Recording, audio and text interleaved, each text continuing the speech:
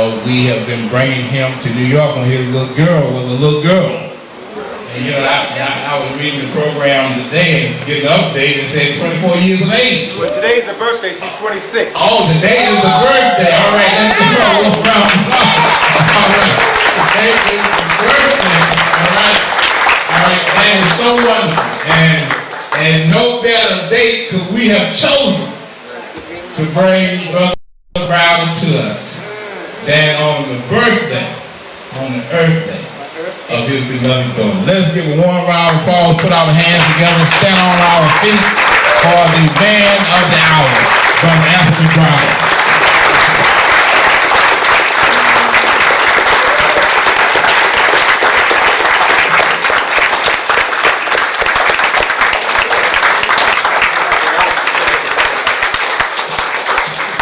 Good evening, brothers and sisters. How are you? Brother Maddox was right. You know I must love you if I'm spending my daughter's birthday with you instead of my daughter. A daughter understands that liberating our people is a full-time job, and that it requires that we travel far away from home sometimes. But the important thing is we do our job and we come back home, so that we can leave again. But we come back home again. And it's great to have a home to come back to. Dr. Jeffries in the house. How you doing?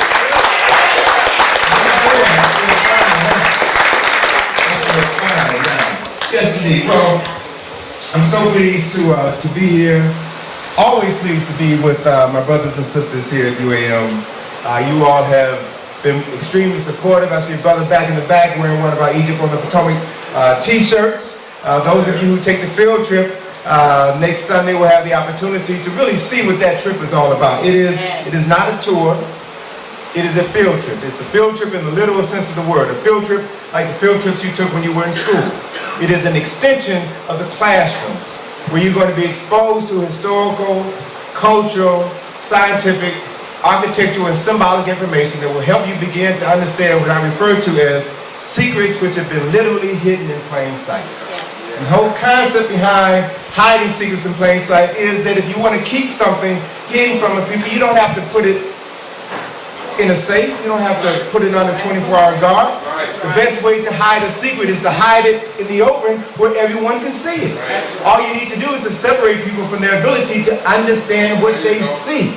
So they'll walk past it, they'll drive past it, and they'll never know that the key to their mental salvation is right at their feet.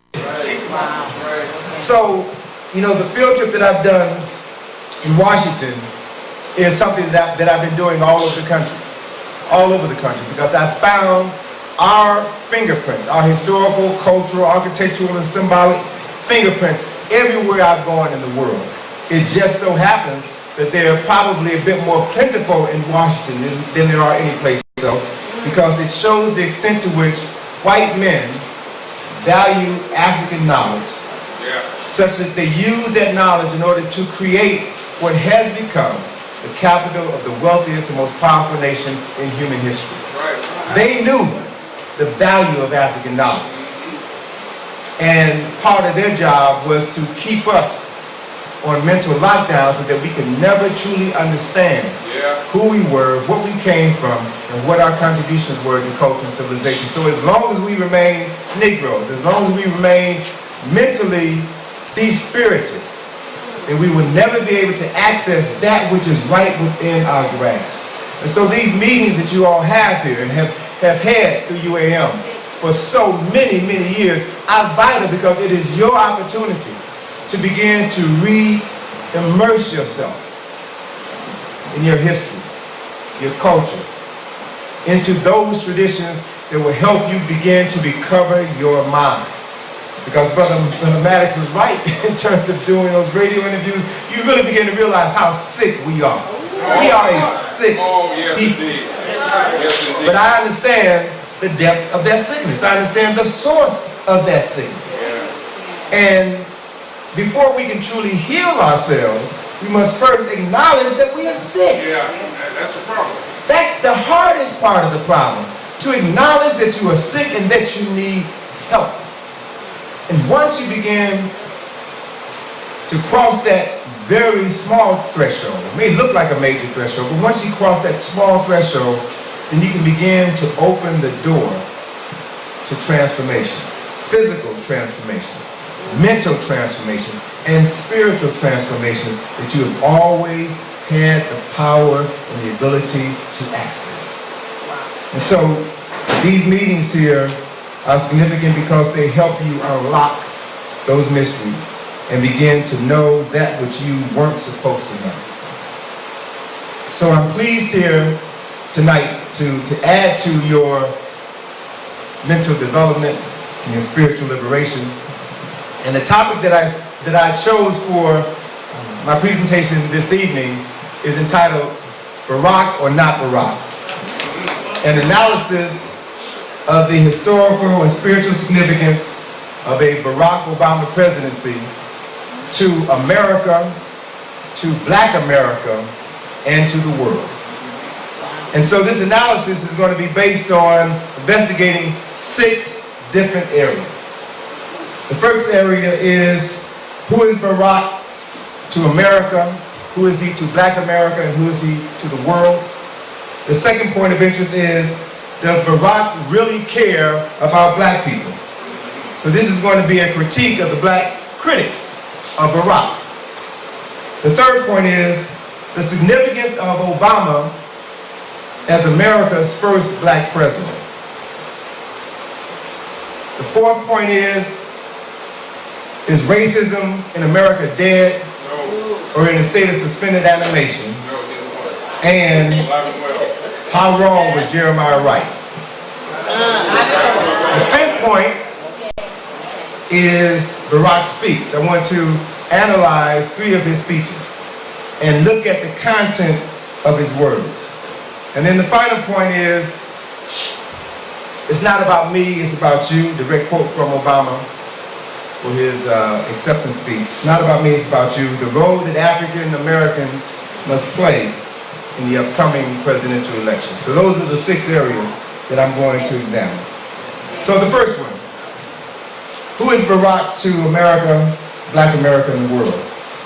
The important thing is, if you look at what this man has done, he has raised, in the 18 to 20 months of his presidential candidacy, he has raised approximately $500 million. More money than any presidential candidate in history. Most of this money has been raised via the internet, via $25, $50, $100 contributions that have come in from all over this country. And what's important for us to realize is that most of this money has come from white people. Particularly white women. Particularly white women. So we have to begin to look at what is the appeal of Barack Obama to white America, and specifically white women. Well, the main appeal is that he's a mulatto. That his mother is European American and his father was African. Not African American or Black, he's African. He doesn't have the stain of slavery. He doesn't have the stain of the civil rights movement. He is apart from this country. So he is separated from the guilt that white folk have about what they did to our ancestors. So they can see him through a different light. And so because of the fact that so many whites have taken to Barack, many blacks have questioned his blackness. You know, who is he? Why do white folk like him so much? And in response to all of the criticism, or much of the criticism about him, in Washington, D.C., where I now live, there's a brother who I'm sure some of you are familiar with, a brother by the name of Haile Garima. Wrote, produced, and directed a film called Sankofa. And he has a bookstore and video store on Georgia Avenue, 2 blocks north of Howard University. And one of his close colleagues, a good brother from the Caribbean, a good brother from Trinidad by the name of Ackland Lynch, who's a professor, a brilliant mind, retired professor from Howard University. And they talk a lot. And so Ackland is very politically astute, was talking about this Barack phenomenon. And so he encouraged Haile Garima to sponsor a 3-week lecture series at his space so that they could bring in scholars, activists, community organizers, and have them discuss before the community who Barack is to me. So Brother Lynch structured this program, which was held over the course of 3 weeks. The first week, you had community organizers. The second week, you had a number of scholars from Howard and several other educational institutions. The third week, you had artists, spoken word artists, and other social activists. And those 3 weeks of activities were profoundly engaging in so many different levels. So you had folk who talked about the validity of Barack running for president. You had others who said that, well, he's nothing more but an extension of this country. He won't be able to do anything for black folk. You know, so all kinds of issues came out during this discussion. And what we found is, and what I found as I was sitting in the audience observing everything, was that there were a number of people in the audience, majority of people in the audience, who weren't in favor of Barack, who were not supportive of Barack. So let me kind of put this in context for a minute. I've had the pleasure of traveling throughout this country and throughout the world, specifically within the last 6 months, 12 months. You know, my travels have taken me to India, to England twice, to Mexico, to Belize, to Egypt, and everywhere I've traveled outside of this country, everyone that I have encountered, once they found out that I was from America, they all expressed to me with great excitement about Barack running for president. Outside of this country, everybody is rooting for this man. Why? Because they hate America. They don't hate Americans. As one Egyptian told me, I don't hate Americans, I hate your government. I hate your government because your government has exported terrorism and war all over this world. Your government is disenfranchising governments and people all over this world. And in their mind's eye, to have a person of color at the helm of this government might make a difference. It might make a difference, okay? And that's one of the reasons why when Barack was in Berlin in July, over 200,000 people came out to support this African man. 200,000 people. Now you know Berlin is a nation that doesn't have a whole lot of love for black folk. But those folk in Germany are hurting financially because of what is happening in this country. And how this country's manipulation of wealth is affecting people's pocketbooks all over the world. And so the people who don't live here know that America will be better off, that the world will be better off with someone else at the helm. And that someone that they're looking for is Barack. That someone that they're hoping for is Barack. George W. Bush has run this country in the ground. Both of them. But this son, the latest one, is done far worse than any other president in history. He will go down in history as the worst president of the United States in the history of this nation. He is the worst. He has manipulated the government. He has manipulated your pocketbook, my pocketbook. He has created wars based on lies and cost the lives of thousands of American citizens, but hundreds of thousands of foreigners all throughout the world. He is the worst. And when he was re-elected president the second time, or re-selected president, I stand corrected. When the election was stolen the second time, I remember the front page of a newspaper in London, England, asked the question, the headline read, "How stupid are Americans to have allowed him to steal the election twice?" And we did nothing. We didn't protest. We didn't demonstrate. We just said, oh well, that's the elected process, and we went on with our business. And he went on with his business, which was the continued destruction of this nation and by extension, the rest of the world. And so others that I've encountered throughout this country know what we need to begin to understand on a very basic and fundamental level, that Iraq is America's last chance to redeem itself. If they don't get it right this time, we can kiss it all goodbye. So let's look at point number 2. Does Barack really care about black people? And I want to look at some of the critiques, some of the critics of Barack. At the 3-week lecture series that Acton Lynch held at Sankofa, when he saw that there was so much overwhelming, not hatred, but distrust for Barack, Brother Ackman stood up and just asked one simple question of the audience. How many of you all have read his book? And of the 50 or 60 people in the audience, maybe 2 read his book. So he asked the question, how can you critique him? If you haven't read his book, you can't critique him based on what you've seen on television or what you read in the newspaper. Have you read his own words? Do you know how he thinks? And if you haven't done that, then you need to shut up. Plain and simple. So, Ackman's declaration made me read his book because I hadn't read it. And because he's a man who I respect, who I love, who I appreciate, I decided to read the book.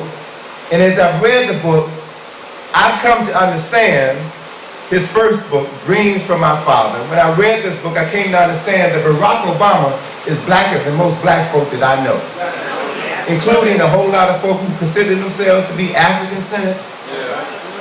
I'm telling you the honest God truth, based on my reading of his book.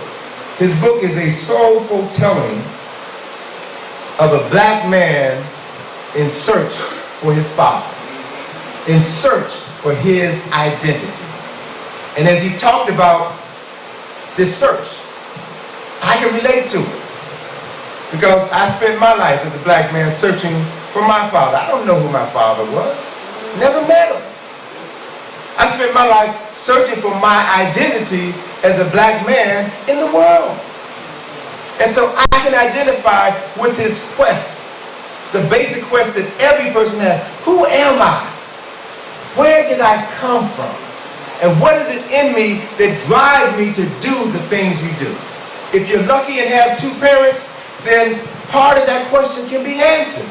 Because you can look at your parents and see yourself in them, their speech, their walk, their talk. But if you're separated from one of your parents, then 50% of you will never know. And you don't know how deeply that bothers someone until you're missing that 50%. So his book deals with that. He talks about the fact that he was raised by a white mother from Kansas who introduced him to black literature. Talked about the fact when he was a child, his mother was the one who introduced him to the works of Martin Luther King, Malcolm X, James Baldwin. Because she knew that as a black man living in America, or a white man's world, he would need to know who he was. She didn't raise him to be a colored guy, or a black-white person. She knew that he was going to be a black man. And so she prepared him to deal with life as best she could as a black man. So remember in his presidential acceptance speech, he talked about the fact that his mother woke him up at 4 o'clock in the morning to do his homework because she wanted to prepare him for a world that was going to be anti-black man. How many mothers do you all know check their children's homework, let alone wake them up at 4 o'clock in the morning to do it? So let's get serious. Let's be honest with ourselves as we assess this man. He talked about the fact that after his mother remarried and he was in high school, he decided to come back to Hawaii to stay with his grandparents so that he could go to school in Hawaii. And as he talked about this relationship with his grandfather, who was more like a father to him, and if you read the story about his grandfather and his grandfather's relationship with his grandfather's life was kind of similar to the life of most black men I knew. He was struggling to make ends meet. He was struggling living in a household where the female in the household was making more money than he was. He was frustrated with life. had hopes, had high hopes, but was never able to achieve his high hopes. He talked about when they were living in Hawaii, he would always go down with his grandfather every night to a local bar. His grandfather would have a drink, and it just so happens, based on his description, the bar was in the black part of Hawaii. It was a black bar. Everybody in the bar was black. They knew him on a first name basis, and he hung out with black folk. So while Granddad was sitting down, drinking his beer, talking with the brothers, Barack was sitting down at the bar, drinking his Coke, talking with other folk in the bar. So he grew up around us. He knows our issues, and he's very clear about who he is. And then after college, after he graduated from Columbia, he moved to Chicago, my hometown. Moved to Chicago. And specifically, he got a job as a community organizer working in Argyle Gardens. Now, I grew up on the west side of Chicago. Argyle Gardens is on the far south side of Chicago. I didn't go to Argyle Gardens, all right? I didn't go to Argyle Gardens because as a black man living in Chicago, you knew that there were certain places you don't go because white folk would beat you up and your own folk would beat you up if you're from the wrong neighborhood. So he worked in Argyle Gardens. So I can respect him going back into the community to work with our folk. He could have got a decent job working on Wall Street here in New York, or working in downtown Chicago or DC or Philadelphia, but he chose to work with his own people. So we have to acknowledge that. And in the book he talks about his relationships with people in Chicago. He talks about the various communities that he lived in and worked in Chicago. So I can relate to this book again on many different levels because he was talking about my city. He was talking about people that I knew, that I grew up with. And there's a passage in the book where he talks about meeting this brother, this older brother, who was training young men or preparing young men for high school. And I want to read you this passage, a couple of passages from this section of the book because it describes his understanding of what black children, specifically male children, have to go through in this country. He met this brother, he was introduced to this brother named Asante, who was a counselor for young men. He said that we followed Dr. King's directions to a small office toward the rear of the building. It was decorated with African themes, a map of the continent, posters of ancient African kings and queens, a collection of drums and gourds, and a kente cloth wall hanging. Behind the desk sat a tall, imposing man with a handlebar mustache and a prominent jaw. He was dressed in an African print, an elephant hair bracelet around the thick wrist.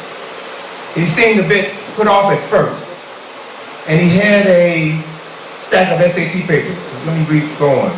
He said the first thing, and so he was talking to Barack and his assistant about the work that they were doing as community organizers and the people that they were interacting with. So I want you to listen to this statement from Brother Asante here. The first thing you have to realize, he said, looking at Johnny and me in turn, is that the public school system is not about educating black children. Never has been.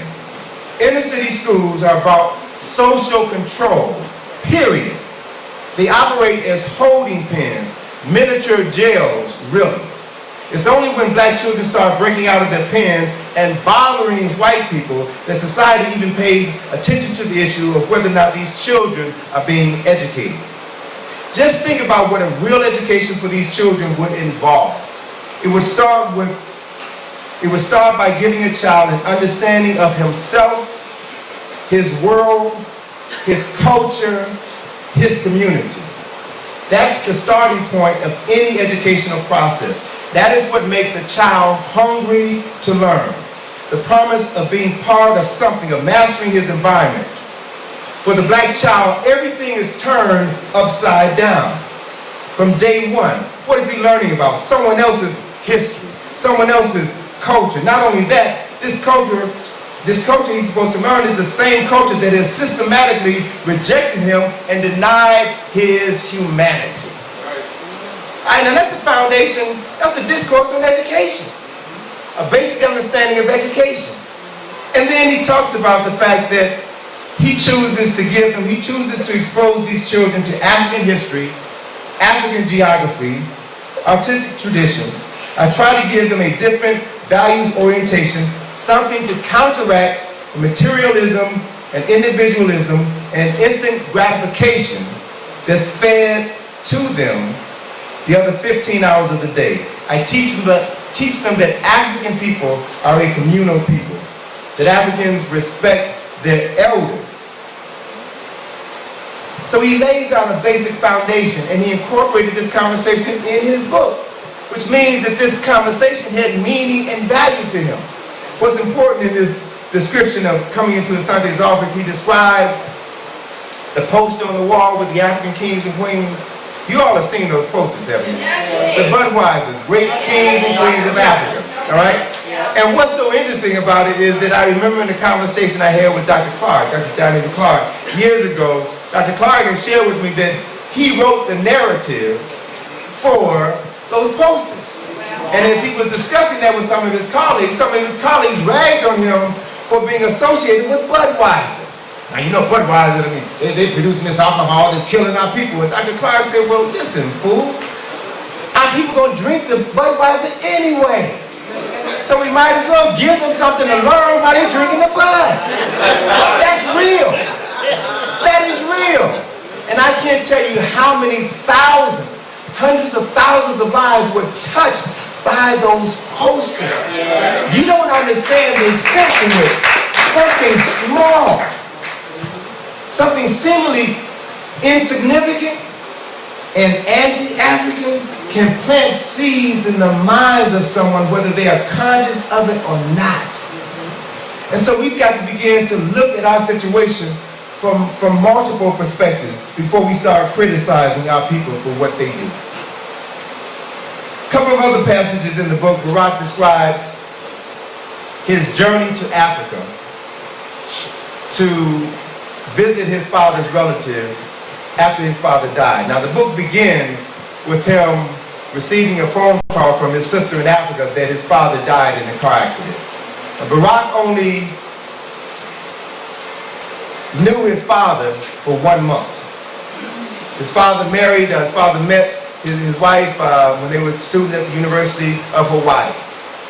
Got pregnant, he lived with them for about 2 years, and then he left, returned to Africa. He didn't come back until Barak was about 10 for Christmas, stayed for a month, and then he was gone again and never saw his father again.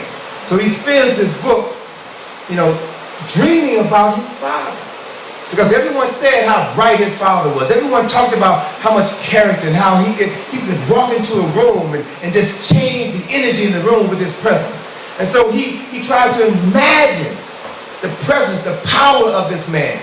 He tried to imagine that power manifesting itself in him as he tried to find his place in the world. And then there's a description here where he finally goes to Kenya to visit his father's relatives and to go to his father's grave. And there's an interesting conversation that takes place when he's in the airport in Nairobi. His baggage is lost. And so he meets with the teller to fill out the form to secure his luggage. And let me just read you this short passage, which again gives you some insight into the mind of this man. He said, I completed the form and gave Miss Omoro, and gave it back to Miss Omoro, who gave it the once-over before looking back at me. She said, you wouldn't be related to Dr. Obama by chance? He said, well, yes, he was my father. Miss Omoro smiled sympathetically. I'm very sorry about his passing. Your father was a close friend of my family's, and he would come often to our house when I was a child.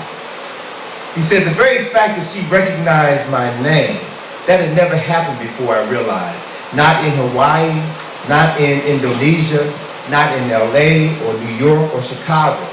For the first time in my life, I felt the comfort, the firmness of identity that a name might provide, and how it might carry an entire history in other people's memories, so that they might nod and say knowingly, oh, you're so-and-so's son. No one here in Kenya would ask how to spell my name or mangle it with an unfamiliar tongue. My name belonged And so I belong, drawn into a web of relationships, alliances, and grudges that I did not yet understand. So it's about finding self and appreciating those little things that we take for granted, those little things that we aren't even conscious of, that help to ground you in a greater sense of self than we can ever imagine. Even the title of the book is significant. The book is entitled Dreams from My Father, a story of race and inheritance. Dreams from my father. Not dreams of my father, but dreams from my father. And as a graphic artist, as I look at the cover of the book, I noticed that in the design of the book, all of the words are initial caps, except from, which is in all lowercase. So this was designed in order to draw your attention to the word from, so that you can understand on a very basic and fundamental level, he is not dreaming of his father, he is tapping into the ancestral memory of his father. All right? Understand what is here. It's hard to see it if your mind is filled with hatred, or if your mind is filled with confusion. It's hard to see reality if you're blinded by other issues. And so it's important to realize that we have to look at this man on several different levels. There's another passage in the book that I'd like to share with you that again deals with this issue of identity and also reinforces this quest for a black man to find his father, to identify with positive aspects of his father. This next passage I want to read to you is a conversation between Barack and one of his co-workers, a brother named Johnny. And in this particular passage, Johnny is talking about his father. So here's a black man talking about his father. And I want you to listen to this discussion, because it's an apt description of how most black men feel about their fathers.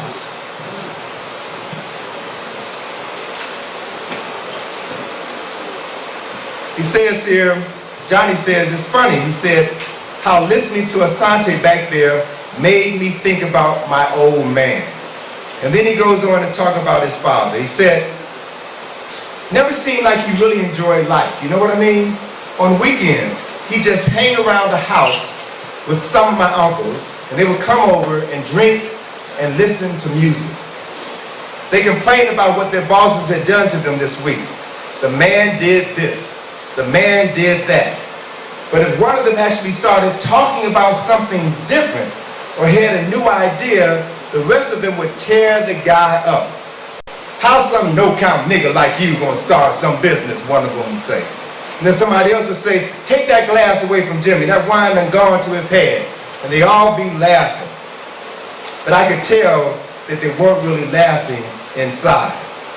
Sometimes if I were around, my uncles started talking about me. Hey boy, that's some knobby head you got there. Hey boy, you starting to sound just like the white man with all those big words. Johnny blew a steam of smoke into the hazy air. When I was in high school, I felt ashamed of him, my old man, I mean, working like a dog, sitting there getting drunk with his brothers. I swore that I would never end up like that. But you know, when I thought about it later, I realized that my old man never laughed when I talked about wanting to go to college. I mean, he never said anything one way or the other, but he always made sure that me and my brother got up for school, and that we didn't have to work, and that we had a little walking around money. The day that I graduated, I remember he showed up in a jacket and a tie and just shook my hand. That's all. He just shook my hand, and then he went back to work. So Barack says to him, but he was there, Johnny. Who? Your father. He was there for you. Yeah, Barack, I guess he was. Did you ever tell him that? No, we're not really good at talking. Johnny looked at the window, and then he turned to me. Maybe I should, huh? Yeah, John, I said, nodding. Maybe you should. All right? Black men, searching to find identity, searching to find relationships with other black men. Particularly the most important black man in your life, your father. But too many black men don't have fathers, don't know their fathers. So I want you all to understand very clearly that without that 50% of yourself, you are not whole. I don't care who you are, I don't care how much education you have, you are not whole. So in this book, he talks about trying to complete himself, trying to get whole. And he did that by trying to find his roots, something that many of us can't do by virtue of the fact that many of us don't know where in Africa our foreparents came from. But he was fortunate in that he was able to go to the village, see his grandparents, go to his grandfather's tomb, and participate in the rituals that have been passed down from generation to generation to generation.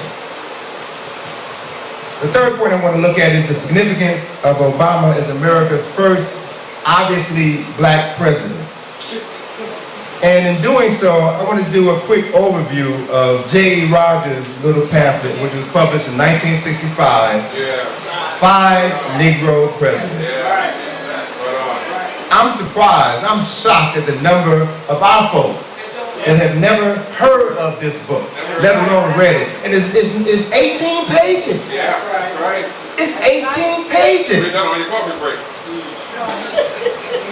The title of the book, the working title of the book is Five Negro Presidents According to What White People Say They Were, by J.E. Rogers, and was published in 1965. The five Negro presidents were Thomas Jefferson, third president of the United States, who served 2 terms from 1801 to 1809. The second black president was Andrew Jackson, the 7th president of the United States, who also served 2 terms from 1825 to 1837. The third Negro president was Abraham Lincoln, the 16th president of the United States, who served from 1861 until 1865 when he was assassinated, going into his 2nd term. The 4th Negro president was Warren G. Harding, the 29th president of the United States, who served from 1929 to 1923 when he died of food poisoning. And on the cover of this book is Warren G. Harding and a photograph of his grandfather, his black grandfather. Okay? And the 5th Negro president was not listed in the book.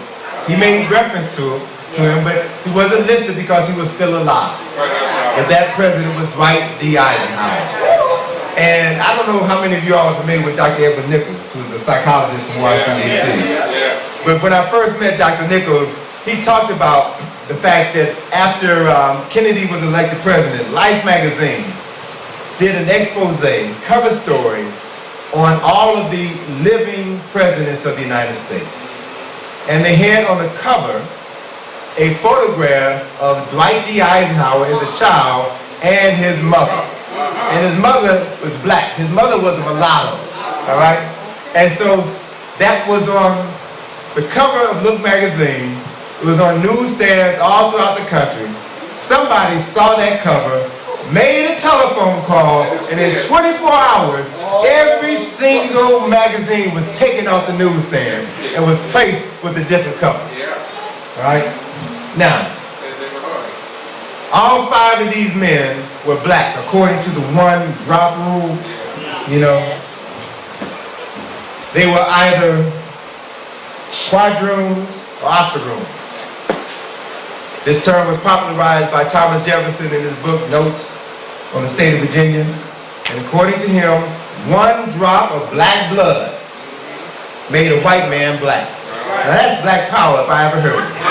1 drop makes you me. All right?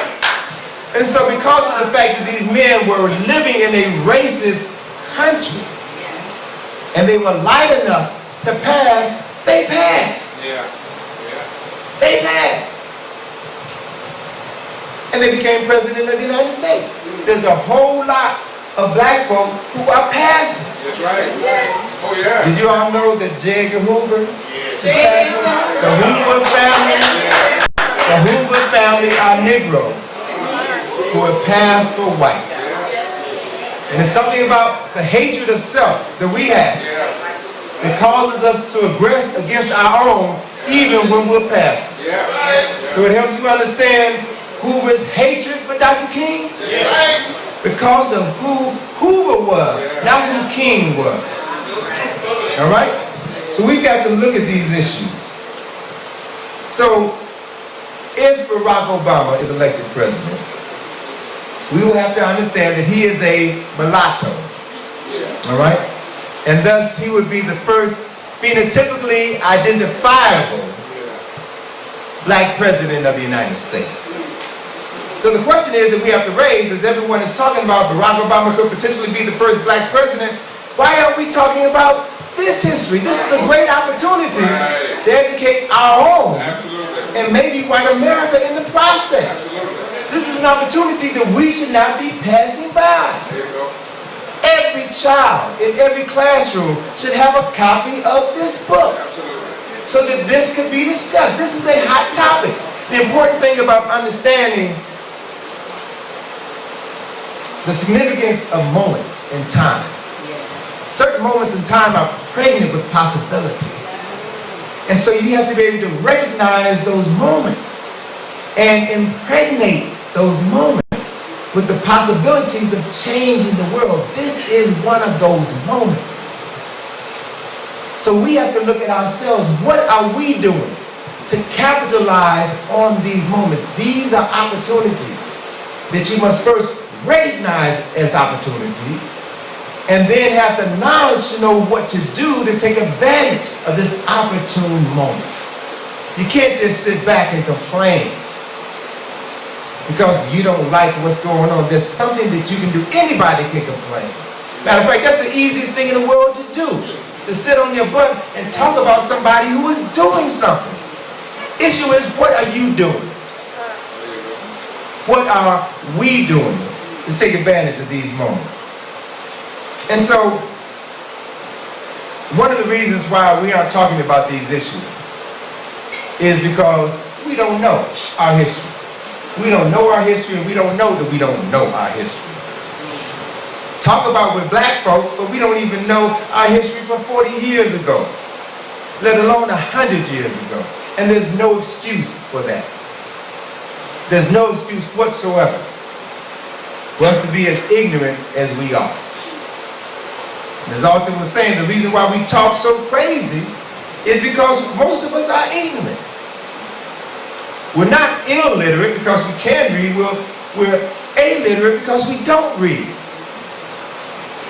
If you have the capacity to read and to internalize what you've read, it will dramatically change the quality of your thinking and the quality of your conversation. That's something that we can do. That's something that we have control over. So, I want us to understand that we cannot expect our former enslavers to teach us our history. That's not going to happen. That's not their job. That's our responsibility. To educate ourselves, educate our children, to educate the children on our block. To spend some time talking to them, reading to them, helping them begin to understand this process called life so that they can make better choices. I'd like for you all to do something for me. I'd like for you to close your eyes for me. Close your eyes. And I want you to use your imaginations. And I want you to imagine the front page of your local newspaper on Wednesday, November the 5th. And I want you to look at that headline. Obama wins the election. Now, how does that make you feel? Looking at that, how does that make you feel? Internally, deep inside. Now, there's a passage in the book when Barack first came to Chicago, he went to a barbershop to get a feel get a pulse of the community. And this is shortly after Harold Washington had been elected mayor of Chicago. And the brothers were talking about how Harold Washington, being elected president, just so profoundly impacted every black person in America. He said it was just like when Joe Louis beat Max Mellon. Everybody was excited. Everybody was rooting for him because it was the first time that we got control. Now granted, there were some folks who had some issues with Harold Washington because politics, now you know, politics is a dirty game. And if you're in the game, you gotta play dirty. I mean, there's no question about it. But Harold knew how to work that game, knew how to work it enough in order to win that election. He didn't do everything to change, but he did make some profound changes. And changes come with time. You need opportunities and time. I want you to imagine that if Obama is elected president, or I saw Dr. Fukuyama. You all familiar with Dr. Fukuyama? Yes. He was in Washington last month to do a lecture.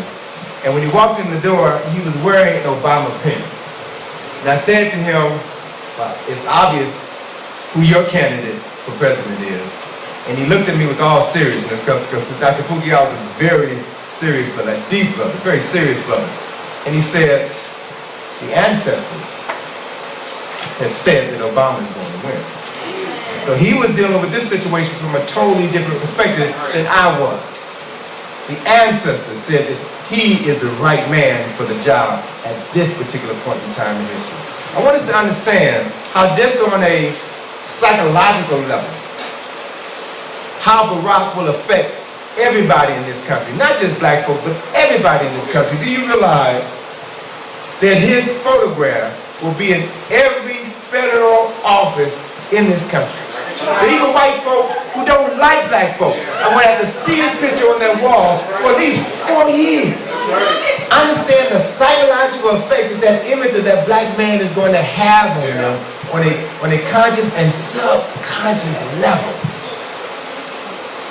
Understand that in every military installation throughout the world, every embassy throughout the world, his picture is going to hang on that wall.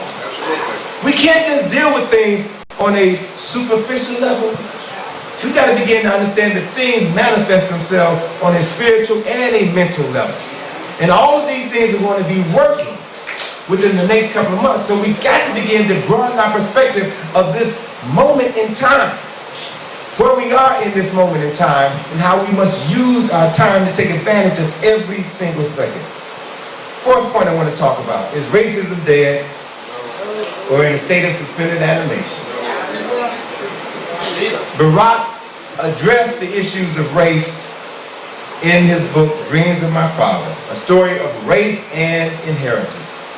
So he was very clear about these issues of race. The book was published in 1995, 4 years after he graduated from Harvard Law School, 9 years before he spoke at the Democratic Convention in 2004, where he delivered a keynote address. So this book was written before anybody ever heard of Barack Obama. And he laid out his heart and soul. He talked about what life was like for him as a child. Talked about getting high. Talked about shooting school. He's talking about all the things that any young child does growing up. And he talked about how he found himself and charted the course for his life. Again, the issue that impressed me was that Barack chose to work as a community organizer in the south side of Chicago. Chicago was, in the early 80s, and still is today, and it certainly was the 21 years that I lived in Chicago, from actually 20 years, from 1951 to 1971, Chicago was and still is the most racially segregated city in the United States of America. It still is, even more so than New York, even more so than New York. If you all recall, in the 60s, Dr. King decided to move his civil rights movement from the South, came to Chicago. He came to Chicago, not Cicero, not Cicero. Cicero has changed. Chicago has changed a lot over the years. Black folk live in Cicero now, you know. But Martin Luther King decided that he was going to integrate community in Marquette Park. Marquette Park was on the near south side, around 35th Street. Black folk, when I was growing up in Chicago, you don't drive through Marquette Park. Marquette Park was a lot like Bensonhurst. You don't drive through Marquette Park. You don't walk through Marquette Park. But Dr. King decided that he was going to integrate this all-white community. And those of you all who are old enough to remember when King was living in Chicago, you probably remember the images in the newspaper and on the television news where there were crowds of white folk, hundreds and hundreds of white folk, men, women, and children, protesting his presence in their neighborhood, spitting at him. You would think that these things were taking place down in Birmingham, Alabama, or Meridian, Mississippi. This is on the south side of Chicago. And in one event, up south, exactly right. And one particular occasion, as Dr. King was walking through this crowd with Jesse and all of his other lieutenants, someone took a brick and threw it at King, hit him in the head. And Dr. King, when he got into the department, began to reconsider his decision, trying to integrate this community in Chicago. He said, now, I've dealt with racism all throughout the South, but I have never experienced racism like he was experiencing in my hometown, Chicago. Matter of fact, Mayor Daley, Richard J. Daley, came into his apartment and said, look, I can't protect you in this neighborhood. You know, so if you want to make your point, I would suggest you do it someplace else. So what did King do? He left the south side and he went into a project on the near north side. So he changed his focus, but he still talked about the disparities of housing in Chicago. Now, Chicago housing projects, some of the worst housing projects in the world. New York is bad, but Chicago, some of the worst in the world. And I didn't really understand how bad it was. I mean, I knew folk who lived in the projects, and they would tell me stories about the murders that took place within the projects on a regular basis, the rapes that took place in the projects, all of the beatings and shootings and stabbings that took place. Our folk killing our folk every single day. And it wasn't until I was older that I began to understand what this whole process is all about. It's really a process of social engineering. When I was a freshman in Chicago, freshman in college, I was majoring in architecture. And I attended the University of Illinois. And I remember that in the School of Architecture, the lobby of the building, there was this display that the senior class had built. It was a display of modular housing that was made out of cardboard for a rat population that was encased in plexiglass. And so I would see it every day coming in and out of this building. And then after about a month into the semester, our instructor told us that the other professors in the department needed our help because the rat population in this modular city had grown faster than the upperclassmen could make additional modular units for them. So they asked us, the lowerclassmen, to come and assist them in making these modular units, because what was happening was that once this city of rats had become overpopulated and there wasn't enough space for the rats to have their own comfort zone, they started fighting each other. They started killing each other and cannibalizing the dead. So after about a week, when we made additional units and put those units within that plexiglass enclosure, the violence went down. The murders went down within this rat population. And so it was about a decade later when I came back to Chicago to visit John Jackson, who was living in a nursing home on the near south side of Chicago. And as I was walking to his nursing home, I walked past the Illinois Institute of Technology. Now I remember, being in that building for a couple of projects when I was working in the School of Architecture, being in that building for a couple of projects. And then right a block down the street was the beginning of the projects. And these projects, Robert Taylor projects, these projects are about 13 stories high. Each building would hold maybe 1,000, 1,500 people. And mostly it's women, children, no men. Because in order to get into public housing, there couldn't be a man in the household. As a matter of fact, social workers would often knock at the door 4 or 5 o'clock in the morning to do a home inspection. And if there was a man in the house, then you and your children would be kicked out of public housing.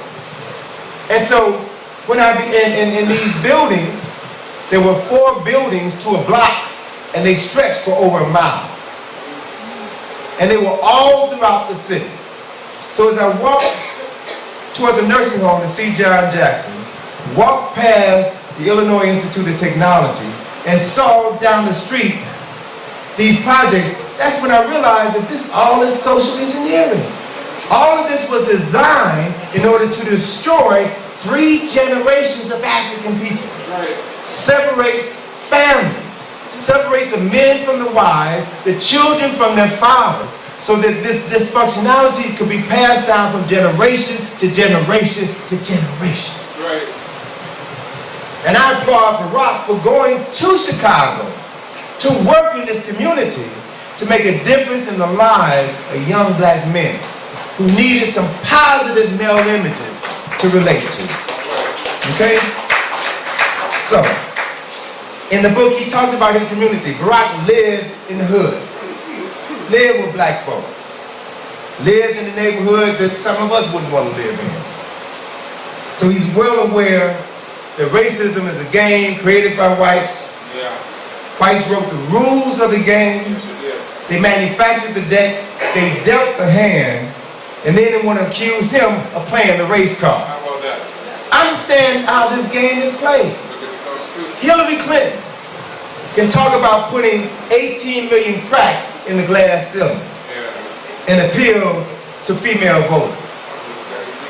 John McCain can talk about spending 5.5 years as a prisoner of war and appeal to veterans. Sarah Palin can talk about being a soccer mom or a pit bull with lipstick and appeal to mothers. But when Bill Clinton suggested that the only reason that black voters were voting for Barack was because he was black, and Barack expressed his displeasure with that comment, then they accused him of playing the race card. What is that? What kind of craziness is that? Everybody else can talk about issues that define them as people except us. And in the middle of that, he still is dealing with the issue, simply because he's black. But the reality is, he can't deal with race directly. It has to be indirect. As a presidential candidate, he can only talk about race in the context of supposedly racist remarks that were made by his former minister, Jeremiah Wright. Right? So let's look at this Wright situation for a minute, and let's analyze his comments and the context in which his comments were made. Since Reverend Wright burst on the scene with his soundbite of "Goddamn America," which was played over 500 times in 1 week, over and over and over and over again. That's the media doing that in order to connect Barack to this minister. So that even though he wasn't talking about race, he went to the church of Reverend Wright, so obviously these must be his thoughts as well. Projection and association. The interesting thing is about Wright's comments, I have not spoken to one Negro, I have not spoken to one black person, I have not spoken to one colored or African American who disagreed with what Wright said.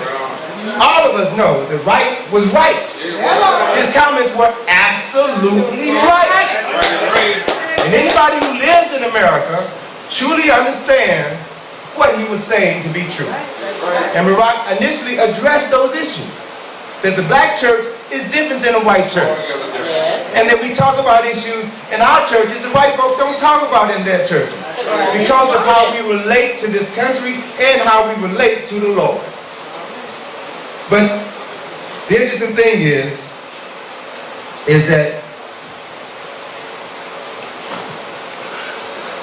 Wright's comments were comments that were somewhat similar to Malcolm's comments 45 years ago when he said chickens were coming home to roost. Malcolm was kicked out of the nation when he made those comments. Remember that? He was kicked out the Nation of Islam for talking about the assassination of John F. Kennedy and saying America's chickens are coming home to roost. Khalid Muhammad was kicked out of the Nation of Islam when he made comments about the Pope. Alright? So let's put all of this in context.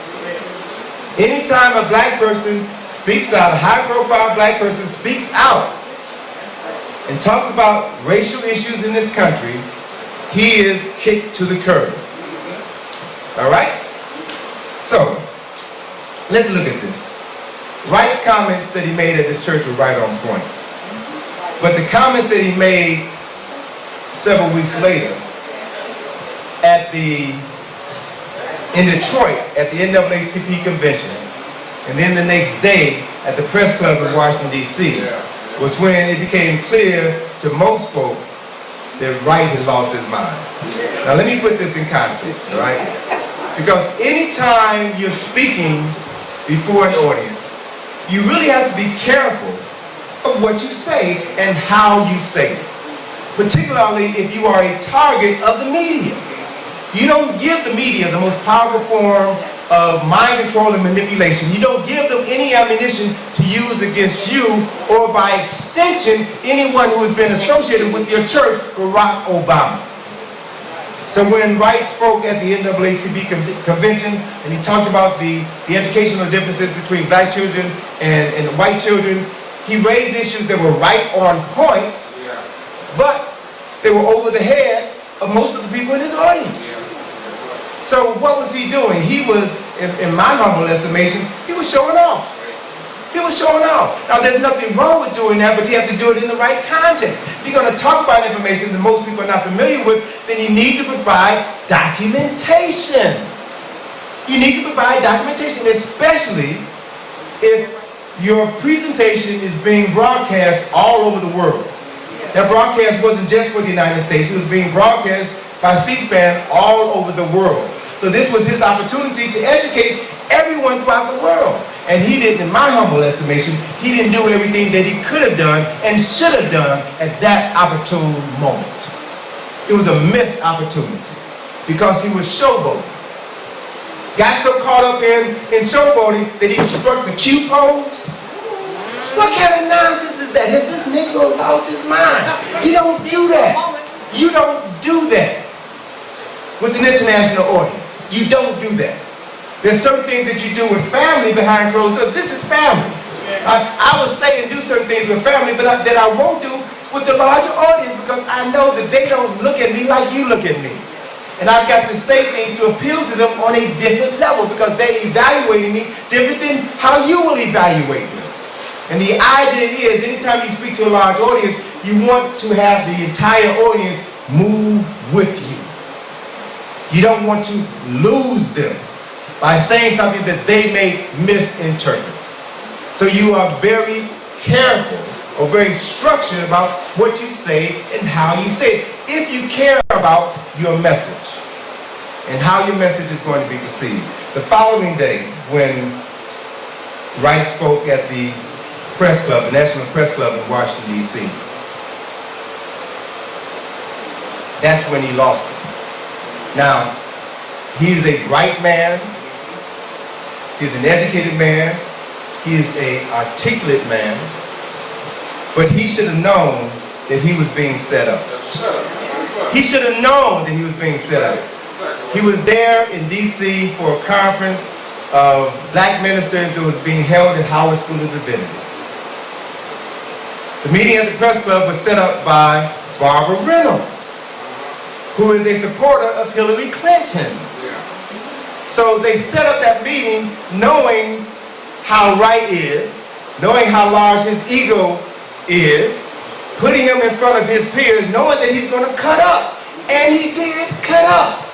His talk was good, but then he went overboard during the Q&A session when he started attacking that poor white girl who was asking the question, the moderator of the program. All right? Now, he almost made me feel sorry for her. Almost. But you got to understand how other people watching this.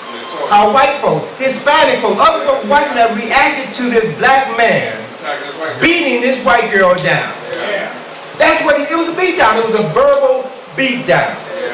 And he should have known you don't do that before an international audience. You don't do that because you're going to draw negative attention to yourself, to your church, to your parishioners, and to anybody associated with you. His ego was out of check. And he's paid for it because you have not heard from him since, have you? You have not heard from him since. And there's some stuff that has been surfacing that I don't know if some folk are holding this for a late October surprise.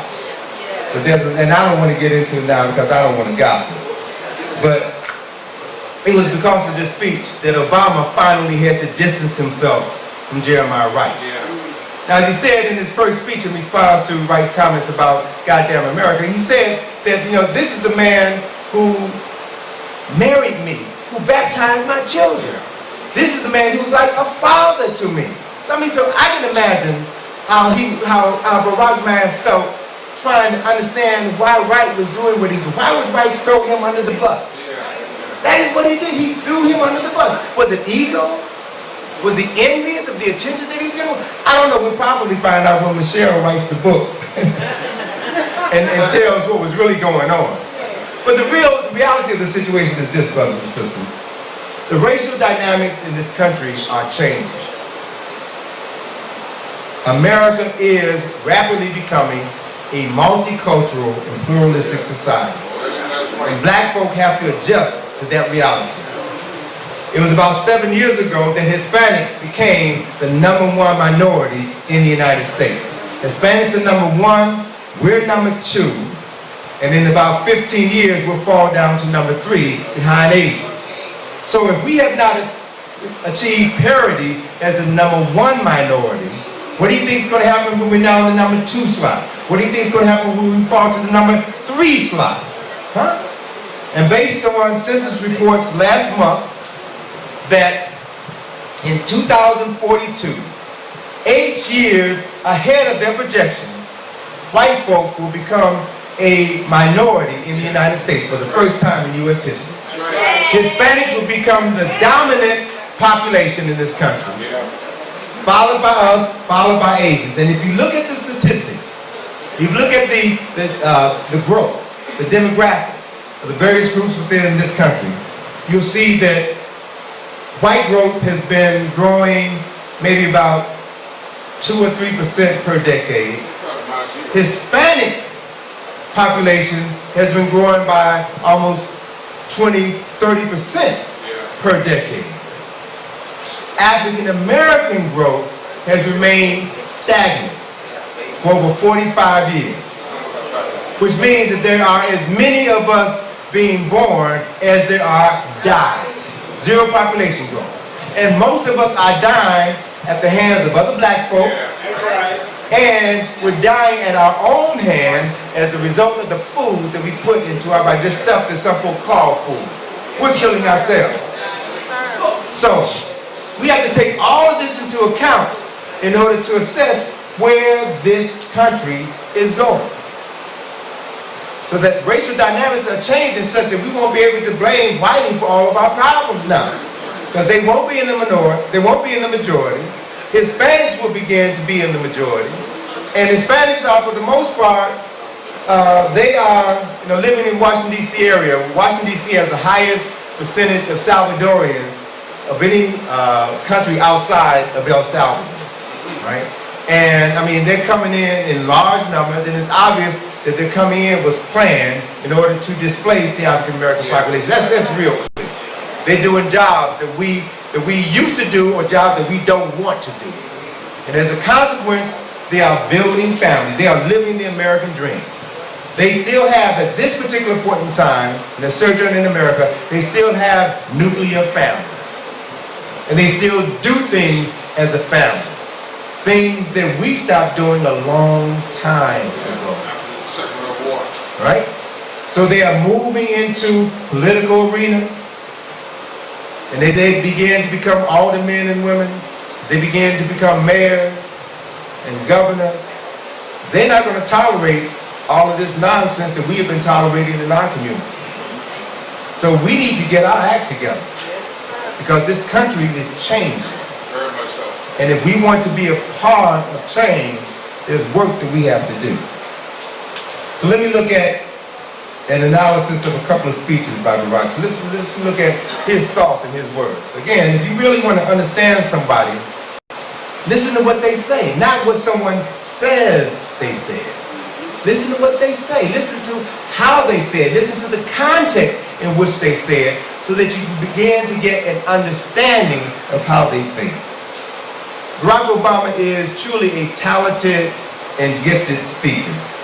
And since we know that thought precedes speech, that means that by extension he is an even more talented and gifted thinker. When Africans were enslaved in this country, we had to learn to talk in code around the white man and around Negroes, certain Negroes. Now that we are free, and many of us still work on plantations from 9 to 5, y'all know that you still have to talk in code around white folk and around Negroes. All right? So when you listen to Barack talk, I want you to be aware that he is talking in code. He has one message for the general American population, and there's another message embedded in that speech that is directed to us. Now, he can't come out and say, I'm going to do this for black folk, I'm going to do that for black. He can't come out and say that, because he'll lose the white vote. But if you listen to what he says, how he says it, and the context in which he says it, you will hear what he's saying to us. So you have to cultivate the ability not just to listen, but to hear what is not being said, and to understand that there's another level of communication that is going on. So I want to look at a couple of his speeches. The speech on race that he gave in Philadelphia on March 18th in response to Jeremiah Wright's comments. He put the issue of race in a historical context, and he talked about America and slavery. I have not heard very many people do this. On the national television, he talked about the history, he put it in context, and then he talked about the ability for everybody to move beyond that. Not forget it. Understand the issue and understand what is necessary to move beyond that. He described his relationship with Jeremiah Wright, with Trinity Church, and he specifically identified 11 o'clock on Sunday as the most segregated hour in America. White folk go to a white church and pray to a white God. Black folk go to a black church and pray to a white God. It is what it is. It is what it is. Contrary to the thoughts and wishes of others, Obama has overcome the wrongs of Jeremiah Wright. He did not separate himself from Jeremiah Wright. Wright pushed him away, kicked him underneath the bus. In his speech, Obama addressed the issues of race head on, and then he moved on. He won the primary races. He won the Democratic presidential nomination, and he can potentially win in November with your help. If you look at his Father's Day speech, which was held at a church in Chicago, June 15, 2008, in his speech, Barack used scripture in order to frame his discussion about fathers. Specifically, he used Jesus' Sermon on the Mount, where Jesus preached about a man building his house on a rock which has a firm foundation. And Barack used this message to illustrate that family also has to be built on a strong foundation. Family is the foundation of every community. And the man, the father, is to be the rock of that family, the rock of that community. And then he talked about the fact that too many black men were not holding up their end, were not doing their job. And some folks got mad at him because he was telling the truth. But he was saying what needs to be said. We all know it. We all lived it. Let me share with you a couple of statistics that he provided in order to substantiate his claim that black men needed to start stepping up. He said, quoting here, "We know that more than half of all black children live in single-parent households, a number which has doubled since the time that we were children. We know the statistics. The children who grow up without a father are 5 times more likely to live in poverty and commit crime. They are 9 times more likely to drop out of school and 20 times more likely to go to prison." These are facts. This is the truth, like it or not. They are more likely to have behavior problems or run away from home or become teenage parents themselves. And the foundation of our communities are weaker because of it. This is the truth. And we need to be courageous enough to face the truth. Our men are not being men. They're not acting like men.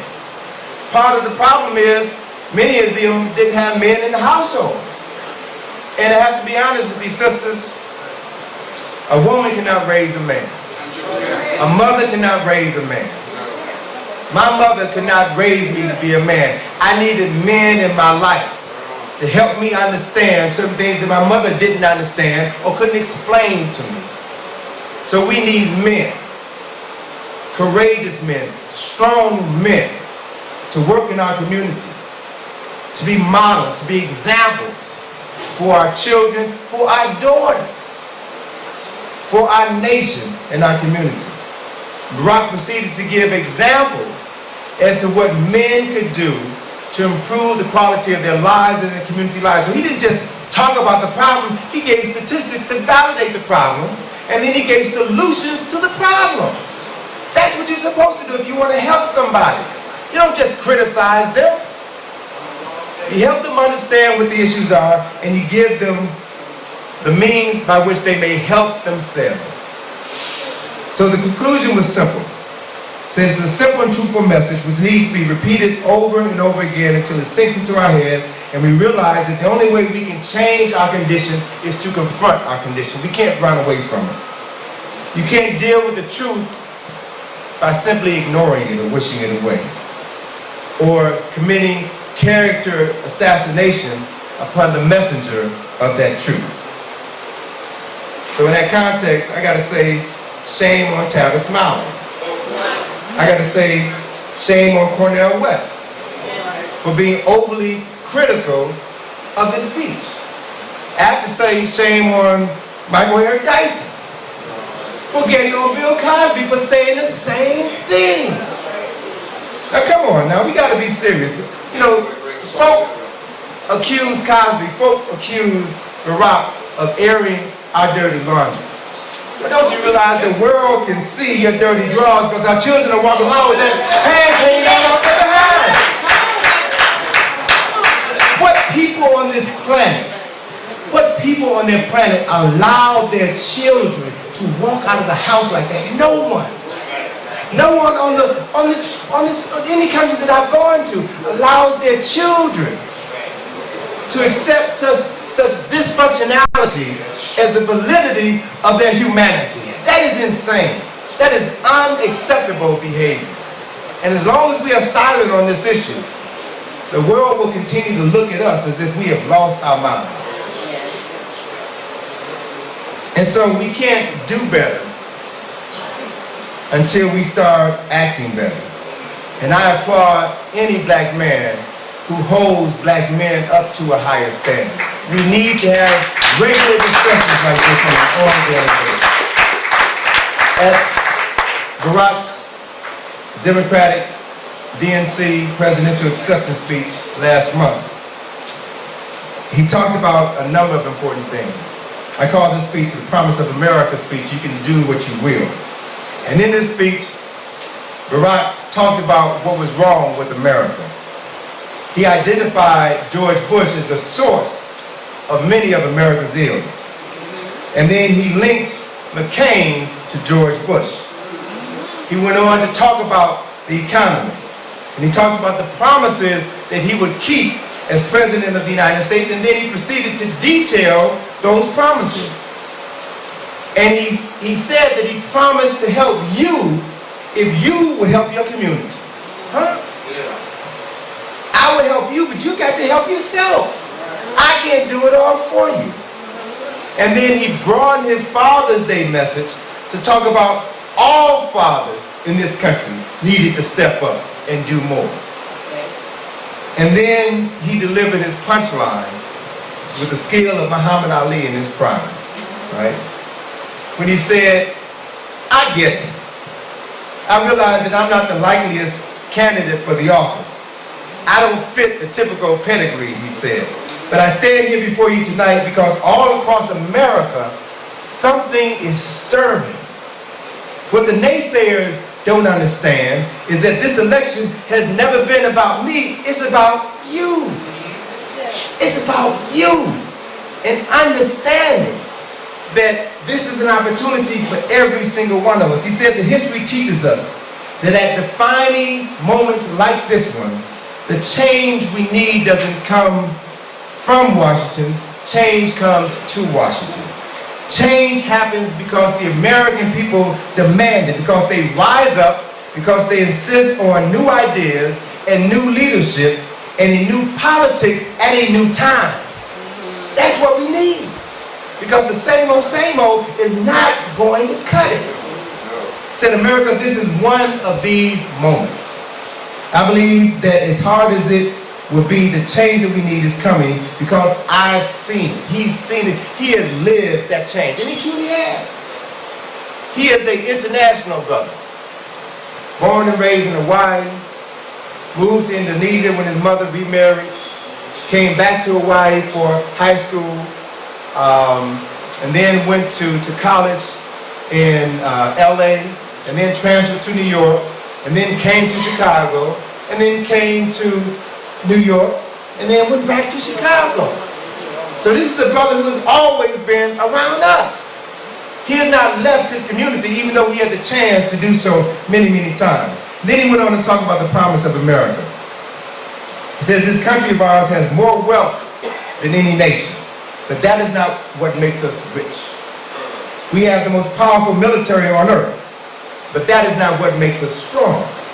Instead, it is that American spirit, that American promise that pushes us forward even when the path is uncertain, that binds us together in spite of our differences, that makes us fix our eyes on what is unseen. But what is unseen is that far better place around the thing. He's talking about vision. He ain't talking about a dream. He's talking about a vision. And as we all know, in order to do anything, you must first have a vision in your mind. And you must have the skills to manifest that vision. He said this promise is our greatest inheritance. And it is this promise that 45 years ago today brought Americans from every corner of the land to stand together on the mall in Washington, D.C. before Lincoln's Memorial to hear a young preacher from Georgia speak of his dream. We cannot walk alone, the preacher cried. And as we walk, we must take the pledge that we shall always march ahead, we shall never turn back. Now, Barack delivered this speech in a football stadium before a crowd of 80,000 people. That's history. Nobody in the history of presidential politics has ever done that. He moved the world with that speech. So we can't just look at him in the context of a black man speaking here in the United States. This is a black man speaking to the world.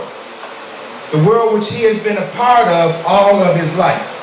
And even mean-spirited Pat Buchanan had to acknowledge that Barack's speech was the greatest speech that at any political event by a presidential nominee. Even mean-spirited Pat Buchanan was moved by that message. Now, yeah, it's a lot of movement. Now, I got to be honest with you.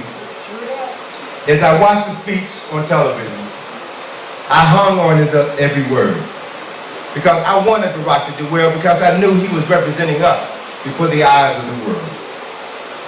But as I heard Barack talk about America and the economy and the wars in Iraq and Afghanistan, and as I heard him talk about homosexuals, and I heard him talk about Israel, I found myself feeling like Jennifer Hudson in Dreamgirls.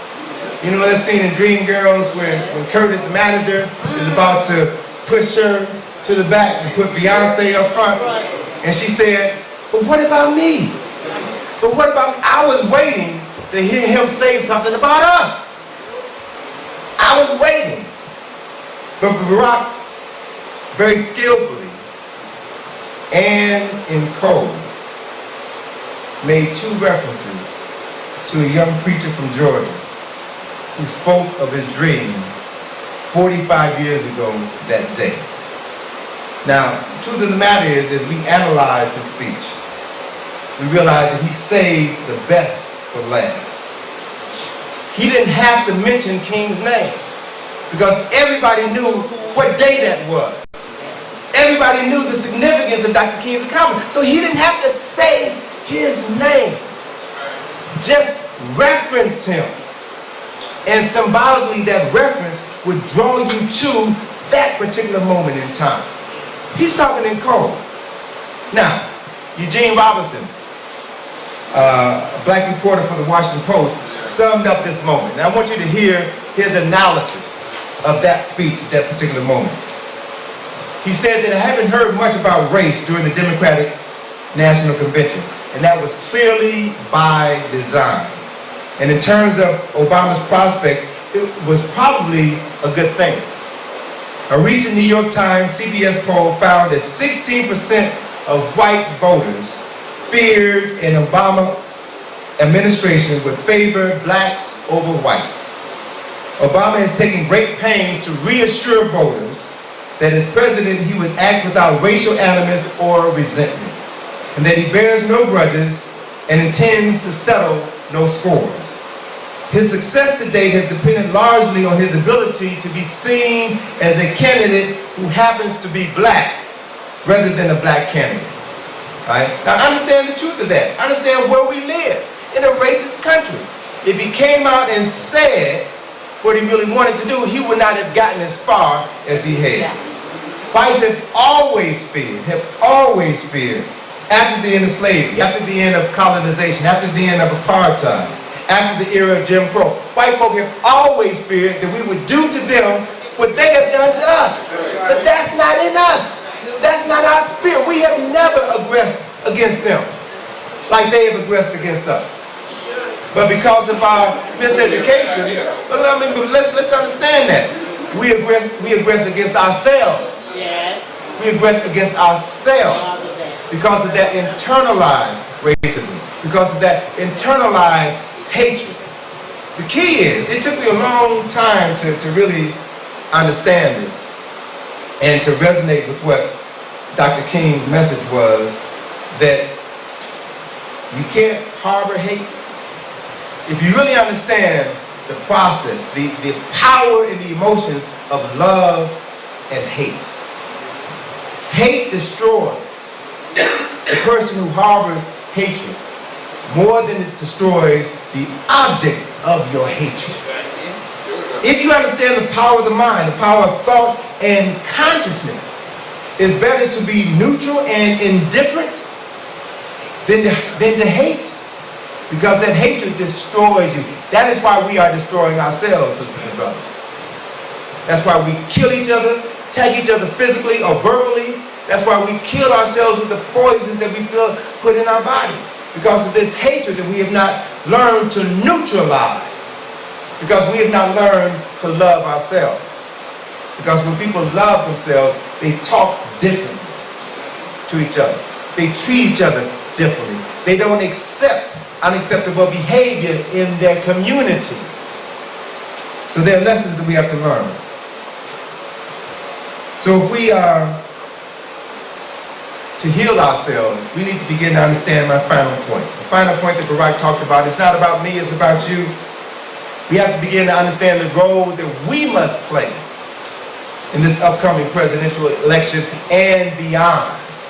Because it doesn't stop with this election. It doesn't stop with you registering to vote. It doesn't stop with you voting. That's just the beginning. We have to begin to galvanize ourselves, to mobilize ourselves, to do the things that we did 50 years ago, before we had the right to vote, before integration. We worked together as a people, but we lost all of that simply because we had the opportunity to live next to white folk, to work with white folk, to go to school with white folk, as if that was going to solve our problems. So we have to begin to realize that there's an aphorism that all is fair in love and war. And if we've learned anything about the last 18 to 20 months of this presidential campaign, it's been that Americans love politics. And that the wars in Afghanistan and Iraq are hot political issues. History teaches us that every war is political.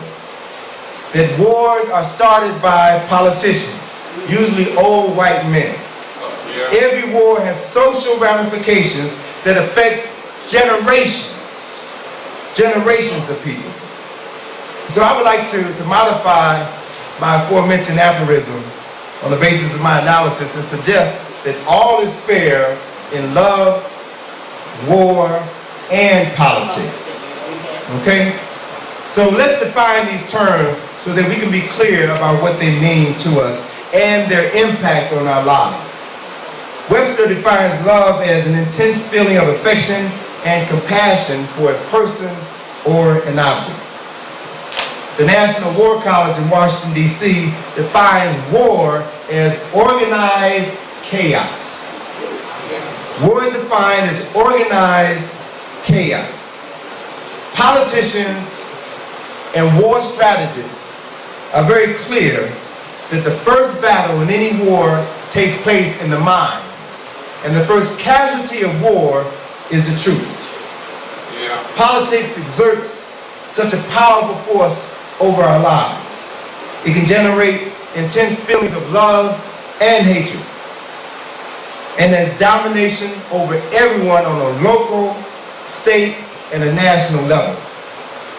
So, what is politics? And how can we use this power to improve our lives and to benefit mankind? Politics is defined as the theory and practice of forming and running organizations connected with the government. Another definition says that politics is the activity within a political party or organization that is concerned with debate and the creation and carrying out of distinctive policies.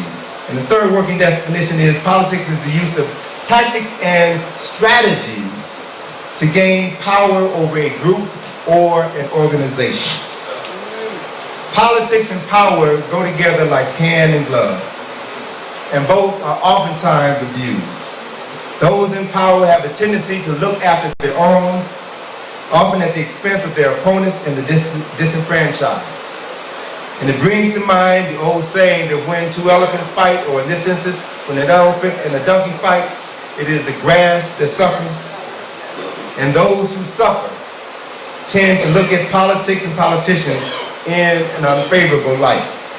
For example, one disgruntled voter said that a politician is one who serves God in such a manner as not to offend the devil. So Charles Hamilton Houston, a powerful brother, a powerful attorney, Charles Hamilton Houston provided us with another definition, another option for examining politicians. He said that a politician is either a social engineer or a parasite. And so, I think to a large extent, those social engineers who can introduce and implement policies that change the course of people's lives in a favorable direction move beyond the definition of politics. They become statesmen, stateswomen. And the statesman is defined as a senior politician who is widely respected for integrity and impartial concern for the public good. Kwame Nkrumah was a statesman. Nelson Mandela was a statesman. Malcolm, Robeson, King would have made fine statesmen.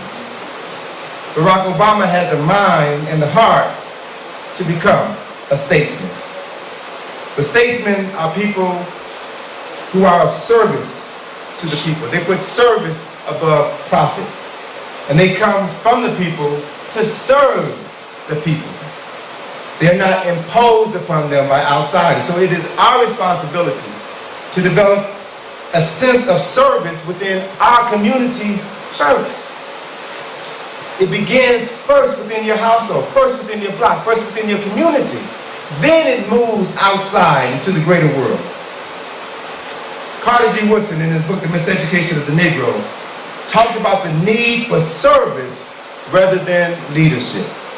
This is in 1933, The Miseducation of the Negro, a book that is probably more relevant today than when it was originally written. I want to read to you some of Woodson's comments about service and its relationship to us. He says here that if the Negro could abandon the idea of leadership and instead stimulate a larger number of the race to take up definite tasks and sacrifice their time and energy doing these things efficiently, the race might accomplish something worthwhile. The race needs workers, not leaders.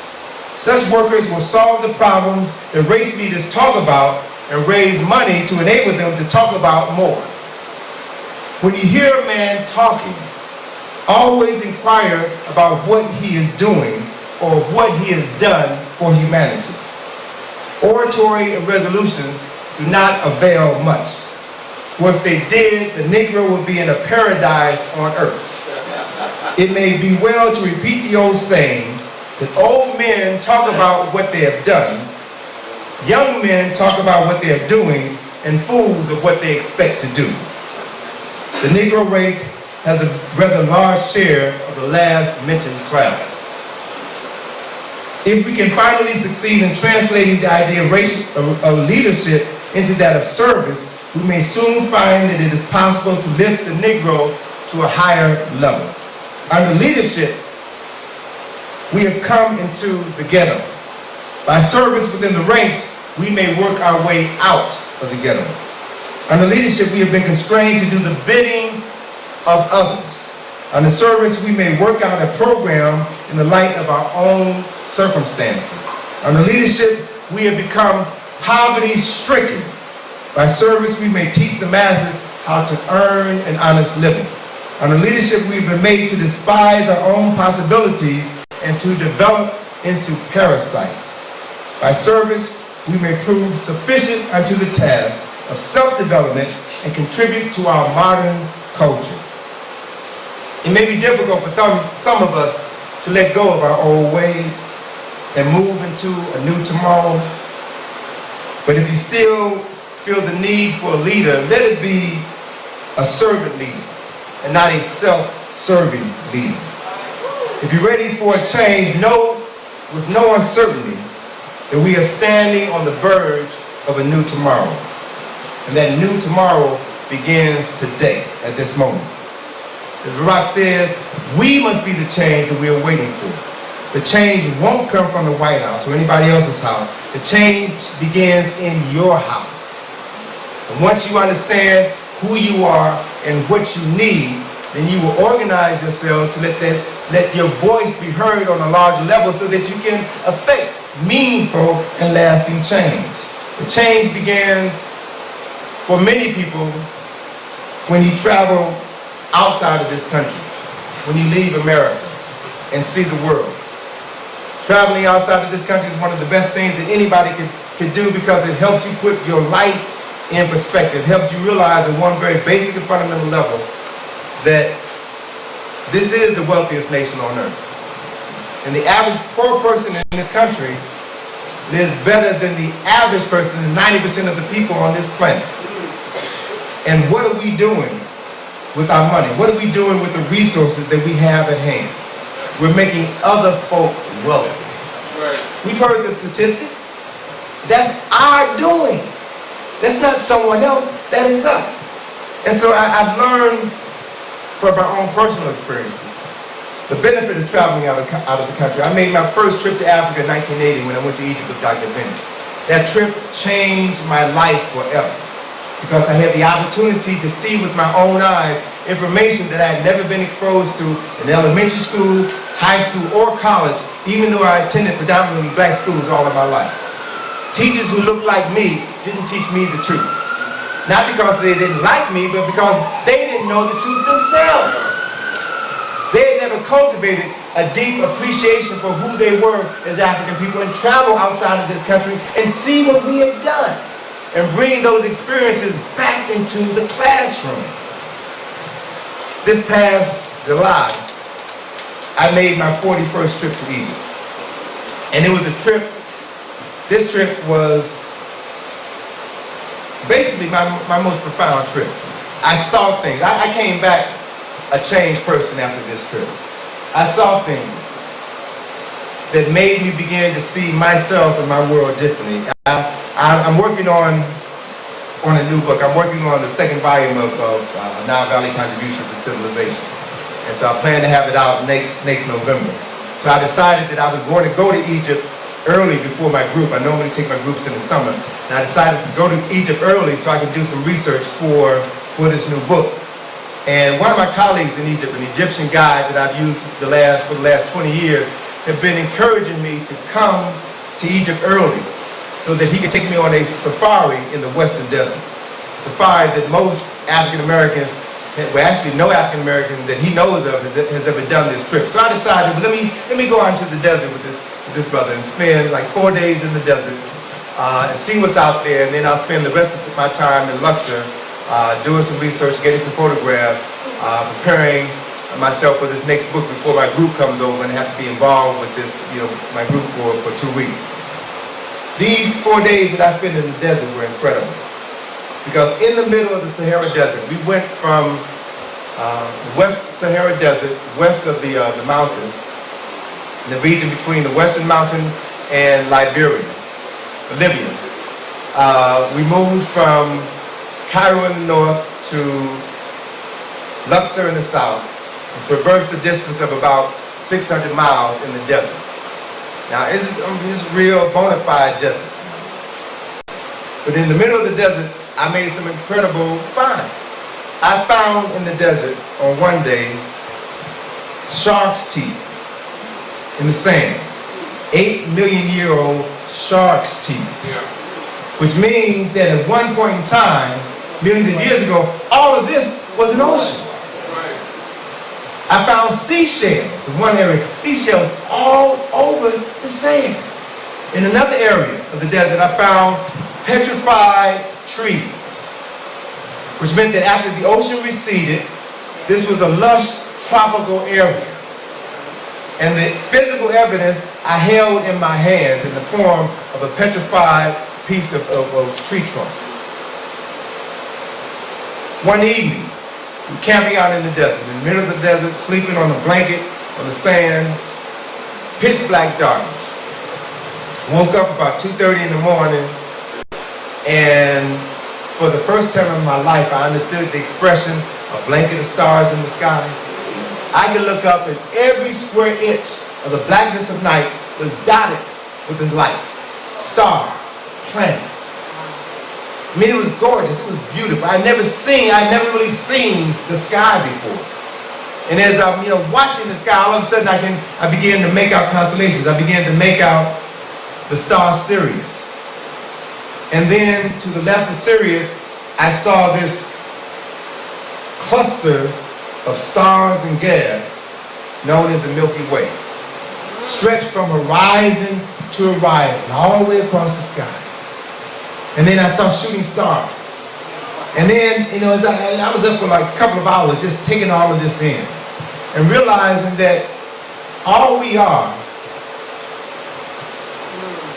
is flesh and bones on this rock in space with billions and billions of other rocks, planets, stars, galaxies, solar systems. And it makes you realize how insignificant our lives are on one very basic and fundamental level. And on the other hand, it makes you realize how precious life is. How precious life is. Our ancestors in Kemet, thousands of years ago, saw those same stars. They saw the Milky Way. And in developing their culture, they created along the Nile River pyramids at Giza, which were a symbolic and astronomical representation of stars in the sky. There's research that's shown that the 3 stars at Giza are a representation of the 3 stars in the constellation of Orion, which the people of Kemet knew as Sahu, was associated with Asar. And in their text, in the very last lecture that Dr. Asa Hilliard did last year in Aswan, Egypt,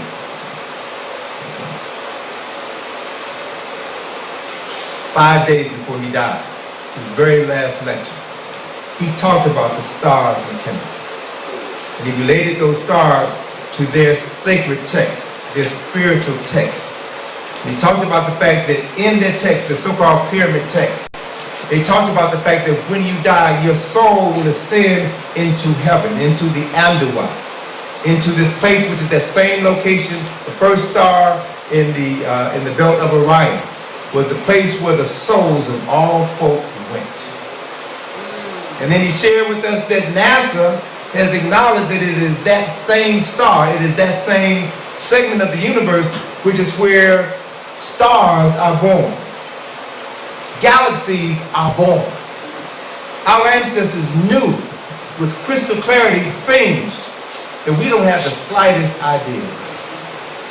There's so much knowledge and information that is waiting for us to rediscover. So much information that is at our fingertips. But if you don't like to read, if you're too busy criticizing somebody, tearing somebody down, and engaging in activities to lift yourself up, you will never know a fraction of what there is to know. It's your life. It's your time. You have to use it to empower yourself.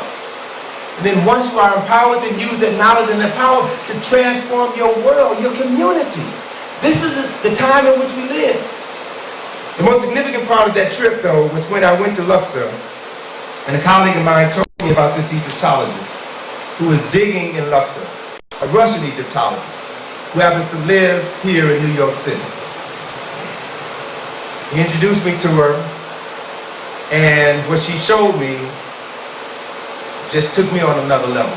This woman has discovered 3 tombs of Kushite noblemen from the 25th dynasties that are as important to the African community as the discovery of the King Tut's tomb has been to the European and contemporary Egyptian community. She's found this knowledge, and I went into the tomb. I've seen the tomb. I've seen the significance of what is there. They are tombs of Karakabashkin, who is the vizier or mayor of the city of Waset, or Luxor today, under Shabaka and Piankin. There's another tomb of Karakamun, who was a priest of another king, who was royalty. And these tombs are significant because they are tombs built by Kushites of the 25th dynasty. They are tombs which depict these Africans clearly as Africans. The nose and lips haven't been chiseled out yet. So you can see who they were, carved by their own hands. And these tombs are identical to the tombs of their ancestors of the Old Kingdom, the 3rd, 4th, 5th, and 6th dynasties, the people who built the pyramids, wrote the pyramid text, and established the foundation that's going to be as significant to our community as George Jim James' Solemn Legacy was.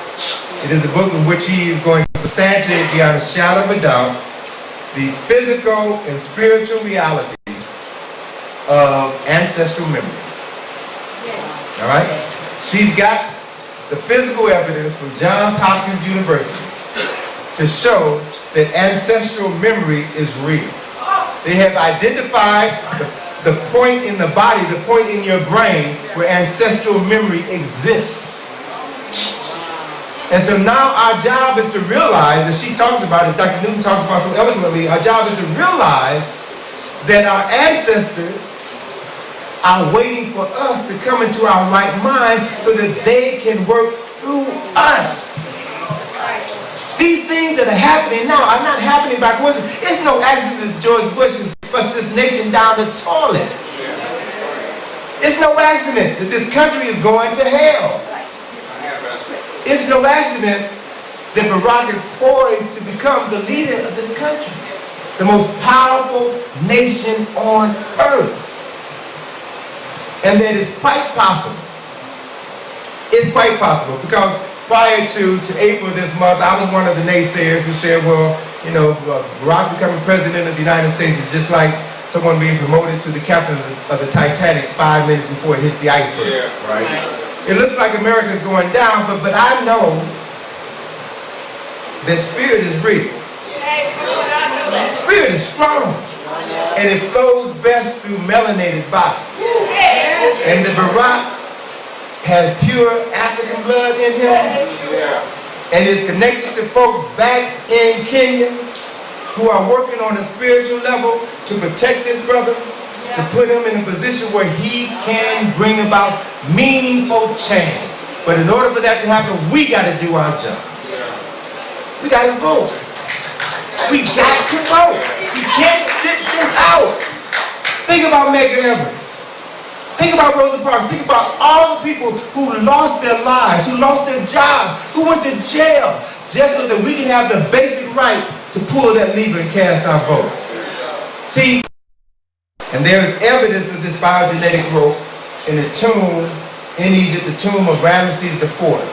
There's a scene on the wall that shows you this biogenetic rope, which means that in the 19th dynasty, our ancestors understood DNA. They understood ancestral memory and illustrate how that ancestral memory is passed down from generation to generation to generation to generations. Let us remember who we were. Let us be clear about who we are. And with reconstituted minds, let us build the world that our descendants will be proud to inherit. That's our job. That is what we have always done. And if we step up and do these things, then long after we are gone, our children will call our names when they pour libation. And they will say, well done. They will applaud us, they will respect us, they will revere us, because we have shown them what real men and women do when they are in their right minds and when they have courage. So we're going to close with a phrase that's all too familiar in this political season. I'm Tony Browder, and I approve this message.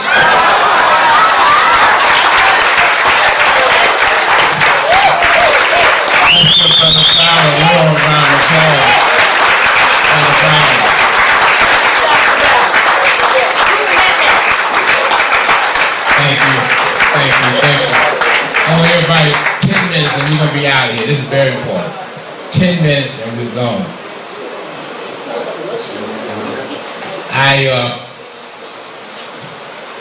I want to first just simply acknowledge a brother who spoke to us when we was at the Oberian Dempsey Center, and he was a little bit younger then, and I was certainly a little bit younger.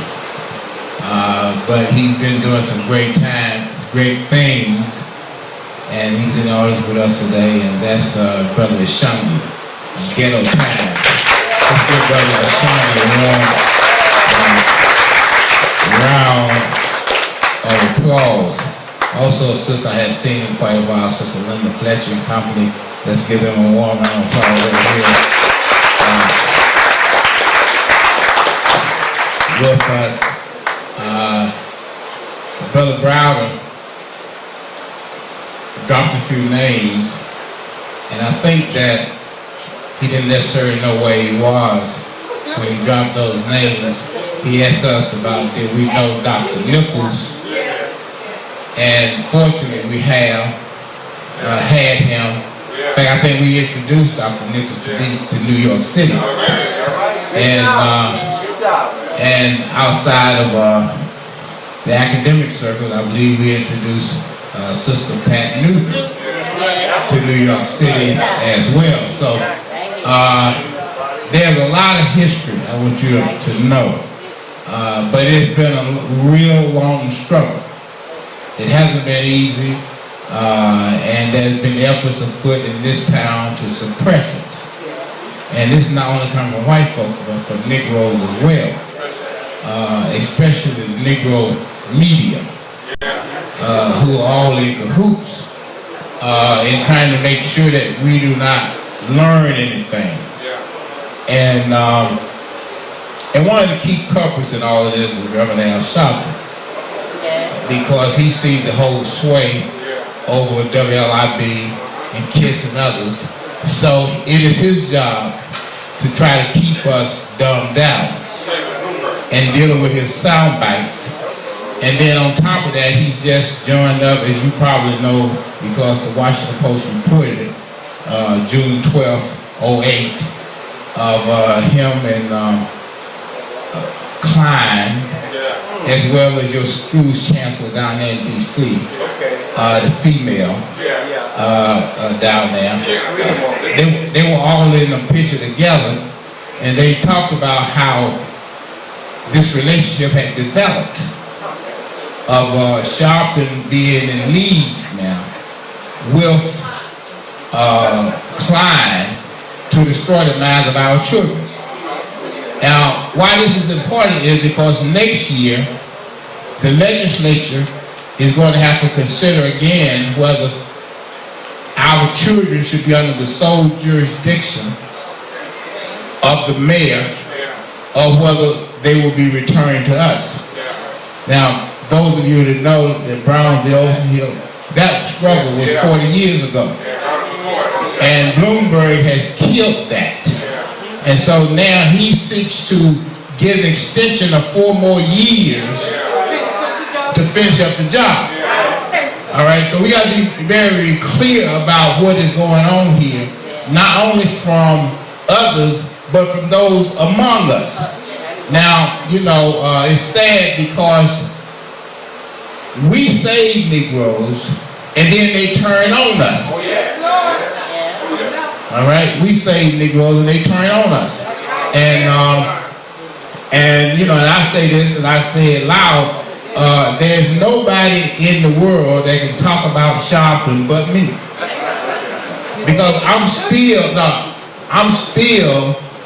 under a sentence.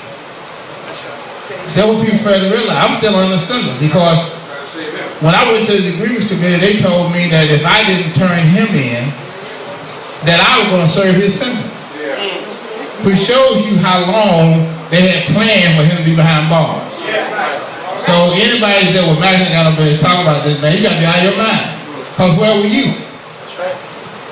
The only person I saw that stood up and said I would keep you out of the gallows was me. So how do you get greater authority than I did? All right, I don't understand that. So I say all of that because tonight, you know, we certainly salute Brother Browder being here with us, and you know, and there are so many others, and this is what's important. We, at this time, more than anything else, and I've said this so we can go past Obama now, because I've already predicted that Obama is going to be in the White House next year.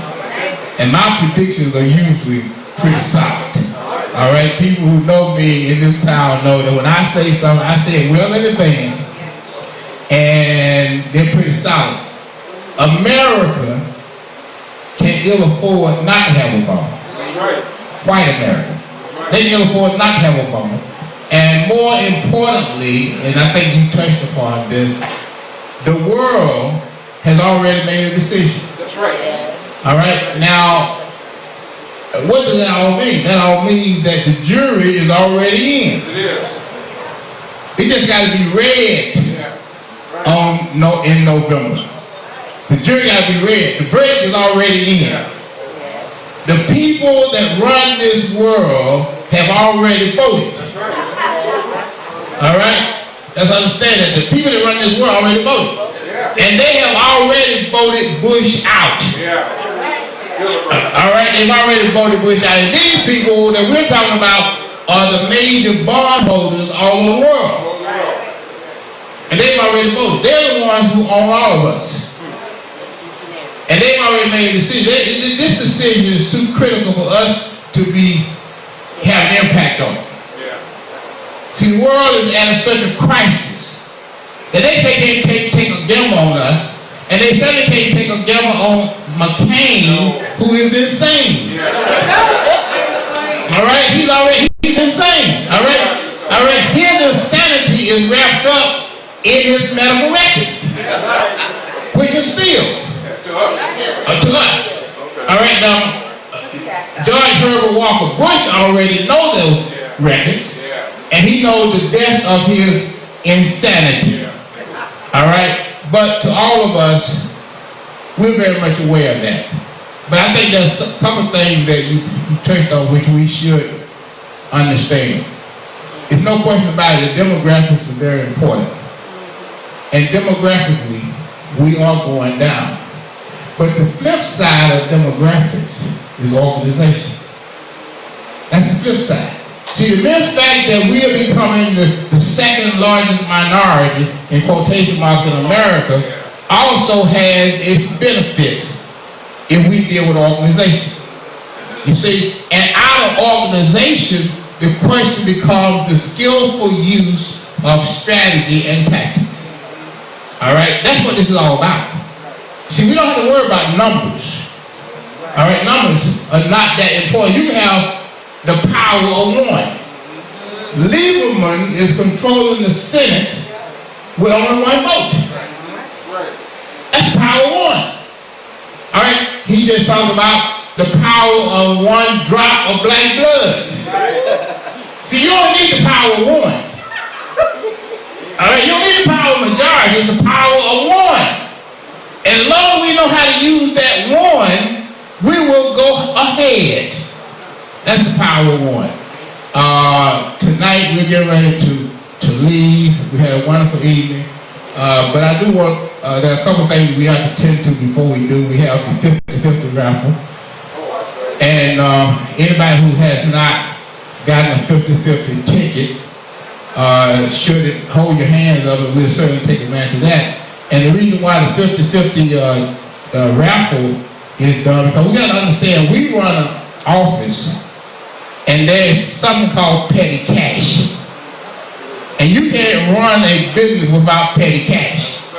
See, when you get ready, last week we sent out petitions to the Senate Banking Committee and to the House Financial Services Committee opposing the bailout plan.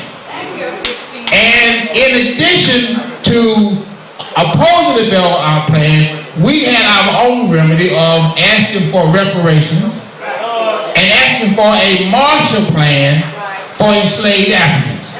All right? So we've already put that before the Senate Banking Committee and the House Financial Services Committee from last week. We submitted a petition, got a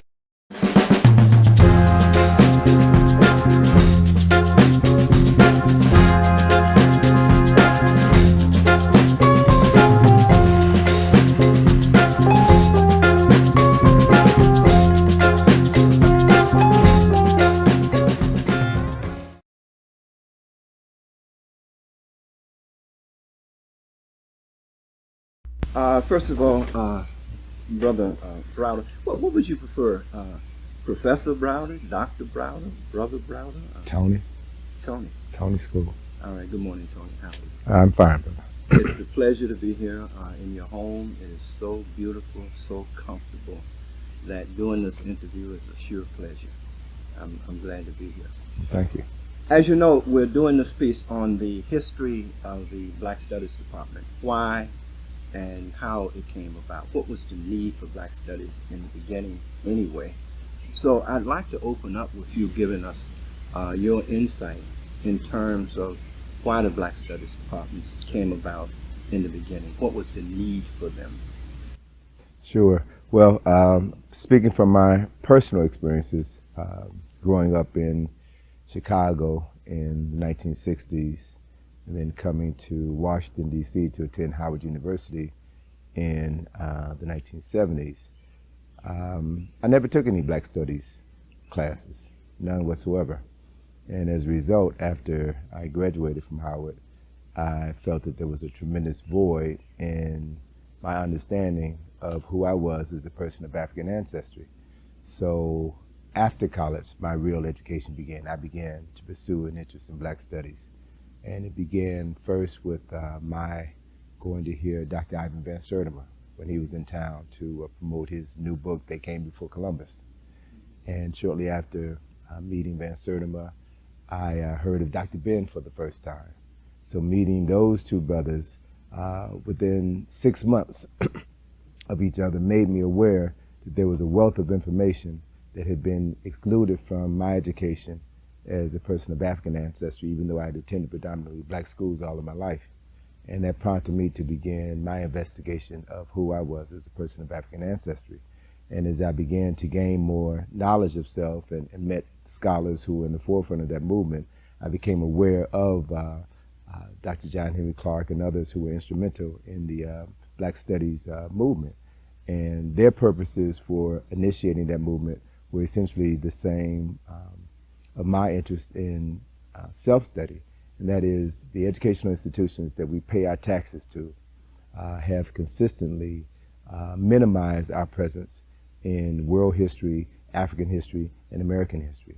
So there has been a need for us to learn more about ourselves, and that need has basically come through the work of independent brothers and sisters who saw a void, who understood the power of knowledge of African and African American history and culture, and saw to it that information was available at various levels so that it could fuel not just African children, but all children with a greater awareness and appreciation for the contributions of African people to world history and culture, not just African history or American history and culture.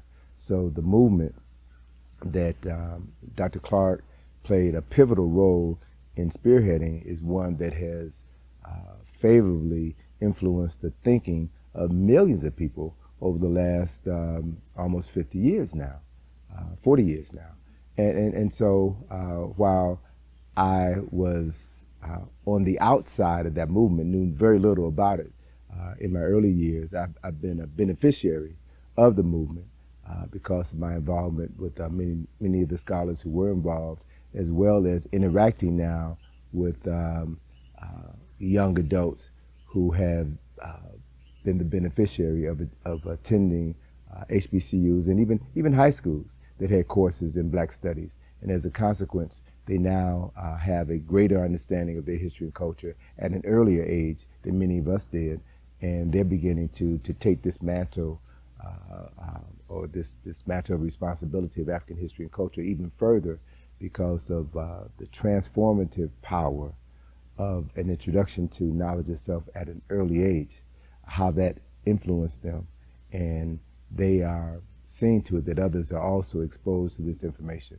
And it's my goal that that this effort continues, and it has to continue because, as we know from the effects of the African Senate movement in the late 80s and early 90s, there's been a concerted effort on the part of many in this country to diminish Black studies and African studies. And right now, as we speak, in 2010, we see that the state of Texas is initiating efforts to write certain aspects of African history out of the history books. Mississippi is about to do the same thing. So as we move into this age of post-racial America, we're finding that racists are reasserting their right to tell our story. And as a consequence, as that is happening, we are being erased from the respectable commentary of human history, as Dr. Clark often said. So this battle is far from over, and we have to continue to fight for the basic right to tell our story and to teach our story to all children in the classroom so that we can assume our rightful place in world history. Tony, why is this why is the creators of Nile Valley civilization, or African, or Egyptian history, why is that such so contested? Why is this war so hot over who are the creators of Nile Valley civilization? Sure. Well, as Dr. Jeffrey said many years ago, and has repeated on numerous occasions, whoever controls the Nile Valley stands at the head of human accomplishments. Nile Valley civilization, we now know beyond a shadow of a doubt, is the oldest documented civilization on this planet. There has been there have been others who contested whether or not Nile Valley civilization came first or Mesopotamian civilization came first, and that debate is going back and forth over the last century or so. But essentially what I've found is that this attempt to assert Mesopotamia ahead of Kemet was an effort that was made to minimize the significance of Nile Valley culture and civilization. But in reality, we know that Mesopotamian culture and civilization was not a true culture in the literal sense of the word. They had cuneiform writing, which is just hash marks that really is not a language, is not a sentence structure, as Medu Neter is. There has been a great deal of excavation in Mesopotamia, but none of those excavations have yielded the quality or the quantity of artifacts that Nile Valley civilization has. So I think the issue can be settled once and for all that Nile Valley civilization is the oldest documented civilization and has the greatest wealth of evidence to validate it as the beginning of culture and civilization. As a matter of fact, in recent years, there has been research done in Upper Kemet to show that Ta Seti is the oldest documented city known to man. And as more archaeologists are doing research, we're finding more and more documents to indicate that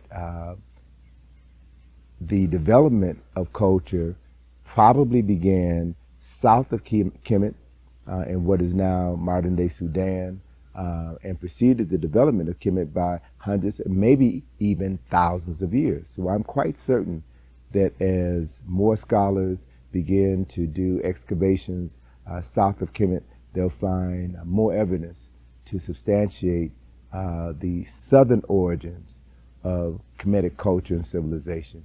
And so it's another reason why we need to have more culturally grounded scholars who are introduced to this information at an early age so that they can begin to advance the research and become the next generations of Obingas and Diops and Jokanas and Clarks. And I'm very hopeful that within the next 50 years, our understanding of Nile Valley culture and civilization will change dramatically as a result of new excavations that will be undertaken.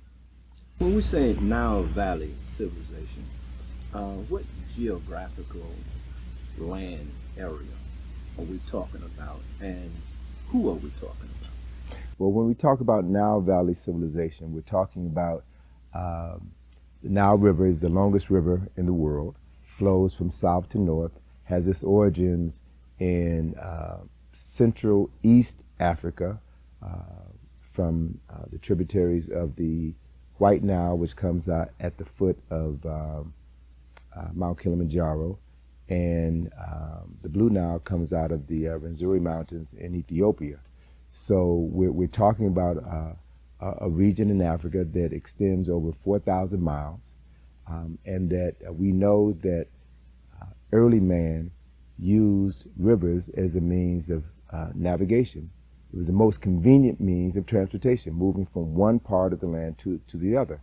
And since the river flows from south to north, then that migration pattern was from southeastern Africa, near Uganda and Kenya, down north through Sudan into Kemet, and also out of Ethiopia into Sudan and into Kemet, and then continued all the way through Kemet or Egypt into the Mediterranean Sea. So it was a natural cultural highway, as Dr. Clark used to say.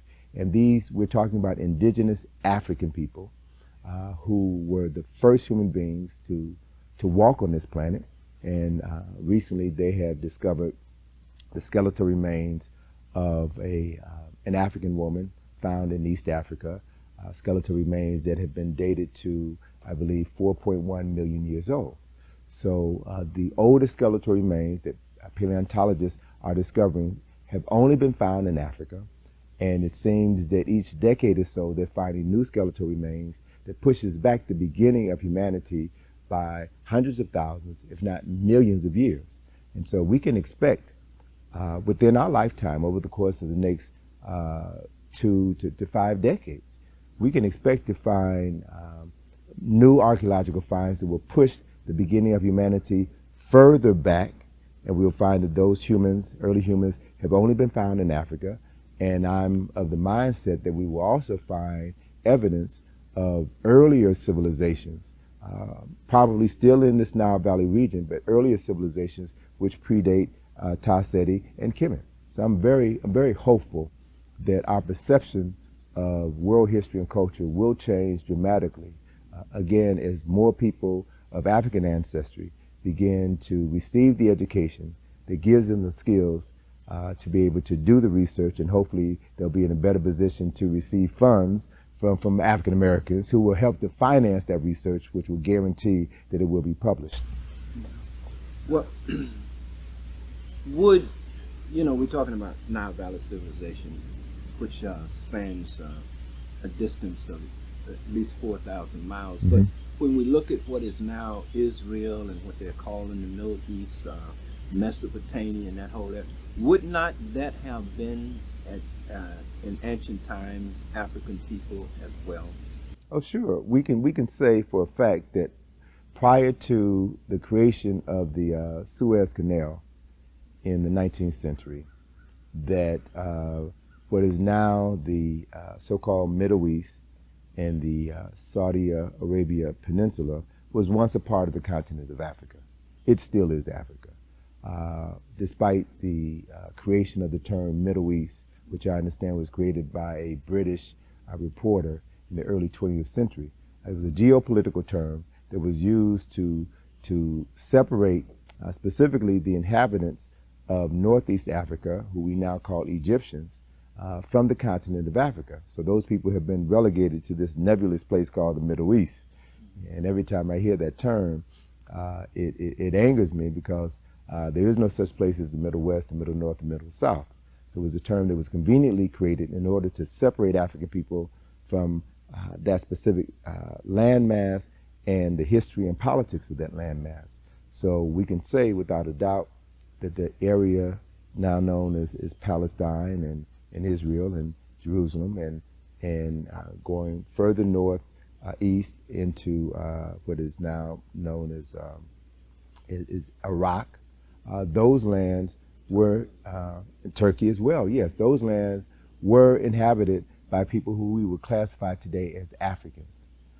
But because of geopolitics, African people have been written out of their own history wherever they have been. It's interesting in that in the 7 years that this country has been involved in the war in Iraq, I've read numerous articles about Africans who live in Iraq, Africans who live in Baghdad.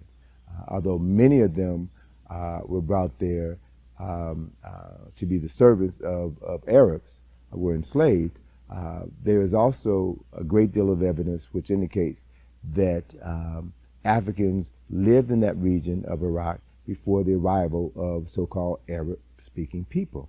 And again, this history is in museums, it is in libraries, it is a history that is not commonly shared because of the desire to minimize and to localize the presence and the contributions of African people to a specific location and a specific point in time in history. But again, through the efforts of many scholars and researchers, I feel strongly, and through the advent of the internet, I feel strongly that these narrow-minded perceptions of the world and world history are going to change dramatically in the coming years. Let's talk about Nile Valley civilization, Nile Valley culture. And let's try to get a look at what that culture was like in terms of its values, in terms of its morals or its principles, in terms of what it has given to civilization in terms of a bedrock of bringing to humanity most of what we now build on, no matter what it is. But I'd like for you to go into that and talk about that so that we can kind of get a view of that world, its culture, its values, its development in terms of what it has given civilization. Sure. Well, one of the most important indicators of civilization is language. And Medu Neter is the oldest documented alphabet, the oldest documented language known to man, with complete syntax, with characters, monoliterals, triliterals, biliterals. Over 750 characters are comprise the Medu Neter alphabet, and we know by examining those characters that those characters are plants and animals that are found only in Africa. Only in Africa. So we know beyond a shadow of a doubt that it was an indigenous African created language. As Doctors Obinga and Diop have shown, that there are linguistic similarities between Medu Neter and languages that are still spoken in Africa today. Wolof, as well as in in Senegal and in Gabon and other regions of Central and West Africa. There are also cultural connections between the ancient people of Kemet and contemporary Africans. But when we think of civilization and culture, language has to be the first indicator of a cultured and civilized people. And so, as I've shown in my book, Nile Valley Contributions to Civilization, the alphabet that we use today, which is derived from the Roman alphabet, all of those characters were derived from the Greek alphabet, which was derived from the Phoenician alphabet, which was derived from the Semitic alphabet, which was derived from the Kemetic alphabet. All 26 characters that we currently use to write with can be traced back to the Nile Valley. So it can be said beyond a shadow of a doubt that people from Kemet were the first human beings to give to mankind a consistent form of written and verbal communication. So hand in hand with communication comes the ability to now organize people, to record knowledge. And so we find in Kemet also evidence of the first libraries which compiled information on history, on science, on agriculture, architecture, medicine, various aspects of medicine, gynecology, eye surgery, the circulation of blood through the body, the various functions and sections of the brain, descriptions of different parts of the eye, human anatomy. We've got mathematical equations. We know, for example, that the Pythagorean theorem was used by Africans in Kemet as late as 2500 BC in the construction of the Great Pyramids at Giza. So there's a wealth of knowledge that has been traced back to Kemet, and it's simply a matter now of helping people understand that this knowledge came from the minds of indigenous African people and not Greeks or Romans or people of Jewish ancestry or extraterrestrials. So this has been proven. And so with the ability to write and to speak now begins to give people the ability to organize other people. And so we also find in Kemet the development of the first nation state. Now there's been ongoing debate as to when Kemet was first unified. The generally accepted time frame is about 3200 BCE. But there are other scholars who feel very strongly that the civilization of Kemet could have been established as late as 5000 BCE. And I'm inclined to agree with that, but let's just say we go with the standard accepted time frame at 3200 BCE. So what we're talking about are principles that were set in motion, which accounted for the unification of Upper and Lower Kemet, the establishment of the first government, the first nation state, and an important part of the maintenance of that state was to be able to tax the people, tax the citizens, so that you would have a steady flow of income. And the taxes were levied as a result of the annual flooding of the Nile.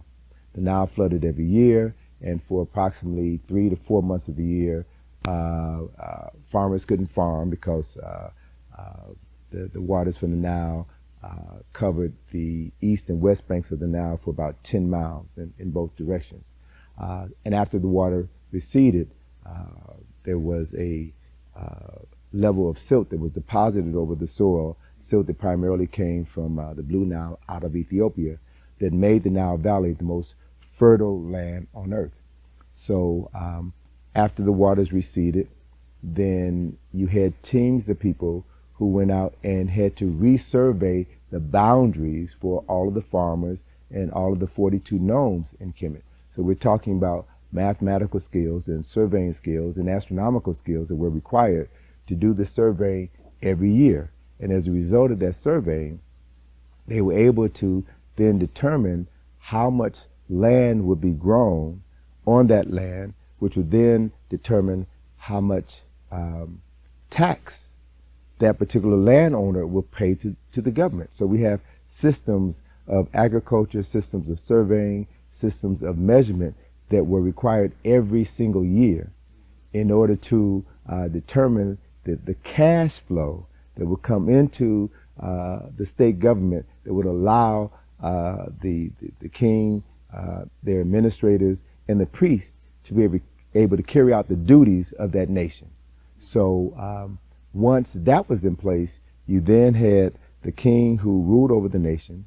You had administrators who assisted the king in carrying out the duties of the nation. And then they were able to hire, to contract, or to undertake great civil works projects. They built dams. They built levees. They built cities. They built buildings, roads, temples, homes, monuments. All of these things had to be designed by architects, constructed by engineers. And so we're talking about ultimately the creation of the first middle class in world history, the first civil servants in world history. And all of this was developed in the Nile Valley and continued to be a part of Nile Valley culture and civilization for over 3,000 years, longer than any other civilization on earth. And as a result of this development and the annual flooding of the Nile, which was an annual guarantee of wealth and stability, no nation on earth had the quality of life that the people in Nile Valley did for as long as they had it. And as a consequence, these people, once their basic needs were met, food, clothing, and shelter, they had the opportunity now to focus their attention on things of a higher level, of a higher nature, of a philosophical nature, of a personal nature. And so they were able to create things that modern man is still today trying to figure out how they did it. And so the mysteries of Kemet and this great civilization still confuse and confound man. And again, I'm hopeful that in the coming decades and centuries, with greater emphasis now being placed on the African origins of Nile Valley culture and civilization, there will be generations of scholars who will understand its importance and will have the mental, spiritual, and personal understanding to know how to tell this story correctly so that the world can benefit from this knowledge. Tony, I'd like to look specifically at some of the uh, fundamental concepts that go into Western civilization, deriving out of Nile Valley civilization. For an example, let's look at law. Mm-hmm. Now, I'll post these pictures of the the 24 L's, 12 L's. But if you explain them, I'll find Sure. the pictures Sure. and throw them up because they're all in your books. So Right, I want right, you right. to deal with that. Well- And I'll turn to that in your book as you deal with. Looking now specifically at law, Mm-hmm. as Dr. Ben is pointed out that Africa is the origins of Western law. Sure. Well, we can say without certain that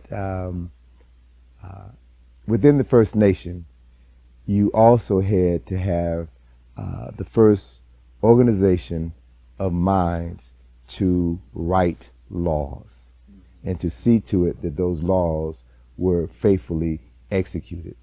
And within that system of government, you had a means of judging people who violated those laws. So there are dozens of texts that talk about civil, criminal cases that were tried in courts in ancient Kemet. So we know specifically that one of the symbols associated with law is the symbol of Ma'at. Ma'at is the first depiction in human record of a person with wings. That characterization we now refer to as an angel. And Ma'at is often shown with a scale. The scale of Ma'at is a scale where it is said that the souls of the deceased are weighed against the scale of Ma'at, her feather being on one side of the balance, the heart of the deceased is on the other side of the balance. And at this judgment scene, the person must declare their innocence by reciting the 42 admonitions of Ma'at, or 42 laws, if you will, that each person was trained from birth to adhere to, so that on the most important day of their existence, the day that their soul is to be judged, as they stand in the hall of Ma'at and testify before a seer sitting on the throne of judgment, they can, their heart can be Ma'at Keru, can be true of voice. And so, What do you mean true of voice? true of voice, they had to declare their innocence as their soul was being weighed on the scale of Ma'at. They had to declare, I have not defrauded offerings. I have not committed a crime. I have not committed murder. I have not committed adultery. I have not polluted the land. I have not polluted myself. These 42 declarations of innocence have been reclassified as negative confessions. But that's just the European interpretation of African concepts. They were not negative confessions. They were declarations of innocence. And these 42 declarations of innocence have been further distilled by other people into what we now refer to as the 10 Commandments. So in other words, outsiders came into Kemet, were exposed to these 42 declarations of innocence, and then took 10 of these declarations back home to their people, who they had to impose upon them as commandments, because they did not have the spiritual or mortal fortitude to know that there are certain things that you should not do.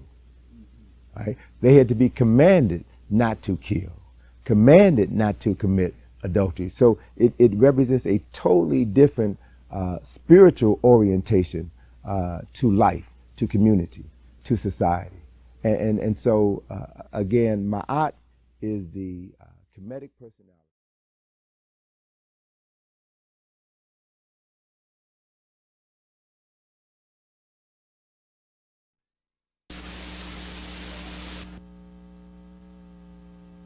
Have waited for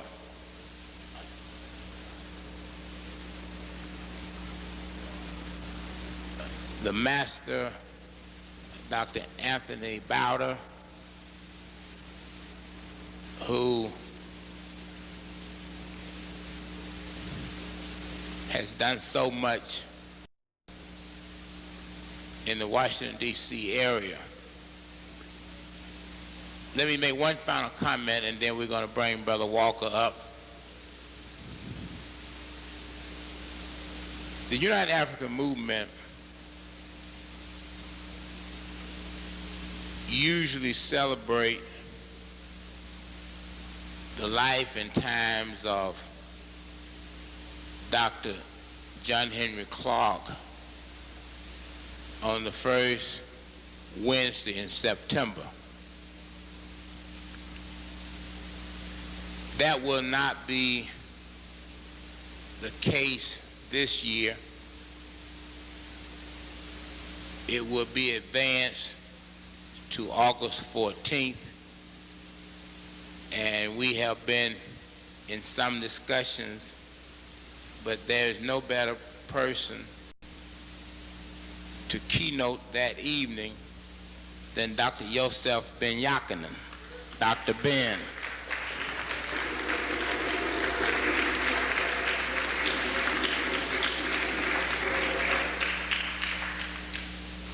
Dr. Clark made his transition in July 1998. And he is still with us in so many ways. And there have been a lot of activities this month around his transition. But you cannot celebrate the life and times of John Henry Clark enough, because he and Dr. Ben are truly our spiritual fathers and our mentors, and they open up so many of our eyes. And there have been so many people who have grown up on their wisdom and on their teachings. Tonight I also want to recognize his queen, Dr. John Henry Clark's queen, and make sure that on the 14th of August, if at all possible, she would be with us as we celebrate Dr. John Henry Clark's life. That is Sister Sybil Williams Clark, who is in the back.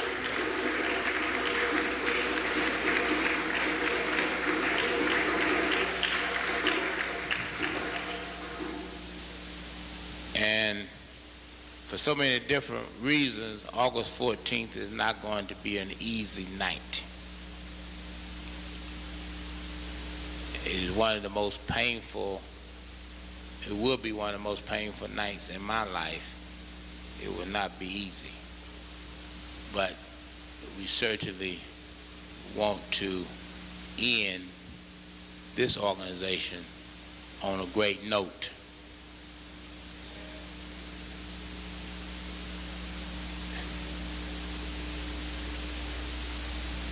It is not easy.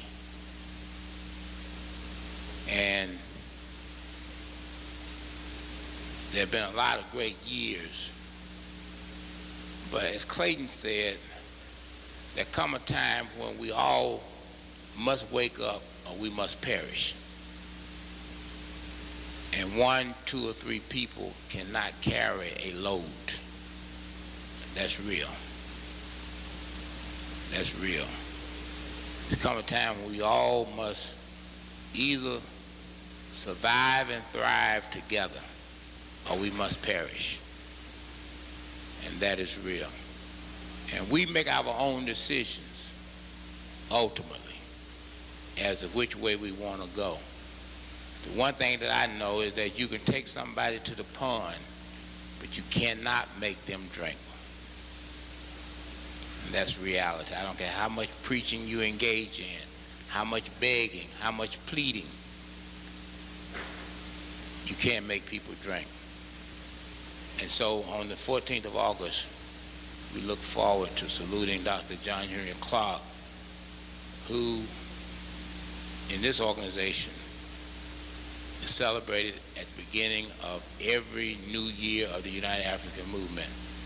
And that has usually always been the first Wednesday in September.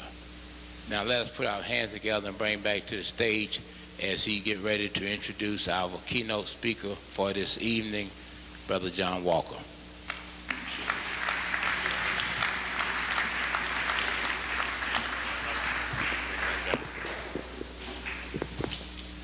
give Brother Automatics a round of applause, please.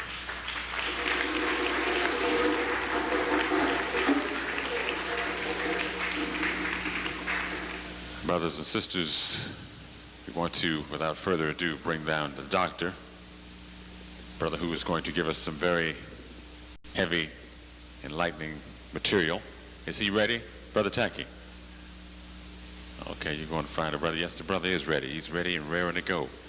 He's filled with a lot of strength that he has to give you. So we're not going to hold you, brothers and sisters. We are going to bring down the man of the hour, man who's come a long way to give us some information. I'm talking about none other, brothers and sisters, than our own Dr. Anthony Browder.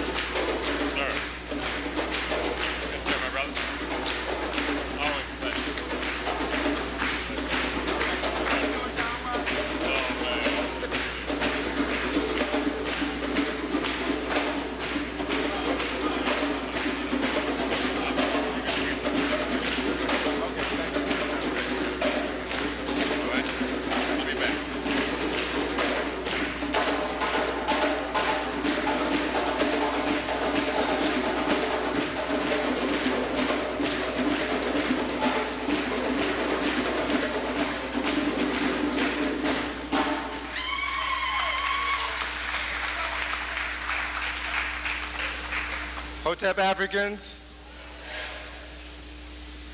as usual, it is always a pleasure to be here in Harlem. I come from Washington, D.C., which is the belly of the beast.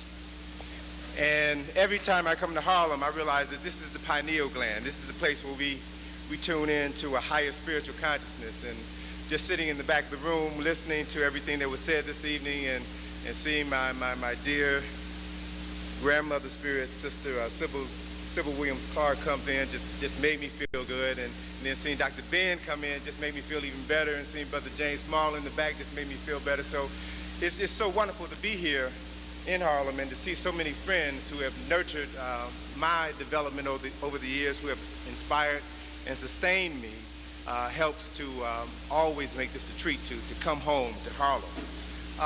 The subject matter for tonight is one that is really extensive, and typically when I talk about this subject matter, African spiritual traditions, religion and Christianity, there's never enough time. So I intentionally kind of cut back on some of the material so I wouldn't have to rush, and I'm going to do the best that I can in the time that I have to cover some basic points so that we can have some enlightenment about the subject matter.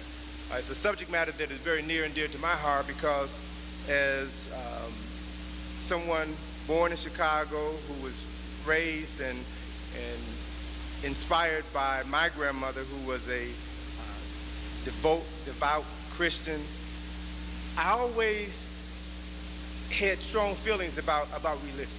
I always had strong feelings about Christianity, and I always questioned what I heard.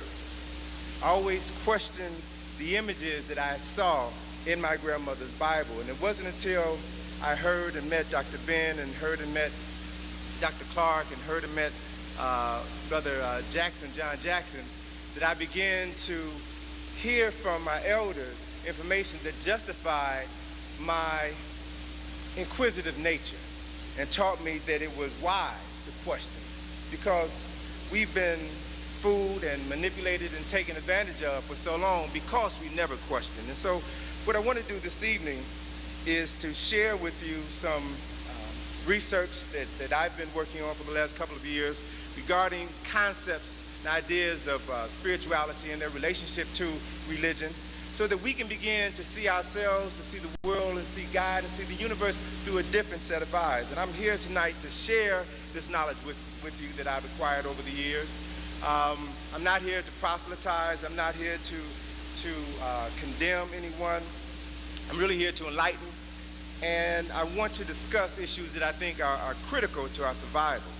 I've come to understand the power of deception and how it manifests itself in myriad ways in all of our lives, and how difficult it is for people who have grown up with one ideology to open up their minds and begin to accept new concepts and ideas, particularly if they move them outside of their comfort zone. And so this is the dilemma that I'm faced with at this time, and I ask you all to bear with me. The dilemma is, how do you respond to the faithful followers of a truthful man who presents a falsehood as a sacred fact, particularly when these people don't realize that the falsehood was derived from a falsehood, which was derived from a falsehood, which was derived from a falsehood, which was derived from a deliberate distortion of sacred truths. And just because a truthful person speaks a falsehood with truthfulness and conviction doesn't make that falsehood any less false. So we've got to begin to look deeper at things that are so significant to our lives. And when I make statements like that, I typically, get that look, or where is he going, and what is he talking about? People ask me, do I believe in God? And my response to that is, no, I don't believe in God, because a belief is something that you accept without proof. I know that there is a creator, and I know that creator has manifested itself throughout time in our environment. What I don't believe is how this concept of the creator or God has been presented to us by those who are responsible for our enslavement. The very act of enslavement unqualifies someone to teach me about God. And so what I also know is that the creator has been called many names by many people over time. God, Jehovah, Ra, Jah, Olodumare, the Great Spirit, Lukalu, Mother, Father, God, Allah, Buddha. These are all names that have been used by different people to describe the creator as they saw the creator. And I believe, I know, that these are legitimate expressions of a people's attempt to understand a force that is greater than them. And so I feel very strongly that there are as many names for the creator as there are people, as there are languages. And that each of these names is a legitimate expression of a people attempting to understand a force far greater than them. I know it's a violation of the highest order to say that someone's relationship with the creator is illegitimate because they don't call the creator by the same name that you do. That in and of itself is wrong. I know that the God concept that was imposed upon our people was a deliberate distortion of spiritual truths that were designed specifically to keep us spiritually incarcerated, to keep us separated from a power that pervades the universe and can allow us to do great works. When I was a child, I was taught to worship like a child. I was taught to worship the God of my grandparents, a Christian European God. Many years later, I learned that this Christian European God was actually derived from African concepts of the Creator. And so the more that I began to study Africa and the people and the myths and the culture of Africa, the more that I began to see this Creator and the multiple manifestations of the Creator. I know that there is a spiritual force that pervades the universe. I know this. I know that the ancestors are real. As I was walking around and driving around the streets of Harlem this afternoon, I kept feeling the presence of Dr. Clark because his life touched me so deeply. I know and I believe in the ancestors. And I can say this from personal experience because my relationship with the ancestors, particularly my grandmother, is what has allowed me to be here before you on this evening. I know that because if I didn't have a relationship with my grandmother, who's deceased, then I would have died 3 years ago. I would have been on that plane, that Egypt Air plane that crashed on October the 31st in 1999. See, because I've been taking groups to Kemet for the last 14 years. And in 1998, I felt that I needed a break. I was tired and I wanted to do some other things. And I was debating whether or not I wanted to take a group to Kemet the following year. And I remember specifically, it was the 13th, Friday the 13th of November, 1998. I was sitting on the banks of the Nile early in the morning, meditating and just thinking about what I wanted to do next year, if I wanted to go to Kemet next year. And as I was mulling this decision over in my mind, my grandmother, who had died 2 years earlier, came to me. And she said, well, baby, if you don't want to go next year, don't go. Don't go. It's as simple as that. And just hearing the words of comfort from her allowed me to accept my decision not to go. And so the following year, and typically I would take groups to Kemet in the fall, in October. And the following year, I was traveling from the West Coast back to Washington, D.C. on Halloween. I was taking a red-eye back to D.C. and to take a connecting flight in Detroit, 6 o'clock in the morning. And as I was walking past the newsstand to catch my connecting flight, I saw a headline in the newspaper, in the vending machine, that said, Egypt Air crash. And I really, looked at it, didn't really think much of it. But then when I got on the plane and took my seat, I saw a copy of the Washington Post sitting on the seat next to me, and I picked it up and read it, and I saw that Egypt Air flight, flight 990, had crashed the night before, and everybody died. And by the time I got home and checked my answering machine, I must have had at least a dozen calls from friends of mine from all over the country who were calling to see if I was all right, calling to see if I was home.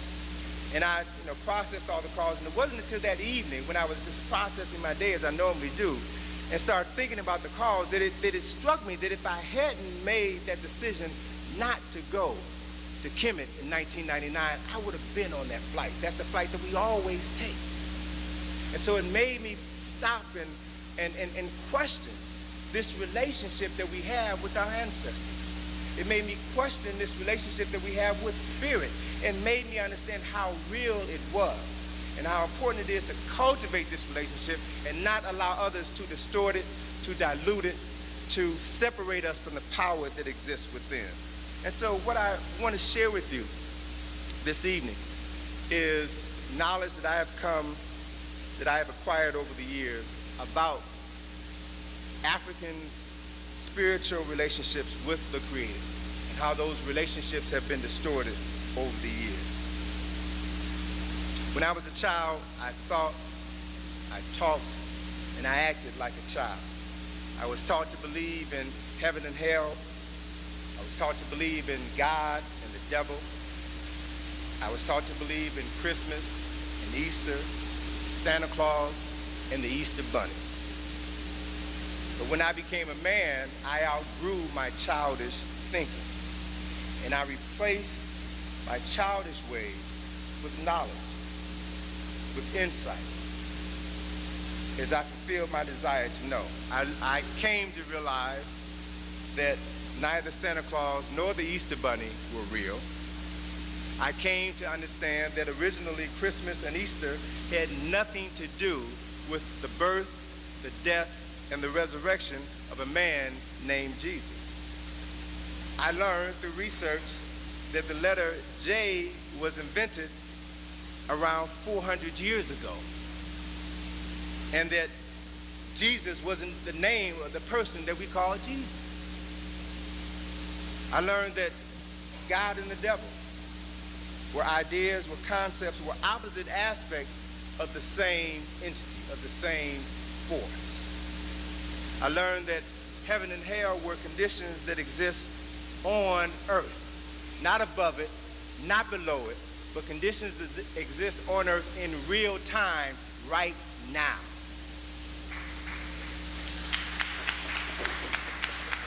Came to understand that religions were invented by men in an attempt to codify spiritual systems which existed thousands of years earlier. My understanding of spirituality has taught me that we are spiritual beings who have come here to have a human experience. We made a decision to come here in this life. I've come to understand that life is not a linear experience. We don't just live and then die and that's it. But life, by studying nature, is cyclical. Life follows patterns of birth, life experience, death, ancestorhood, rebirth. It is a cycle, an ongoing cycle. Now I've learned that if you learn to use your spiritual power, the power that dwells within each and every person, then you have the capacity, you have the ability to experience heaven here on earth.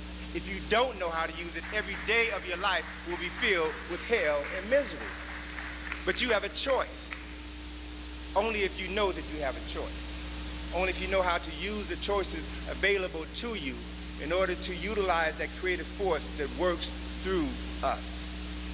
My understanding of religions, particularly Judaism and Christianity, has taught me that true knowledge of spirit has intentionally been withheld from the masses of people, so that we will be subjected to the control of a handful of people who manipulate us through fear and ignorance.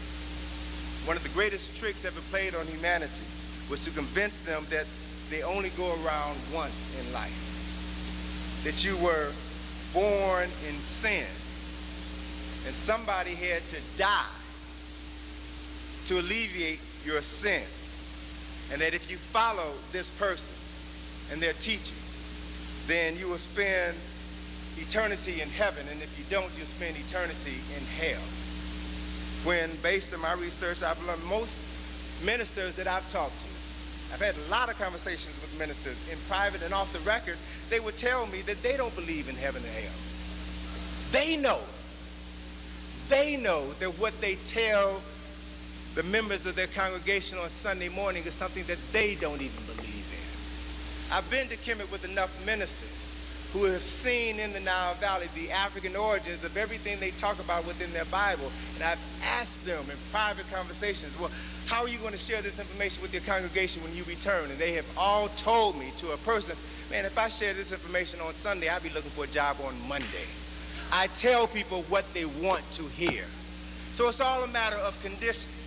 And when people can begin to condition themselves to understand greater truths, then maybe the people who stand before you on Sunday can begin to present those greater truths to you so that you can begin to control your life, your community, and your destiny instead of praying to others to do for you what you have always had the capacity to do. This is the challenge that we're faced with. What's important is that for the last 1,600 years, a world has been shaped. Our perception of the world, our perception of reality has been shaped by European explorers, colonizers, and enslavers. And they have historically used the Bible and the sword to conquer indigenous people all over this earth and to teach them to worship a God who looked like their conquerors.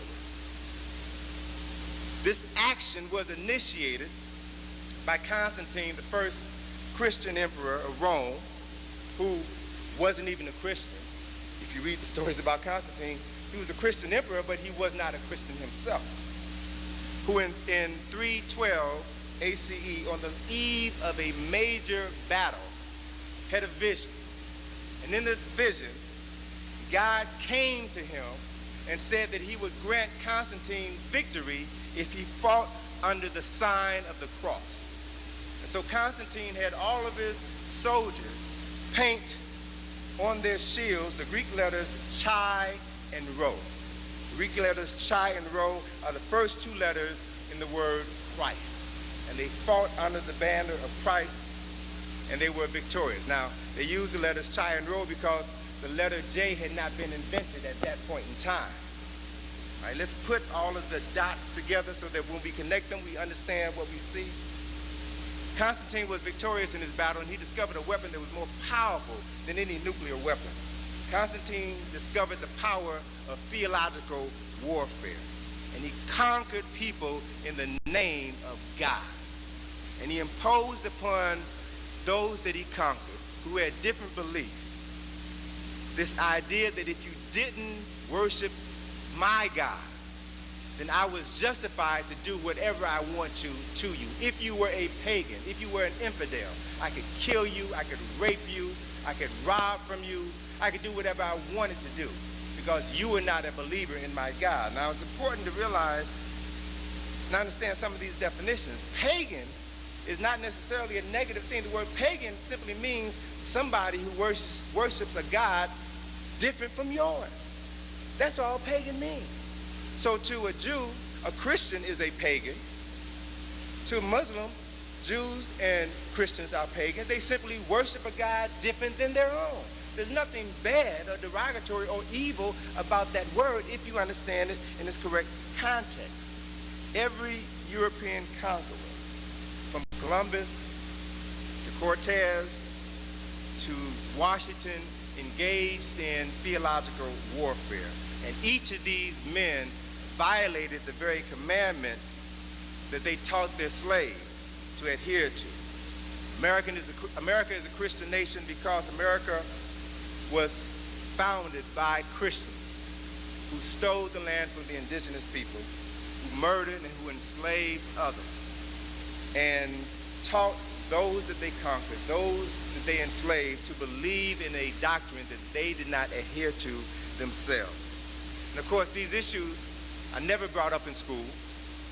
They're seldom brought up or discussed in church. It's something that we're just supposed to look the other way when it comes to. Act as if it didn't exist. And so it's important for us to begin to cultivate a different relationship with Spirit, a different relationship with the Creator, if we are to change the quality of our lives here in this country or anywhere else on earth.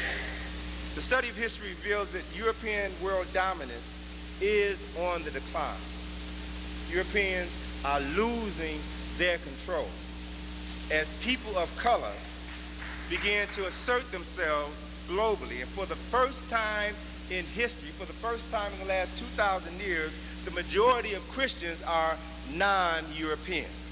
That's one of the reasons why Pope John Paul II has traveled more to Africa than all of the popes combined. He's traveled more to South America than all of the popes combined because he knows that the future of Catholicism is in people of color. So they are proselytizing and working overtime to see to it that they will have new members to keep them in power.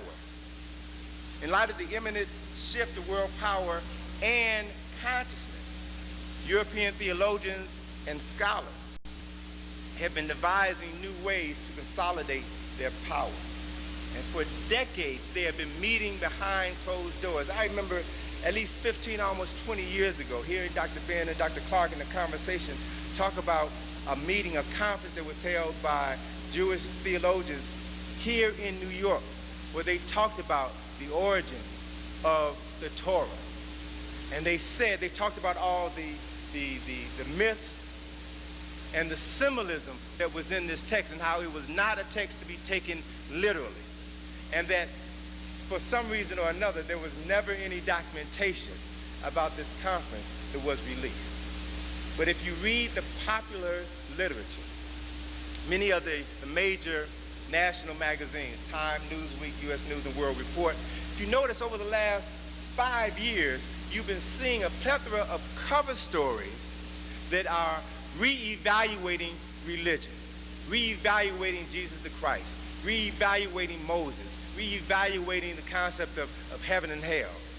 There's this conversation that is going on behind closed doors that is now slowly being introduced to the general public. Why? What does that mean? It means that you are slowly being prepared for a bombshell that is going to be dropped in the very near future. And people are positioning themselves so that once this new information comes out, you can continue to look to them for continued leadership. I reference specifically an article that was published just this year, March of this year in Harper's Magazine. The article was entitled, "False Testament, How Archaeology Refutes the Bible's Claim to History." And it's written by Daniel Lazari, a Jewish writer who cited the latest biblical archaeological research that refutes the Old Testament.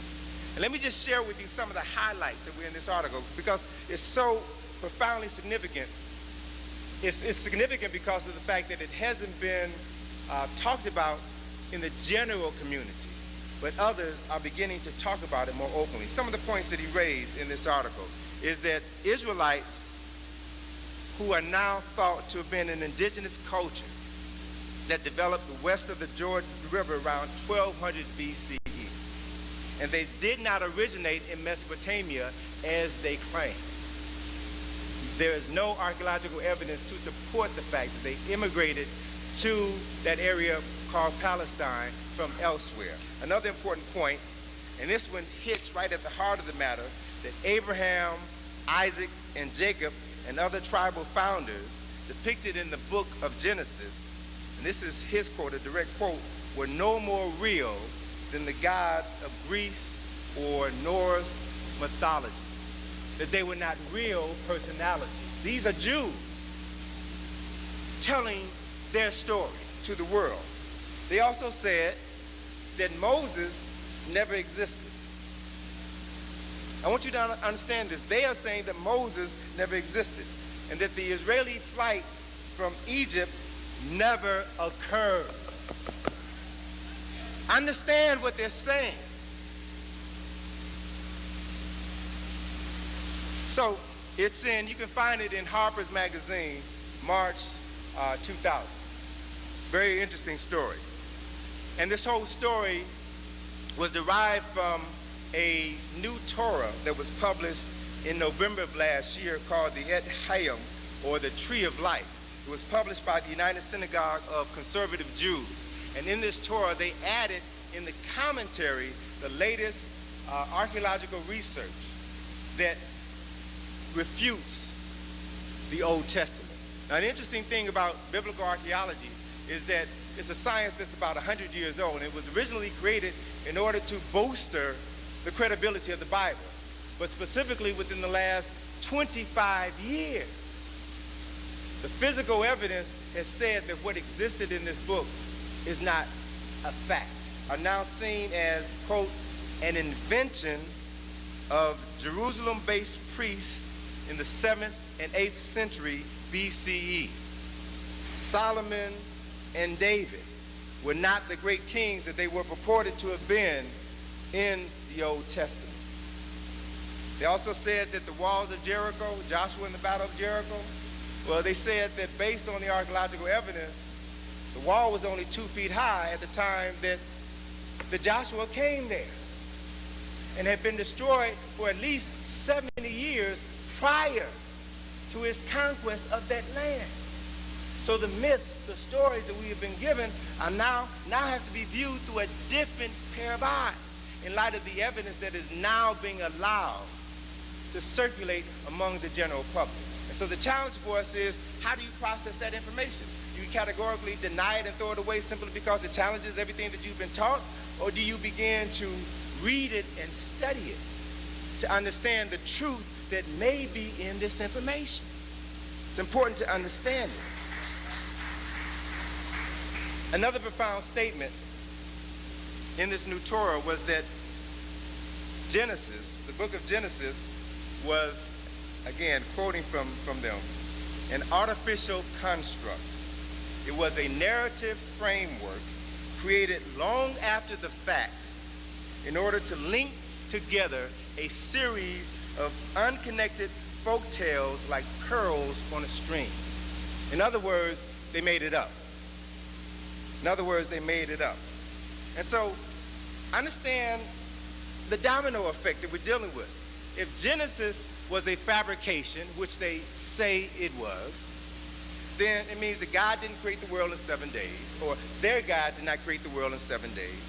It meant that their God did not create Adam and Eve, and they were never expelled from Eden, which means then that there was no original sin, and there was no reason for anybody to come back and die for sins that you never committed in the first place. As religion is being reevaluated, we're hearing more and more talk about spirituality. We're hearing more and more talk about different ways to know the Creator. So we're hearing more about indigenous people here in this land, indigenous people in Africa, indigenous people in the Pacific Islands, South America, and how they relate to the Creator. And so it's important for us to take all of this information and look at it and evaluate it from an African-centered context. If we do that, then at least we'll be starting off on the right foot. Looking at this information from an African-centered context means that we have to first accept the fact that humanity began first in Africa. Matter of fact, there was an article published just this last Tuesday that stated that archaeologists have found what they believe to be the oldest skull, human skull, 7 million years old in Chad in Central Africa.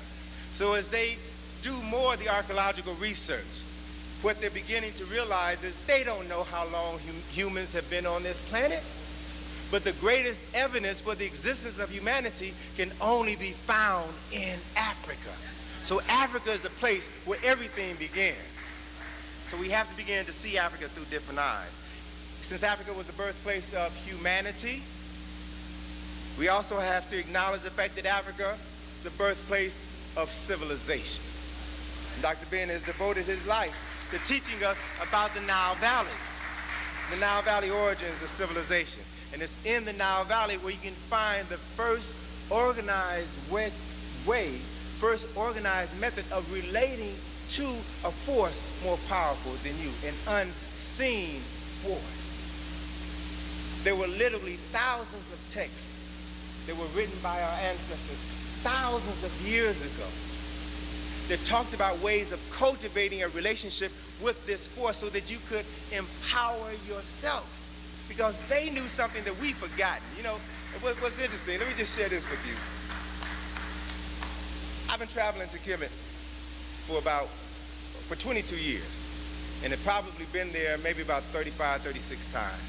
You know, the first couple of times you go, you know, you're very excited about being there, and you're tripping out on the fact that, oh, we were here and we built this and we did that. But after you get past all of that and realize that the Arabs control this land and we ain't never getting it back.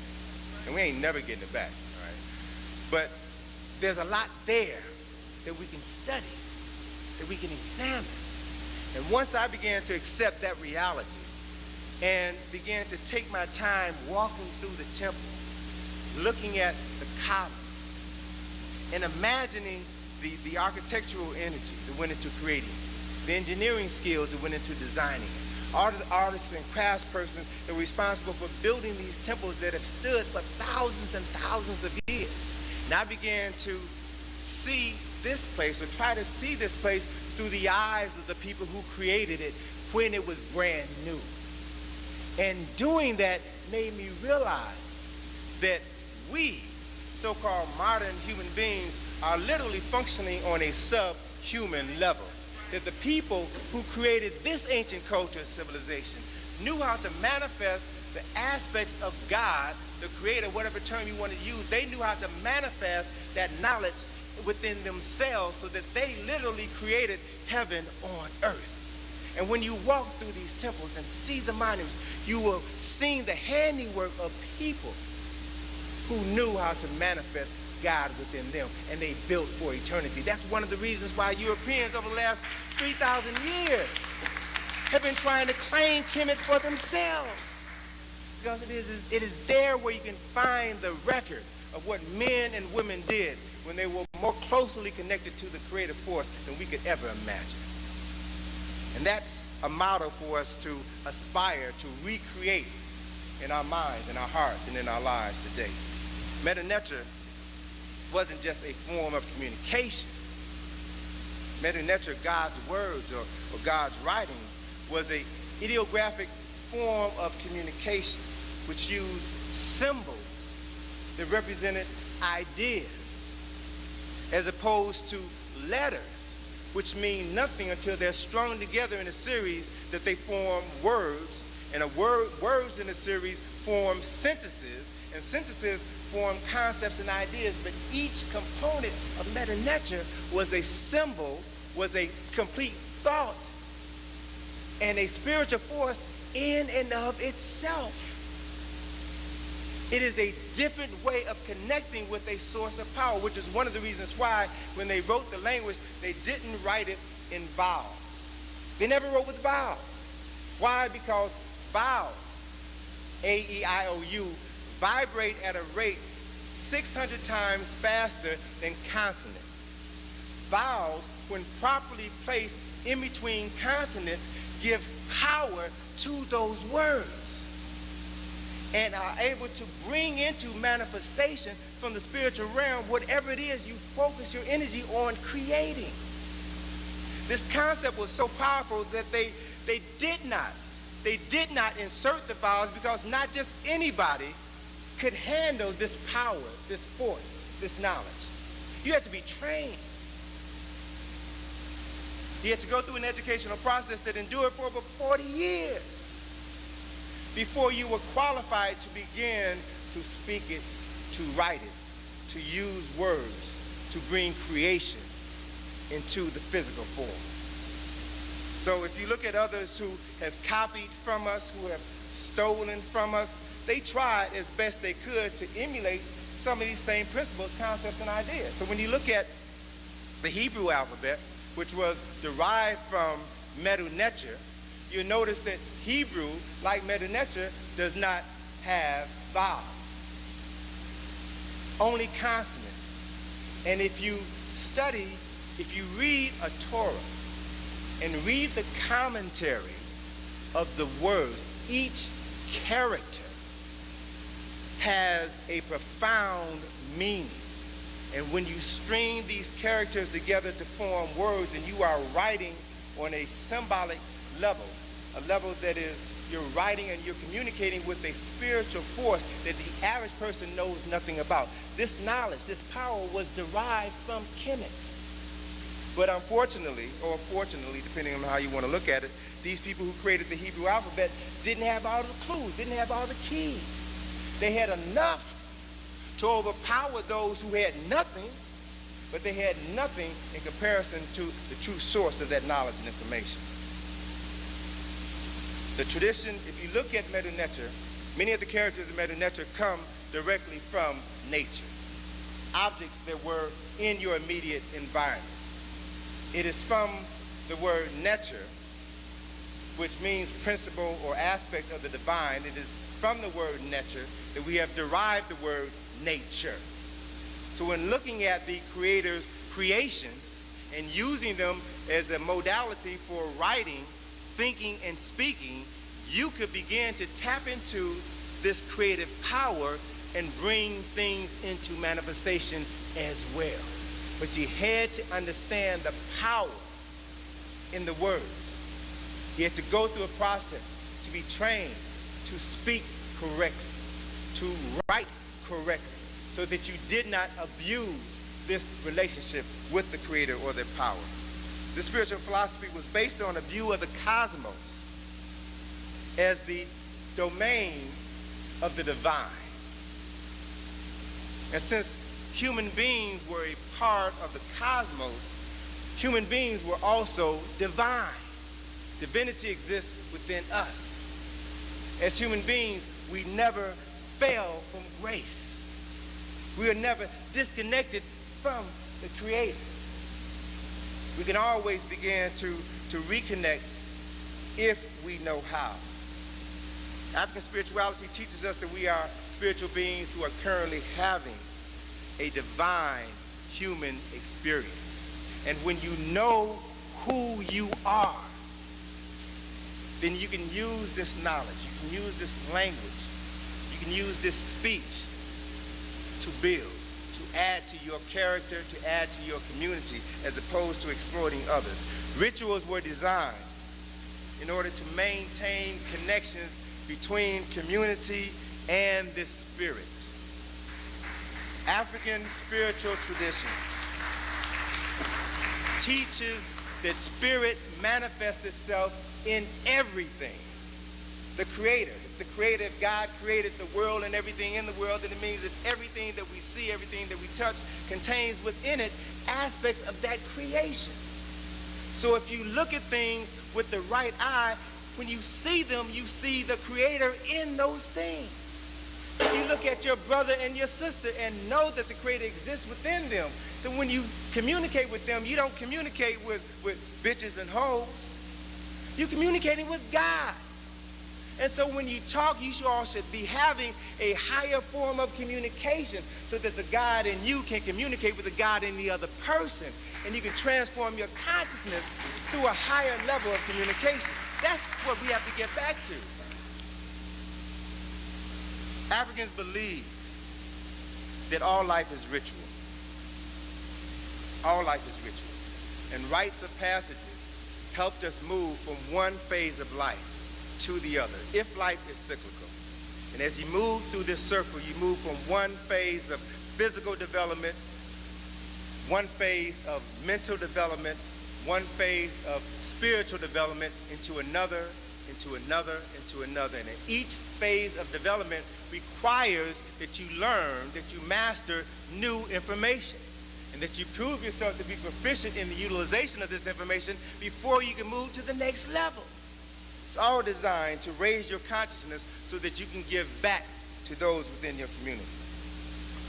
And so we go through this process. We move from spirit to birth, to maturation, to adulthood, to death, to ancestorhood, to spirit, and to rebirth. This is the cycle of life. And while much of this information has been lost, has been stolen, has been distorted, there are occasions when we can get glimpses of this knowledge. And I cite, for example, the book Spirit of Intimacy, written by Sambofu Somé, the wife of Malidoma Somé, who's from Burkina Faso. And she talks about a ritual that they have within their community, a ritual called the hearing ritual, where when a woman is pregnant, she goes to see a priest. And a priest engages this pregnant woman in this ritual that is designed to allow the mother to communicate with the spirit of the ancestor that is in her womb. And through this ritual, the mother not only communicates with this ancestor in her womb, but she understands, she knows who that ancestor is, that is, who is now coming back through her to be born into the community to continue the work that they left undone. So knowing who is coming back means that you know who this person is. You know what their destiny is in life. You know what name to give this child. So that when this child is born, there are other components of this ritual. So when this child is born, you take that object that was the object that belonged to the ancestor that they have come back as, and you bury that object at a specific location. And when that child reaches a certain age, 13 or 14, that child is to go to find that object that was buried. And when that child retrieves that object, it is confirmation that that ancestor has returned. This is a ritual that has been going on for thousands of years. It means that these Africans in Burkina Faso understand aspects of life and death and rebirth that we have forgotten or have not been allowed to understand. What's also interesting is if you read her husband's book, Malidoma Some's book, his first book, Of Water and the Spirit, he talks about this spiritual relationship that existed between his father, who was the chief priest of his village, and other priests who worked with him. Wonderful, fascinating account of African spirituality and how Africans develop individuals and community based on their understanding of who they were. An important part of this book is the story of French priests coming into the village, stealing children, taking the children away to monasteries where they were taught to forget their pagan ways, taught the Bible so that they can come back and convert their family members to Christianity. Malidoma as a child was stolen and spent a number of years in one of these monasteries. And he talked about, this book is about 10 years old, and he talked in this book about things that were happening in this monastery that I've been reading in newspapers for the last 3 or 4 months, about little boys being raped, little boys being molested by teachers of God. But the fascinating part of the story talks about when he leaves, when he escapes and goes back into his community and the choices that were given to him by the elders in his community as to what he needed to do in order to reinsert himself into the community, the rituals that he had to go through. So the book is fascinating because it deals with aspects of African spirituality that we've not had the opportunity to read about from an indigenous African people. So it's important for us to realize that we do have access to knowledge and information that can help us put the pieces of this puzzle together and understand who we are. Because one of the challenges in talking about religion and deconstructing the Bible is that people instinctively will draw back when you try to take away their Jesus. I mean, that's a natural reaction because everybody needs something to believe in. Everybody needs a foundation upon which to stand. But what I'm sharing with you, brothers and sisters, is that there are foundations out there. You have to take the initiative to begin to do the research, to read, to study, and begin to incorporate this information in your life. What's important about Africans who were enslaved here in America is that we were separated from these teachings, and we were not allowed to bring them over here or to practice.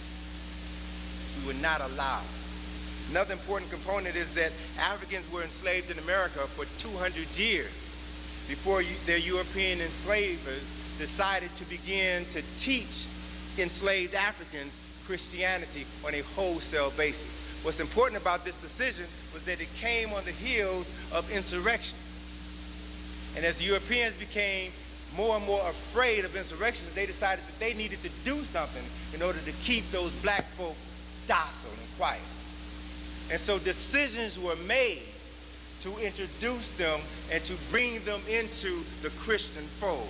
There's a very important book that you all need to get your hands on and read. I was introduced to it by a minister in Washington, D.C., one of the few African-centered ministers in D.C., Reverend Willie Wilson, who wrote a book entitled Releasing the Power Within Through Spiritual Dynamics. And he references this effort that was made in 1842 to introduce enslaved Africans to Christianity. It was a book written by a preacher by the name of Reverend C.C. Jones, who in 1842 wrote a book entitled Oral Instructions, the Oral Religious Instructions of the Negroes in the United States. He documents in this book the fear of the white enslavers of insurrections and how Christianity can be used to contain them and keep them docile. And he literally met with ministers. He met with groups of enslavers to share this philosophy with them in order to maintain the status quo. And he outlined specific things, specific outcomes that could be expected by introducing your enslaved population to the Christian Bible. He said specifically, you would teach them through oral instructions, since they were not allowed to read, teach them through oral instructions that God ordained slavery for the heathen African. So they stress, and he specifically cited all of the passages in the Bible where slavery was justified by Moses, by God, by all of these personalities, so that the Africans could begin to see that, yeah, I'm supposed to be here because this is where God wants me to be. He said you could also use Christianity to teach the enslaved Africans that God ordained whites in America to be their slave masters. This was the purpose behind this indoctrination. And again, it took place on a wholesale level in this country in 1842. Another point that he made is that since God ordained whites to enslave Africans, then Christianity must not interfere with this divine relationship. All right? So you can begin to understand why the Klan and why other white Christians would burn a cross when they lynched black people, why there was always this relationship between the Bible and religious activities as they were killing other people. That to me seemed to be a violation of the very laws within this book. But the way that it was constructed was that God said it was all right for white folk to do whatever they wanted to do, these heathen Africans. Another important point that he used to sell this idea of introducing Christianity to enslaved Africans was that if you give Africans Sunday off, they don't have to work on Sunday, and you spend that day teaching them this information and allow them to congregate as a group, then they will learn to accept poverty, pain, and enslavement on earth because they know that they will get their reward in the next life. Huh? That's not an accident. This is a cold-blooded, calculated design in order to keep a group of people subservient to others. Reverend Jones said that the immediate benefits to the enslaver were introducing Christianity to the enslaved would be the one, slaves would be more obedient to their masters. Because God said, yeah, this is how the relationship is supposed to be. The Christian morality would reduce rebelliousness. It would create instead a cheerful motivation, industry, domestic virtue, submission to authority, and peaceful service to the master. All right? This was the intent. And did it work? Is it still working? We have to understand why. As more and more black ministers begin examining how Christianity has been used as a tool for white supremacists to control the destiny of African people throughout the world, and as they begin to examine the African presence within the Bible, we got to do more than just put a black face on former white faces. We got to do more than say, well, the Bible is a book about black people. We've got to study how this book was constructed in the very first place. Why those images were put there.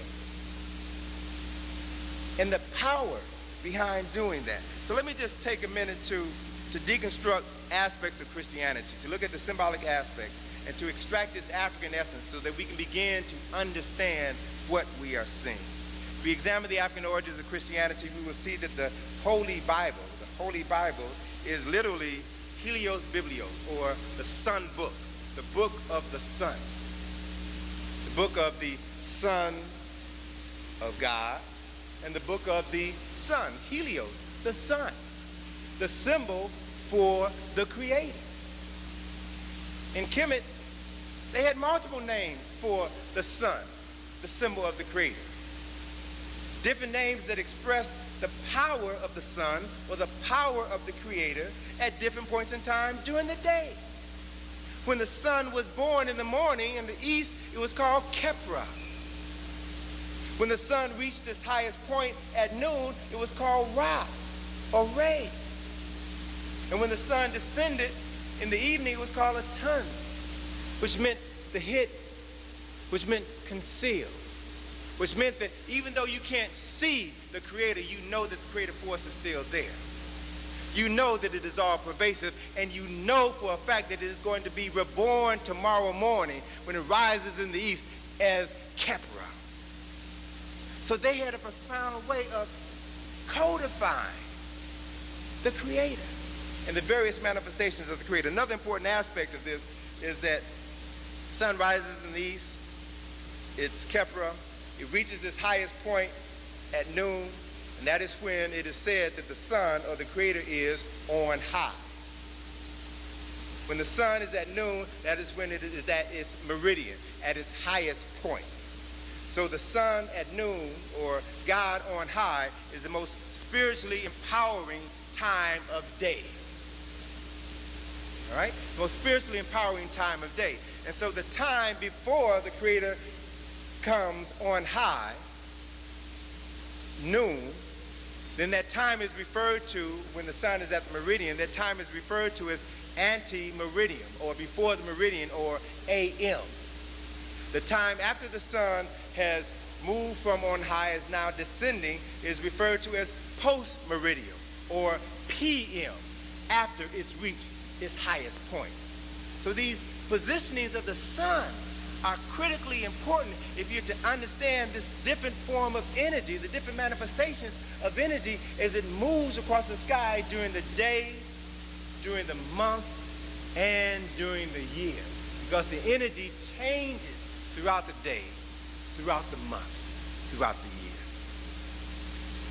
The Holy Bible is a book of astrotheology. Astrotheology. Astro means star. Theology means God. So the Holy Bible is a book about star knowledge, or knowledge of the sun, and the significance of the relationship with the sun. The significance of the relationship between the sun and the earth is visible during specific times of year, because we see in the wintertime, when the sun rises low in the horizon, everything is dead in the northern hemisphere. Cold, nothing grows. But come the spring, when the length of the sun begins to increase, then what happens? Life begins to spring forth from the black earth. So the more the sun is present in your life, the more life you see on earth. So there's a direct relationship between the amount of light that you receive from the sun, from the Creator, from God, and activities on planet Earth. And it's constantly changing. Once you understand these changes, then you can begin to synchronize your activities with the activities of the sun. And you literally begin to put yourself in sync with God, in sync with the universe. Another important concept that I'll just share with you briefly, so profoundly important to me, is the fact that our ancestors, ancient African ancestors, studied the sun, studied the stars and the planets. And based upon this study, they divided the day into 24 hours. They divided the year into 365 and a quarter days. They created the concept of time, which meant that they knew that there was a time for everything. Everything in the universe happens on time. And when you were conscious of the specific energy that's emanating from the sun at a specific point in time in the day and the month of the year, when you're using that knowledge, then you will experience a different reality from someone else who has no knowledge of this relationship. Everything happens on time. So it's my firm belief that this thing that we call CP time literally puts us out of sync with the universe, with the Creator, with God. And you all know as well as I do, when you are out of sync with the universe, with the Creator, with God, ain't nothing coming your way. So we've got to begin to see time differently and use time differently in order to bring things into manifestation. Significant portions of the Bible were derived from the so-called books of the dead, the Peridim Heru, the chapters of coming forth into daylight, the pyramid texts, the coffin texts, and the books of Jehudi. These texts were co-opted by Europeans, specifically at the Council of Nicaea in 332 ACE, when Constantine made Christianity the official state religion of Rome. he convened a meeting of approximately 300 bishops to determine the contents of their holy book. They debated the framework for celebrating Easter. They established Christmas 18 years after the Council of Nicaea, or 350 years after the birth of Jesus the Christ. Christmas was celebrated. What was that all about? It was all designed specifically to keep those people with competitive religious and spiritual views under your control. Because for thousands of years before Christmas was an official Christian celebration, December the 25th was celebrated by indigenous people throughout the world as the time frame of the birth of the sun. And if you've ever read John Jackson's Introduction to African Civilization, there's a chapter, there's a section in the book where he talks about the symbolic astronomical significance of the winter solstice. And that December the 25th is the first day after the winter solstice, when the length of the solstice means the sun is still. So during the 4 days of the solstice, from December the 21st through December the 24th, the length of the day does not increase nor decrease significantly. The sun is still as the earth tilts on its axis and begins to move in another direction. And so December the 25th is the first day when one can observe a significant increase in the amount of sunlight. It means to those African scientists that the sun, or God, was born on December the 25th, which means that you were guaranteed another year of life. So we got to see and understand the symbolism that was codified in this text in order to keep the masses of people away from the true source of power. It was said that 18 books were excluded from this new Christian Bible. These books can be found in a host of books, lost books of the Bible, the Apocrypha, and other texts. It's important to realize that at this Council of Nicaea, they deleted references to astronomy, to astrology, numerology, symbolism, and metaphysics. Now, when I talk about astronomy, I'm not talking about the stuff that you read in newspapers about Leos and Scorpios. I'm not talking about that nonsense. I'm talking about the profound science that is related to the movement of celestial bodies around planet Earth and how they affect everything on planet Earth is affected by celestial bodies. The moon goes through its phases every 29 days. And as the moon goes through its phases and reaches the full moon, you notice that during the time of the full moon, you have the highest tides during the time of the full moon. You have 2 high tides every day. What does that mean? It means that the electromagnetic energy, the gravitational energy from the moon is pulling all of the water on planet Earth towards it. That is what creates a high tide. Right? And so this water is being pulled toward the moon. And as the moon moves around the Earth, this bulge of water rotates around the Earth like the moon does. It literally moves around the Earth. So people who study astronomy study the effects that celestial bodies, the sun, the moon, the planets, and other stars have on all life on planet Earth. If the moon can pull the water in the oceans, in the streams, in the lakes, the moon is also pulling the air as well. The Earth is 70% water. And if the moon can pull the ocean, then what do you think the moon can do to the water that is within your body? You are 70% water. That is the reason why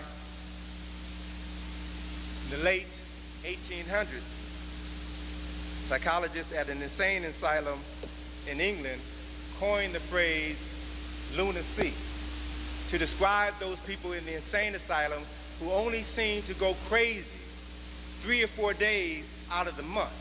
And those days, those periods of insanity coincided with the full moon. Hence they were called lunatics. Luna from the Latin word luna meaning moon. They were affected by this electromagnetic gravitational effect of this one celestial body. There are hundreds of celestial bodies in the sky, sisters and brothers. And they affect us in more ways than we can imagine. So the science of astrology, astrologos, star knowledge, is the science of the understanding of these effects on everything on planet Earth. Not just the water, but the atmosphere, the plants. Every living thing is affected by these forces. It's important to realize that, well, let me just skip and move to the next point, because I want to make some key points before time runs out. This whole concept of monotheism was said to have been formally introduced in Kemet by Akhenaten, who lived from 1353 to 1333 BCE. And according to a number of texts, it was believed that his chief priest was the personality that we call today Moses, who was a person from Kemet. And by the time Moses, this historical person named Moses, surfaces in Egypt, there were already 4 kings of Kemet with the suffix Moses in their name. There was Jehudi-Mes, or Tutmosis the first, Tutmosis the second, Tutmosis the third, Tutmosis the fourth.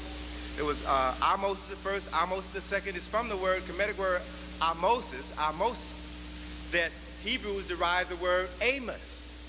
Most of the names, according to Gary Greenberg in his book, The Moses Mystery, all of the names of the Hebrew patriarchs were derived from the names of Kemetic personalities. They used Kemetic history as the framework for fabricating this new text. It says in Acts chapter 7, verse 22, that Moses was learned in all of the wisdom of the Egyptians, and he was mighty in words and deeds, which meant that Moses went to school in Kemet, that he studied the priesthood in Kemet. And so the story gets a little quirky when Moses leaves, and he gives those who leave Kemet with them 10 commandments. But what we aren't taught is that he left 32 behind. In Kemet, they had 42 declarations of innocence. And if you compare the 42 declarations of innocence, the 42 admonitions of Ma'at, with the 10 commandments, you can see where these 10 commandments were derived. And what's significant is that in James Henry Breasted in Chicago at the Oriental Institute made this statement, I think back in the 40s, and he got in trouble when he said it, but it's true. James Henry Breasted did an account of personality known as Moses and the 10 Commandments, and showed how the 10 Commandments were derived from the 42 admonitions of Ma'at. And he said that you will notice that there is no commandment stating, "Thou shalt not lie." And as I like to remind people, if the people who taught us religion and taught us Christianity believed in just one of the 10 Commandments, "Thou shalt not steal," we'd be having this conversation in Africa right now. Brother Smalls, at a lecture in Baltimore a couple of months ago, raised a point that I think was very significant. I want to share that with you now. That the significance of the Passover, you know, we buy into these activities without really understanding their origin. The whole essence of the Passover is rooted in the last of the 10 plagues of Moses. But Moses said that that the firstborn son of every Egyptian was going to die, and that the Jews were protected by putting blood on their doorstep. The spirit of death would bypass their homes so that the firstborn children in their household would not die. So every time you celebrate Passover, what you're celebrating is the death and the murder of tens of thousands of African children. No one has ever put it to you in this context. It's not very often that people talk about the murder, the death, the brutality that was issued out or meted out at the hands of Moses. I'll give you another example. Numbers 31. An Israeli war party comes back to Moses after having defeated an enemy, and they report to Moses that they killed all of the adult males. And Moses flew into a rage, and he sent them back to, and I quote now, to kill every woman who has slept with a man, to kill all of the boys, and save the virgins for yourself. Now, what's honorable about that? There's nothing honorable about this behavior, about this language, but we've got to begin to read it with a different set of eyes in order to understand who this book is really about, or what aspects of this book we can use for ourselves. What's significant about the 42 Admonitions of Ma'at is a scene that is one of my favorites, the scene of the weighing of the soul, where the heart of the deceased person stands before the scale of Ma'at, the scale of truth and justice and righteousness, and his soul, his heart is weighed on the scale of Ma'at. And it is at this scene where the soul of the deceased recites the 42 admonitions of Ma'at, declares their innocence. I have not stolen, I have not robbed, I have not defrauded offerings, I have not polluted myself, I have not polluted the land, I have not committed adultery, I have not committed murder, I have not committed crimes. And so it is a way that our ancestors understood that we had to be pure of heart in order to move through life. The 42 admonitions of Ma'at were not just so that your heart could be weighed favorably on the scale of justice at the time of your death, but it was designed specifically for you to live a meaningful life while you were here on planet Earth and cultivate meaningful relationships with the people that you interacted with every day of your lives. So it was not just for death, it was for right now. Children were raised. They didn't have Sesame Street and all of this other nonsense. They were raised with Ma'at to understand the principles and concepts of Ma'at. So there was a different consciousness that emanated from these African people.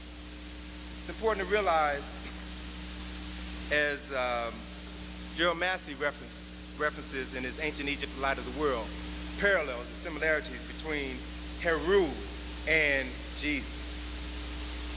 Because you will find all of these personalities existed first in ancient Kemet. The earthly Jesus is equivalent to Heru. Jesus the Christ corresponds to Asar, the resurrected God. So he is a combination of the stories between Asar and Heru. Some of the early names for Heru in Kemet were the Prince of Peace. He was called the Good Shepherd. He was called the Lamb. He was called the Light of the World. He was called the Lord of Resurrection. He was called the Raiser of the Dead. He was called the Son of God, 4,000 years before Jesus. You can find symbols of Heru and his mother Aset throughout Europe. They're called shrines of the Black Madonna and Child.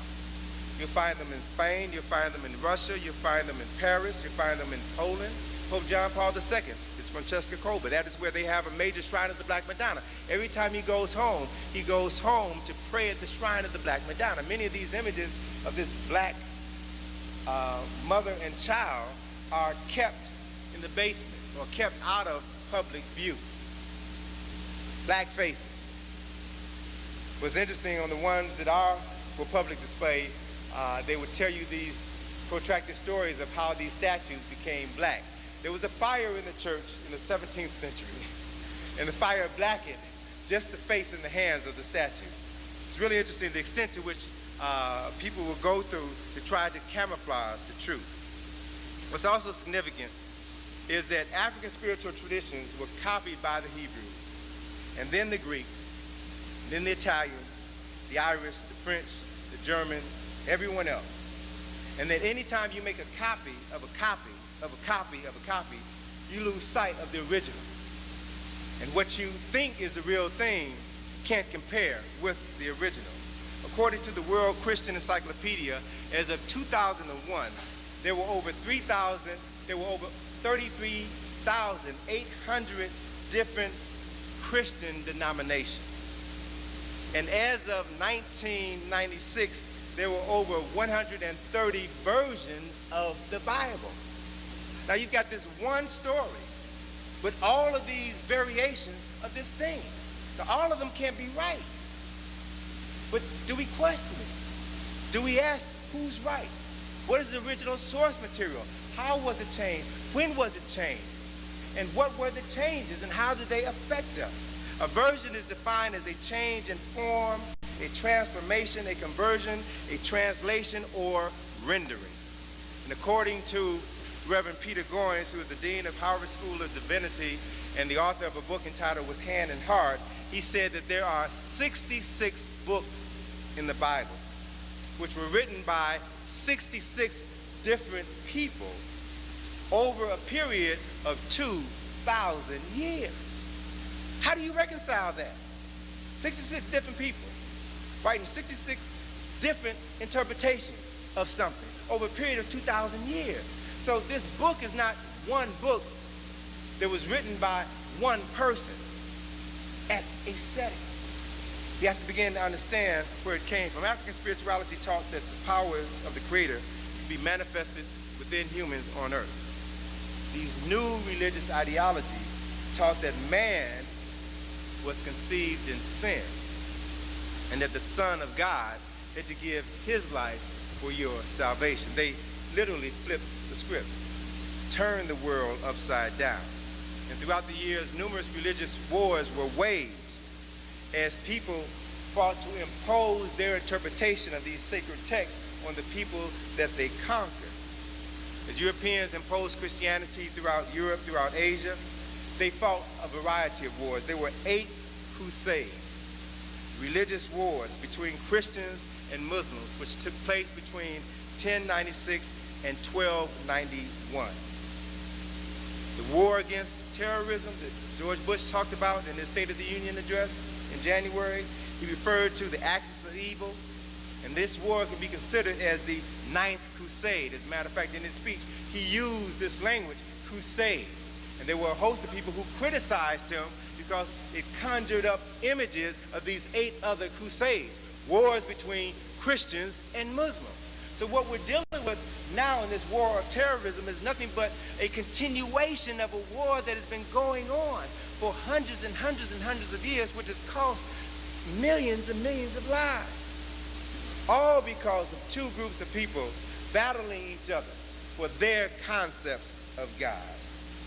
It's important to realize that inquisitions were organized by the Roman Catholic Church to silence those who resisted their doctrines. They began with Constantine in 306 and lasted until the late 1500s. Christians who protested the dogma of the Roman Catholic Church and broke away called themselves Protestants or Protestants. They are comprised of Anglicans, Baptists, Lutherans, Mormons, and others. Those who broke away from the Roman Catholic Church.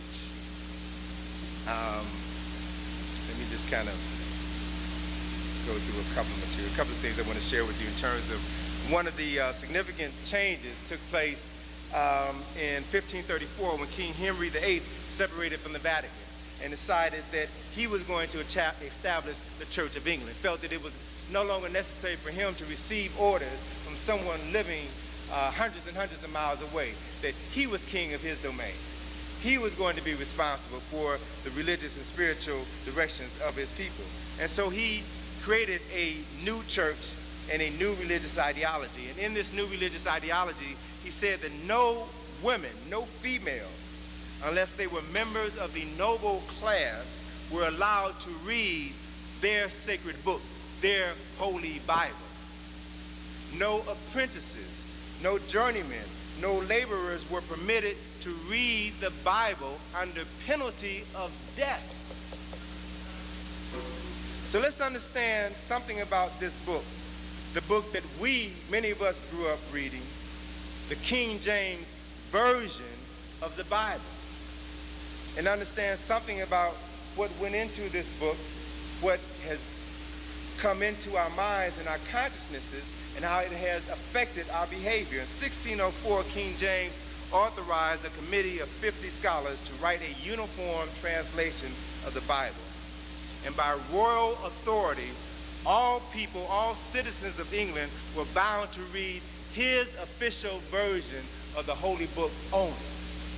You could be killed if you read another version of the Bible. And there's a minister, a friend of mine said that this King James Version of the Bible is probably one of the most inaccurate versions ever written.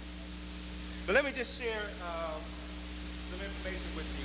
See, I've gotten the 5-minute warning. So let me kind of bring some things to a close by sharing with you some information that I had originally published in the Browder file in the essay entitled Exploding the Myths, the piece on religion. It was one of the longest pieces, and it attracted the most interest or the most comments because of my discussion on religion, the African origins of the Bible, and how the Bible has been modified by others throughout the centuries. And specifically, what interested a number of people were the references that I made with regards to Shakespeare and the role that he played in writing this King James authorized version of the Bible. What's significant is that King James was 46 years old when this project of the King James version of the Bible was completed in 1610. And during that time, many artisans, painters, writers, sculptors were commissioned to do sacred work, but they were not allowed to put their signatures on them. And so many artists found very creative ways to write their name. They put it upside down, or they put it backwards, or they put it in the corner of a painting. Shakespeare found an equally creative way of inserting his name into the text. For example, if you look in Psalms 46, the third verse, the 46th word from the beginning of Psalms 46 is the word shake. The 46th word at the end of Psalms 46 and Psalms 46 verse 9 is the word spear.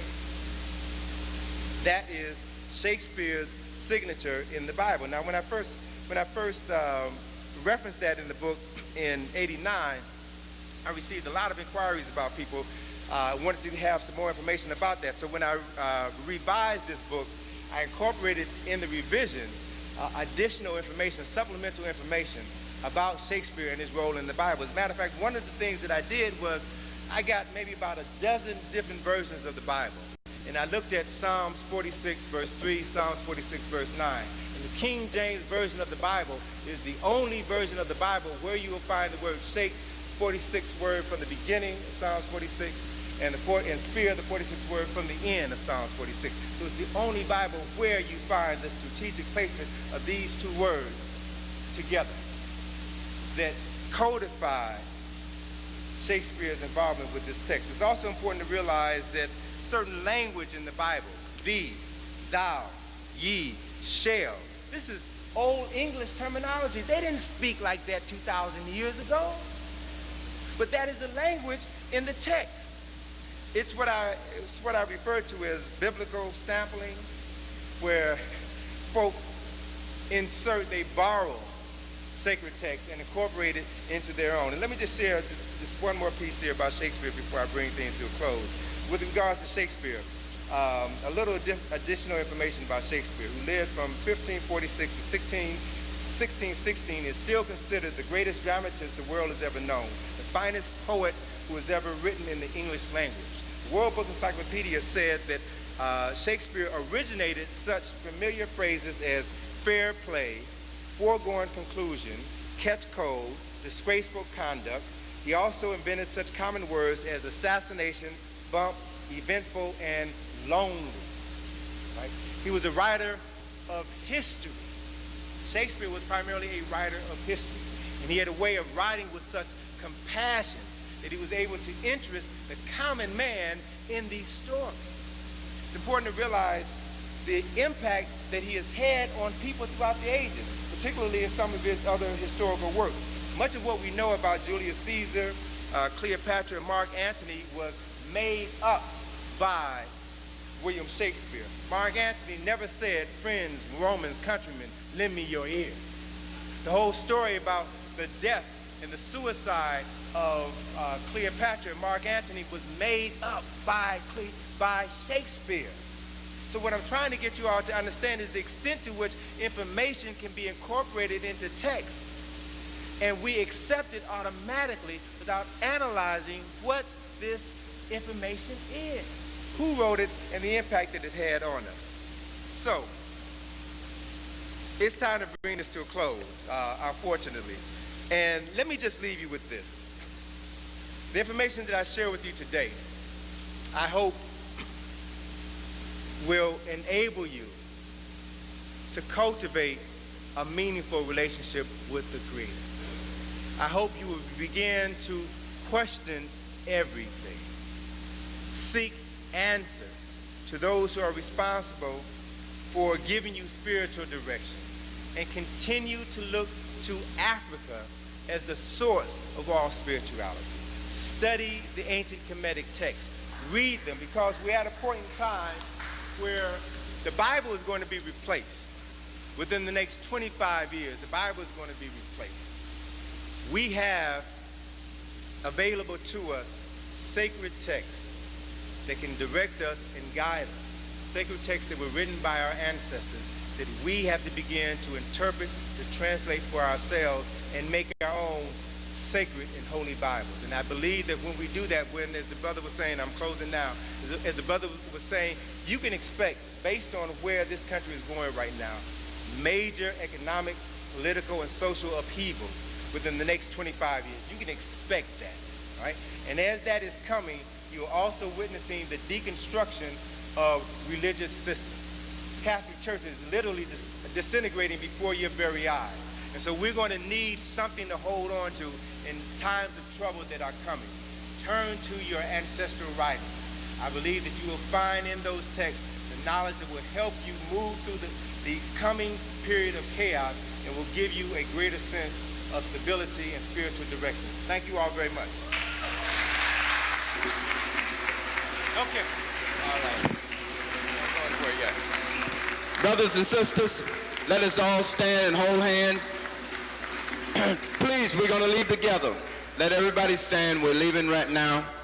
But before we go, let's give Brother Browder another hand.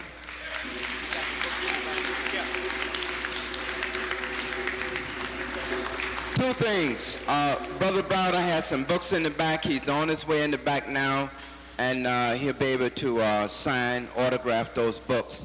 So I just want to say to Dr. Ben, all that Tony, and it's just marvelous to see the students who have come along since Dr. Ben over the past 30, 35 years have been taking us to Egypt and pointing these things out on the walls and temples of Egypt. Again, I just want to give thanks to Dr. Ben, because I was able to travel to Egypt with him about 8 times.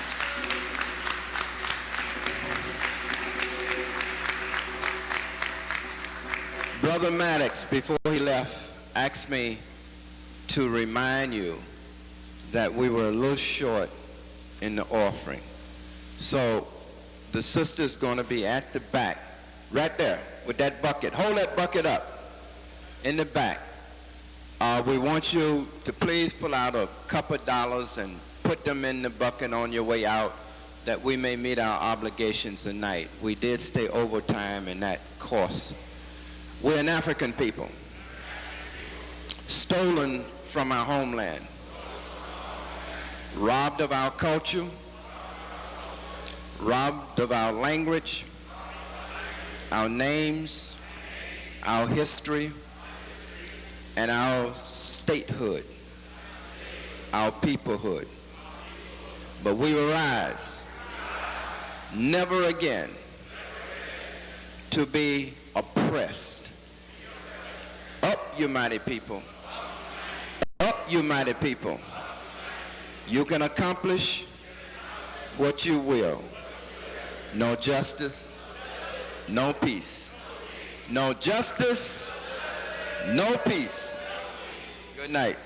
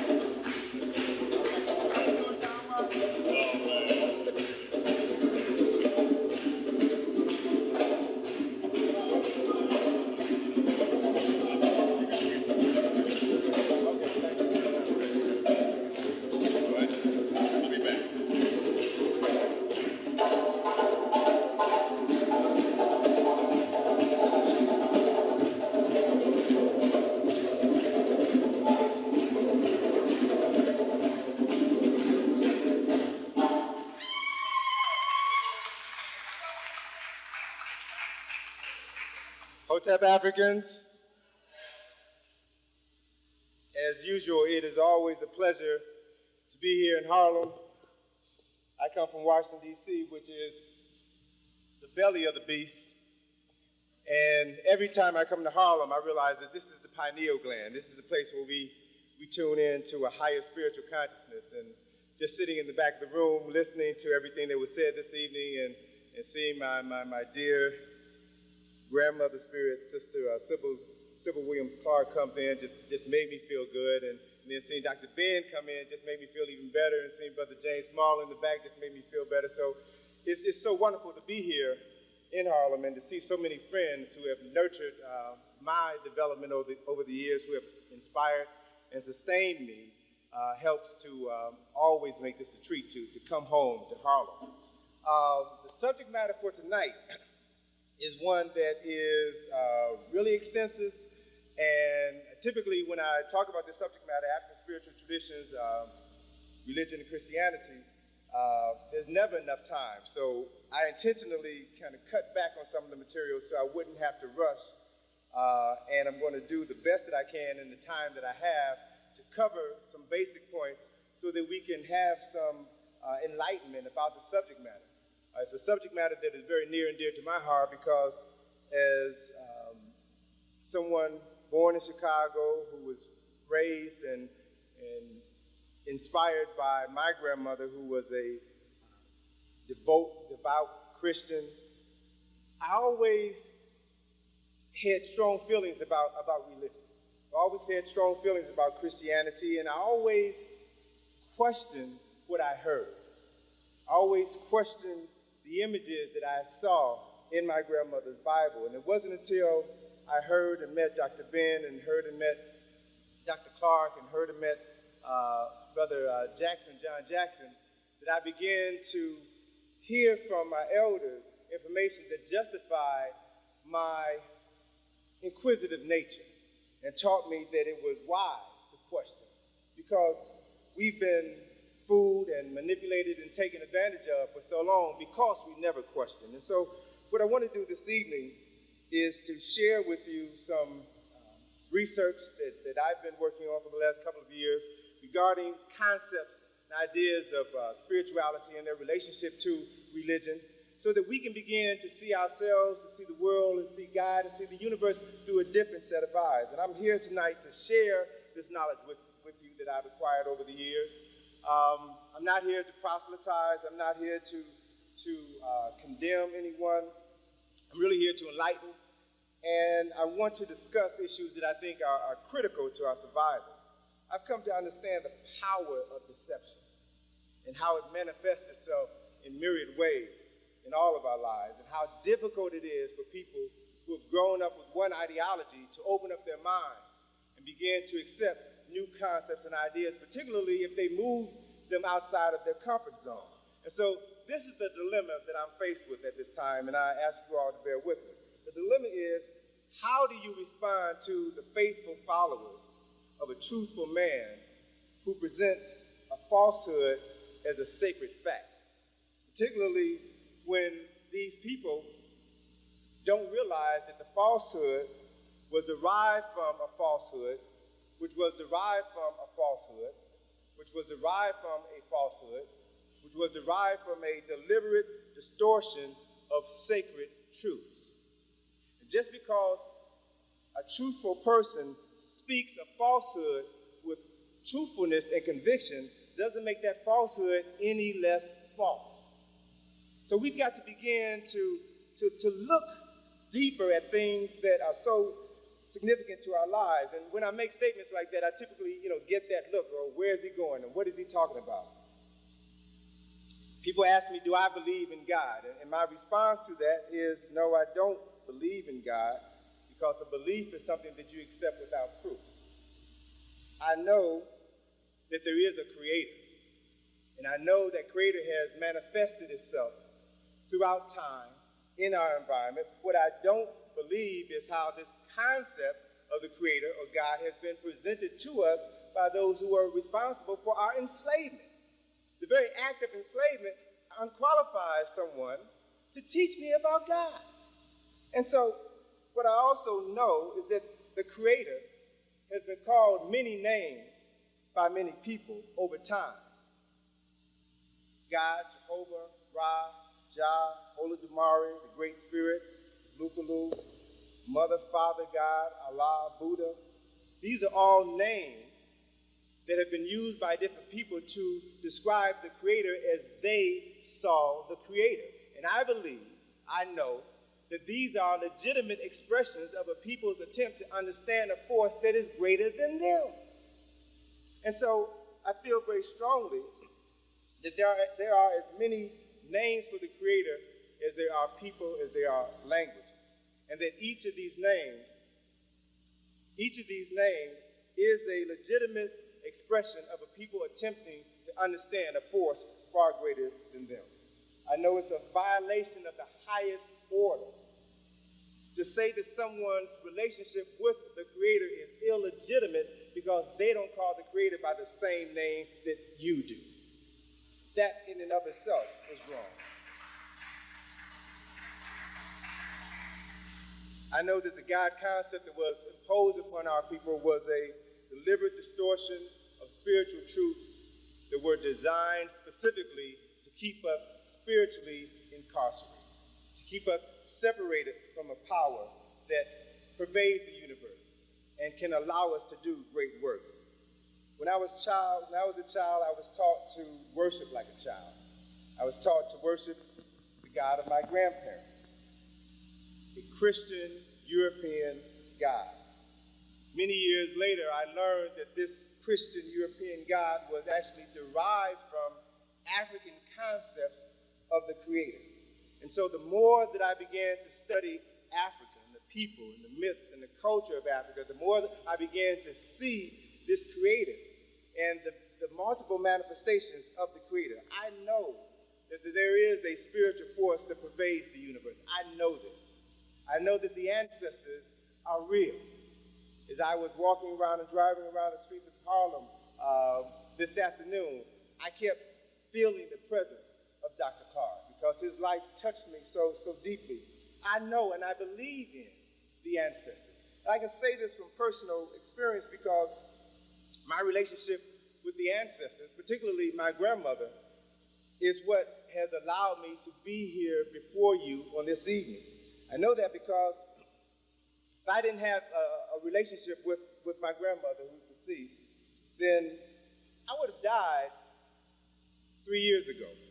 I would have been on that plane, that Egypt airplane that crashed on October the 31st in 1999. See, because I've been taking groups to Kemet for the last 14 years.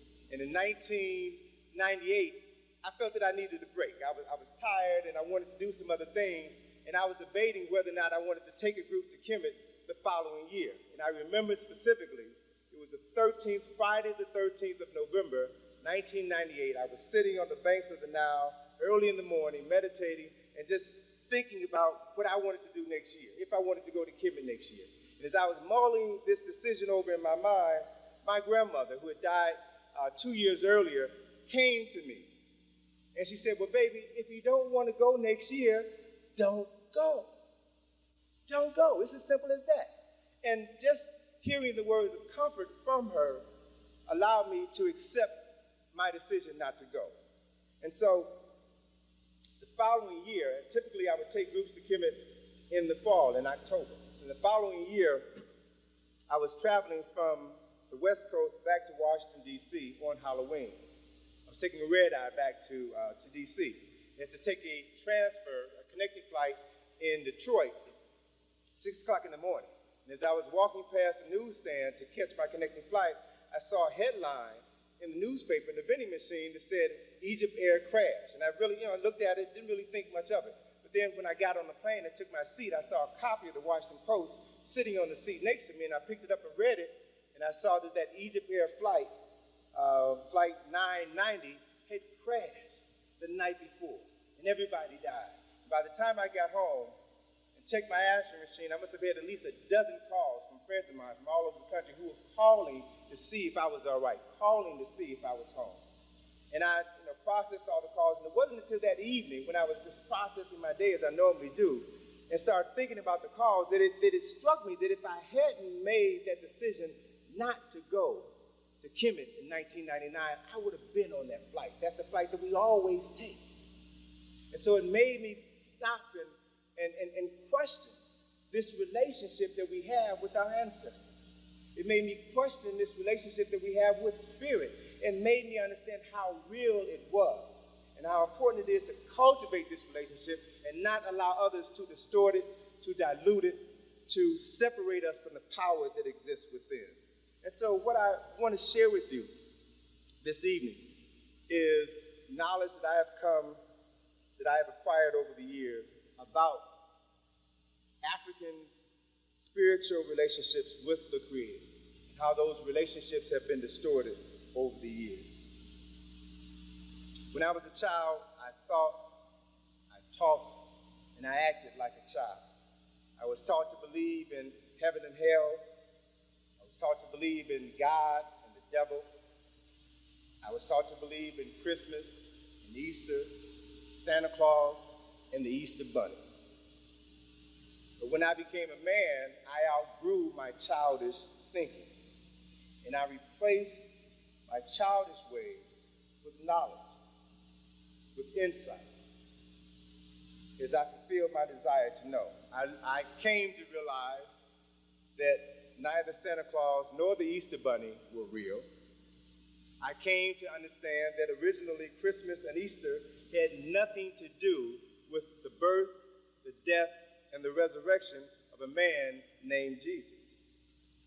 I learned through research that the letter J was invented around 400 years ago, and that Jesus wasn't the name of the person that we call Jesus. I learned that God and the devil were ideas, were concepts, were opposite aspects of the same entity, of the same force. I learned that heaven and hell were conditions that exist on earth, not above it, not below it, but conditions that exist on earth in real time right now.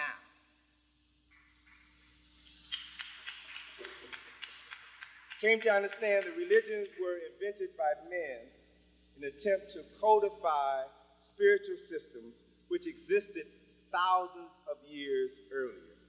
My understanding of spirituality has taught me that we are spiritual beings who have come here to have a human experience.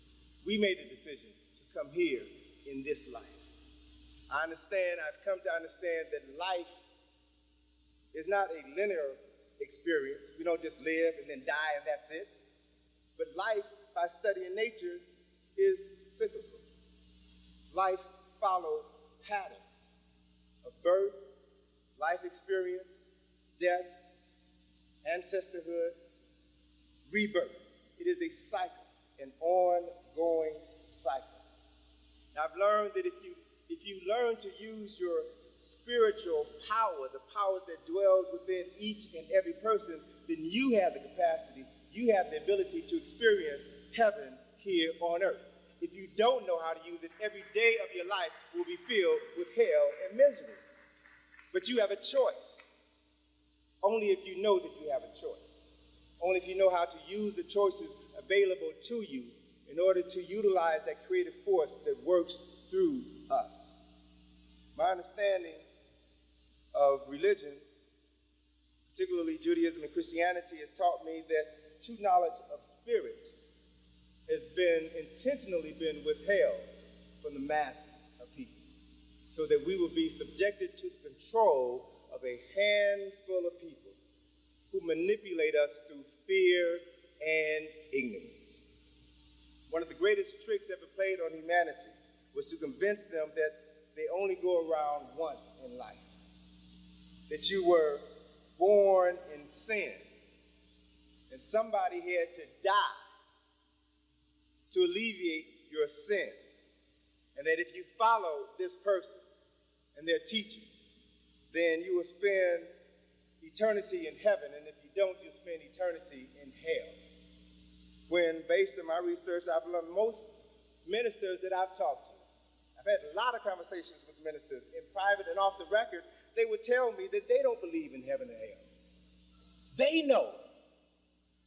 know that what they tell the members of their congregation on Sunday morning is something that they don't even believe in. I've been to Kemet with enough ministers who have seen in the Nile Valley the African origins of everything they talk about within their Bible. And I've asked them in private conversations, well, how are you going to share this information with your congregation when you return? And they have all told me to a person, man, if I share this information on Sunday, I'll be looking for a job on Monday. I tell people what they want to hear. So it's all a matter of conditioning. And when people can begin to condition themselves to understand greater truths, then maybe the people who stand before you on Sunday can begin to present those greater truths to you so that you can begin to control your life, your community, and your destiny instead of praying to others to do for you what you have always had the capacity to do. This is the challenge that we're faced with. What's important is that for the last 1,600 years, a world has been shaped. Our perception of the world, our perception of reality, has been shaped by European explorers, colonizers, and enslavers. And they have historically used the Bible and the sword to conquer indigenous people all over this earth and to teach them to worship a God who looked like their conquerors. This action was initiated by Constantine, the first Christian emperor of Rome, who wasn't even a Christian. If you read the stories about Constantine, he was a Christian emperor, but he was not a Christian himself, who in 312 ACE, on the eve of a major battle, had a vision. And in this vision, God came to him and said that he would grant Constantine victory if he fought under the sign of the cross. So Constantine had all of his soldiers paint on their shields the Greek letters chi and rho. Greek letters chi and rho are the first two letters in the word Christ. And they fought under the banner of Christ, and they were victorious. Now, they used the letters chi and rho because the letter J had not been invented at that point in time. All right, let's put all of the dots together so that when we connect them, we understand what we see. Constantine was victorious in his battle, and he discovered a weapon that was more powerful than any nuclear weapon. Constantine discovered the power of theological warfare, and he conquered people in the name of God. And he imposed upon those that he conquered, who had different beliefs, this idea that if you didn't worship my God, then I was justified to do whatever I want to you. If you were a pagan, if you were an infidel, I could kill you, I could rape you, I could rob from you, I could do whatever I wanted to do because you were not a believer in my God. Now, it's important to realize and understand some of these definitions. Pagan is not necessarily a negative thing. The word pagan simply means somebody who worships a God different from yours. That's all pagan means. So to a Jew, a Christian is a pagan. To a Muslim, Jews and Christians are pagan. They simply worship a God different than their own. There's nothing bad or derogatory or evil about that word if you understand it in its correct context. Every European conqueror, from Columbus to Cortez to Washington, engaged in theological warfare. And each of these men violated the very commandments that they taught their slaves to adhere to. America is a Christian nation because America was founded by Christians who stole the land from the indigenous people, who murdered and who enslaved others, and taught those that they conquered, those that they enslaved, to believe in a doctrine that they did not adhere to themselves. And of course, these issues are never brought up in school. They're seldom brought up or discussed in church. It's something that we're just supposed to look the other way when it comes to. Act as if it didn't exist. And so it's important for us to begin to cultivate a different relationship with Spirit, a different relationship with the Creator, if we are to change the quality of our lives here in this country or anywhere else on earth. The study of history reveals that European world dominance is on the decline. Europeans are losing their control as people of color begin to assert themselves globally. And for the first time in history, for the first time in the last 2,000 years, the majority of Christians are non-European. That's one of the reasons why Pope John Paul II has traveled more to Africa than all of the popes combined. He's traveled more to South America than all of the popes combined, because he knows that the future of Catholicism is in people of color.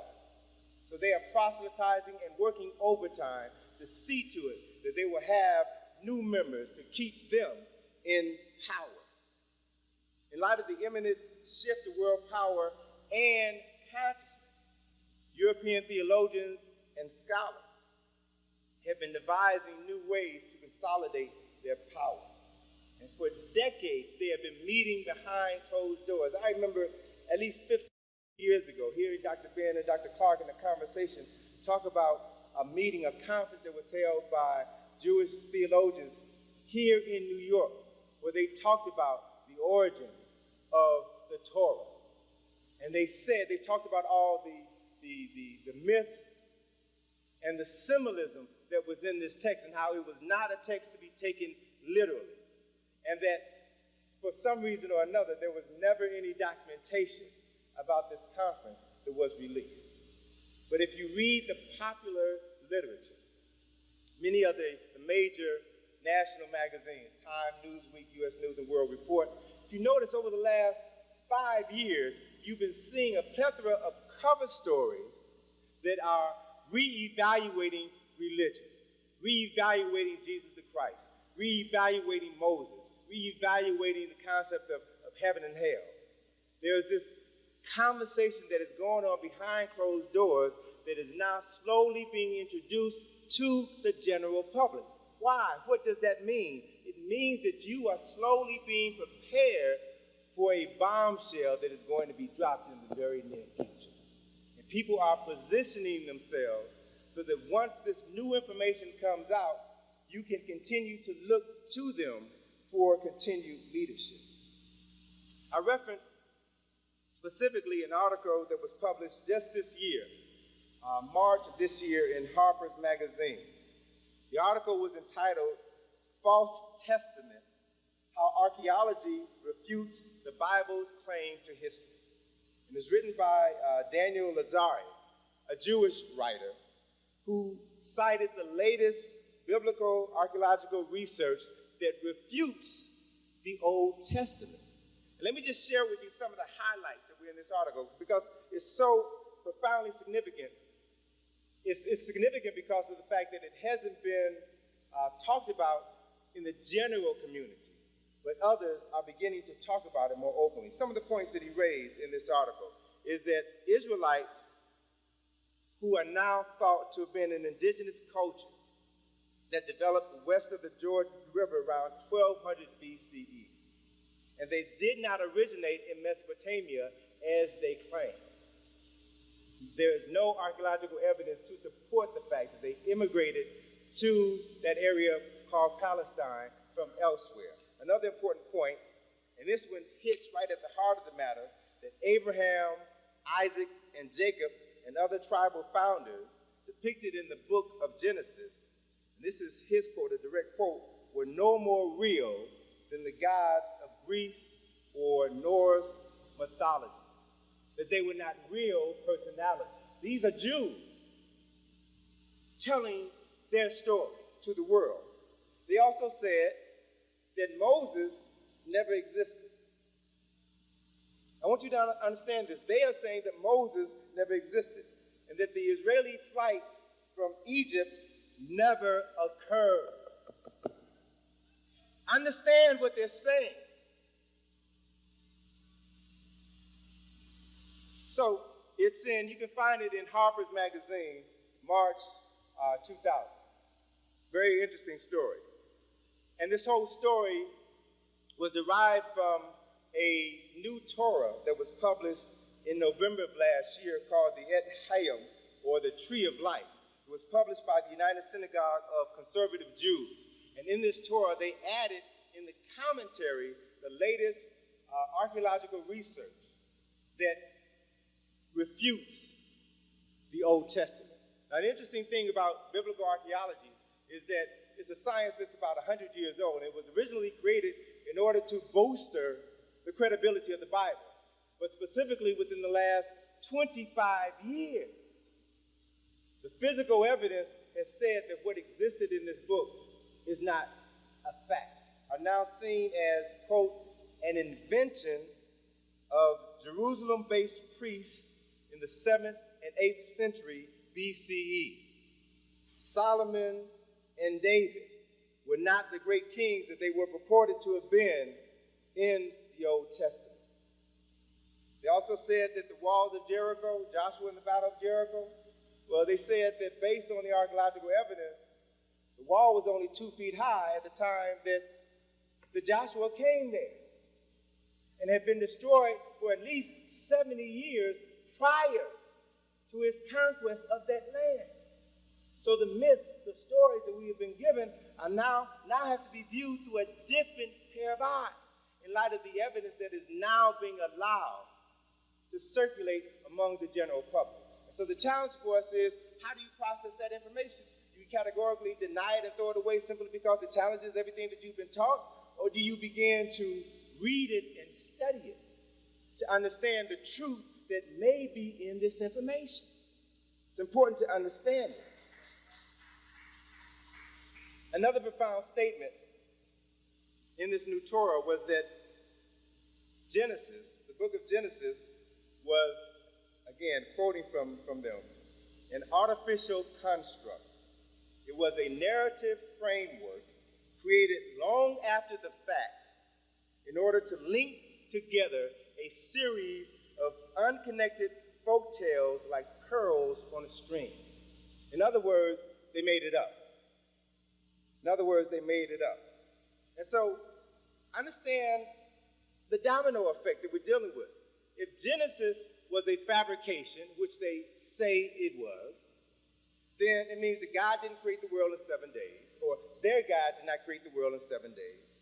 It meant that their God did not create Adam and Eve, and they were never expelled from Eden, which means then that there was no original sin, and there was no reason for anybody to come back and die for sins that you never committed in the first place.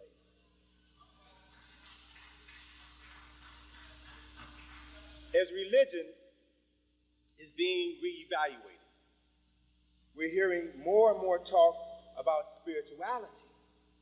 We're hearing more and more talk about different ways to know the Creator.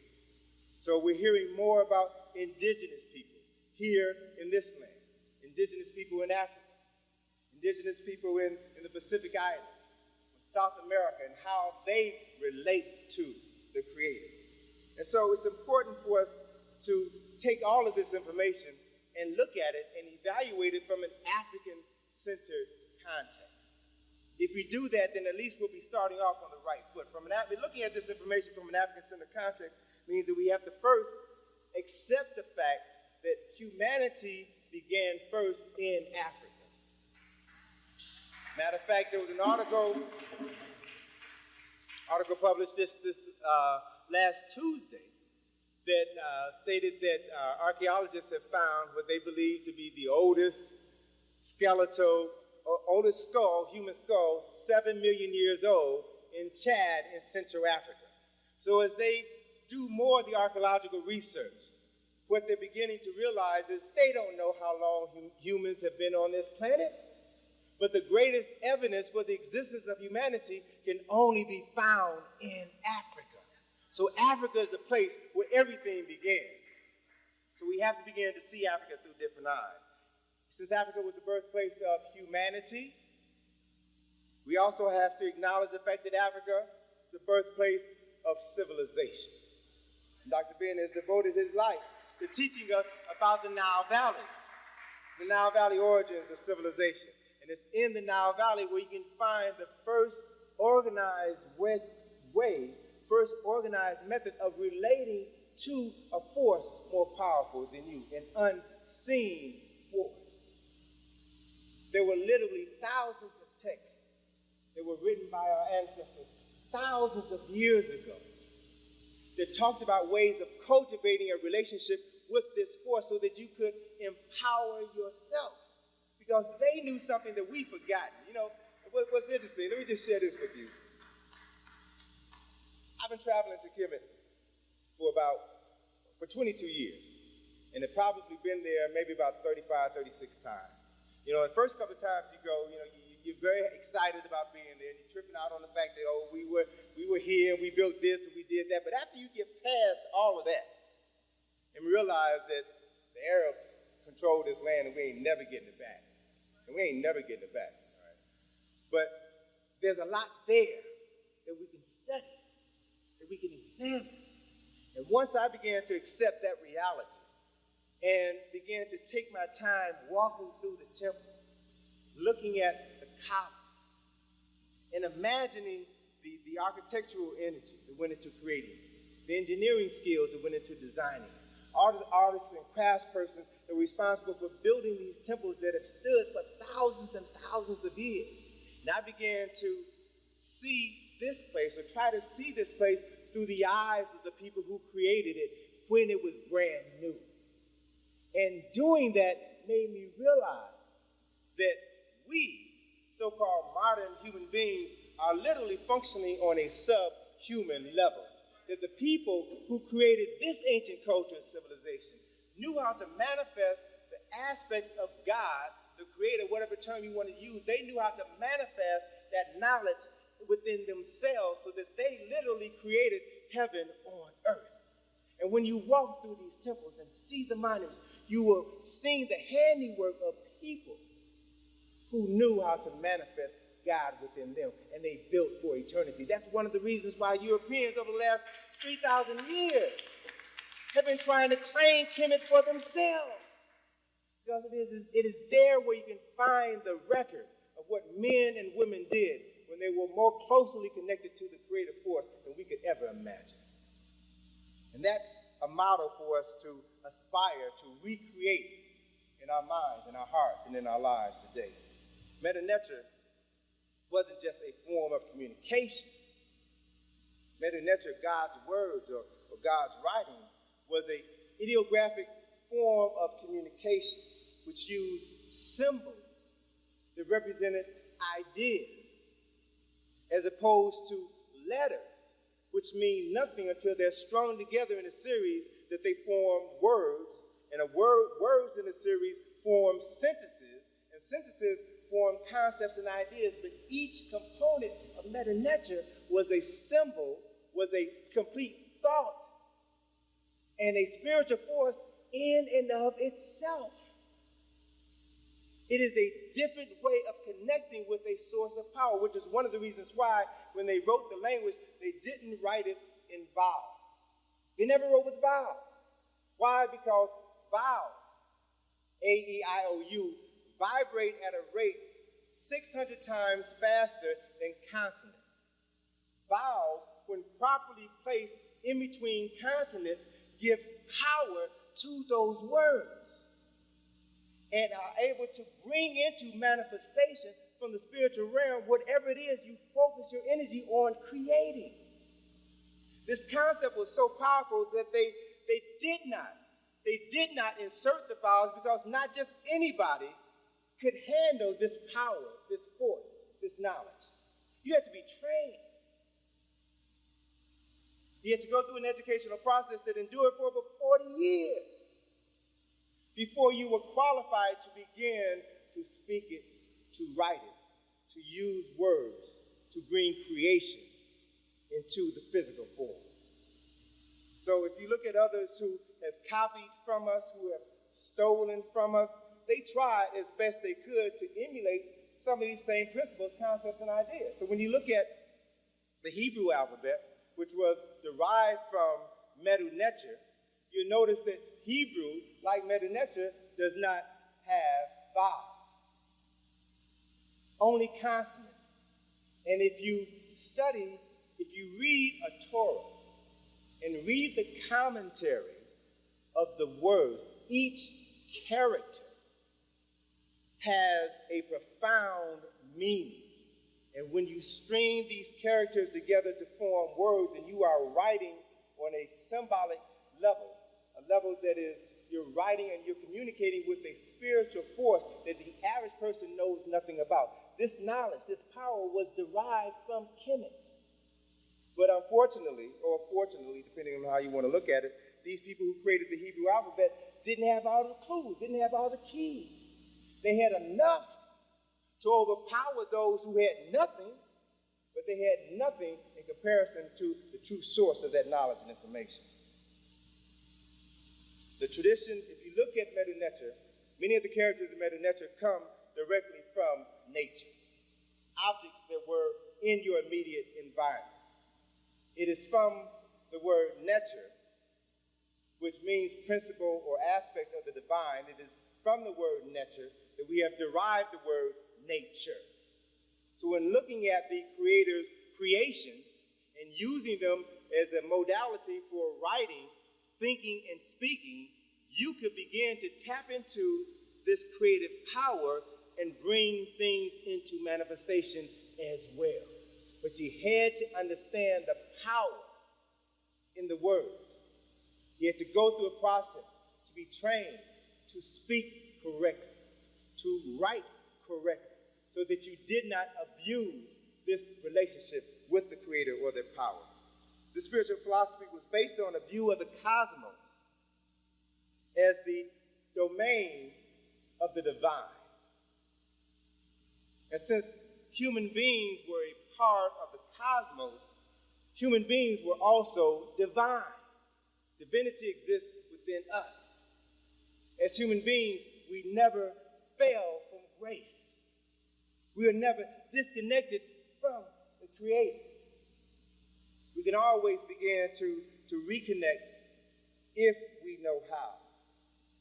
African spirituality teaches us that we are spiritual beings who are currently having a divine human experience.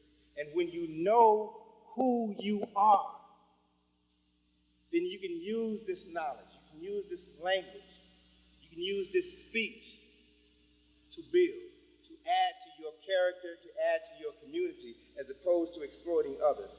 Rituals were designed in order to maintain connections between community and this spirit. African spiritual traditions teaches that spirit manifests itself in everything. The creative God created the world and everything in the world, and it means that everything that we see, everything that we touch, contains within it aspects of that creation. So if you look at things with the right eye, when you see them, you see the Creator in those things. If you look at your brother and your sister and know that the Creator exists within them, then when you communicate with them, you don't communicate with bitches and hoes. You're communicating with God. And so when you talk, you all should be having a higher form of communication so that the God in you can communicate with the God in the other person. And you can transform your consciousness through a higher level of communication. That's what we have to get back to. Africans believe that all life is ritual. All life is ritual. And rites of passages helped us move from one phase of life to the other, if life is cyclical. And as you move through this circle, you move from one phase of physical development, one phase of mental development, one phase of spiritual development into another, into another, into another. And each phase of development requires that you learn, that you master new information, and that you prove yourself to be proficient in the utilization of this information before you can move to the next level. It's all designed to raise your consciousness so that you can give back to those within your community. And so we go through this process. We move from spirit to birth, to maturation, to adulthood, to death, to ancestorhood, to spirit, and to rebirth. This is the cycle of life. And while much of this information has been lost, has been stolen, has been distorted, there are occasions when we can get glimpses of this knowledge. And I cite, for example, the book Spirit of Intimacy, written by Sambofu Somé, the wife of Malidoma Somé, who's from Burkina Faso. And she talks about a ritual that they have within their community, a ritual called the hearing ritual, where when a woman is pregnant, she goes to see a priest. And a priest engages this pregnant woman in this ritual that is designed to allow the mother to communicate with the spirit of the ancestor that is in her womb. And through this ritual, the mother not only communicates with this ancestor in her womb, but she understands, she knows who that ancestor is, that is, who is now coming back through her to be born into the community to continue the work that they left undone. So knowing who is coming back means that you know who this person is. You know what their destiny is in life. You know what name to give this child. So that when this child is born, there are other components of this ritual. So when this child is born, you take that object that was the object that belonged to the ancestor that they have come back as, and you bury that object at a specific location. And when that child reaches a certain age, 13 or 14, that child is to go to find that object that was buried. And when that child retrieves that object, it is confirmation that that ancestor has returned. This is a ritual that has been going on for thousands of years. It means that these Africans in Burkina Faso understand aspects of life and death and rebirth that we have forgotten or have not been allowed to understand. What's also interesting is if you read her husband's book, Malidoma Somé's book, his first book, Of Water and the Spirit, he talks about this spiritual relationship that existed between his father, who was the chief priest of his village, and other priests who worked with him. Wonderful, fascinating account of African spirituality and how Africans develop individuals and community based on their understanding of who they were. An important part of this book is the story of French priests coming into the village, stealing children, taking the children away to monasteries where they were taught to forget their pagan ways, taught the Bible so that they can come back and convert their family members to Christianity. Malidoma as a child was stolen and spent a number of years in one of these monasteries. And he talked about, this book is about 10 years old, and he talked in this book about things that were happening in this monastery that I've been reading in newspapers for the last 3 or 4 months, about little boys being raped, little boys being molested by teachers of God. But the fascinating part of the story, he talks about when he leaves, when he escapes and goes back into his community and the choices that were given to him by the elders in his community as to what he needed to do in order to reinsert himself into the community, the rituals that he had to go through. So the book is fascinating because it deals with aspects of African spirituality that we've not had the opportunity to read about from an indigenous African people. So it's important for us to realize that we do have access to knowledge and information that can help us put the pieces of this puzzle together and understand who we are. Because one of the challenges in talking about religion and deconstructing the Bible is that people instinctively will draw back when you try to take away their Jesus. I mean, that's a natural reaction because everybody needs something to believe in. Everybody needs a foundation upon which to stand. But what I'm sharing with you, brothers and sisters, is that there are foundations out there. You have to take the initiative to begin to do the research, to read, to study, and begin to incorporate this information in your life. What's important about Africans who were enslaved here in America is that we were separated from these teachings.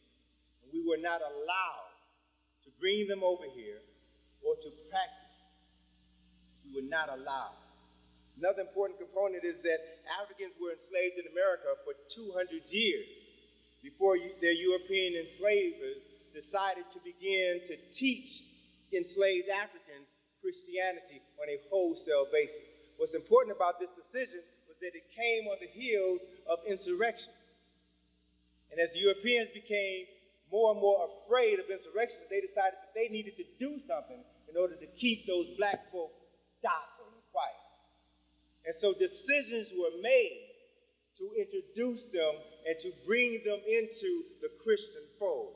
There's a very important book that you all need to get your hands on and read. I was introduced to it by a minister in Washington, D.C., one of the few African-centered ministers in D.C., Reverend Willie Wilson, who wrote a book entitled Releasing the Power Within Through Spiritual Dynamics.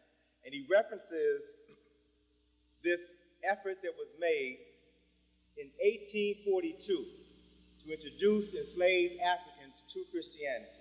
It was a book written by a preacher by the name of Reverend C.C. Jones, who in 1842 wrote a book entitled Oral Instructions, the Oral Religious Instructions of the Negroes in the United States. He documents in this book the fear of the white enslavers of insurrections and how Christianity can be used to contain them and keep them docile. And he literally met with ministers. He met with groups of enslavers to share this philosophy with them in order to maintain the status quo. And he outlined specific things, specific outcomes that could be expected by introducing your enslaved population to the Christian Bible. He said specifically, you would teach them through oral instructions, since they were not allowed to read, teach them through oral instructions that God ordained slavery for the heathen African. So they stressed, and he specifically cited all of the passages in the Bible where slavery was justified by Moses, by God, by all of these personalities, so that the Africans could begin to see that, yeah, I'm supposed to be here because this is where God wants me to be. He said you could also use Christianity to teach the enslaved Africans that God ordained whites in America to be their slave masters. This was the purpose behind this indoctrination. And again, it took place on a wholesale level in this country in 1842. Another point that he made is that since God ordained whites to enslave Africans, then Christianity must not interfere with this divine relationship. All right? So you can begin to understand why the Klan, why other white Christians would burn a cross when they lynched black people, why there was always this relationship between the Bible and religious activities as they were killing other people. That to me seemed to be a violation of the very laws within this book. But the way that it was constructed was that God said it was all right for white folk to do whatever they wanted to do with these heathen Africans. Another important point that he used to sell this idea of introducing Christianity to enslaved Africans was that if you give Africans Sunday off, they don't have to work on Sunday, and you spend that day teaching them this information and allow them to congregate as a group, then they will learn to accept poverty, pain, and enslavement on earth because they know that they will get their reward in the next life. Huh? That's not an accident. This is a cold-blooded, calculated design in order to keep a group of people subservient to others. Reverend Jones said that the immediate benefits to the enslaver were introducing Christianity to the enslaved would be the one, slaves would be more obedient to their masters. Because God said, yeah, this is how the relationship is supposed to be. The Christian morality would reduce rebelliousness. It would create instead a cheerful motivation, industry, domestic virtue, submission to authority, and peaceful service to the master. All right? This was the intent. And did it work? Is it still working? We have to understand why. As more and more black ministers begin examining how Christianity has been used as a tool for white supremacists to control the destiny of African people throughout the world, and as they began to examine the African presence within the Bible, we got to do more than just put a black face on former white faces. We got to do more than say, well, the Bible is a book about black people. We've got to study how this book was constructed in the very first place. Why those images were put there. And the power behind doing that. So let me just take a minute to deconstruct aspects of Christianity, to look at the symbolic aspects, and to extract this African essence so that we can begin to understand what we are seeing. If we examine the African origins of Christianity, we will see that the Holy Bible is literally Helios Biblios, or the Sun Book, the book of the sun. The book of the Son of God, and the book of the Sun, Helios, the sun, the symbol for the Creator. In Kemet, they had multiple names for the sun, the symbol of the Creator. Different names that express the power of the sun or the Creator at different points in time during the day. When the sun was born in the morning in the east, it was called Kepra. When the sun reached its highest point at noon, it was called Ra, or Re. And when the sun descended in the evening, it was called a Tun, which meant the hidden, which meant concealed, which meant that even though you can't see the Creator, you know that the creative force is still there. You know that it is all pervasive, and you know for a fact that it is going to be reborn tomorrow morning when it rises in the east as Kepra. So they had a profound way of codifying the Creator and the various manifestations of the Creator. Another important aspect of this is that sun rises in the east, it's Kepra, it reaches its highest point at noon, and that is when it is said that the sun or the Creator is on high. When the sun is at noon, that is when it is at its meridian, at its highest point. So the sun at noon, or God on high, is the most spiritually empowering time of day. All right? Most spiritually empowering time of day. And so the time before the Creator comes on high, noon, then that time is referred to, when the sun is at the meridian, that time is referred to as ante-meridian, or before the meridian, or AM. The time after the sun has moved from on high, is now descending, is referred to as post-meridian, or PM, after it's reached its highest point. So these positionings of the sun are critically important if you're to understand this different form of energy, the different manifestations of energy as it moves across the sky during the day, during the month, and during the year. Because the energy changes throughout the day, throughout the month, throughout the year. The Holy Bible is a book of astrotheology. Astrotheology. Astro means star. Theology means God. So the Holy Bible is a book about star knowledge, or knowledge of the sun, and the significance of the relationship with the sun. The significance of the relationship between the sun and the earth is visible during specific times of year, because we see in the wintertime, when the sun rises low in the horizon, everything is dead in the northern hemisphere. Cold, nothing grows. But come the spring, when the length of the sun begins to increase, then what happens? Life begins to spring forth from the black earth. So the more the sun is present in your life, the more life you see on earth. So there's a direct relationship between the amount of light that you receive from the sun, from the Creator, from God, and activities on planet Earth. And it's constantly changing. Once you understand these changes, then you can begin to synchronize your activities with the activities of the sun. And you literally begin to put yourself in sync with God, in sync with the universe. Another important concept that I'll just share with you briefly, so profoundly important to me, is the fact that our ancestors, ancient African ancestors, studied the sun, studied the stars and the planets. And based upon this study, they divided the day into 24 hours. They divided the year into 365 and a quarter days. They created the concept of time, which meant that they knew that there was a time for everything. Everything in the universe happens on time.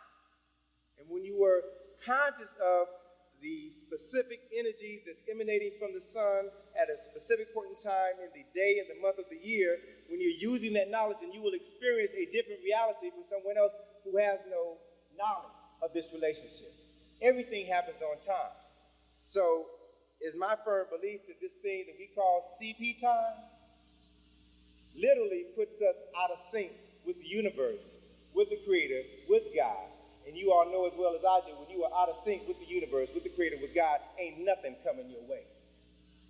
So we've got to begin to see time differently and use time differently in order to bring things into manifestation. Significant portions of the Bible were derived from the so-called books of the dead, the Peret Heru, the chapters of coming forth into daylight, the pyramid text, the coffin text, and the books of Jehudi. These texts were co-opted by Europeans, specifically at the Council of Nicaea in 332 ACE, when Constantine made Christianity the official state religion of Rome. He convened a meeting of approximately 300 bishops to determine the contents of their holy book. They debated the framework for celebrating Easter. They established Christmas 18 years after the Council of Nicaea, or 350 years after the birth of Jesus the Christ. Christmas was celebrated. What was that all about? It was all designed specifically to keep those people with competitive religious and spiritual views under your control. Because for thousands of years before Christmas was an official Christian celebration, December the 25th was celebrated by indigenous people throughout the world as the time frame of the birth of the sun. And if you've ever read John Jackson's Introduction to African Civilization, there's a section in the book where he talks about the symbolic astronomical significance of the winter solstice. And that December the 25th is the first day after the winter solstice, when the length of the solstice means the sun is still. So during the 4 days of the solstice, from December the 21st through December the 24th, the length of the day does not increase nor decrease significantly. The sun is still as the earth tilts on its axis and begins to move in another direction. And so December the 25th is the first day when one can observe a significant increase in the amount of sunlight. It means to those African scientists that the sun, or God, was born on December the 25th, which means that you were guaranteed another year of life. So we got to see and understand the symbolism that was codified in this text in order to keep the masses of people away from the true source of power. It was said that 18 books were excluded from this new Christian Bible. These books can be found in a host of books, lost books of the Bible, the Apocrypha, and other texts. It's important to realize that at this Council of Nicaea, they deleted references to astronomy, to astrology, numerology, symbolism, and metaphysics. Now, when I talk about astronomy, I'm not talking about the stuff that you read in newspapers about Leos and Scorpios. I'm not talking about that nonsense. I'm talking about the profound science that is related to the movement of celestial bodies around planet Earth and how they affect everything on planet Earth is affected by celestial bodies. The moon goes through its phases every 29 days. As the moon goes through its phases and reaches the full moon, you notice that during the time of the full moon, you have the highest tides during the time of the full moon. You have 2 high tides every day. What does that mean? It means that the electromagnetic energy, the gravitational energy from the moon is pulling all of the water on planet Earth towards it. that is what creates a high tide. Right? And so this water is being pulled toward the moon. And as the moon moves around the earth, this bulge of water rotates around the earth like the moon does. It literally moves around the earth.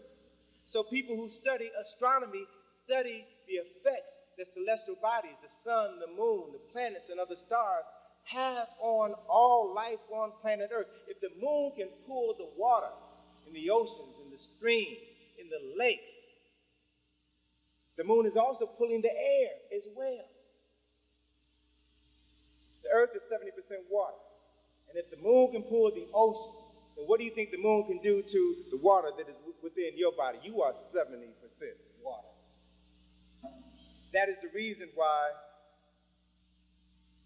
in the late 1800s, psychologists at an insane asylum in England coined the phrase lunacy to describe those people in the insane asylum who only seem to go crazy 3 or 4 days out of the month.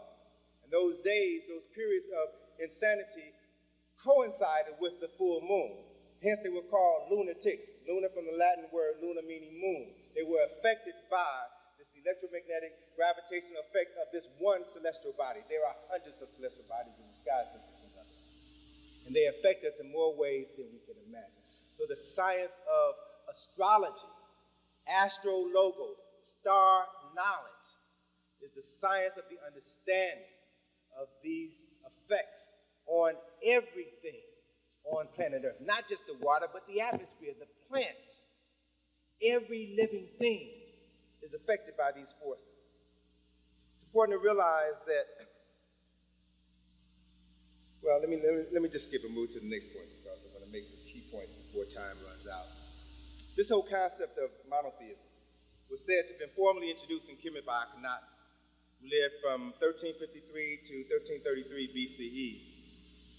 And according to a number of texts, it was believed that his chief priest was the personality that we call today Moses,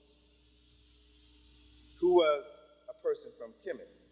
And by the time Moses, this historical person named Moses, surfaces in Egypt, there were already 4 kings of Kemet with the suffix Moses in their name. There was Jehudi-Mes, or Tutmosis the first, Tutmosis the second, Tutmosis the third, Tutmosis the fourth. There was Ahmose the first, Ahmose the second. It's from the word, Kemetic word Ahmoses, that Hebrews derived the word Amos. Most of the names, according to Gary Greenberg in his book, The Moses Mystery, all of the names of the Hebrew patriarchs were derived from the names of Kemetic personalities.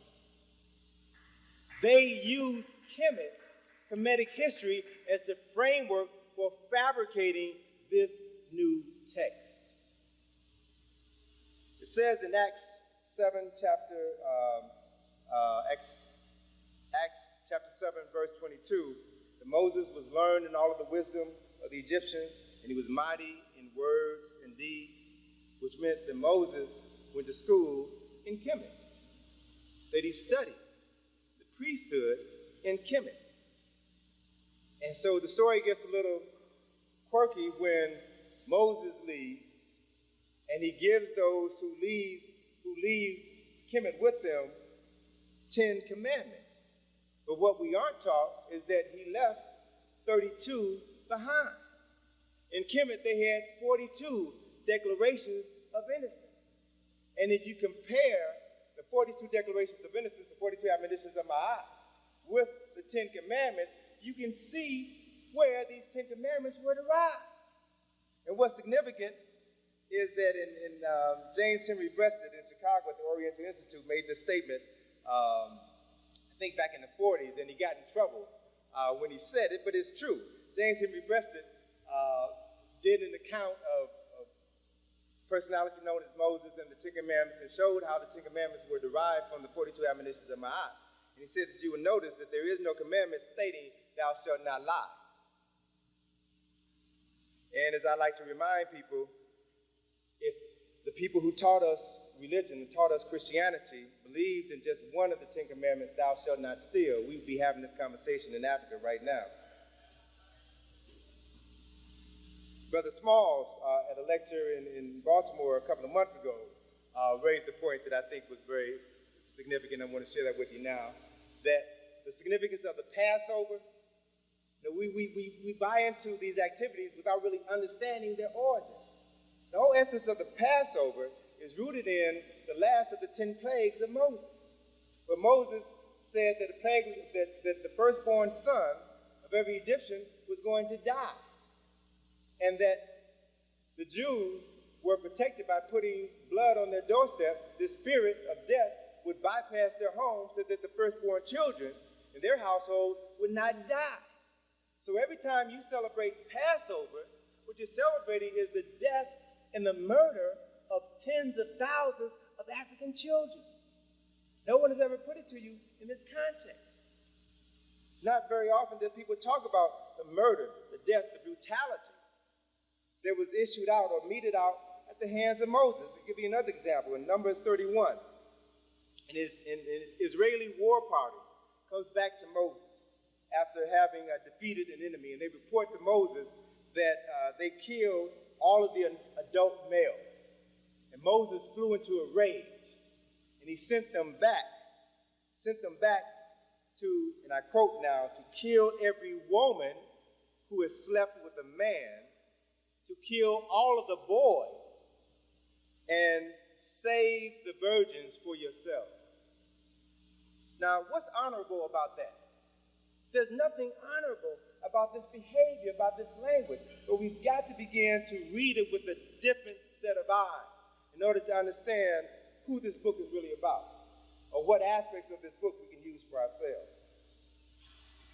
What's significant about the 42 admonitions of Ma'at is a scene that is one of my favorites, the scene of the weighing of the soul, where the heart of the deceased person stands before the scale of Ma'at, the scale of truth and justice and righteousness, and his soul, his heart is weighed on the scale of Ma'at. And it is at this scene where the soul of the deceased recites the 42 admonitions of Ma'at, declares their innocence. I have not stolen, I have not robbed, I have not defrauded offerings, I have not polluted myself, I have not polluted the land, I have not committed adultery, I have not committed murder, I have not committed crimes.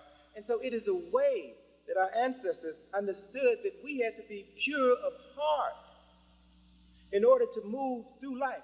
The 42 admonitions of Ma'at were not just so that your heart could be weighed favorably on the scale of justice at the time of your death, but it was designed specifically for you to live a meaningful life while you were here on planet Earth and cultivate meaningful relationships with the people that you interacted with every day of your lives. So it was not just for death, it was for right now. Children were raised. They didn't have Sesame Street and all of this other nonsense. They were raised with Ma'at to understand the principles and concepts of Ma'at. So there was a different consciousness that emanated from these African people. It's important to realize, as Gerald Massey references in his Ancient Egypt, the Light of the World, parallels and similarities between Heru and Jesus. Because you will find all of these personalities existed first in ancient Kemet. The earthly Jesus is equivalent to Heru. Jesus the Christ corresponds to Asar, the resurrected God. So he is a combination of the story between Asar and Heru. Some of the early names for Heru in Kemet were the Prince of Peace. He was called the Good Shepherd. He was called the Lamb. He was called the Light of the World. He was called the Lord of Resurrection. He was called the Raiser of the Dead. He was called the Son of God, 4,000 years before Jesus. You can find symbols of Heru and his mother Aset throughout Europe. They're called shrines of the Black Madonna and Child. You'll find them in Spain. You'll find them in Russia. You'll find them in Paris. You'll find them in Poland. Pope John Paul II is from Czeskokowa. That is where they have a major shrine of the Black Madonna. Every time he goes home to pray at the shrine of the Black Madonna. Many of these images of this black mother and child are kept in the basements or kept out of public view. Black faces. What's interesting on the ones that are for public display, they would tell you these protracted stories of how these statues became black. There was a fire in the church in the 17th century, and the fire blackened just the face and the hands of the statue. It's really interesting the extent to which people will go through to try to camouflage the truth. What's also significant is that African spiritual traditions were copied by the Hebrews, and then the Greeks, then the Italians, the Irish, the French, the German, everyone else. And that anytime you make a copy of a copy of a copy of a copy, you lose sight of the original. And what you think is the real thing can't compare with the original. According to the World Christian Encyclopedia, as of 2001, there were over 33,800 different Christian denominations. And as of 1996, there were over 130 versions of the Bible. Now you've got this one story with all of these variations of this thing. Now, all of them can't be right. But do we question it? Do we ask who's right? What is the original source material? How was it changed? When was it changed? And what were the changes and how did they affect us? A version is defined as a change in form, a transformation, a conversion, a translation, or rendering. And according to Reverend Peter Goins, who is the Dean of Harvard School of Divinity and the author of a book entitled With Hand and Heart, he said that there are 66 books in the Bible, which were written by 66 different people over a period of 2,000 years. How do you reconcile that? 66 different people writing 66 different interpretations of something over a period of 2,000 years. So this book is not one book that was written by one person at a setting. You have to begin to understand where it came from. African spirituality taught that the powers of the Creator could be manifested within humans on earth. These new religious ideologies taught that man was conceived in sin and that the Son of God had to give his life for your salvation. They literally flipped the script, turned the world upside down. And throughout the years, numerous religious wars were waged as people fought to impose their interpretation of these sacred texts on the people that they conquered. As Europeans imposed Christianity throughout Europe, throughout Asia, they fought a variety of wars. There were 8 crusades, religious wars between Christians and Muslims, which took place between 1096 and 1291. The war against terrorism that George Bush talked about in his State of the Union address in January, he referred to the axis of evil, and this war could be considered as the 9th crusade. As a matter of fact, in his speech, he used this language, crusade. And there were a host of people who criticized him because it conjured up images of these 8 other crusades, wars between Christians and Muslims. So what we're dealing with now in this war of terrorism is nothing but a continuation of a war that has been going on for hundreds and hundreds and hundreds of years, which has cost millions and millions of lives. All because of 2 groups of people battling each other for their concepts of God. It's important to realize that inquisitions were organized by the Roman Catholic Church to silence those who resisted their doctrines. They began with Constantine in 306 and lasted until the late 1500s. Christians who protested the dogma of the Roman Catholic Church and broke away called themselves Protestants or Protestants. They are comprised of Anglicans, Baptists, Lutherans, Mormons, and others. Those who broke away from the Roman Catholic Church. Let me just kind of go through a couple of things I want to share with you in terms of one of the significant changes took place in 1534 when King Henry VIII separated from the Vatican and decided that he was going to establish the Church of England. Felt that it was no longer necessary for him to receive orders from someone living hundreds and hundreds of miles away, that he was king of his domain. he was going to be responsible for the religious and spiritual directions of his people. And so he created a new church and a new religious ideology. And in this new religious ideology, he said that no women, no females, unless they were members of the noble class, were allowed to read their sacred book, their holy Bible. No apprentices, no journeymen, no laborers were permitted to read the Bible under penalty of death.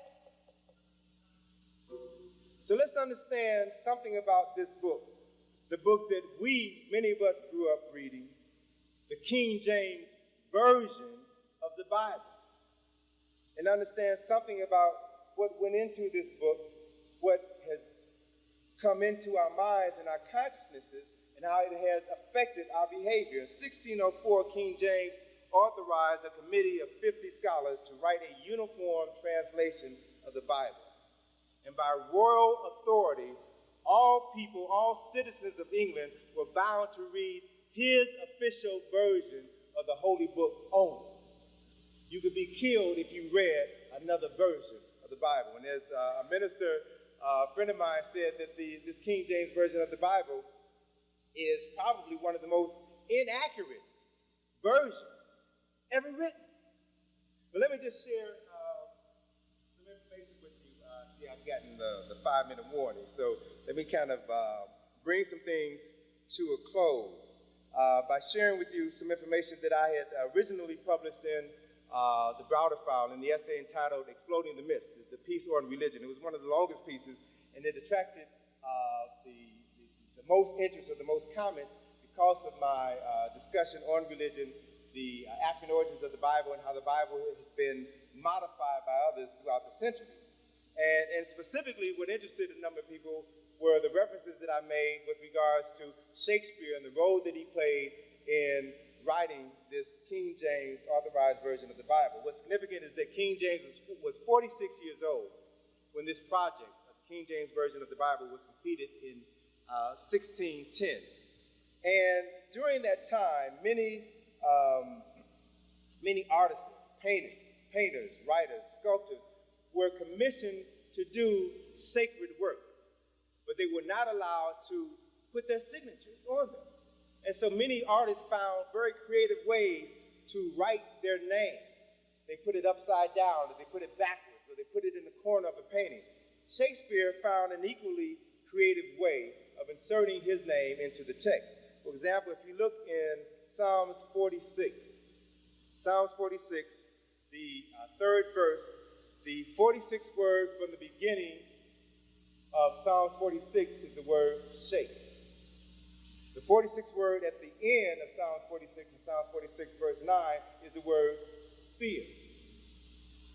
That is Shakespeare's signature in the Bible. Now, when I first referenced that in the book in '89, I received a lot of inquiries about people wanted to have some more information about that. So when I revised this book, I incorporated in the revision additional information, supplemental information about Shakespeare and his role in the Bible. As a matter of fact, one of the things that I did was I got maybe about a dozen different versions of the Bible. And I looked at Psalms 46 verse 3, Psalms 46 verse 9. And the King James Version of the Bible is the only version of the Bible where you will find the word shake, 46th word from the beginning of Psalms 46, and spear, the 46th word from the end of Psalms 46. So it's the only Bible where you find the strategic placement of these two words together that codify Shakespeare's involvement with this text. It's also important to realize that certain language in the Bible, thee, thou, ye, shall, this is Old English terminology. They didn't speak like that 2,000 years ago. But that is a language in the text. It's what I refer to as biblical sampling, where folk they borrow sacred text and incorporate it into their own. And let me just share just one more piece here about Shakespeare before I bring things to a close. With regards to Shakespeare, a little additional information about Shakespeare, who lived from 1546 to 1616, is still considered the greatest dramatist the world has ever known, the finest poet who has ever written in the English language. World Book Encyclopedia said that Shakespeare originated such familiar phrases as fair play, foregone conclusion, catch cold, disgraceful conduct. He also invented such common words as assassination, bump, eventful, and lonely. Right? He was a writer of history. Shakespeare was primarily a writer of history. And he had a way of writing with such compassion that he was able to interest the common man in these stories. It's important to realize the impact that he has had on people throughout the ages, particularly in some of his other historical works. Much of what we know about Julius Caesar, Cleopatra, and Mark Antony was made up by William Shakespeare. Mark Antony never said, friends, Romans, countrymen, lend me your ears. The whole story about the death and the suicide of Cleopatra and Mark Antony was made up by Shakespeare. So what I'm trying to get you all to understand is the extent to which information can be incorporated into text, and we accept it automatically without analyzing what this information is, who wrote it, and the impact that it had on us. So, it's time to bring this to a close, unfortunately. And let me just leave you with this. The information that I share with you today, I hope will enable you to cultivate a meaningful relationship with the Creator. I hope you will begin to question everything, seek answers to those who are responsible for giving you spiritual direction, and can look to Africa as the source of all spirituality. Study the ancient Kemetic texts. Read them, because we're at a point in time where the Bible is going to be replaced. Within the next 25 years, the Bible is going to be replaced. We have available to us sacred texts that can direct us and guide us. Sacred texts that were written by our ancestors that we have to begin to interpret, to translate for ourselves, and make our own sacred and holy Bibles. And I believe that when we do that, when, as the brother was saying, I'm closing now, as the brother was saying, you can expect, based on where this country is going right now, major economic, political, and social upheaval within the next 25 years. You can expect that, right? And as that is coming, you're also witnessing the deconstruction of religious systems. Catholic Church is literally disintegrating before your very eyes. And so we're going to need something to hold on to in times of trouble that are coming. Turn to your ancestral writings. I believe that you will find in those texts the knowledge that will help you move through the coming period of chaos and will give you a greater sense of stability and spiritual direction. Thank you all very much. Okay. All right. Where you at? Brothers and sisters, let us all stand and hold hands. Please, we're going to leave together. Let everybody stand. We're leaving right now. But before we go, let's give Brother Browder another hand.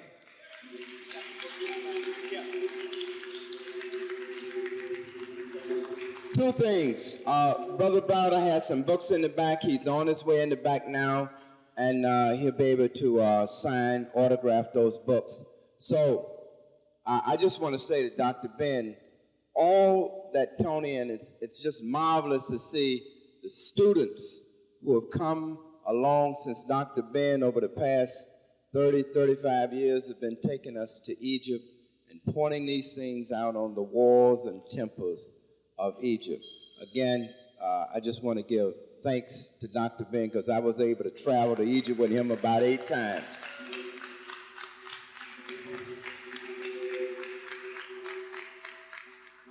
Brother Maddox, before he left, asked me to remind you that we were a little short in the offering. So the sister's going to be at the back, right there, with that bucket. Hold that bucket up in the back. We want you to please pull out a couple of dollars and put them in the bucket on your way out, that we may meet our obligations tonight. We did stay overtime, and that costs.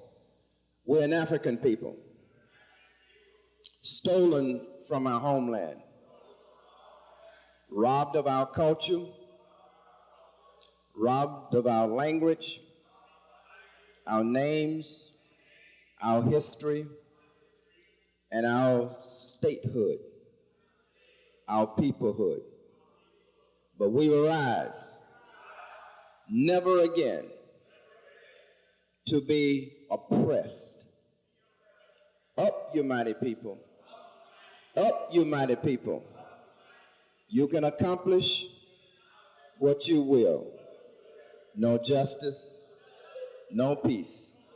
No justice, no peace. Good night. That I had several colleagues who work with me in D.C. who I feel comfortable can stand in for me and deliver the same information that they were interested in. So I recommended two people. They selected the sister over the brother, which I knew they would do. And then I prepped the sister for the interview and said, well, when you talk to them, don't be too African. You know, say Egypt instead of Kemet, because they're not gonna air Kemet, right? So you have to know who you're dealing with. And so she she went in, she did the interview, and then they asked her to do it again. They taped it, then they asked her to do it again and leave out, you know, don't say Aset, say ISIS. Don't say Kemet, say Egypt. So she did it again, and she was so frustrated. I said, well, baby, I mean, you got to understand, this is who you're dealing with. And if you want to get your foot in the door, you have to speak their language. You have to speak their language and work through them in order to get access to other people. That's the way the game is now. Hopefully that's not how it's always going to be, but that's how the game is now, right? So until we get our own television stations, and I'm not talking about BET, BET never was ours, even when it was black controlled. So we have to begin to use other technologies, the internet, YouTube. That's free. What we have to begin to do is to produce some quality information. Brother, you mentioned that, Tyrone, you mentioned that you're doing some stuff in the media. We need to get some professional people who understand the media to produce some short clips, because people have a very short attention span. So if you want to create something that's going to appeal to young folk, it should be no more than 10 to 15 minutes. And you hit your major points, not too deep, superficial information, not superficial information, surface information that hits on relevant points so that you can get their interest and then direct them to something that is more substantive. But you have to be able to reach the basic audience, and you got to use the technology. You got everything you need to change the consciousness of millions of people. You just have to begin to use the technology strategically. All right? Anybody else have a question? Yes, sir. All right. Anybody ever tell you you look like Chuck D? I just did. I told her that earlier. I've been hearing that all day. All right, public enemy in the house. My question is to the chronology of Kemet. Now, I see that most people, including you in your presentation, you use the chronology that European people have put together for us, which is 3100, 3200 BC. My question is, when are we going to start to analyze the information ourselves and put together our own chronology and use it in our presentations and stop letting other people define when our period ends and begins? Even the dynasty periods comes from Matthew. These are something that has been addressed by Robin Walker in his book When We Rule. He pushes the chronology back to 5600 BC. Also, John Anthony West in Serpent in the Sky pushes it to 4200 BC. I just want to know, when are we going to start assessing our own information and presenting it to our own people in our own way, so that letting other people delegate to us how we're supposed to categorize our ancestors on a historical basis? True. All right, good. That's a good question. And answer that question based on understanding your audience and understanding the environment in which you're working. What I'm interested in is getting my information into classrooms. Right? Of the 6 books that I've written, along with the 2 with my daughter, I'm really pleased to say that all of my information are in elementary schools, high schools, and colleges throughout the United States, in the Caribbean, in Japan, certain parts of Africa. And so I know who the audience is that I want to appeal to. So understanding the audience and where they are, I gotta appeal to that audience.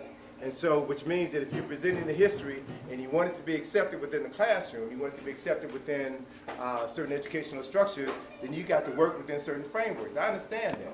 Now, behind closed doors and private conversations with folk, I'll tell them that, yes, I believe the time frame is older than that. I believe it's older than that, but where I am right now, what my mission is right now, I've got to deal with where the majority of people are. And so I go with the, traditional timeline, the short timeline. I know it's short. And once I begin to interest people in the information, then I can tell them that this is the timeline that they have settled on. I don't think it's accurate, but this is what we're using right now for the sake of clarity. Right? The other issue is, and this is a reality, is that a lot of people, because of the fact that we've been brainwashed for so long and lied to for so long, a lot of us are strangers to the truth. And when they hear the truth, they become frightened by it. The main reason, and I referenced this in Nile Valley Contributions, I use the standard timeline, but in the chapter of the book I talked about the reason why that standard timeline was adopted was because of a German Egyptologist who was aware of the earlier timelines, but he was also a staunch Christian. He was a Christian and believed, according to his interpretation of the Bible, that God created the world September the 21st in 4004. So how can the chronology of Egypt be thousands of years older than that? So he intentionally pushed it back to a later time frame. So I put that information out there as I explain why I'm using this timeline. So people have to be able to synthesize the knowledge that you're sharing and come to certain conclusions for themselves. You can't always tell people everything. You lay out the facts, and then you have to trust people to be able to analyze the facts and come to their own conclusions, and then seek out additional information when they're ready. So that's how we're dealing with things right now. John Anthony West, I like what West is doing. I like what Robin Walker has done. And to be perfectly honest with you, we don't know what the proper timeline is, time frame. We don't know. I wouldn't be surprised if 50 years from now, there are other timelines that are put forth that are proven valid. So we're working with what we have right now and trying to build on this with the knowledge that everything that we know now is going to change. If we're honest with ourselves, nobody has all the answers. And as you gather new information, you change your mind. It doesn't mean that everything that you knew prior to that point is false. Everything changes, everything evolves. That's life. And so you live life to win this game. Okay? Also, one other point I just want to make quickly. The book that you mentioned, Black Genesis, there's also a book, one of the co-authors of Black Genesis, Thomas Brophy, the astrophysicist. He's the astrophysicist. About Naphtha Fire. He also, in his the calendar. the origin map. Yeah, I'm reading that. The origin map. He also says that it's the great year, also too. For the great year. So I just wanted to put that out there that we had that before. Sure. The minds had it. But and most folks don't know what you're talking about when you say that. All right. See, and part of the thing we're standing on the precipice of a profound shift in consciousness. Yes, sir. We're standing on the verge of a profound shift in consciousness, and the things that we have believed all of our lives are about to change. Now, let's be aware of the fact that when that happens, a lot of folk won't be able to make that change because they can't conceive of anything outside of what they have been taught to believe in. There's a psychological term for that, and that's scotoma, right? Scotoma. What you believe makes you feel good. It makes you comfortable. And when someone presents information that conflicts with what you believe, what your mama taught you, or your preacher taught you, or your husband taught you, your wife taught you, or someone that you love and respect, when somebody presents you with the information that conflicts with what you've been taught, then it sets up a psychological dilemma. And so you automatically shut down so that you aren't uncomfortable with that information. So that's real. That's a part of the human condition. So as we talk to people, we have to understand that, and we have to learn to respect people where they are. respect people where they are. Everybody has the right to believe what they want to believe. And I don't have the right to tell you you're wrong and I'm right. I don't have that right. I'll share with you what I know. I'll present my evidence to validate what I believe to be the truth, and you can either accept it or reject it. Doesn't matter to me. This is what I know. And if you choose to believe it, if you choose to use this information or study this information and it's helpful to you, fine. If you choose to ignore it, fine. It's your call. Okay? Yes, sir.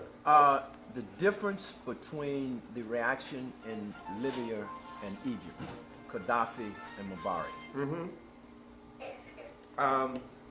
The difference between the military response in Egypt and Libya. As I mentioned, I don't know if I mentioned this during the lecture or during the break, but when I was in Senegal in December, Gaddafi was there, so I had a chance to see him. He gave a major address, and at the symposium where we were speaking, Gaddafi's people were circulating in the audience. They were seeking out all of the African-centered scholars and extending us invitations to come to Libya to participate in a forum that they were having in January. So, I mean, there was a debate. Renoko came up to me and said, Tony, man, you know, this Libyan guy comes to me and he's asking me if I'm interested in coming to Libya and to give him a list of other people. What do you think?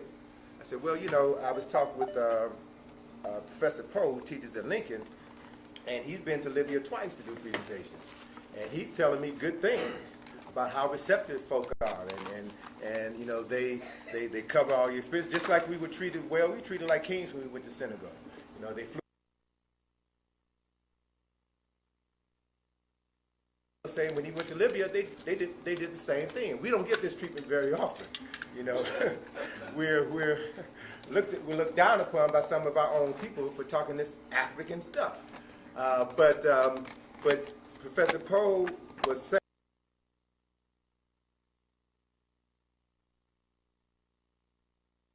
put our names on the list, and we talked to the brother who was compiling the list, and he said that he would get back with us, and none of us ever heard from him. So I assume this conflict probably put an end to that for the time being.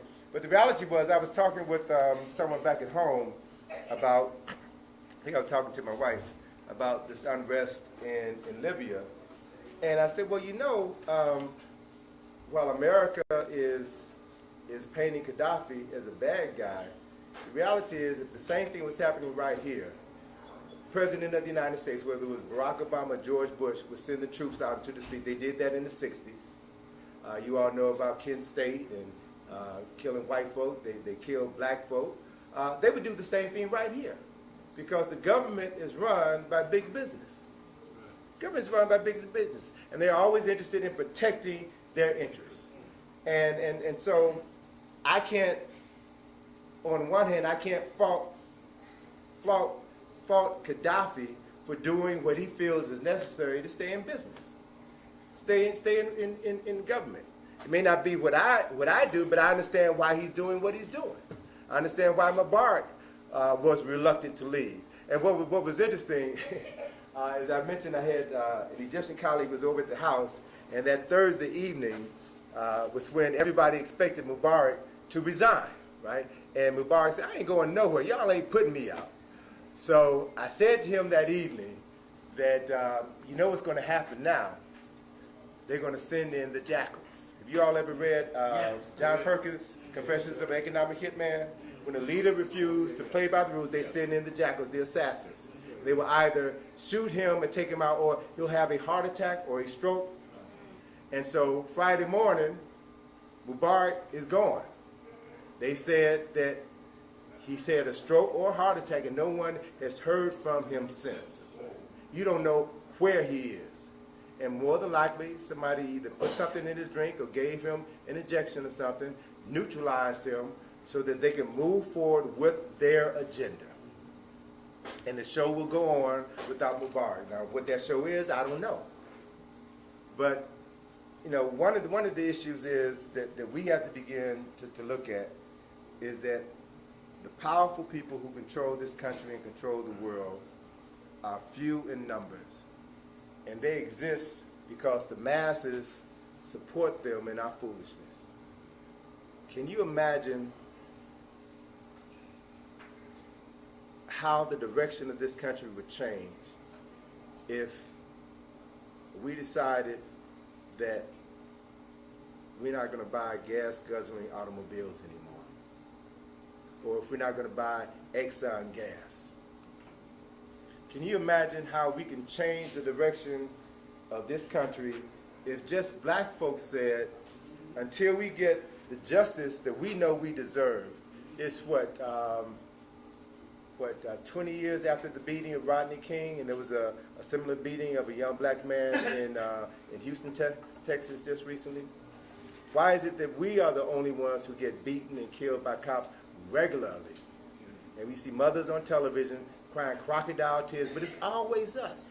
Can you imagine what would happen in this country if black folks said we will no longer celebrate Christmas? We will no longer buy Christmas presents until this nation does the right thing with black folk. If we took that one stand, we would be free by New Year's. But we can't do it. Most folk are afraid, most people are lazy, most people don't believe that it can be done, so we do nothing. And as a consequence, the people who hold all the power continue to hold the power. So until enough people are courageous enough or motivated enough to work strategically for our collective best interests, we aren't going to see any meaningful change in this country in our lifetime. Let me get the brother and then the sister. Yes, I was saying basically about the African way for us to make the first move. My opinion, I think we're going to have a long wait. Because just like you said, we don't, a lot of us that are unconscious don't want to become conscious or know what's going on. Because it's easier to be a slave and comfortable than be out in the street and cold. So the thing what I'm saying is, I feel like the African Union is great and they're waiting for us, because we have to they're motivated by us. But that's a long wait, because what I've seen, a lot of them do not want to come out of that mentality of slavery. All right. I understand what you're saying, and I don't disagree with what you're saying, but I think there's another option that we need to look at.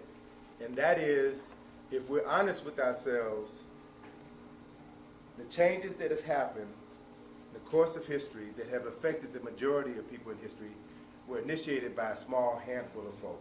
But that, when I don't see that even with you. No, listen to me now.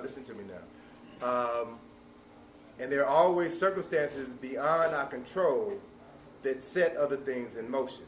Now, if we're honest with ourselves, regardless as to what the teabaggers and the other right-wingers say, global warming is real.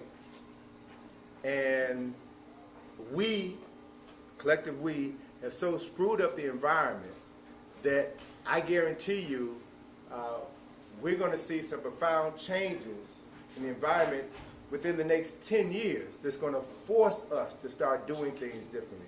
You're going to have hotter summers. The price of oil is going to skyrocket. We're going to be forced to make some changes, and not everybody is going to be able to make those changes. Right? And so what history shows us, one of the beautiful reasons of studying history is that history shows you what has happened in the world over time, regardless as to whether or not people were ready for what is going to happen. And so given where we are, we can expect within the next 10 years, we can expect to see wholesale deaths of people in this country. We can expect to see that, either from disease or man-made catastrophes or natural catastrophes. You look at what happened in Japan yesterday, right? A lot of that can be attributed to the change in weather patterns that were brought about by us not respecting this planet. And so the earth is going to protect itself, and if it means destroying us to protect itself, that's going to happen.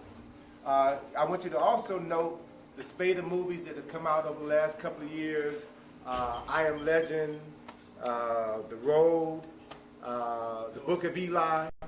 These movies with these things, they have one common thing. Some disaster which they never described, but some disaster wiped out a substantial portion of the population. And you see people trying to make it. Now, these movies don't just happen by happenstance.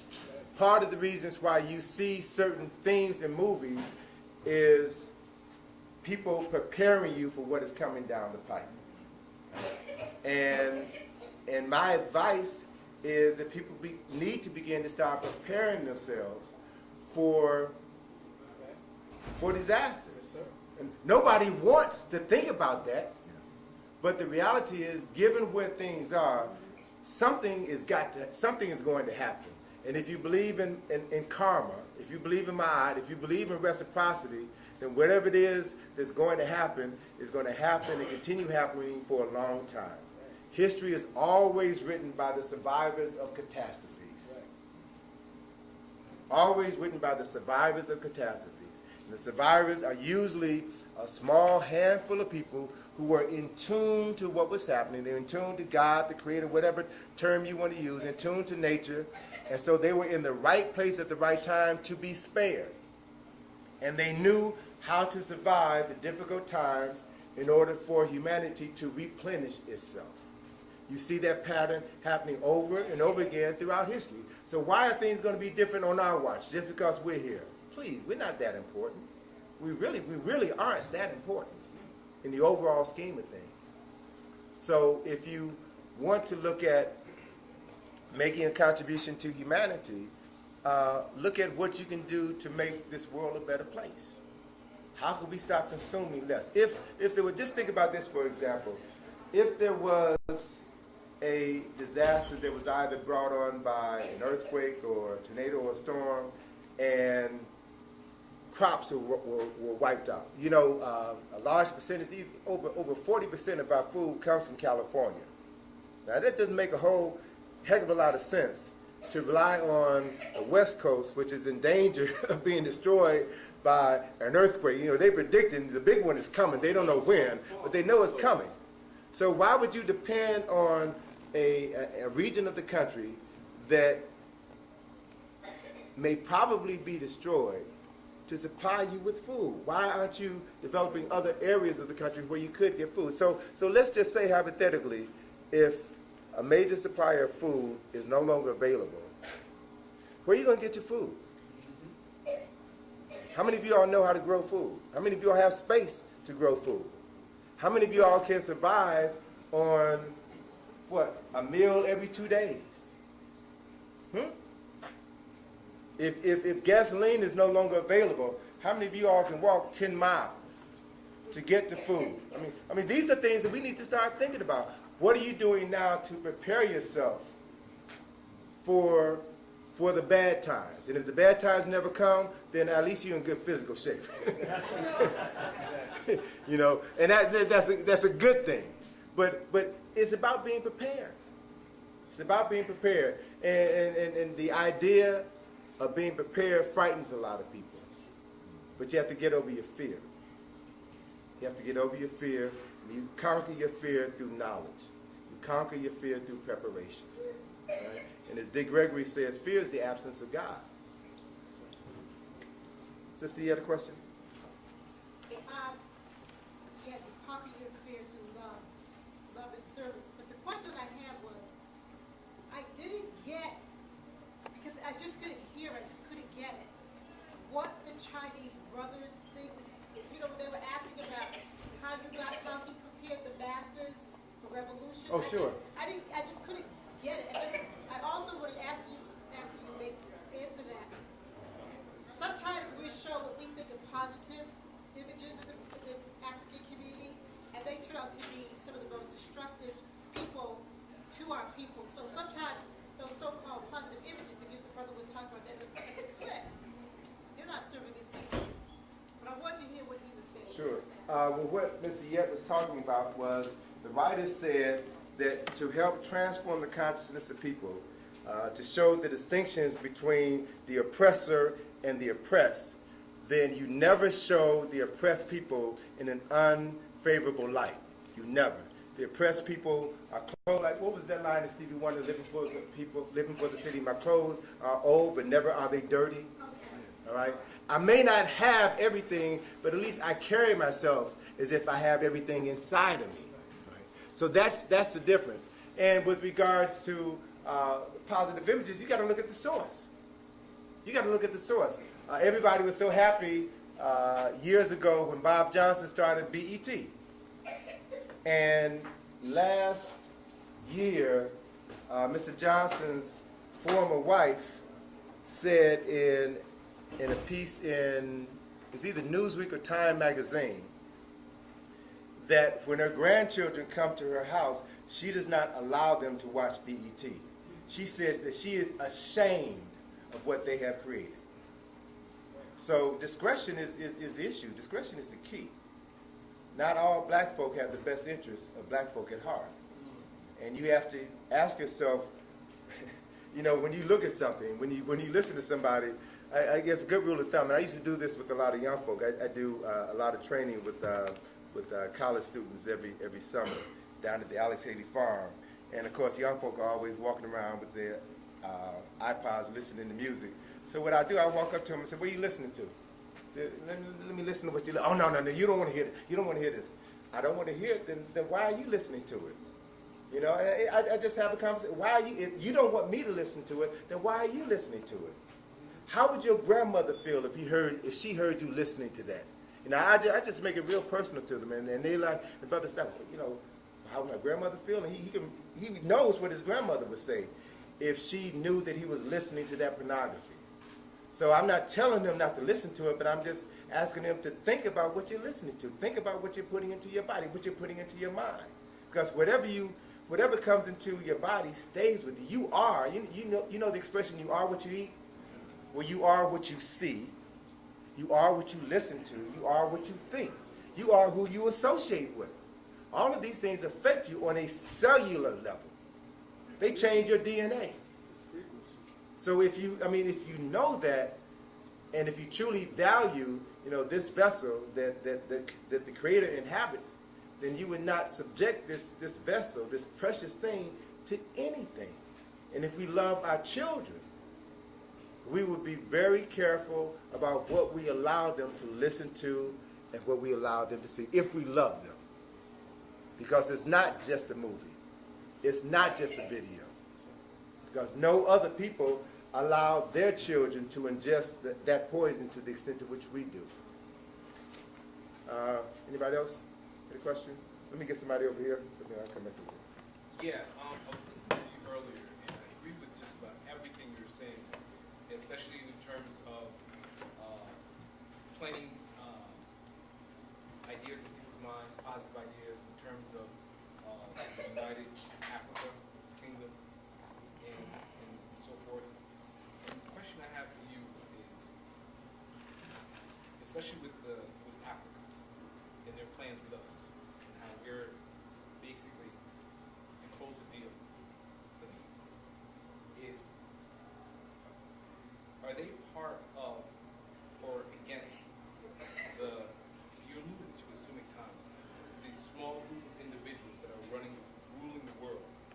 Are there going to be a de jure state or a de facto state? And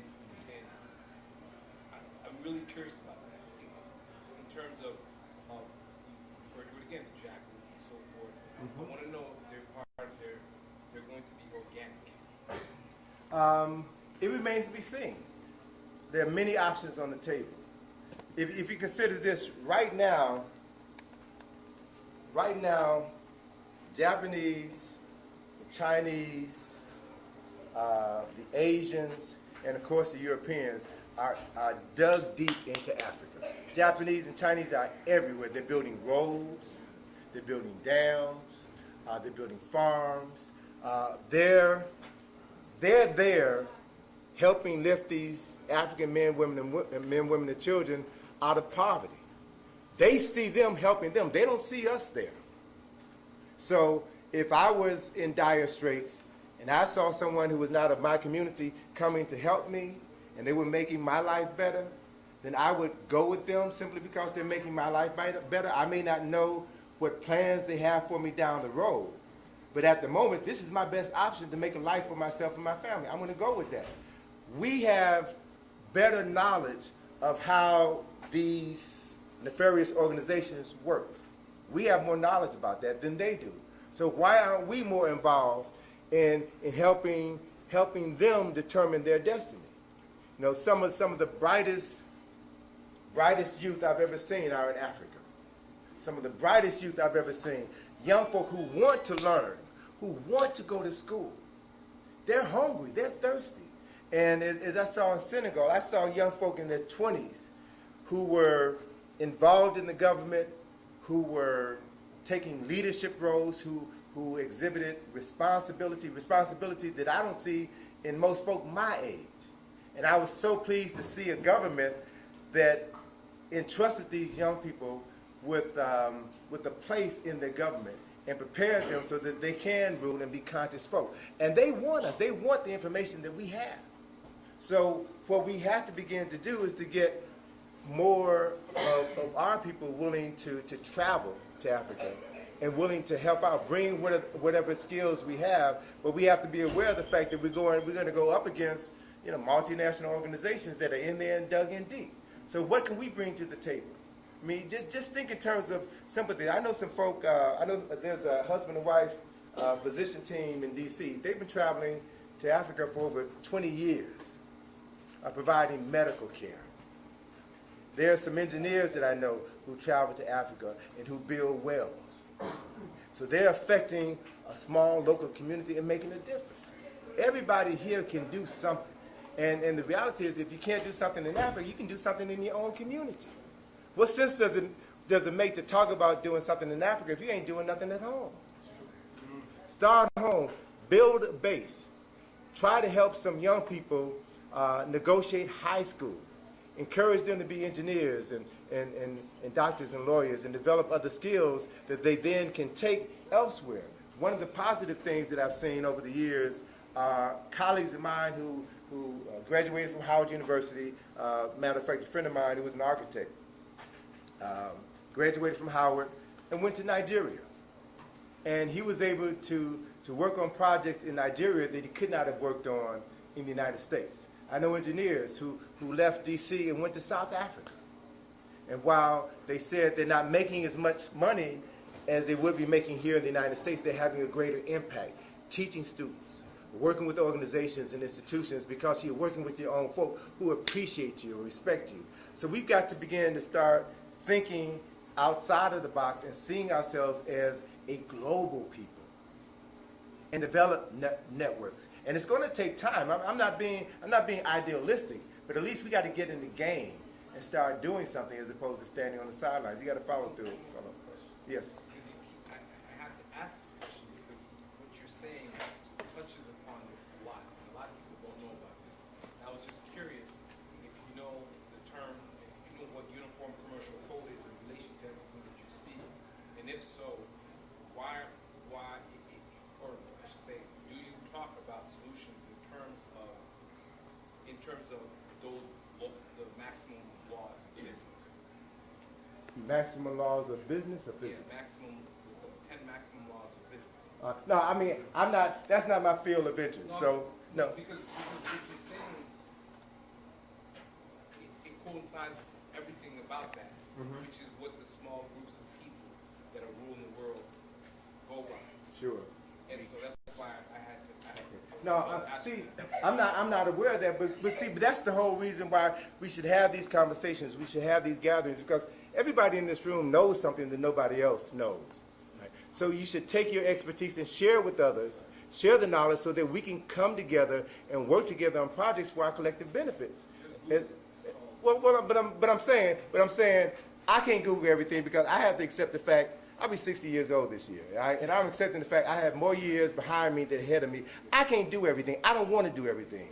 I want to spend the next 10 years focused on one specific area, right? And I love to be able to network with people who have expertise in other areas so that I can come to you. If you have something that I need to come to you and trust you to provide me with the truthful information that will allow me to maximize my input in whatever I'm doing. So we have to cultivate our skills, whatever those skills are. Everybody has something that they can do. We have to start doing that thing and stop waiting on someone else to do it for you, because it's not going to happen. Yes, sir. What you were saying about disaster preparedness, because I've been teaching disaster preparedness for 13 years under Aton Edwards. And we had an evacuation walk out of New York to show people how to get out of New York in case of emergency. And you know, out of all the texts and the email that I sent out, 5 people came. Yeah. And you know, I refer this brother's book because he's our brother. Preparedness Now is the book. He shows you urban survival, but we teach a workshop right up on Nicholas Bookstore every Wednesday. And the first Wednesday of the month we teach survival. So I know it's important what you're saying about disaster preparedness. I mean, I walk with my survival kit, different types all the time, with different things in case of emergency. I know with this kit I can handle myself for at least 24 to 72 hours. Just what I have in here. But we teach how to improvise and adapt to any situation, because the more you know, the more you're able to adapt and use what you have in your given environment to help others. But remember, it's not just, you got to also give this to your family, because when you have and they don't have, they coming to you to get it. Right. And it's dangerous. So I thank you very much for bringing that up. You're welcome. Yeah, and one of the reasons why I say this is because I remember when I was at Howard in the 70s, Dick Gregory used to come to Howard regularly. And he talked about these very same things. Yes, and he said that every person should have a Boy Scout handbook at home. Yes, Boy Scout manual shows you how to survive, you know, how to build a fire, how to identify poisonous plants. You know, you need to have some basic information. Bible is cool, but you need some other texts that are going to help you. You know, provide you with some practical information, and with the hope that you never have to use it. You know, you have a spare tire in your car for a reason. You don't hope to get a blowout, but in case there's a problem, you got a spare tire. So we need to start thinking about these things. Let me come back over. Let me get this brother here.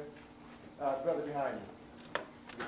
Yes, sir. I just want to make two small observations of what you have said so far. Dr. Plyer not only talks about a 25,000-minute cycle, but it presumes that there are at least 2 cycles that they had to see, and the mathematics to go with it. So these Africans was conscious of their consciousness and aware of their relationship between Earth and the stars. So that presupposes that. And the mathematics to go through to figure it out, and then also lay it out and not apply. Second, universal commercial code. That's predicated on we're going to still be used by European rules and regulations, because that comes right out of Europe. And so if we're going to organize ourselves as African people, or we're going to organize ourselves along their line, or we're going to organize ourselves along our line, we need to do it our line. Wayne Noble said that a person who stands on somebody else's foundation is not whole. You can only be whole when you stand on your own. Well, hold on, because I don't have I got 10 more minutes before I leave. So let me say you two talk. But look, you know, let's look at certain realities. And was it? See the Sam yet? Somebody I had heard recently talk about the fact that they were traveling in Africa. Yeah, it was Sam Yet. He was traveling in Africa, and he said he saw a man who looked just like his father. Looked just like his father. And he wanted to connect with it, but he didn't speak the language. And his guide on the trip was a white guy who translated what the old man said to him. And he said the reality hit him hard like a ton of bricks when he's got to go through his oppressor to interpret for somebody that could be his father. So the issue is, look, everybody in here is speaking English. We're speaking English because, you know, our forefathers were enslaved by people who spoke English. So in certain situations, we have to use whatever we have available to us in order to prepare ourselves to do what we really want to do. So I don't think it's always either or. We have to assess the situation and use what we have at our disposal to get to another point, knowing that our objective is to get back home. Whatever it takes to get back home, whatever path we have to take to get back home, will be justified if we make it home safely and still have our minds intact, right? So we got time for one more question. One more, let me get the brother in the back. Does the film industry, Nollywood film industry, to your knowledge, do they support positive images of us? Well, you know the answer to that question. I really don't, because I don't watch their films a lot. Okay. Well, what was it? It was in January. Was it in January when they listed all of the nominees for the Oscars?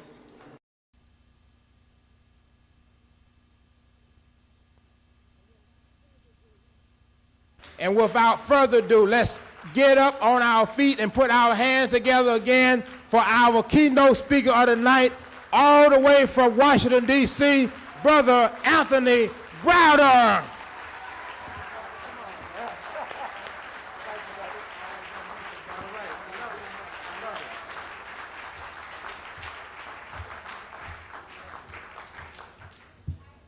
Well. Hotep. Before I get started, Mama, may I speak? Thank you. It is indeed a pleasure for me to be here. My first time to Brooklyn, the first time to the Slave Theater. Hopefully it won't be the last. I'm quite pleased that Brother Maddox referenced those who have been responsible for my development, because surely I cannot take the credit myself. It was back in 1978 that I first heard Dr. Ben speak, and back then I had hair. My hair looked like Don King. My mind was blown. I, 2 years later, first heard Dr. Clark, and again, Brother Clark took me to another level. And then about 2 years after that, I had the pleasure to meet Brother John G. Jackson, who just recently passed. And he took me to another level. And with the guidance of these three strong African men, I have begun to find a true purpose for my life. And until we can find a purpose for living, we're just wasting air. What I want to share with you this evening is a lecture and slide presentation that deals primarily with my latest publication, Nile Valley Contributions to Civilization. Now let me start off by telling you that by training, I'm an artist. I'm a designer by training. I went to Howard University, got a degree in design, advertising design, and so that's my primary interest. It was only after I began to realize, and I went to black schools all my life, graduated from Howard University. It was only, Negro schools, you're right. It was only after I had been introduced to the thoughts of Dr. Ben and John Henry Clark and Brother Jackson and others that I began to realize the extent to which I've been truly miseducated. I realized then that it was my responsibility to begin to control the information that I took into this body. You all are familiar with Brother Carter G. Woodson and his book, The Miseducation of the Negro. Woodson has a saying in that book that I find to be quite personally enlightening for me. Woodson says that every person has two educations, one that is given to him and the other that he gives himself. And of the two, the latter is by far more significant, because everything that is important in a person's life is that which you must seek out for yourself. It constitutes your real and best education. So on the basis of my coming to an understanding, fortunately early enough in my life, my coming to an understanding that I was going to have to assume responsibility for the information that went into this brain, I began to devote my time and my energies traveling first to Kemet with Dr. Ben in 1980, and then going back on several other occasions, having an opportunity to meet with Dr. Clark and sponsoring similar programs such as this in Washington, D.C. So I've had an opportunity to rub shoulders with Sister Shashi McIntyre and Francis Welsing and a host of sisters and brothers who are on the front line, bringing knowledge and information to their people. And as a result of being in this environment, I have truly gotten an education. And so it's my responsibility, as I see it, to do what I can to make this information available to the masses of folk who won't come to the slave theater, who won't watch Listervelt Middleton on For the People, who won't buy the books from the brothers and sisters outside. They need the information as well because they too have been miseducated. So primarily by using my formal training as an artist or designer, one of the things that I have opted to do is to find a way to make the information as visually stimulating as possible, knowing that we are visually oriented people. All right, so find a way to take the graphics and take the design element and take the photographs and to incorporate it into a publication so that our people will want to read the material and then begin to move forward. So it's from that spirit that I have produced my works, and it is also from that spirit that I will share with you my lecture this evening, which is, again, a lecture and slide presentation, which is essentially a comprehensive overview of African history, 6,000 years of African history. It's important that we understand the significance of symbols. We all talk about the Medu Neter, but we need to understand something about the power of symbols to convey quantum amounts of information in minute particles of time. The Asians have a saying that a picture is worth 1,000 words. Now, I dare say that you all will probably forget 70% of what I'll say to you this evening, but the images that you're going to see will stay fixed in your mind for eternity. And I dare say that some of you this evening will probably wake up 2, 3 o'clock in the morning once that melatonin starts kicking in. You'll wake up in the morning thinking about some of the images that you've seen, and these images will unlock answers within your mind. So we've got to begin to understand who we are, not who others said we were, but who we are, and we've got to use all of the means available to us to unlock the chains on our minds and resurrect our African consciousness. You have the tools, sisters and brothers. You've got the means at your disposal to free yourself. What you have to do is to cultivate the interest. And I see this forum as an opportunity to bring sisters and brothers such as myself here to give you the tools necessary to pick the lock on your brain and free your mind. That's what this whole process is all about. So when I deal specifically with the subject matter at hand, Nile Valley contributions to civilization, one of the first issues that I had to address is why there was a need to talk about Nile Valley contributions to civilization. When you truly understand the extent to which we have been written out of our own history, and others have taken our historical accomplishments and claimed them as their own creation, and then used that information to empower themselves, and then later enslaved us and told us that we had never created anything of worth, and they desire in practically every way possible to reclaim the spiritual essence of Africa, while they have effectively brainwashed us into rejecting the essence of who we are. We have the keys to the knowledge. And all you have to do, sisters and brothers, is to train your eye to understand that those keys are all around you. You can take one here, you can take one there, and begin to unlock the various doors in your mind and literally free yourself. It's important for us to understand, again, the extent to which lies have been fabricated, primarily by educational institutions, to marginalize our worth as a people. I referenced on the radio show this morning the Encyclopedia Britannica, which, and let me read to you, I want to give you this exact quote so you can understand the extent of the lies that were fabricated. In the 1884 edition of the Encyclopedia Britannica, they were talking about the Negro, and they said that the Negro occupies at the same time the lowest position on the evolutionary scale, thus affording the best material for the comparative study of the highest anthropoids and the human species. In other words, if you want to study apes, study niggers, because they're more closely related to niggers than any other people on the planet. Scientific documentation. They also went on to talk about why we don't have the intellectual capacity of other races. And again, a quote. They stated that the cranial sutures close much earlier in the Negro than in other races. to this premature ossification of the skull, preventing all further development of the brain, many pathologists have attributed the inherent mental inferiority of the blacks, an inferiority which is even more marked than their physical differences. What they were saying scientifically was that the cranial sutures of your skull, the three pieces of your skull that come together, begin to fuse together at the onset of puberty, around the age of 13 or 14. And by the time the Negro reaches the age of 19, those cranial sutures have fused shut, thereby preventing the Negro from learning anything else after the age of 19. So if you haven't gotten all there is to get by the age of 19, you out of luck.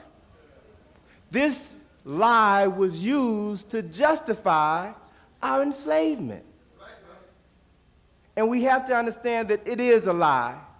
More importantly, we have to begin to use every means at our disposal to uncover the lies and to enlighten ourselves to assume our rightful place in history. So when we study the Nile Valley is significant because it represents the oldest evidence of the development of culture. By culture, I mean writing, science, philosophy, architecture, mathematics, medicine, engineering, you name it, it was developed in the Nile Valley before there was a Europe. And so what had to happen was to remove the Nile Valley from Africa, remove Egypt from Africa. And so in the 1940s, they came up with this notion that Egypt is in the Middle East. So whenever somebody tells you this lie, you got to stop and ask the question, if Egypt is in the Middle East, then where's the Middle West? Where's the Middle North? Where's the Middle South? We've got to begin to understand, sisters and brothers, that we are in a war. We are existing in a state of war. It is unlike many wars that we're used to. They're not bombs bursting in the air, and we don't see the rockets' red glare. The war, the battlefield is right here in our minds. And whoever controls what you think, particularly your perceptions of the past, will be able to determine your quality of life today, and more importantly, the quality of life for the next 3 generations. Why 3 generations? You see, because what you know, you're going to pass on to your children. And your children will pass on to their children. And their children will pass on to their children. So if you have not taken a stand to challenge the lies, and you will continue to perpetuate this miseducation process, which is going to affect the quality of life of your great-grandchildren. This is a serious dilemma that we're confronted with, sisters and brothers. But we're at a crossroads, a very important crossroads in history, where we have the ability now to change things almost instantaneously. Through lectures such as this, through books, through audio tapes and videotapes, there's more information available today about African people than at any point in time within the last 500 years. You can change the world tomorrow. But you must begin here. You must begin here. So let me begin by going into the slides. Let me just jump right into it. And hopefully, as I hope is the tradition, we'll have some time at the end of the presentations for some questions and answers.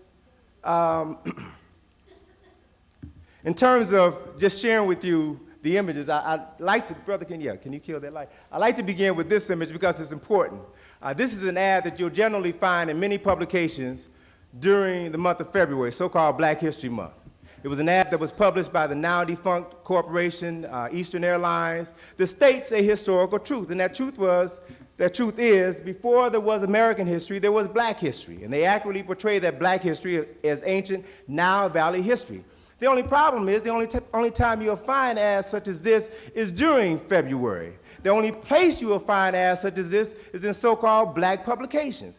Jet, Essence, Ebony. You'll never see an ad such as this in Time, in Life, in Newsweek. It is as if we are the only ones who are supposed to know this story.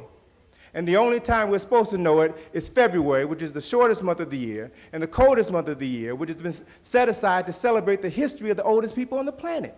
It is insane. So we have to begin to understand that every day is an opportunity for us to celebrate our history and our culture. We must see and understand the reality that history is a weapon that can be used in your mental liberation. Next slide, please. Again, when we talk about the Nile Valley, we talk about the development of architecture. The very first building ever designed and constructed by human beings is still standing today in Africa, the Step Pyramid of Saqqara, designed by a person that I'm sure all of you all know, Imhotep, the brother responsible for designing this structure. Again, when you see this image, you must allow this image to wash away all of the derogatory stereotypes that we have in our mind, that we have ingrained in our minds about Africa, believing that Africans lived in caves, lived in trees, lived in huts. They designed the first skyscrapers on the planet. This is a remarkable accomplishment. Do you understand the thinking that went into designing this structure? The engineering that went into cutting the stones and placing the stones together. Can you imagine the coordinated effort it took to transport the stones, to manage the crews necessary for constructing this? We're talking about an architectural marvel, sisters and brothers, that we don't see anywhere else in the world. Next slide. It's also important, can you give me some focus on that too? It's also important to identify certain faces with specific points of time in history, particularly now that folk want to claim that Egypt was this multicultural environment. It was after it had been conquered by the foreigners, and that was very late in the history of ancient Kemet. Thousands of years after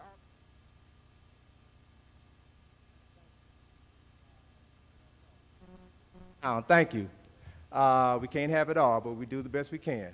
It's important for you to see this face and to know that this is Zoser, a king of Kemet, a man who during his reign was one of the most powerful men on earth, commanded the mightiest army on the face of this planet, was one of the wealthiest men on the earth. We can still tell that he is a brother, even though his nose is missing. And that's no accident. We'll talk a little bit about missing noses and lips later on in this presentation. Can we have the next slide, brother? Here we see three structures which represent the most important archaeological site on the planet. It is at Giza where you can find this selection of pyramids, the most significant of which is in the background here. This is Khufu's pyramid, a structure which, from the time that it was built, approximately 2500 BCE, up until 109 years ago, this building was the tallest man-made structure on Earth. It covers an area of 13 acres. 3.5 blocks wide by 3.5 blocks wide by 3.5 blocks wide by 3.5 blocks wide. Rises to a height of 450 feet, as tall as a 45-story building. This one building is comprised of over 2.5 million stone blocks, which weigh an average of 2.5 tons each. There are 5 stones inside of this building that weigh 70 tons, as much as a railroad locomotive. And the technology does not exist today to move a stone that weighs 70 tons. I want you to understand something about the technological greatness that existed thousands of years ago that cannot be duplicated today. There's enough stone in this great pyramid of Khufu to make 30 Empire State Buildings. Do you understand what you are seeing, sisters and brothers? And you must also understand that this building was not built by slave labor, nor was it built by so-called Jews when they were enslaved in Africa, because as Doc Van has said on numerous occasions, this structure was built over 1,000 years before the first Jew, Abraham, was born. This is a reality. So again, you have to understand why the Europeans are unwilling to give up Kemet, because this is a testimonial to the greatness of the minds of African men and women. It is a testimonial to what you can do when you get that little white man out the back of your mind, when you resurrect your African consciousness and recreate your greatness. Next slide, please. Now, you all know what this statue is, don't you? What is it? All right. Now, I hear several different names, and let's deal with that issue right now because it's important for us to realize that most of the names of African people, places, and things have been renamed by non-African people. The word pyramid is not an African word. The word pharaoh is not an African word. The word Egypt is not an African word. The word sphinx is not an African word. This is a statue of Her-Maket, Heru on the horizon. It is an image, and there are many scholars who, upon re-examination of this statue, there are now many scholars who believe that this was the oldest sculpture ever carved by human beings. It has been dated to have been built somewhere between 7,000 and 10,000 years ago. It has the face of Heru, the son of God, and the body of a lion. And one of the things that you must understand when it comes to interpreting African objects is that we must begin to see them through the eyes of African people.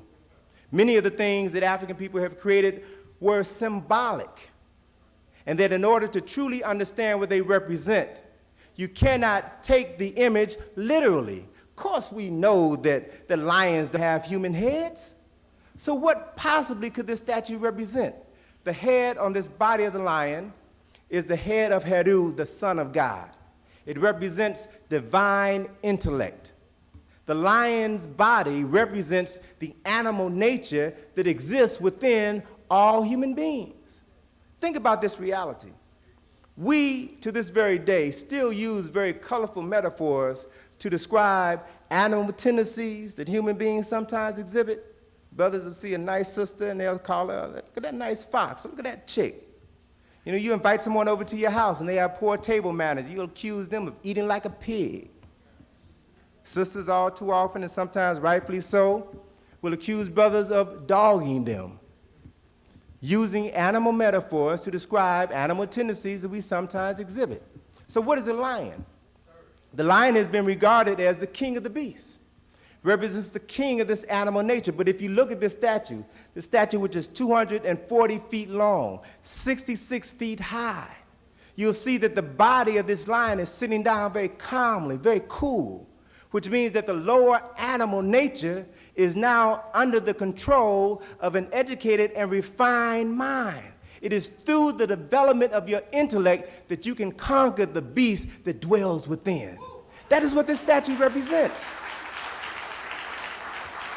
And it is because African people understood the essence of who we are and what it takes to elevate our God consciousness that they were able to create 5,000 years ago things that cannot be duplicated today.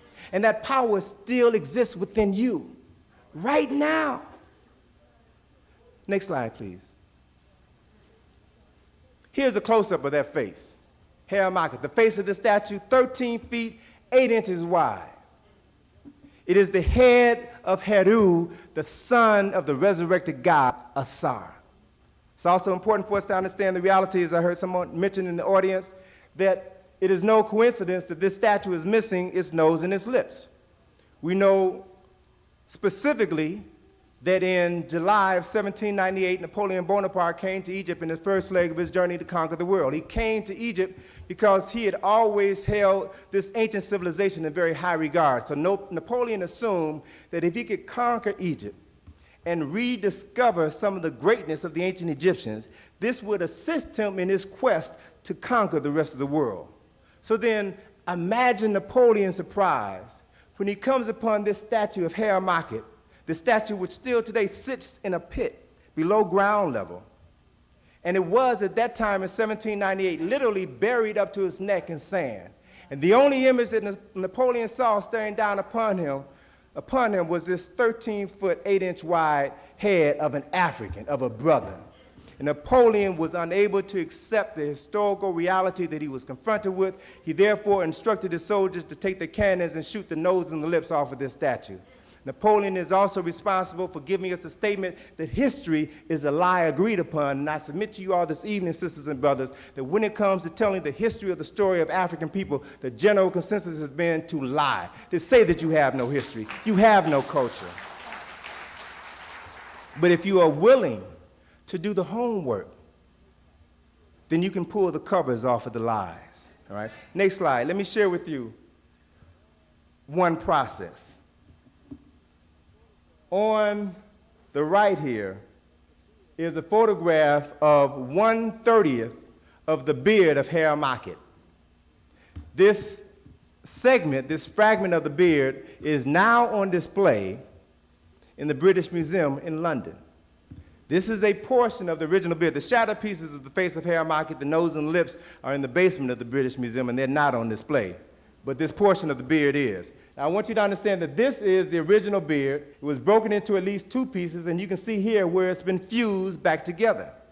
The image on the left is a copy of this beard. The copy is in the Cairo Museum. So the Europeans have the original, and the Egyptians have a copy. Again, I want you to identify the copy because it is seamless. Okay, you don't see this broken segment here. Make a mental note of this slide because I'm going to refer to it a little bit later on. Okay, next slide. Now, this, sisters and brothers, is a sphinx. This is a Greek sphinx. The word sphinx is a word, if you were to go home this evening, pull out your dictionary and look up the word sphinx, you'll find that the word sphinx means the strangler. The word sphinx means to strangle or to hold. The story of the sphinx comes from the Greek and the story of Oedipus Rex, King Oedipus. The story of Oedipus is the story of this winged monster that had the head and breast of a woman and the body of a lion that was perched on a cliff alongside of the road that led to the city of Thebes in Greece. And this sphinx would ask a question of every person who wandered down that road. And that question was known as the riddle of the sphinx. This riddle was nothing more than a metaphor for the human experience. The riddle was what walks on 4 legs in the morning, 2 legs in the afternoon, and 3 legs in the evening. And the more legs that it walks on, the weaker it becomes. Whoever this sphinx put this riddle to, when they could not answer the riddle, they were strangled by the sphinx. Hence the association of the word sphinx meaning the strangler or to strangle or to hold. Why does the sphinx have the head of a woman? Because the Greeks believed that women were inherently inferior to men. The Greeks believed the women were evil. The Greeks legitimized the concept of homosexuality because they believed that the greatest love that a man could ever have is with another man. And still believe that, yeah. Unfortunately, so do some confused brothers believe that as well. But listen, according to the story of the Sphinx, this monster killed everyone, strangled everyone who could not answer the riddle. The only person who successfully answered that riddle was a man by the name of Oedipus, who, realizing that the riddle was a metaphor for the human experience, thought about it and said that the correct answer is man. Man, as a child, in the morning of his life, crawls on 4 legs. As an adult, in the afternoon of his life, stands erect on 2 legs. And in the evening, as an elder, walks with a cane on 3 legs. So after having given the correct answer to the riddle, the Sphinx then commits suicide by jumping off of a cliff. Oedipus then goes into the city of Thebes, where he proceeds to murder his father, marries and has sex with his mama. Now, this is the Greek interpretation. And to this very day, those psychiatrists who follow Freud's line of thinking have classified a psychological disorder called the Oedipus complex, and they mistakenly believe that every man wants to have sex with his mama. That's European garbage. That's nonsense. I want you to take note here of another reality. Brother, can you fine-tune this slide again?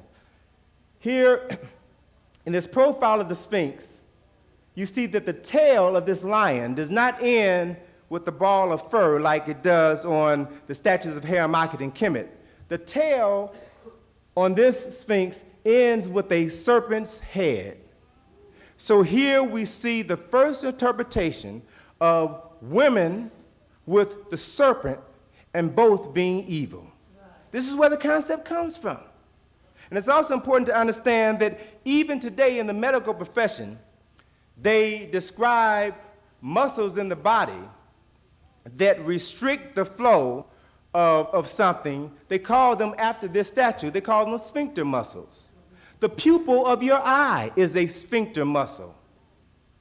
When you walk from a darkened room outside into the light, your sphincter muscle or your pupil contracts to limit the amount of light coming into your eye.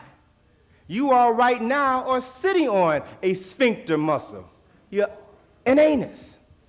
And if you could think about it from another context, what the Europeans have successfully done is taken a symbol that represents the Son of God and have reduced it to an asshole.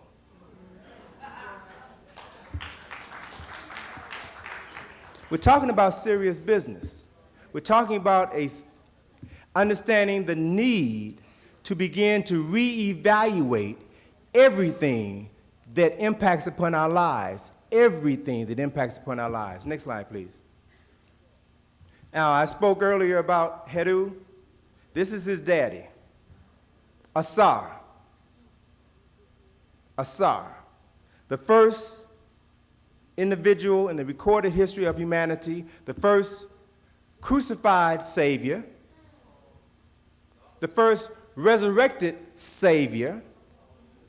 The story of Asar and his wife, Aset, and their son, Heru, is the first story of a trinity. See, because after Asar was murdered, his spirit came back and impregnated his wife, Aset, who was a virgin. And then 9 months later, she gives birth to their son, Heru, who was born coincidentally on December the 25th, the same date as his daddy. This is a story that was written by African people over 4,000 years before the story of Jesus the Christ. Those of you who travel to Kemet can see these scenes painted on the temple of Luxor. You can see these scenes carved on the Philae temple. You can read the writings. You can see it for yourself. Next slide. That's Asar. This is his wife, Aset, and their son, nursing their son, Heru. We know them all now by their Greek names, Osiris, Isis, and Horus. But it's important to realize that this statue here is the prototype for the Madonna and Child. The prototype. There were thousands of these images which were carved in the Nile Valley. They were later taken throughout the world. It's also important for us to understand that after Kemet was conquered by the foreigners, during their initial stay in Kemet, they worshiped these African gods. It was only later when they began to return home, they realized that they couldn't take African gods back to their European brothers and mothers and fathers, so they Europeanized these African gods. In the next slide, we see the Greek interpretation of this couple. The next slide, please, brother. We see the Greek interpretation of Aset and Heru now as Isis and Horus. After the Romans ran the Greeks out of Egypt, the Romans also worshiped the African gods, and just as their Greek predecessors could not take African gods back home with them, so they Latinized Isis and Horus. In the next slide, we see them portrayed as the Madonna and Child. Next slide, please. So this is the image that we mistakenly accept as the real story of the Madonna and Child. when it is in fact nothing but a pale imitation, literally, nothing but a pale imitation of an African original. Next slide. Now, in terms of understanding the depth of the knowledge which came out of ancient Kemet, we've got to begin to realize that one of the reasons used to justify our enslavement was the fact that we were heathens and had no concept of God. It was the Portuguese who first sanctioned our enslavement. It was the Pope who deemed us as soulless individuals, who stated that it is through our enslavement that we would have an opportunity to know God, and if we are good slaves, maybe we will go to heaven. Well, I want to share with you an image, a scene, that can be found in numerous temples and papyri in Kemet. A scene that is referred to as the weighing of the soul. It is one of the first images of the resurrected Savior, Asar, seated on the throne of judgment, making a determination whether or not the soul that comes before him will go to heaven or to hell. All of these steps are carefully identified, and let me walk you through them. Here we see the image of the soul that comes before Asar. We see that this image is dressed in white because for thousands of years before the world was turned upside down, white was the color associated with death. White represented the absence of the life principle. And you all know this. I mean, subconsciously, I'm not telling you all anything new. Think about this next month, on Mother's Day, when you go to church. If your mother is alive, you will wear a red carnation. If she is deceased, you will wear a white carnation. Because we still know, that white is the color associated with death. Nothing racist about it, it just represents the absence of life. Black is the color associated with life. Life comes from blackness. So here we see the soul of this man, dressed in white, standing before two dual images of Ma'at. Ma'at is the counterpart, the wife of Jehudi. Ma'at represents the principles of truth, justice, righteousness, balance, harmony, and reciprocity. We see the symbol associated with Ma'at, the ostrich feather here in her hair. We also see the brother clutching the ostrich feather to his chest. In the next part of the scene, we see Impu and Heru standing before the scale of Ma'at. It is at the scale of Ma'at where on one side of the balance we see the feather. On the other side of the balance we see a symbol which represents the heart of the deceased. Why the heart? Because in the African tradition it was believed that the heart was the seat of the soul. Hence the title of this scene, The Weighing of the Soul of the Deceased. So as the soul of this man is weighed opposite the feather of Ma'at, he recites the 42 admonitions of Ma'at. He declares his innocence to God. He says, I have not stolen. I have not robbed. I have not committed adultery. I have not spoken ill of God. 42 admonitions of Ma'at. And if he is telling the truth, then his heart will be as light as a feather. That's where the concept comes from, meaning that he has lived a righteous life in accordance to the principles of Ma'at. And this event, the weighing of the soul, is recorded in the book of judgment by Jehudi, the husband of Ma'at. And then Asar, seated on his throne, makes the final judgment as to whether or not the soul of this man goes to heaven or hell. Powerful concepts, sisters and brothers, that were developed by African people thousands of years before they resurfaced in the Christian world. Next slide. Again, can we have some fine focus on that slide, please? Here's another image of Ma'at. Now, I want to play the role of a psychiatrist for a second. You know how when you're in therapy, trying to put the pieces of your life together, psychiatrists will sometimes show you images and will ask you what memories those images jar. So I want you to look at this image of Ma'at. See the ostrich feather in the hair, you see the ostrich hands and the wings. Look at that image. What memories does it bring to your mind? What thoughts does it trigger? The ego, Native American,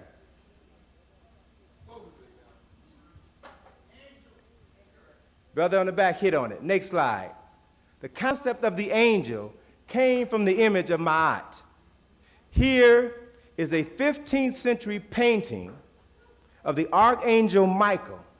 Here you see a human figure. Can we focus there, brother? Human figure with wings, holding in his hand the scale of Ma'at, the balance of truth and justice and righteousness. On one side of the balance, you see the soul that is to be weighed. On the other side of the balance, you see the forces of evil tugging on the balance for this soul.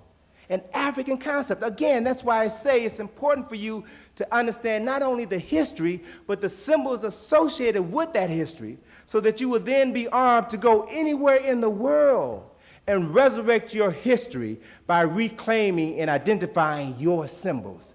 They're all over the world, sisters and brothers. Next slide, please.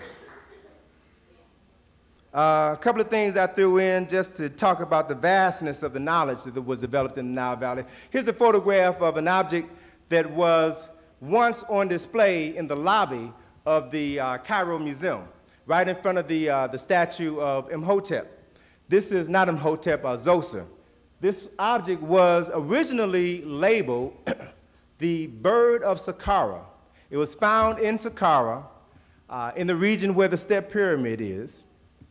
This object was originally found the latter part of the 19th century, and it was aptly described a bird. It wasn't until the early 1970s that two aeronautical engineers from the Goddard Space Flight Center right outside of Washington, D.C., saw this object on display, looked at it, and then looked at each other and smiled, and thought it looked similar to planes that they had seen in America, specifically the C-41 aircraft, military aircraft. And so what they did was to receive permission from the Egyptian government to take the measurements of this bird of Saqqara. They came back to the States. They made a scale model of this bird. They put it in the wind tunnel, and they found that it had the capacity to fly. So this bird has now been relabeled the glider of Saqqara. All right? Now look at it. When was the last time you saw a bird with wings on top of his body? When was the last time you saw a bird with a vertical as opposed to a horizontal tail? And what is so fascinating is that they have been unearthing other objects such as this in Saqqara, and is now leading many scholars to possibly question the existence of aerodynamic thought in ancient Kemet thousands of years before the Wright brothers. Okay? Next slide.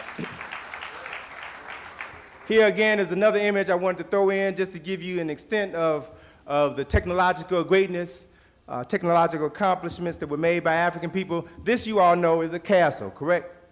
And unfortunately, because of our miseducation, as we grew up, whenever we saw castles, we would think of jolly old England. We would think of castles in Germany. We would think of castles and, Knights of the Round Table and all of this nonsense. But how many of you all realize that this drawing, this reconstruction, is of a castle that was built in Nubia 1500 BCE, complete with drawbridge, moat, towers, a city within a city. Architectural styles, again, developed by African architects and engineers thousands of years ago that most of us know nothing about. Next slide. Now, one of the reasons why we don't know about this was beautifully written about in a book by Professor George G.M. James entitled Stolen Legacy. Professor James talks about how the Greeks first came into Kemet under the leadership of Alexander, the so-called Great Macedonian, who conquered Kemet. And as he went up the Nile, he closed down many of the temples, many of the universities in Kemet, confiscated thousands of books, burnt other books. This information was then brought to the northernmost part of Kemet, or Egypt at that time as it was known, and was deposited into a university that was created after the death of Alexander, the University of Alexandria. It was deposited in the library in his honor. It was then that Greek scholars, would-be mathematicians, would-be physicians, came to Kemet to study the accumulated wisdom of the ancient Africans. It is because of this knowledge that was already available that Hippocrates went on to become the so-called father of medicine, even though he lived over 1,000 years after Imhotep, the first physician in the recorded history of humanity.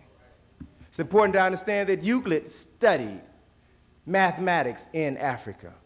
And if you understand these historical footnotes, you then will be able to understand how, why it was possible for Aristotle, Alexander's former tutor, to write over 300 books on 40 unrelated topics, which it was impossible for one man to do in his lifetime at that point in time without the aid of a computer.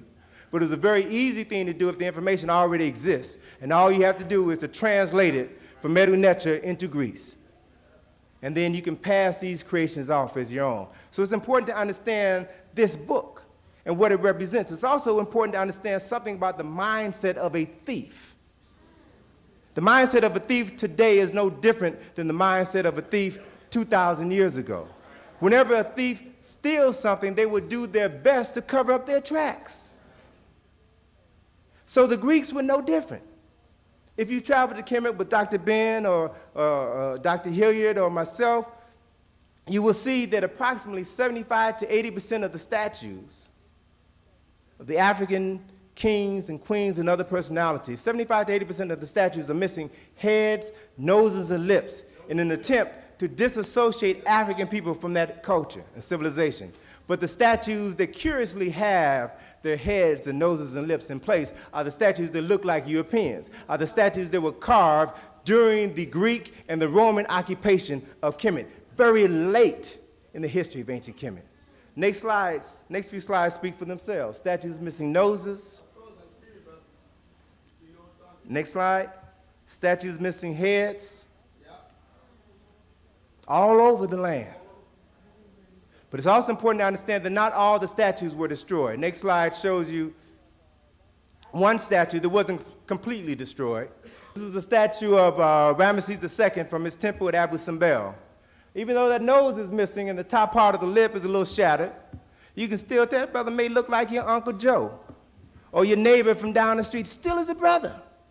But it's important to understand the extent to which Europeans had to recreate the images of the ancient Africans. Next slide shows you an image of the same king that was built during the Roman occupation of Egypt.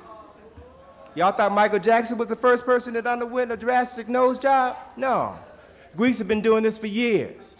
And this process continues to this very day. The next slide we see National Geographic, 1966, gave us this image of a Caucasian Ramesses.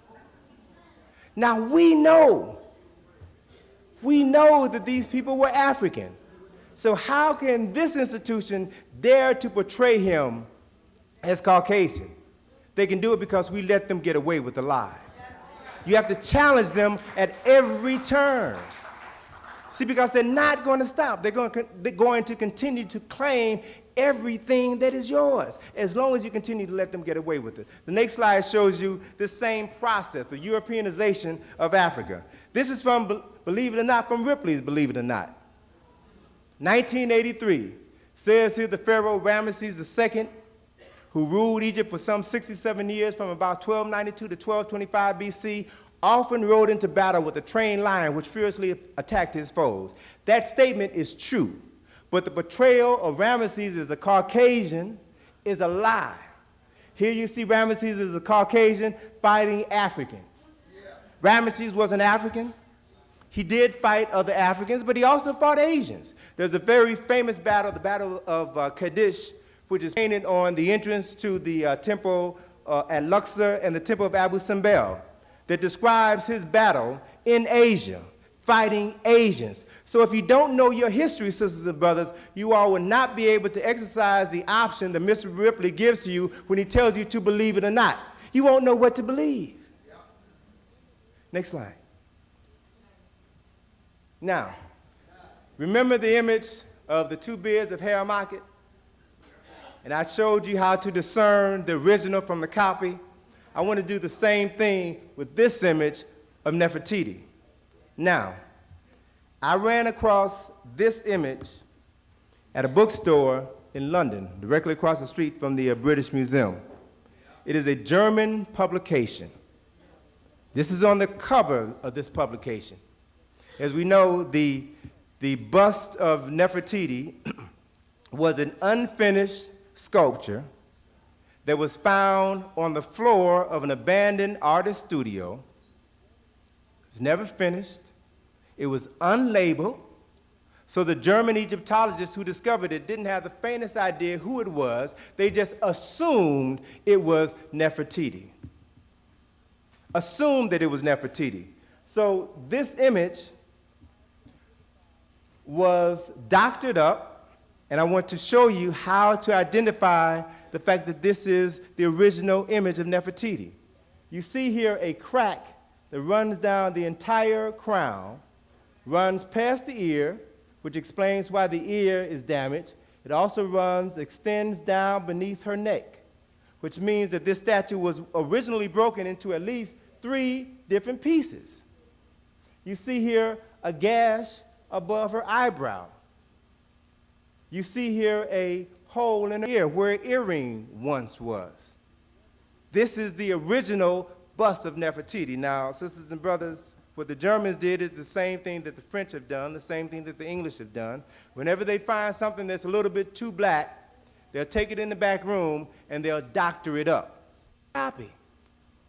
But also what they did in making this copy was to lighten the skin and then make the nose and the lips smaller than the original. So we have to understand what has been happening to our history, to our culture, and to our images over thousands of years. Next slide. Now, I want to take you back to this temple of Ramesses II in Luxor, and I want to focus your attention specifically on this object here. This is called a tekken. Many of us know it by its Greek name, an obelisk. This is a symbol that was created in Kemet, a symbol that was designed to represent the resurrection of Asar.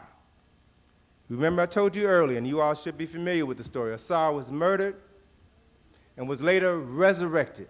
And so this symbol here, the tekken, came to represent the resurrection of Asar. There were at one time over 1,200 of these structures throughout all of Kemet. Wherever you saw there was at one time 2 of these structures flanking the entrance to this particular temple.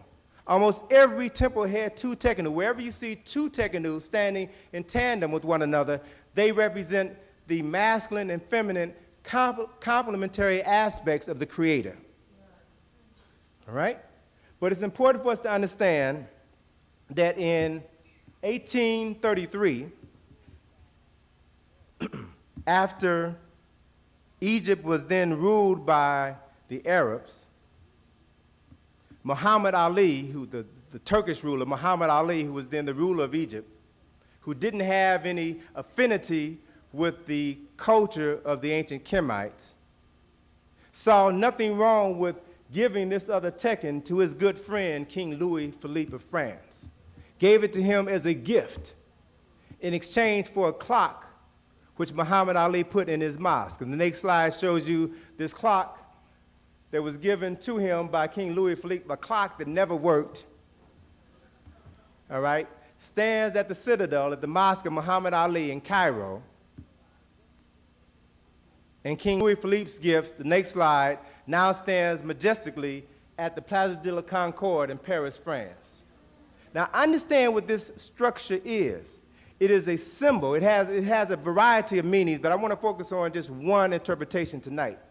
It is a symbol which represents the resurrection of Asar, the first story of a resurrected Savior. It is a symbol of an African God. Today, there are probably less than a dozen of these structures in Kemet. The rest have been scattered all over the world. Next slide shows you, yeah, there's one right here in Central Park. That's right. It's growing. And there's a wonderful story. As a matter of fact, the next volume of this series, Exploding the Myths, is going to deal specifically with the European theft of African monuments. It's tentatively called An African-Centered View of Washington, D.C., Masonry in the United States, in which we're going to talk about the European lust for African monuments, their attempt to recreate the essence, the spirit of ancient Kemet in the United States of America. Here is an African Tekken that stands in the center of St. Peter's Square in the Vatican. Every Easter Sunday, the next slide, every Easter Sunday, as the Pope stands, okay, I don't have it. Every Easter Sunday, as the Pope stands on his balcony delivering his Easter sermon, he stands before a 6,000-year-old monument that represents the resurrection of an African god. The Pope knows that. That's why the Pope prays to images of Aset and Heru, the African Madonna and Child. Every time the Pope goes to his homeland in Czeskowa, Poland, he prays at the shrine of the Black Madonna and Child. He knows what the real deal is. African Tekkenu in England. Next slide. Everywhere you go, you find African symbols. Here is a symbol. This is in Charlestown, Massachusetts, right outside of Boston. A memorial built to honor the European Americans who died fighting in the Revolutionary War. Now think about this reality. They are fighting the British for the control of the land that they took from the Native Americans. And in honoring their dead, they do not use a British monument or a French monument or a Greek monument. They use an African monument. Why? Because of the secret reverence they have for those things that sprang from the minds of African people. This is an important reality that we have to understand. Next slide, please. Here, all right, my hometown, my current hometown is in Washington, D.C. We have a tour, an African-centered tour of Washington that I created back in 1986. And it was a tour that I did. I had just come back from my second trip to Kemet. And I kept, the trip was fresh on my mind. And as I drove around the city of Washington, I kept getting flashbacks to things that I had seen in Kemet. And then, it suddenly dawned upon me that there were a host of objects in Washington, D.C. that were similar to things that I had seen in Kemet. So what I did was to identify a number of these objects and to develop a tour that dealt specifically with the design of Washington, D.C. based upon African concepts of city planning, African concepts of monumental architecture. And so what I want to show you in these next few series of slides is the extent to which those responsible for creating the capital of the United States of America borrowed from your ancestors. Here is, wait, go back, brother, go back. Don't jump in now. This is the Washington Monument, the tallest Tekken in the world. Again, realize that this is a symbol that represents the resurrection of an African god. This symbol is now the symbol for the most powerful nation on the face of this planet. Here you see the reflection of the monument in its reflection pool. And all you have to do is to study the architectural styles developed by our African ancestors to realize that this is nothing but a pale imitation of an African original. The next slide shows you the Apeti Sut or Karnak Temple in Kemet, two standing Tekkenu and their reflection in their reflection pool. Every temple in Kemet had Tekkenu. Every temple in Kemet had a sacred lake. So you can begin to see where these ideas came from and how they influence your European masters. Next slide. Here's a photograph that I ran across a couple of years ago. In 1912, a committee was established to build a memorial to Abraham Lincoln, okay? And John Russell Pope, one of the most famous architects of Washington, D.C., designed a number of really famous structures, submitted this drawing as a memorial for Abraham Lincoln. This is a drawing of a scale model of Khufu's pyramid as a memorial for Abraham Lincoln. Now, the members on that committee rejected this drawing because it was, quote unquote, unoriginal and would have been a little bit too obvious as to what their inspiration was. So they rejected his design, and they opted for the more traditional Greco-Roman style architectural structure, which you see in the next slide here. all right? They opted for this structure here. But what's interesting to note is that the artist, the sculptor that they hired to create the statue of Abraham Lincoln in the memorial borrowed from an image that can be found in the Nile Valley. The next slide shows you Abraham Lincoln sitting on his throne in the Lincoln Memorial. That was inspired by the next slide, Ramesses II seated on his throne in Abu Simbel. Again, if you understand the symbols, if you know how to interpret the symbols, you can find your history anywhere. You can walk down the street, any city in the United States, and see your historical greatness. Next slide. Memphis, Tennessee, 2 years ago, built this scale model of Khufu's pyramid, a 33-story pyramid.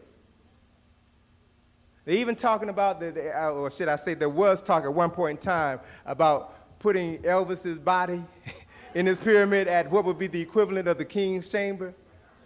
But it's significant for us to understand something about the history of Memphis, Tennessee. Memphis was founded by Andrew Jackson along with 2 other individuals.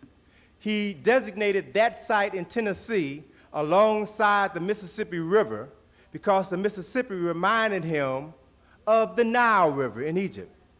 You all are aware of the fact that the city of Memphis is a Greek interpretation of an African name. The African name is the city of Mennefer. It was renamed Memphis. It was the capital of Kemet.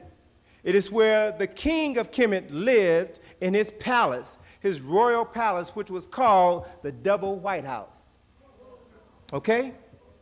So Andrew Jackson built Memphis, Tennessee.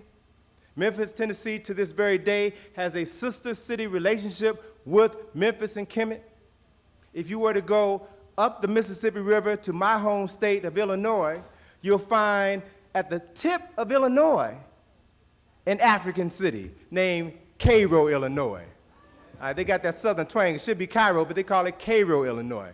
The whole southern region of Illinois is referred to as Little Egypt because the people who settled there saw a similarity between the Delta region of southern Illinois and the Delta region of Lower Kemet.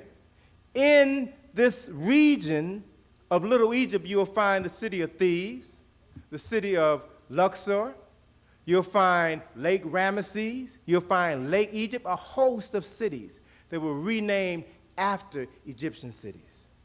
Next slide. San Francisco, California, you'll find pyramids. Again, I want you to understand how we have inspired people throughout the world and what these structures actually represent. The next slide, please. One of the pages in my book deals with this whole concept of architecture, in which I trace the origins of the Doric, the Ionic, the Corinthian, the Etruscan, and the Composite columns of Greco-Roman architecture are nothing but variations of a theme that were developed in the Nile Valley 2,000 years before the birth of Greece. All of these styles can be traced back to our African ancestors. You see these styles, the Ionic, specifically the Ionic and the Corinthian columns adorn most of the buildings in New York, in the world. This is an African-inspired style. Next slide, please. Here's a photograph of Imhotep, the world's first multi-genius, individual who is also referred to as the world's first Christ. Understand the meaning of that word. The word Christ means the anointed one who is endowed with certain talents and abilities. The first physician, the first architect, philosopher, prime minister to the king Zoser, a man worthy of his title. Next slide, please. These are symbols that came from the Nile Valley. The caduceus is a symbol that can be found in ancient Kemet, a symbol associated with Imhotep, the original father of medicine, a symbol associated with Jehudi, who is the Netcher of medicine. Jehudi represents the process of divine articulation of speech. He was a Netcher of science and writing and medicine. So this symbol that we call the caduceus, the symbol of medicine today, was derived from the Nile Valley and has been modified and used by the National Medical Association, the American Medical Association, is the symbol associated with veterinary medicine, all right? Associated with dentistry, the RX symbol for pharmacy. The RX symbol for pharmacy was introduced to Europeans by the Roman physician Galen in the 2nd century, who used to write prescriptions for his patients in medunecha. All right, so the RX symbol comes from the Achit eye, or the eye of Jehudi, the eye of the necha associated with medicine. The symbols are everywhere. Next slide. The gods, even the gods of Greece and Rome, can be traced back to their African counterparts. And what I did here is to show you just one example. Here we see the Roman god Mercury, who was copied from the Greek god Hermes, who was copied from the African god Jehudi. Here you see Jehudi, the necha of science and medicine, holding in his hands 2 staffs with serpents intertwined around them, one wearing the crown of Upper Kemet, the other wearing the crown of Lower Kemet. You see the same symbol has been modified. It is now being held by Hermes. It is called the caduceus, and you also see Mercury holding this same symbol. Again, if you understand the history and the symbolism, you can reclaim your heritage. Next slide.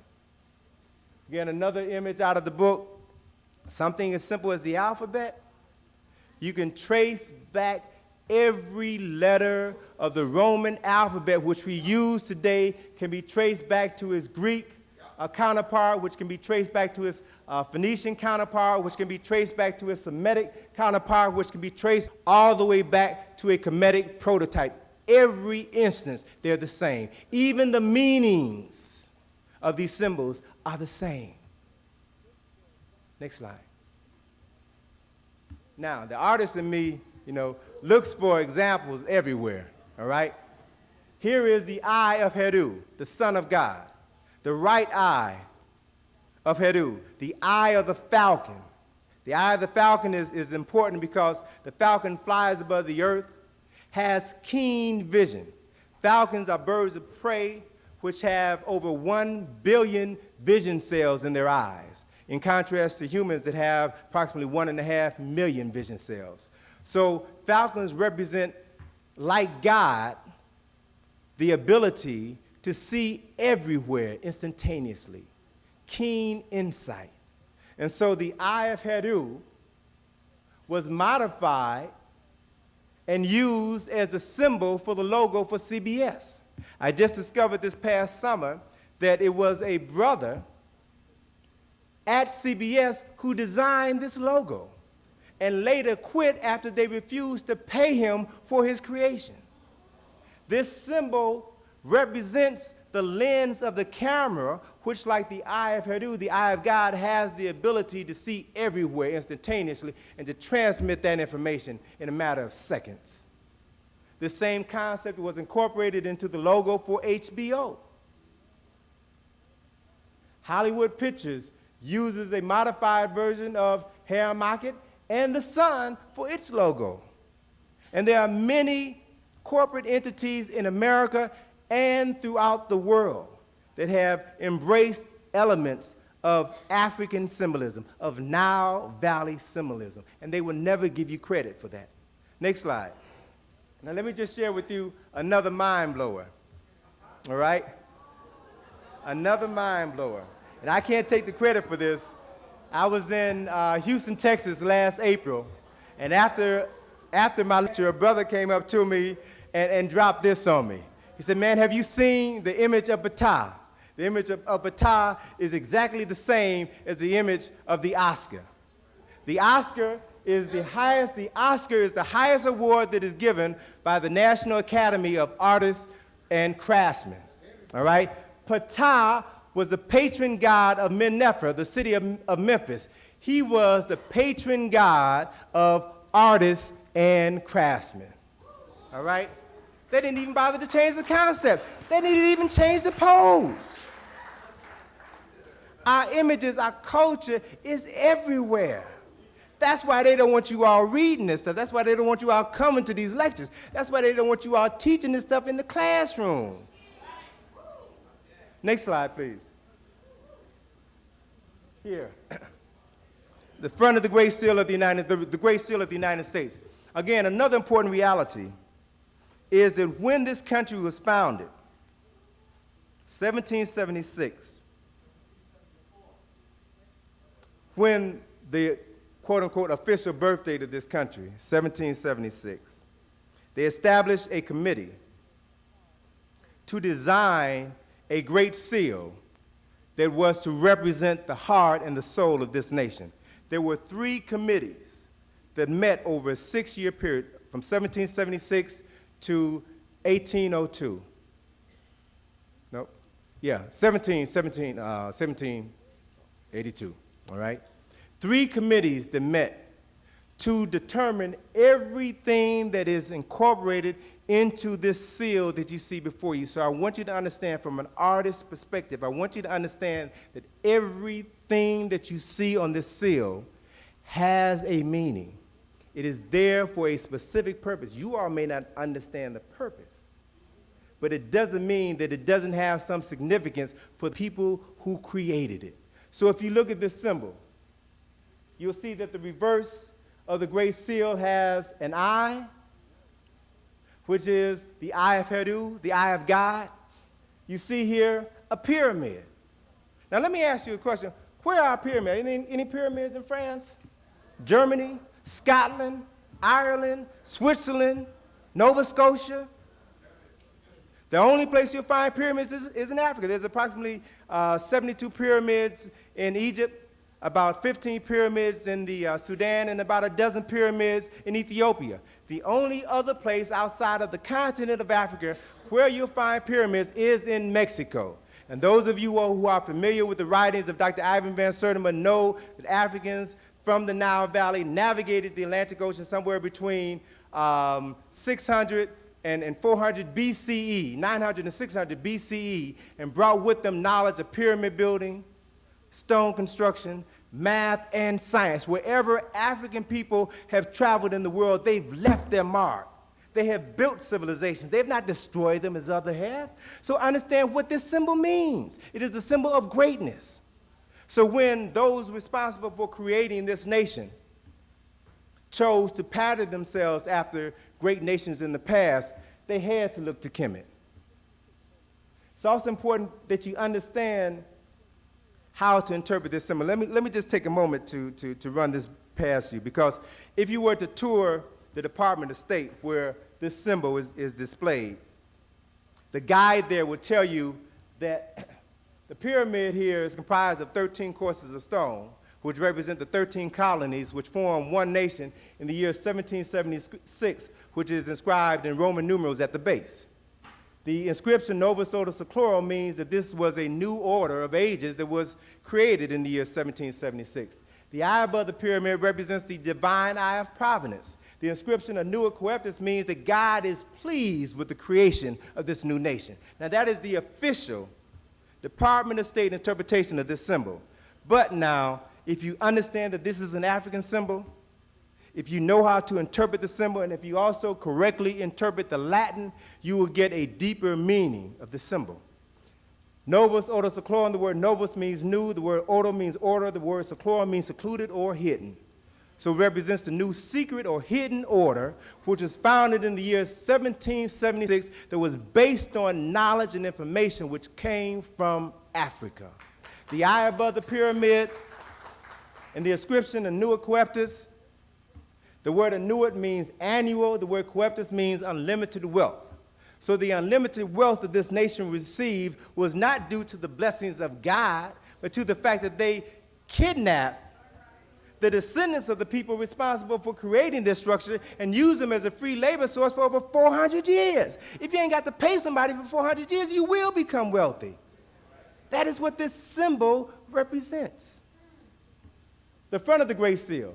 Brother, can you focus that again? The front of the Great Seal is a symbol of the eagle, the symbol for the United States of America. And again, this symbol is symbolic. Every component in this symbol means something. It means one thing to you, it means something else to the people who designed it. If you study this symbol, you'll see that the eagle has on its chest a shield with 13 stripes. It has in one claw an olive branch which has on it 13 leaves and 13 berries. It has in the other claw arrows.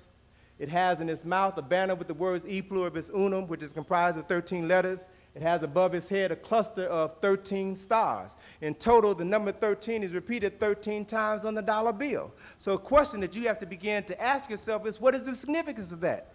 Particularly if you've grown up in an environment that tells you 13 is an unlucky number. Friday the 13th is an unlucky day. Most theaters don't have a 13th row. Most buildings don't have a 13th floor. So if 13 is an unlucky number, why is the history of this country linked to the number 13? If you study something about the people responsible for developing this country, they were Masons. And Masonry represents nothing more but an attempt to recreate the educational system of ancient Kemet. You'll begin to understand that they had a different interpretation of numbers. Numbers are a language unto themselves. Every number represents profound concepts and ideas. For example, the number 1 has always been associated with God, the Creator. The number 2 represents man and woman who comes from God. Number 3 represents the union of man and woman, which creates a child, the Trinity. Every number represents something profoundly significant. The number 12 represents the completion of a cycle, as in 12 hours of day and 12 hours of night during the time of the equinox represent a complete day. 12 months represent a complete year.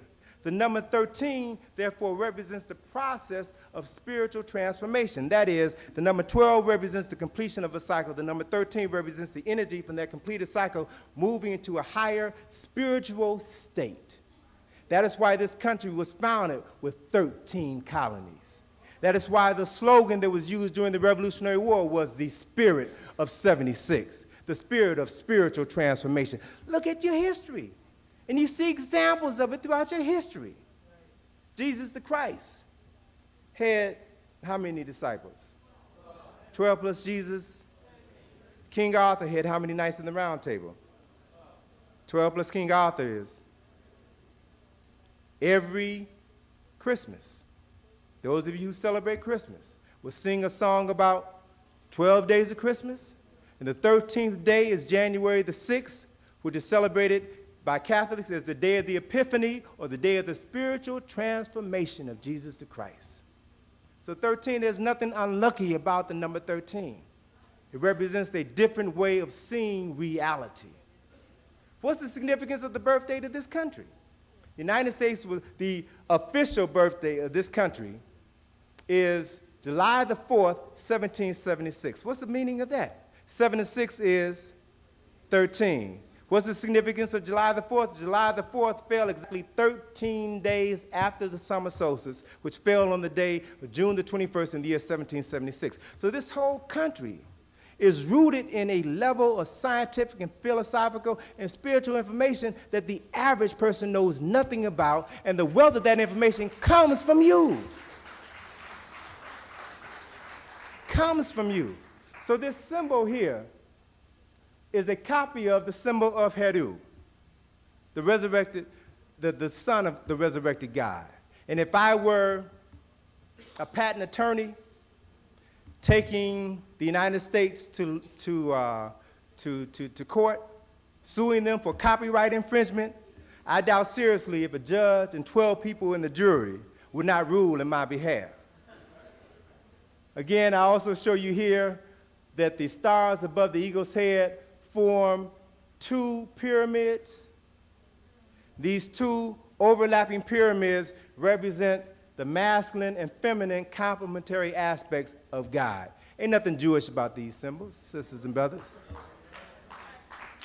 They represent the masculine and feminine complementary aspects of creation. Next slide, please.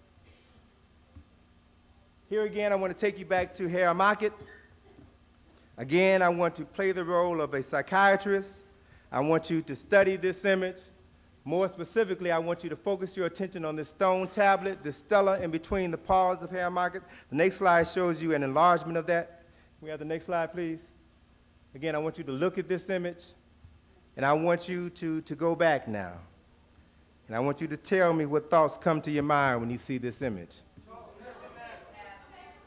10 Commandments, all right? Good idea. And again, when you all think of the 10 Commandments now, you must be aware of the reality that Moses was born in Egypt. Moses was a very common Egyptian name.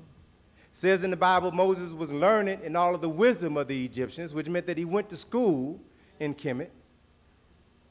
And Moses, when he led his people out of Egypt, gave them laws, 10 laws, called 10 Commandments. But what they don't tell you is that Moses left 32 behind. These 10 Commandments were a part of the 42 Declarations of Innocence that Moses studied when he was in Kemet. But it's important to note that one of the commandments that he did not give his people was one that said, "Thou shalt not lie." And it's also important to understand the psychological difference between a commandment and a declaration of your innocence. See, because in Kemet, we knew we were godlike. So all we had to do was to attune ourselves to the Creator, and we would become godlike, so that when it came to our day of judgment, we could declare our innocence to God, as opposed to these other folk that had to leave for questionable reasons. They had to be given commandments because of their savage nature. Thou shalt not do this. Thou shalt not do that. That attests to their level of savagery. We need to understand the differences. Next slide, please. What about this?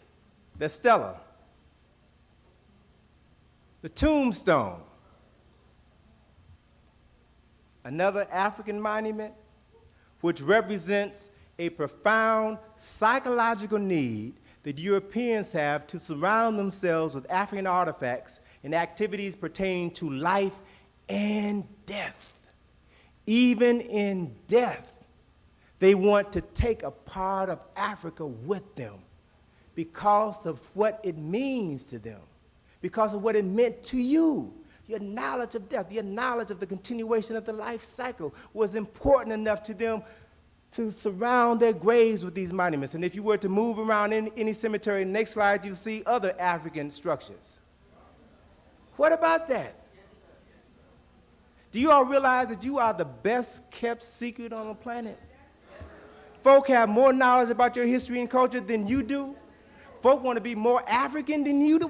Do you realize what this means? This is their desire to try to be African. And because of our brainwashing, most of our people, unfortunately, they're not in here tonight, but most of them don't want to have nothing to do with Africa, when the world cannot get enough of what African people created. Very important reality. Next slide here. Now, in the process of resurrecting our history and our culture, there are those who are going to set roadblocks in your way, who are going to tell you that to claim Egypt as African is to fabricate history. They ought to know because they fabricated it enough to know the fabrication when they see one or think they see one. And so they even will print in their publications stories mocking history, the Afrocentric myth, and take an image of a Greek philosopher and put a Malcolm X cap on it to make a mockery of your struggle for liberation. They ain't got no respect for you. Next slide shows you even in Newsweek, they gave you this image. Was Cleopatra black? Image of Cleopatra and put a red, black, and green African earring in her ear. Insulting you at every turn. When in reality, this question is irrelevant. Who cares about Cleopatra? Cleopatra was Cleopatra was a product of miscegenation, of the Greek invasion of Kemet. She came hundreds of years after, or literally thousands of years after all of the great monuments had been created. All of the great literature had already been written. Cleopatra is insignificant. If they want her, they can have her. Let's talk about African personalities that are purely African. The next slide shows you an attempt to deal with that issue, all right? The New York Times did a story on our African struggle. And they questioned the legitimacy of Afrocentricity. They contacted a number of scholars. Asa Hilliard was one of them. And Asa talked to them about the Nile Valley origins, the African origins of the Nile Valley, and suggested rather than bringing up this issue of Cleopatra, he suggested that they show an image of Nefertari, of Queen T, of Queen T. And he said that there are dozens of images around. Why don't you show an image of Queen T? And that will settle the debate. So what did they do? They got this image of Queen T. 3/4 of her face missing. They had that image of Queen T, and this was in the February the 4th, 1990 issue of the New York Times. The title of the article was, "Africa's Claim to Egypt's History Grows More Insistent." The caption accompanying this photograph said, and I quote, "Sculpture believed to be the head of Queen T of Egypt, who lived in the 14th century BC. Revisionist historians argue that she was descendant of black Africans." Given the option now to tell the truth and to come clean, they continue to lie. They showed you this image of Queen T, next slide, instead of showing you this image, which would have answered the question. But they continue to play games. Let's just spotlight one African family. This is Queen T. Let's look at her husband, Amenhotep III. This is the brother, again, even though his nose is missing, you can still tell this is the brother. Let's look at their children. Next slide shows you their oldest son, Amenhotep IV, or Akhenaten. And I like to call this brother Lionel Richie, because if you see the statue in Kemet, the brother got a profile similar to Lionel Richie. And what about his younger brother? Next slide shows you his younger brother, his baby brother, King Tut. You all have seen this image dozens of times. I dare say hundreds of times. But how many of you, those of you who haven't gone to Kemet, how many of you have ever seen the back of the mask, back of this statue? Probably very few of you. Why? Because if you see the mask, the back of the mask, it will answer the question as to the ethnicity of the ancient Egyptians, not the Greek Egyptians, but the ancient Egyptians. Next slide shows you the back of the mask of King Tut. Braids, cornrows, dreadlocks. Who wears their hair like this?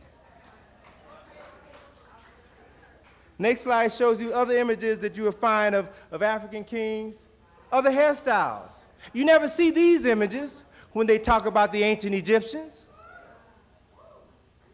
Even though the nose is missing, you still can't get around that hair. Can't get around it. If you go in the Cairo Museum, the next slide you see in the Cairo Museum on the second floor, wigs that were worn, next slide please, wigs that were worn by the priests of ancient Kemet. Hairstyle is similar to those worn by sisters today. Ain't no difference, you're the same people. Next slide. This is what they use to comb their hair. Looks like that pick y'all used in the 1960s, doesn't it? When you see these images, you realize who we're talking about. We're not talking about an Elizabeth Taylor version of Cleopatra. We're not talking about a Charlton Heston version of African history. Or Yul Brynner, thank you. Next slide. Now, let's deal with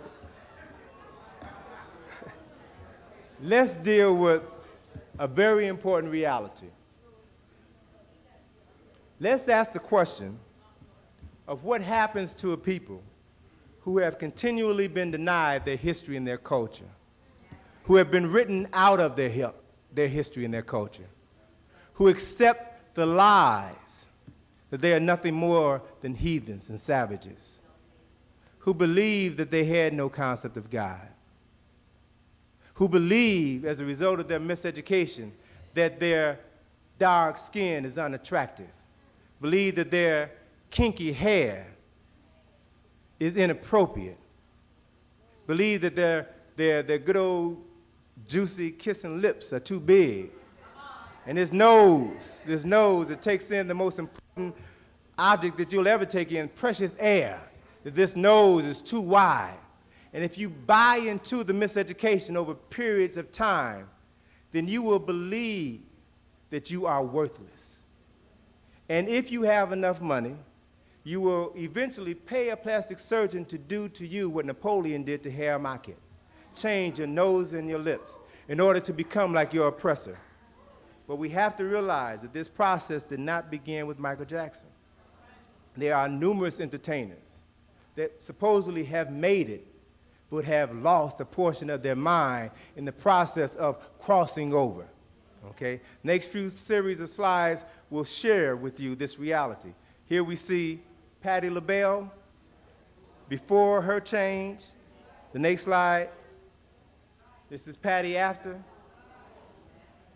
Now I want you to realize, I want you to understand the pattern that you're seeing. You're seeing images of Africans who, as a result of their miseducation, are now cutting off their noses, cutting off their lips, and frying their hair in an attempt to become more European. All right, let's go forward, brother. Here is George Benson before his change. Next slide shows you George today.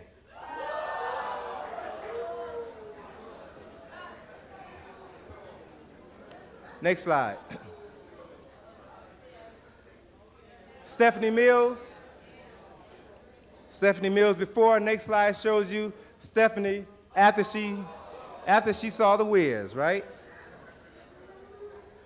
Next slide shows you Michael Jackson when he was a normal human being, when he exhibited normal human behavior, when his friends were other human beings and not chimpanzees or drug addict white women. All right. Michael when he was a normal human being. Next slide shows you Michael after reconstructive surgery on his chin 3 times, plastic surgery on his nose 4 times after he's had his cheekbones surgically heightened, his eyes surgically widened, permanent mascara tattooed around his eyes. And you all can remember back in 1984, 1985, when he got a little bit too close to the hot lights and that electricity caught his jerry curl on fire. So we've got to realize what happens to our people who buy into the lie, who try to become something other than what God created.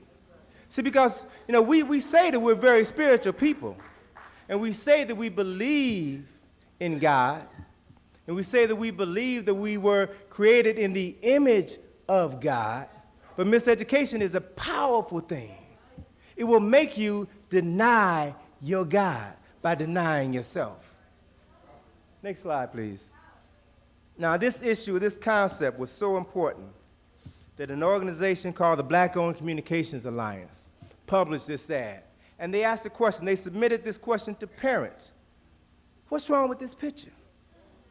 What happens to the mind of your children, particularly your male children, who will grow up in a society that will never reinforce their self-worth? What happens to those children who see images of other people as great heroes, but the best that they can see is images of them as drug addicts, as people lying on the ground with body bags being pulled over their bodies, as worthless, ignorant buffoons? What happens to that child? That child will say, I will reject all of those images, and I will accept any image that looks good to me. So if you as parents don't understand your obligation to your children to protect their minds, their fragile minds from the negative images in the media, then your children will continue to turn on you. As a parent, I felt that it was my responsibility to do what I could to help my daughter, to bring her to the lectures, to introduce her to Doc Ben and Dr. Clark and Asa Hilliard and Lynn Jeffries and Rosalind Jeffries and Frances Welsing and Shashi McIntyre, so that she could see strong African men and women and feel proud about herself. So on one occasion, she kind of threw me for a loop when she came home from school and said, Daddy, they're having a Halloween party at school, and I want to go to the Halloween party as Snow White. I had to stop and think about this. Now, why would she say she wanted to go as Snow White? And I remembered that the movie Snow White had just been re-released. So there were commercials running on television every day. There were advertisements in the newspaper every day. There were images on the back of the cereal boxes. So she is constantly being bombarded with these images, and it's my responsibility to tell my child, baby, if I'm going to allow you to participate in a pagan holiday, pagan celebration, then I'm going to at least let you dress up in a costume that will reinforce some sense of your cultural identity. So I remember going down to the store with my daughter to look for some costumes, and all I saw were images of Batman and Superman and Kermit the Frog and Miss Piggy and Teenage Mutant Ninja Turtles, figments of other people's imagination, but nothing that would reinforce within the mind of my child some sense of self. So I said, well, no, I don't see anything here that I'm comfortable with. We will leave. But Daddy, I need a costume for the party. I said, baby, I will make you a costume. And as I'm driving home, I'm kicking myself in the butt. Now I'm thinking, you know, you take these stands, you don't have time to make a costume, but you got to do something. And so I thought of images that I had seen on my travels to Kemet. I thought of appropriate female images for my daughter. So the image of Newt that I had seen in the ceiling of a tomb in the West Bank came to my mind. So I created the costume. Next slide shows you the costume that I made for my daughter. Took a leotard. I painted the sun in the leotard. I painted the stars on her body. She had a little purse with a name tag that said Newt. I drew a description of Newt and a brief definition as to who she was. And I said, baby, when you go to school,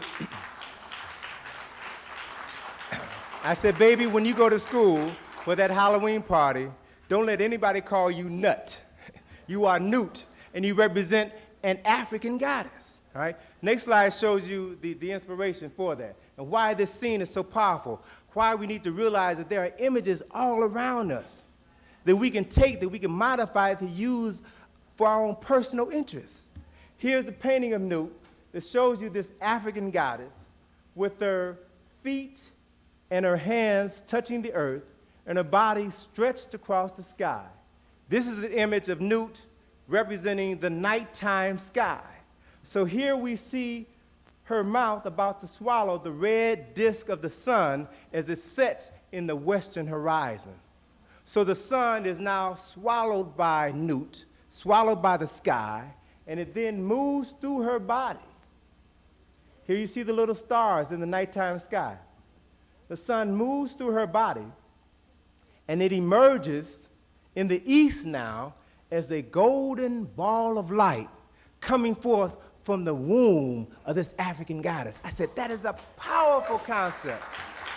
It's powerful because our ancestors saw the sun as a symbol for God, and they had enough respect for their women to show a woman giving birth to God. Powerful information, powerful images that you all have at your fingertips. So what we've been doing every year since that point in time, while she still celebrated Halloween and they had Halloween parties at school, is that every year she went dressed as an African personality, all right? The next slide shows you an image of her. Let's see. This is when she went as Queen T, all right? Won first prize at the Halloween costume at school.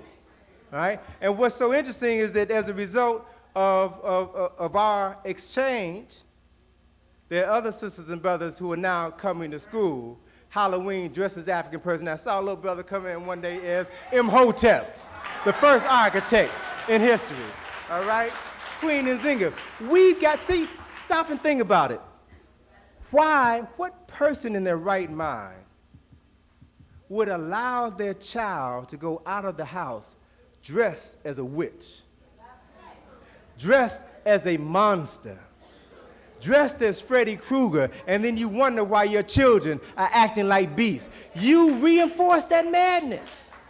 You have an opportunity every day to give your children something that they can hold on to, something that will allow them to resurrect their African personalities. I took my daughter to Egypt with me on one of my study tours in 1989. I took her because I wanted her to see what I had seen. I didn't want her to wait until she was 28 years old to begin to see the truth. I wanted to understand why Daddy was spending so much time traveling over in Kemet or traveling, lecturing to different people. And so what we did was, when we came back, my daughter was 8 when she made that trip to Kemet. And so what we did when we came back was to sit down and write about her experiences. And the end product was my daughter's book entitled My First Trip to Africa. All right? We made an extended homework assignment of that book. Worked on it every evening. We talked about what she had seen. We talked about why we went to Kemet. We talked about how we got there. We talked about what she did when she got back. And as a result of having written that book, my daughter, who is now 10, she was 8 when she wrote the book. My daughter now lectures. She's lectured with Dr. Clark in Cleveland, Ohio 2 years ago. She travels all over the country talking about her experiences as a young author. And so,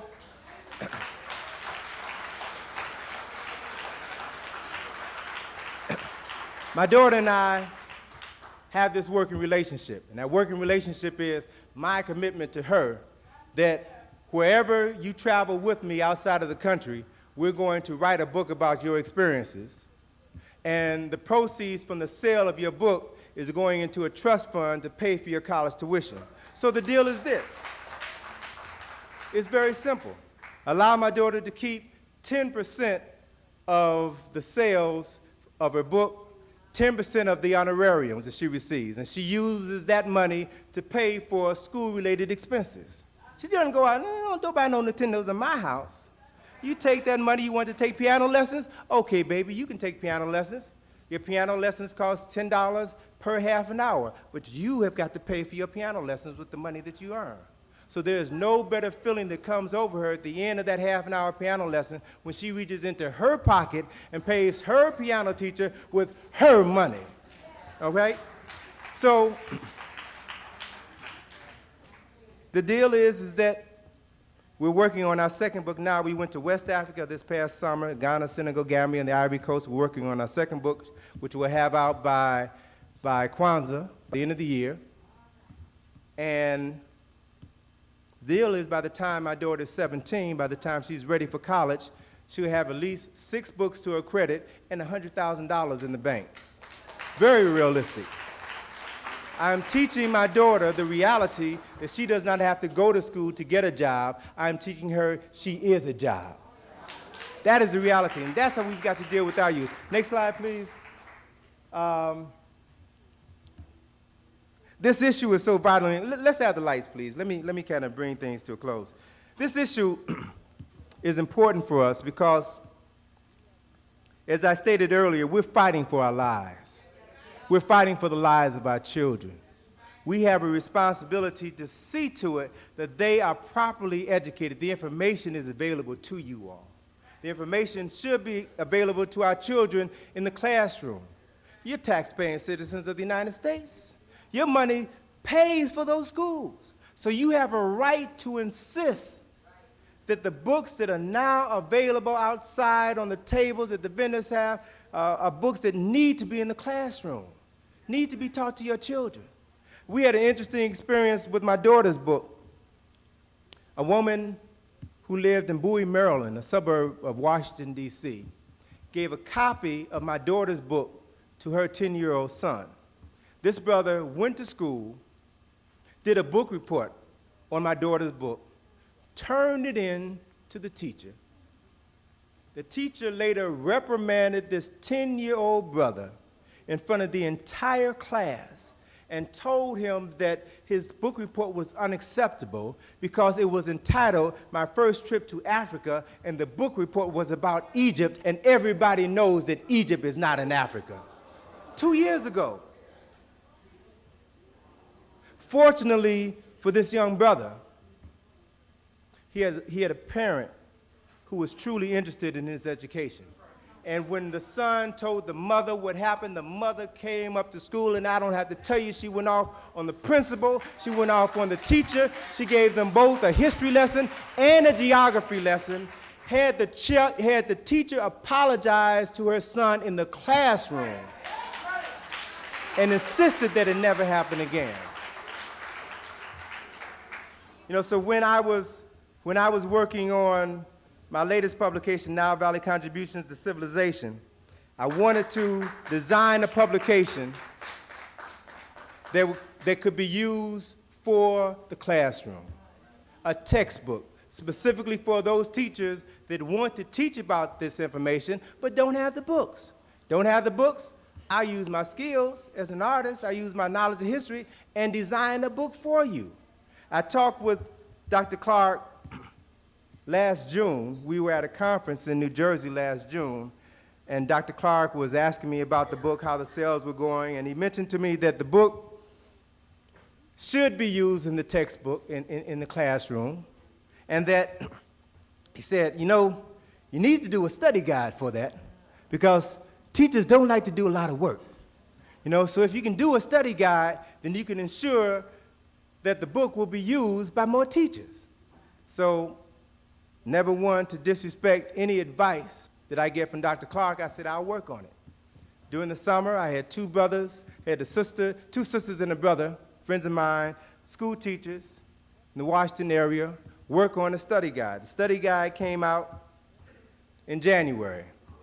Lesson plans, every chapter in the book, information that can be Xeroxed and passed out to the classroom, answers to the questions, all right? So there's no reason for people not to gain access to this information. We also just recently developed a videotape, and we've put together what we refer to as a multimedia educational system, all right? So that we're developing information that can be used specifically for the classroom. Information that can be used in the classroom, information that can be used at home, information that can be used in the study group. So that there's no reason for us not to begin to access that information and then not to begin to use that information to liberate ourselves and our children. Sisters and brothers, we're at a very critical point in our history. So pleased to see that as one president is being buried in the United States, a new president is being resurrected in South Africa. We need to understand that we're about to see the nature of the world change. And the question that we have to ask is, where are we going to be when the world changes? I want to leave you with a poem from my first book, the Browder file. The poem is entitled Transition 13. And now that I have explained to you the symbolic and the spiritual significance of the number 13, hopefully you can interpret this poem as it was meant to be interpreted. Transition 13 states, in the beginning we knew not, and we studied, and we learned all there was to know, and we taught others. Then we forgot what we had learned, and then forgot that we had forgotten. Now we are taught by those who were once taught by us knowledge that we already have. So we study. We learn all there is to know, and we teach others. And the question that we must ask ourselves, sisters and brothers, as we prepare to move into the 21st century is, will we forget again? Thank you.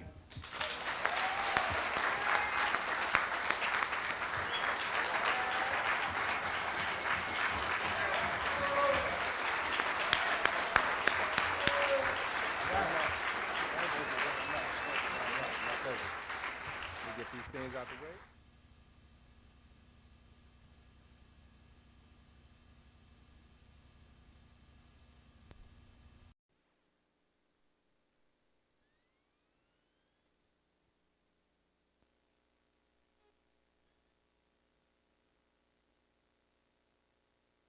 Pleased to be back here and to have an opportunity to share with the New York community information dealing this time with my latest publication, the second volume of Browder File Essays entitled Survival Strategies for Africans in America, 13 Steps to Freedom. This book comes out, it's essentially a work in progress because in detailing these survival strategies, I went from 7 strategies to 10 and decided to make it 13. Those of you who've read the Browder File can understand why I made it 13. But the idea behind putting this information together has a lot to do with the work that I've been doing over the last several years, traveling across the country and sharing with audiences information about African and African American history and culture, and really trying to do my part to help raise the consciousness of our people. And several issues became crystal clear to me. One is that we need to become aware of the crises that is confronting us as a people. And we need to move beyond just coming together just to talk, coming together just to meet. And we have to put together some clear-cut plans of actions in order to ensure that we will be able to survive, whether it's in New York, whether it's in Chicago, whether it's in LA or anywhere. And so in this particular book, what I wanted to do was to try to articulate as best I could specific issues that I thought were of vital importance for African people, wherever we find ourselves, to begin to become aware of, and then to process within our procedure to reclaim ourselves. The book is broken down into 3 sections. The first section focuses on the African mind. The second section focuses on the African body. The third section focuses on the African spirit. And I believe wholeheartedly that it's important that we reclaim our minds, begin to heal our bodies, and to reconnect with that African spirit within all of us in order for us to begin to do the great work that stands before us. It's also critically important that we realize that we are truly unique people, but we can't continue to talk about what we've done in the past if we are seeing our cities and our communities being destroyed every waking day. We're going to have to begin to do some work. And there's nothing wrong with work.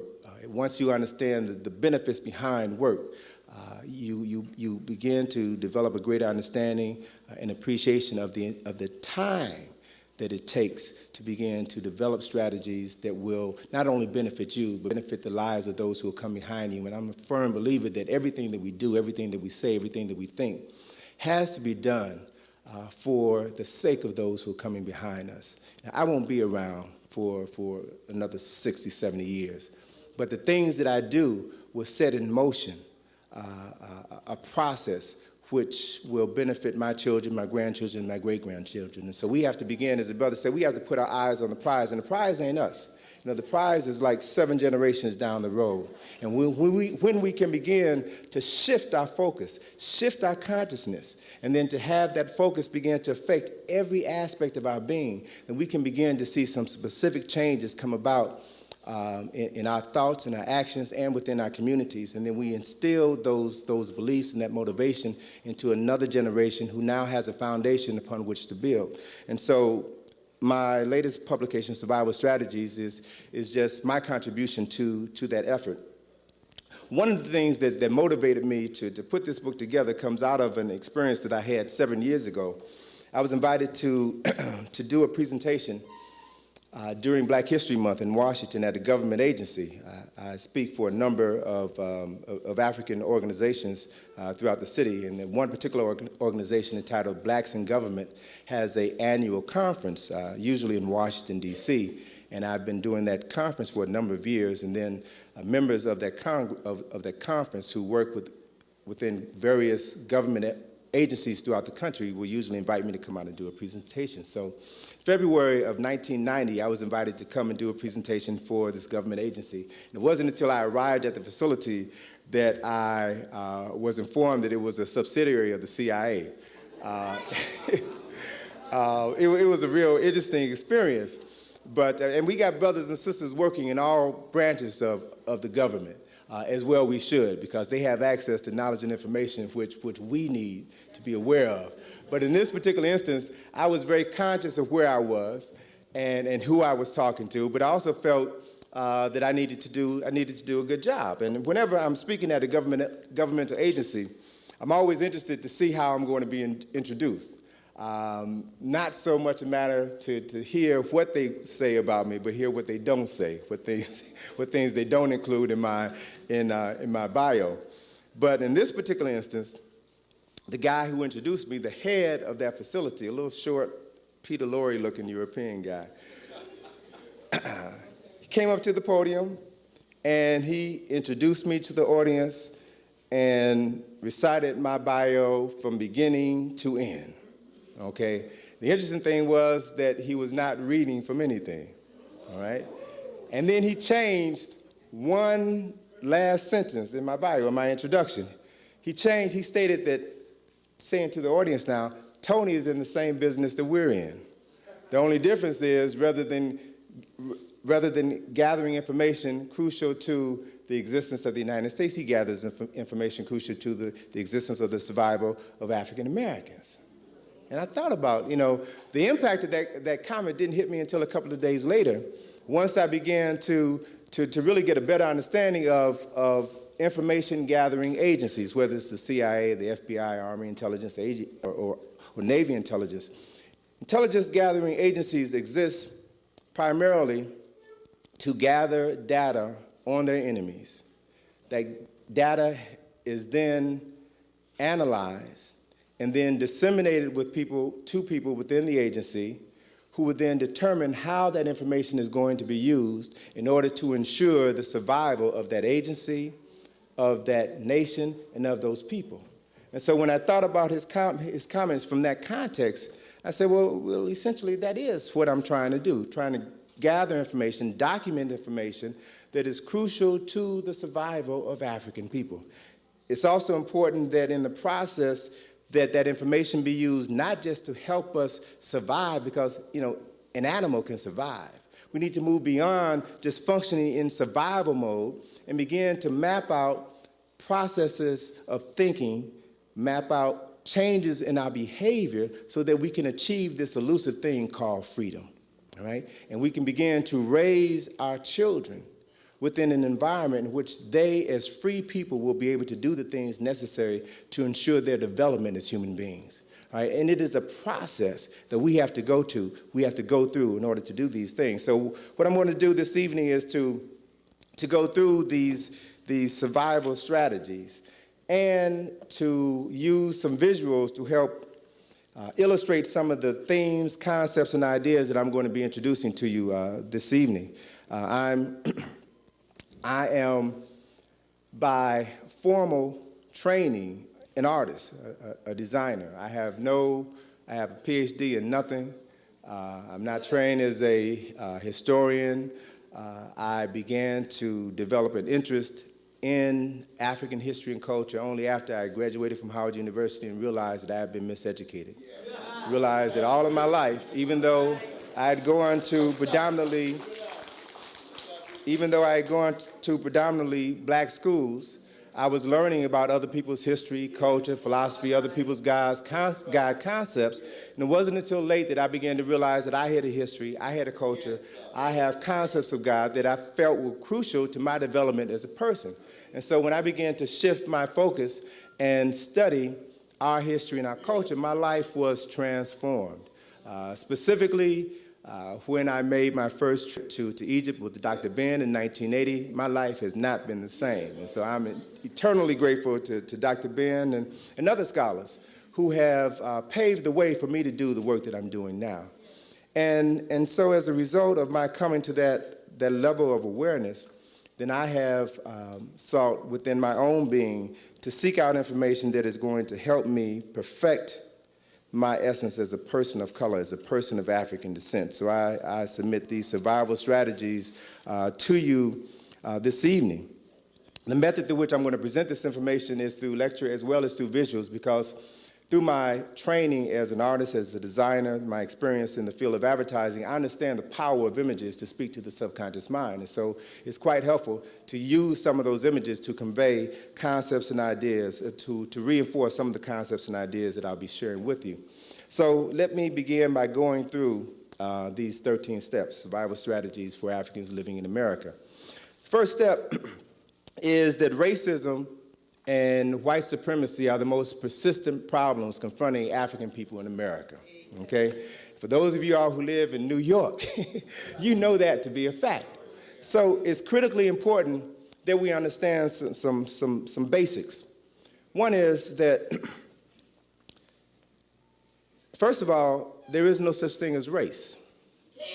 The concept of race was created by racists in order to devise a system that would categorize humanity by color and assign the lowest ranking of intelligence and accomplishments to people with darker skin.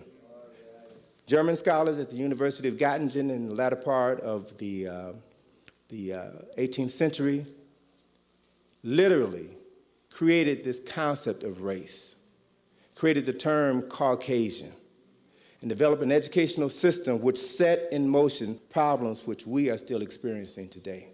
All right?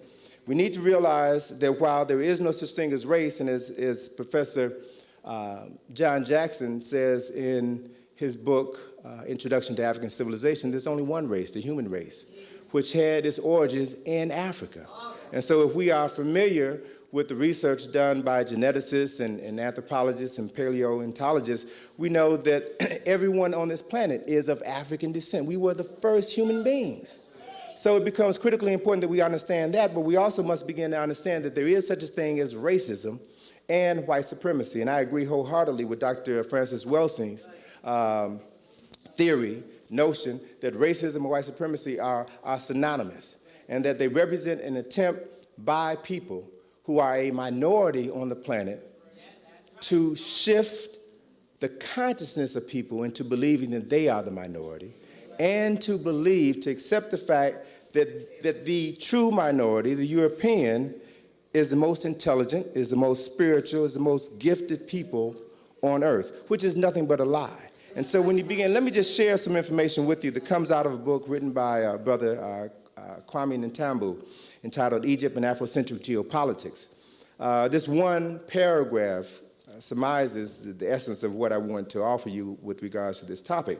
He says, in 1492, Europeans controlled only 9% of the world. Within 300 years afterward, they colonized 1/3 of global humanity. By 1880, Europeans ruled over 2/3 of the globe.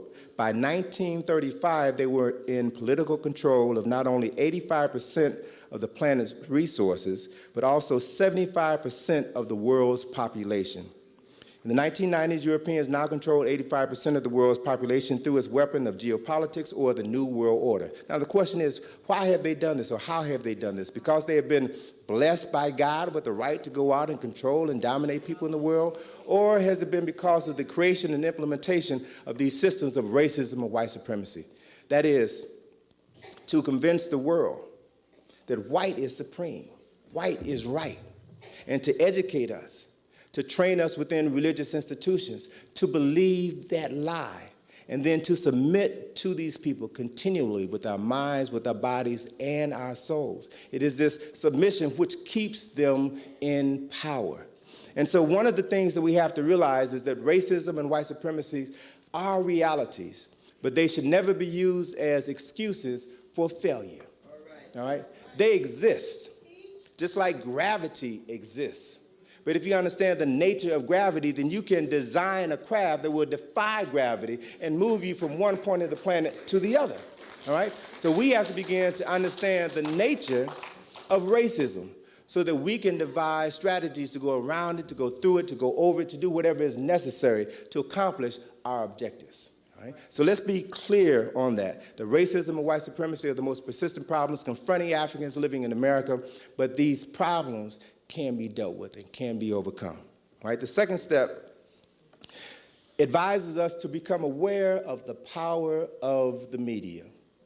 Why? Because the media, television, film, radio, video, is the most powerful, they are the most powerful forms of communication and mind manipulation the world has ever known. Through the media, you have the ability to influence the thought and the behavior of millions of people throughout the planet in a matter of seconds, okay? Now, if this powerful form of mind manipulation has been devised and primarily utilized by people who are racist and white supremacists in their thinking, then they will use this tool to expand their control and their power and their stranglehold on people. So we have to become aware of these realities and then begin to develop strategies to protect ourselves from the media. Okay? Now, what I wanted to do at this juncture is to share with you some images, drawing upon my experience in the field of advertising and design, and share with you some images that will help to make you keenly aware of the pervasive nature of racism in the media. I want to share some images that some of you may have seen before, but help you begin to process how this information should be analyzed in order to insulate yourself from the negative effects of images that you'll see in print, on television, and we'll talk a little bit more about how to deal with that. A couple examples, and let me just slide this over here. Let me share with you this image, which some of you may have seen before, all right? When O.J. Simpson was arrested, the LA Police Department took this mug shot of him. This picture appeared on the cover of Newsweek magazine, June the 21st, 1994, okay? That same picture also appeared on the cover of Time magazine. Here is the same picture on the cover of Time magazine, okay? Now, what happened is that the people at Time intentionally manipulated the image of O.J. Simpson, intentionally darkened the image of O.J. Simpson in order to project in the minds of the public this ominous image of a black man, in order to convince the world that by virtue of the fact that he is black, then he is automatically guilty. Now, what was interesting is that the editor of Time magazine received so much flack for the intentional manipulation of this picture that they wound up apologizing in the second issue. And the editor, Jim Gaines, apologized. Essentially, in stating his apology, he says, to the extent to which this image offended anyone, I apologize. But it was not our intent to portray him as black and to suggest that black was evil. Now, the important thing that we have to become critically aware of is that whenever Europeans whenever their racist intentions in the media are exposed, they will issue a standard apology. And we need to be aware of that apology and know how to deal with it, to be able to realize that the apology is unacceptable and yet be able to formulate significant plans of action. Now, let me share with you some other images that have also come out in the media that represent how others see us. Okay, and it's important to realize how others see you, all right? Because what you will see in the images created in the media is their impression of you. And that impression, again, has the ability to influence millions of people throughout the world. In September of 1993, AT&T published in their newsletter 300,000 copies of this newsletter was circulated to AT&T employees throughout the world.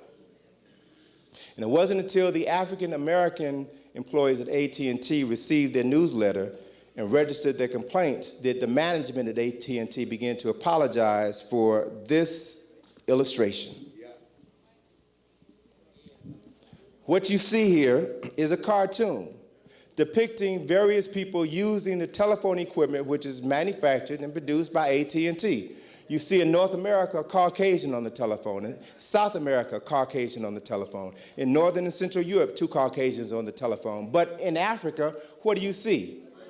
A gorilla on the telephone. Now, let me explain something to you about the process that material has to go through before it is exposed to the general public. You usually will have an art director, a photography director, an editor, and teams of people sit around a table and determine every single component that the public is going to see weeks, sometimes months, before it is finally put out into the public's eye. So this is no accident.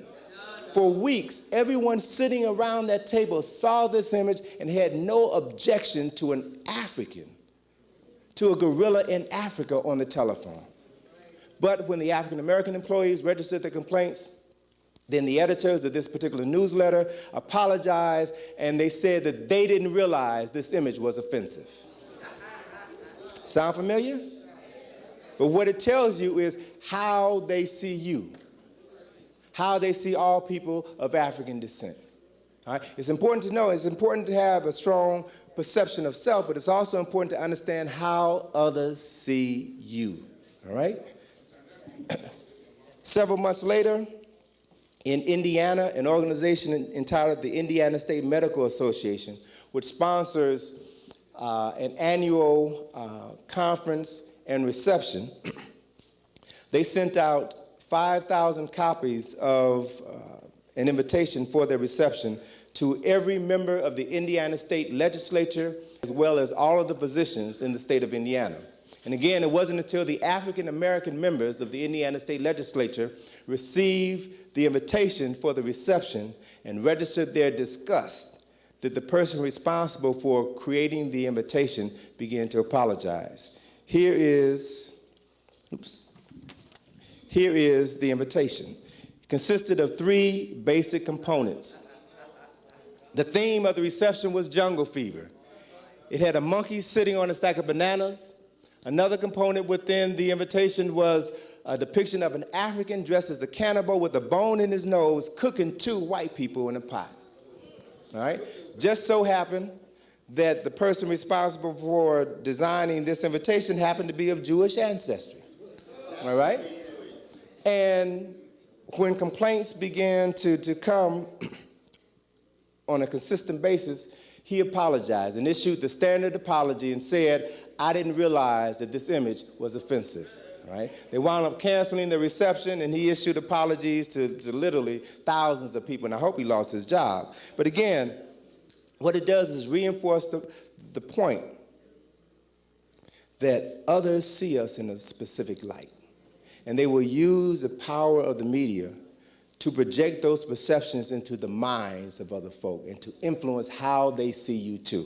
Let me give you another quick example, and then we move on to some other issues. Again, I'm showing you these things because I want you to realize how subtle and not so subtle these attacks are against your being. They exist all around you. And the challenge is you cannot afford to take anything for granted. Everything that you see, especially here in New York, where the media reigns in New York, you all are constantly bombarded by images and billboards and all kinds of things that assault your senses and your spirit 24 hours a day. You have to be aware of the assault and then begin to do specific things to insulate yourself from this barrage that is designed to demoralize you, whether you are conscious of it or not. And the worst thing that you could do is to participate in your own demoralization. All right? So you have to be aware of what is happening. Let me give you another example, again, using two photographs of the same, reflecting the same thing that also reflect 2 different interpretations, 2 different ideologies. In June of 1991, Spike Lee released his then latest film, Jungle Fever, which was about an interracial relationship. And the week that the film was released, 2 nationally syndicated publications featured the lead actors in the film, which was about an interracial relationship, featured the lead actors in the film on their front covers. Now, if you just saw the magazine covers independent of one another, you may not have thought very much of them. But when you compare the 2 side by side, you begin to see that there are things that you have to take note of. All right? Here's the cover of Jet magazine on the week of June the 10th, 1991. Okay? Here's the cover of Newsweek magazine the week of June the 10th, 1991.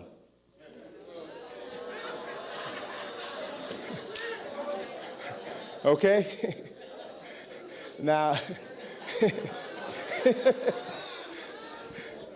so I take it you all see, you get the message, right? Now, let me share something with you. Let me share something with you about images in the media.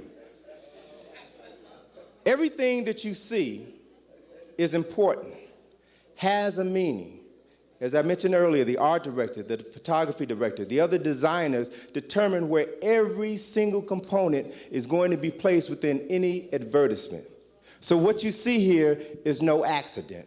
What you see here reflects the mentality, the philosophy of the editorial staff of that specific publication. All right? Another thing that I want you to be aware of is that in photographs, particularly, placement is critical. particularly when you have two people next to each other, height denotes power, importance, okay? Look at this image, Wesley Snipes. He's placed in a position which suggests that he is inferior, subservient to the European female. What this image does is to support the unspoken hierarchy which exists within this country. That hierarchy is white male, white female, black male. Contrast that positioning to this positioning on the cover of Jet magazine. Huh? Okay? But also, Brother Brown, can I ask you, is it possible to shift that light a little bit so that we can see the images a little bit clearer? Because I want you all to take note of a couple of things. Look at their pictures here now. They're smiling, they're snuggling, which supports the philosophy of Jet magazine. Jet magazine says, we're all human beings and we all should just learn to get along and be happy together. One big happy family, right? That's Jet's philosophy. Jet is a nice Negro publication and we have to understand it for what it is. Contrast that positioning to this one. Now you have to see it. You have to see it because you have to learn how to analyze what you see. Analyze what you see. You'll notice that Wesley Snipes is in a subservient position, but you also notice that the artist, he's not smiling, exactly, all right? The artist darkened his face and lightened her face.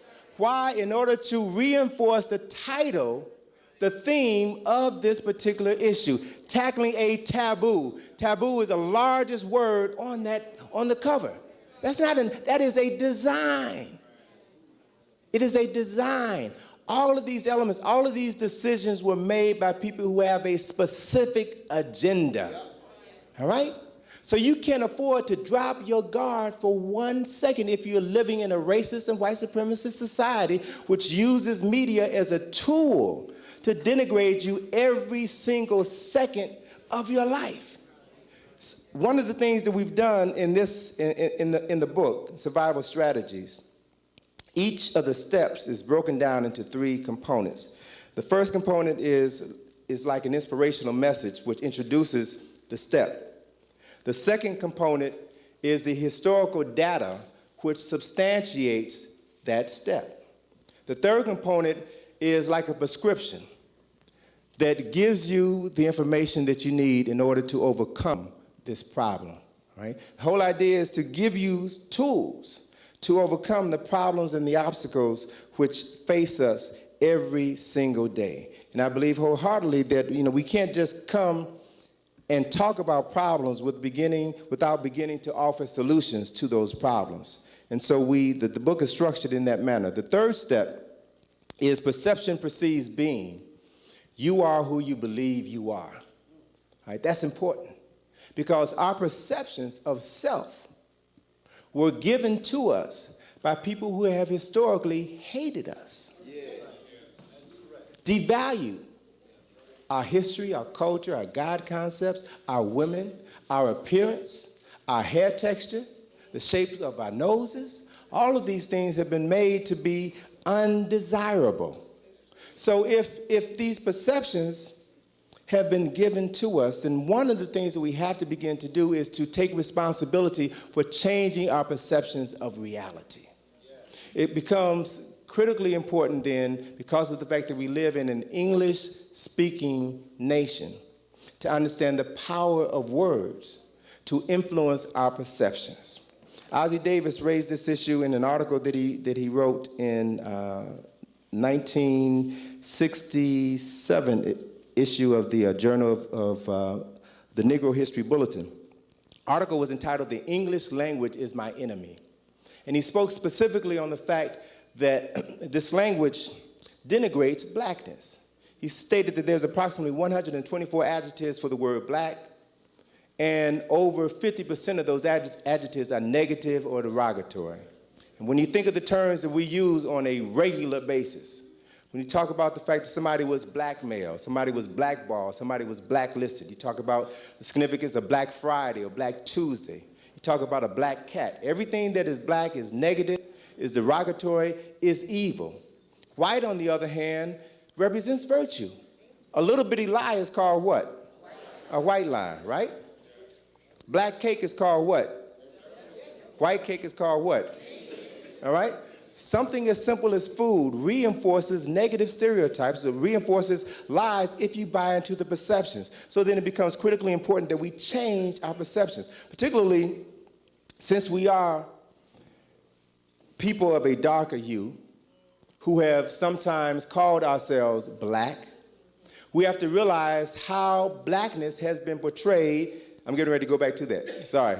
We have to realize how blackness has been used in the media, all right? Black is evil, black is undesirable.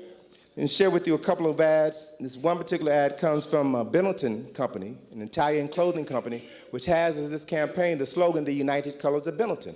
And in all of their ads, they usually show a person of African ancestry and a person of European ancestry, the two extremes of the color spectrum, in order to sell their products. Here is one particular ad. Okay? Okay?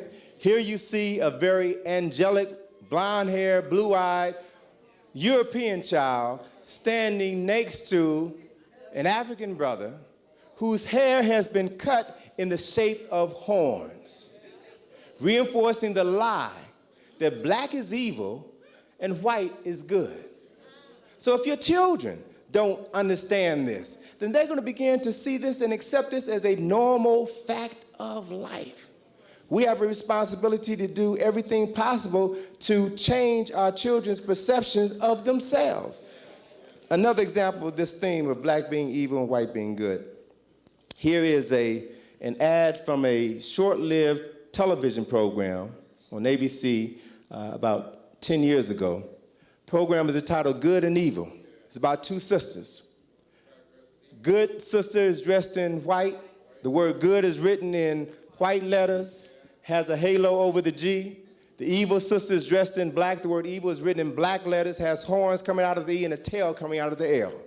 Again, reinforcing the lie that you all, blackness is evil, white is pure and godly. And so when we begin to become aware of these issues, begin to become more sensitive to these issues, and try to raise the level of consciousness, raise the level of sensitivity among our folk, they often tell us, you know, you're just too black.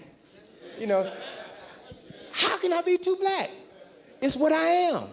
I've never heard anyone accuse a Korean of being too Korean or a Jew of being too Jewish. You are who you are. You are who the Creator made you to be. So it is your obligation, it is your responsibility to be the best person you are. So even within my family, because my life is essentially no different from yours. You know, those of you who come to the lectures here, who hear the various speakers talk about our history and our culture, and you go back home and try to share this information with your husbands or your wives, your girlfriends, your boyfriends, family members, they look at you like you're crazy. And where you coming here with that African stuff, you know? We don't need that, right? They don't want to hear it because they have been conditioned to accept European perceptions of Africans, of blackness. But we've got to work overtime. We've got to love those folk because they've been brainwashed, just as we have been brainwashed, just as we are still brainwashed, all right? But we've got to work overtime to change our perceptions of self, our perceptions of the world. In one particular instance, I had an opportunity, a very wonderful opportunity, to share with my family members the value of understanding who we are and protecting our images. In this one particular example, we had a birthday party for my mother, a surprise birthday party for my mother. Family came down to Washington from Chicago for a surprise birthday party. And friends of my mother who had worked with her in Chicago, who were not able to come, sent cards and sent gifts. And as we were sitting around the table opening the gifts, she opened a card from two white co-workers that she had known for years, for over 20 years when she worked in Chicago. And they sent her this card. All right? Card reads, card reads, no gifts, no drugs, no sex. It has a picture of this fat black woman wearing a black dress with horns on her head and a pitchfork, holding a pitchfork. Okay? Inside of the card reads, the front of the card reads, no gifts, no drugs, no sex. The inside of the card reads, welcome to birthday hell. But to make a bad situation worse, my mother's good European friend wrote a note. And the note said, Annie, this is such a terrible card for such a great occasion, but the devil made us do it. Huh? So my question to her is, now these are your good friends. These are people who like you. All right? And they sent you this card insulting you, insulting your family. Do you think for 1 minute that they would send this card to a white person? No. Because of their perceptions of us. It's all right to denigrate us, and we're supposed to laugh. It's funny. And see, that's part of the problem. We laugh too much at stuff that ain't funny. We need to begin to understand the power and the value of determining what our values are and holding everyone accountable for maintaining those values, whether they want to or not. All right? So, as we begin to become aware of ourselves, of our history and our culture, we begin to understand the power of information, the ability of information to transform consciousness, which leads us to the fourth step. The fourth step is information is power, but power is nothing without control. As a result of seeking out information, coming to lectures, reading books, we're able to begin to expand our perceptions of selves and our perceptions of the world. But one very critically important component that we have to begin to look at is that everything that we've been exposed to comes out of books, comes out of tapes and lectures. We have to begin to question the sources of that information. See, because if the information that we're accessing, if the information that we're using to liberate ourselves is flawed, then it means that our attempt to liberate ourselves is also going to be flawed. The information can empower you if it's accurate information and if it's used correctly, but it can slow down your progress, your development, if you aren't truly able to understand the quality of the information that you have. Information is power, but power is nothing without control. So you have to begin to control the sources of information that you have at your disposal. Right? There's an ad that I saw that I think really gives heart to this term, to this concept. Information is power, but power is nothing without control. It's an advertising campaign that was produced for Pirelli Tires, the Italian tire company. And they have opted to use Carl Lewis as the spokesperson for their product. And so they have a series of ads where Carl Lewis in the ads, and here's just one example, Carl Lewis in the ads is the personification of the tire. He's even wearing a jogging outfit that has on it a tread design.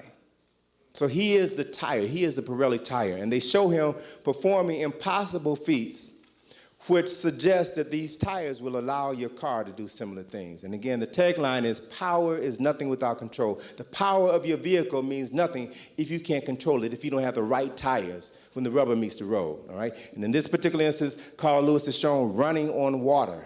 And the line underneath it says, Pirelli tires handle water in ways that you've never imagined, which suggests to the viewer that these tires will help your car prevent the hydroplaning when you drive on wet surfaces, okay? That's significant. When I was traveling in England a couple of years ago, I saw an ad that was a part of this advertising campaign that I had not seen in the United States, okay? Had Carl Lewis selling Pirelli tires, but showed him in a very unflattering light. Power is nothing without control. Shows Carl Lewis with 5-inch high heels. All right? It was his butt stuck up in the air, right? Reinforcing those rumors about Carl's sexual orientation, right? But the issue is this. It's a disgusting ad that was prominently displayed on billboards all over Europe. All over Europe. But it's significant to understand why Pirelli executives made a decision not to run the ad in the United States, because they were afraid that this ad would be offensive to you and that you all would boycott their products. So they made a decision, a very clear decision, to only run this ad in Europe, where Africans living in Europe had no power. Okay? So they're telling you very clearly, if you can't control your power, then others have no reason to respect you. All right? So as we move forward with the acquisition of knowledge and information, we've got to empower ourselves with that information. If not, no reason for people to respect us, because we are not acting, we're not moving in a manner that commands respect. See, respect comes not necessarily as a result of what you say, because talk is cheap, and we've been talking too long. Respect comes from what you do. Respect comes from the legacy that you established and pass on to those who come behind you. That lets people know, that sets down a record of your seriousness. All right? So we've got to begin to understand what it takes to use knowledge and information to empower ourselves to change the world. Now, as we begin to do that, as we begin to change our minds, we will begin to understand the value of this fifth step, which is to empower your mind and begin to learn to see the world through African eyes and learn to appreciate the view. Because of the fact that we live in a society which denigrates everything that is African, we have been programmed, our people have been programmed to reject Africa. Why should I travel to Africa? I can go to Europe, I can go to France, I can go to England, I can go to Germany. What's in Africa? Right? We don't understand the value of Africa. Right? And so, as a result, even the things that have come from Africa, the perceptions of the things that have come from Africa have been changed by non-Africans in such a way to drive us away from it, even on a psychological level. So let me ask a question of you. Let me just do a little survey in the house to find out the extent to which all of us have been affected by conditions of racism and white supremacy. Can you make out that image? You know what that is? What is it?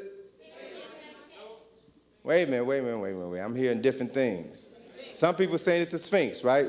Everybody says it's a Sphinx, raise your hand.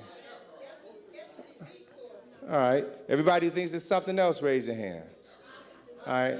So most of the people in this room think that this is the Sphinx. All right. What we have to realize is that this is not a Sphinx. You've been taught, you've been trained, you've been conditioned to believe that it's a Sphinx.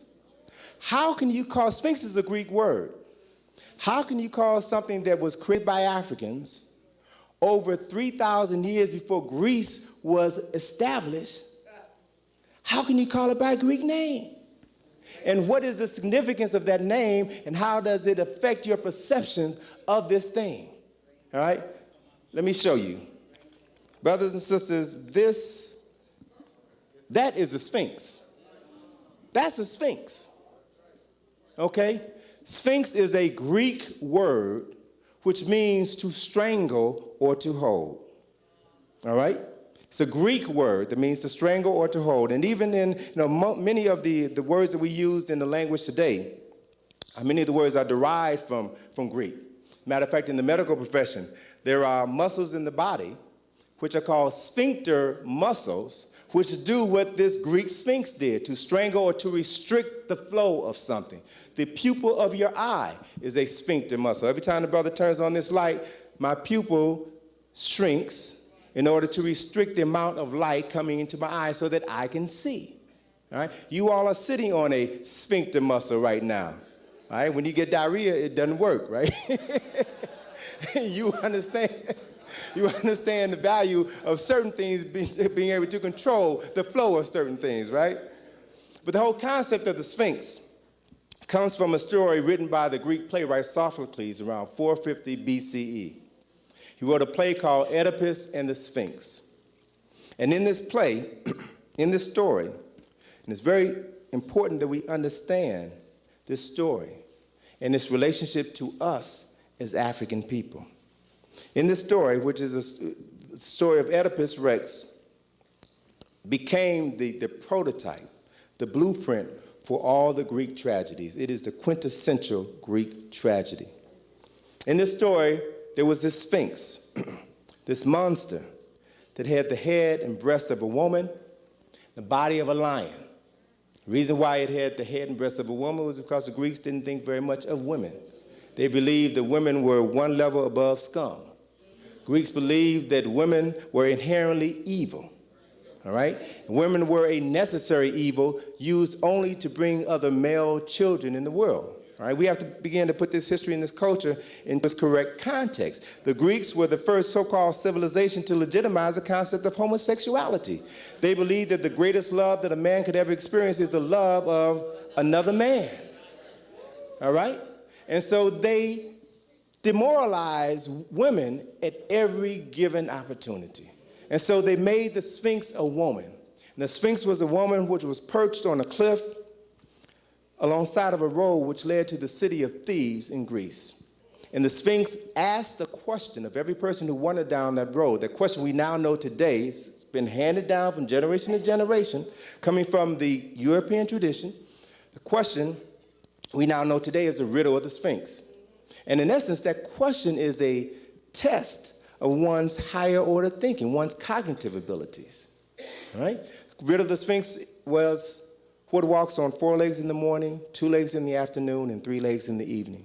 And the more legs that it walks on, the weaker it becomes. All right? The test, the riddle was a test of your cognitive abilities because you weren't supposed to take it literally.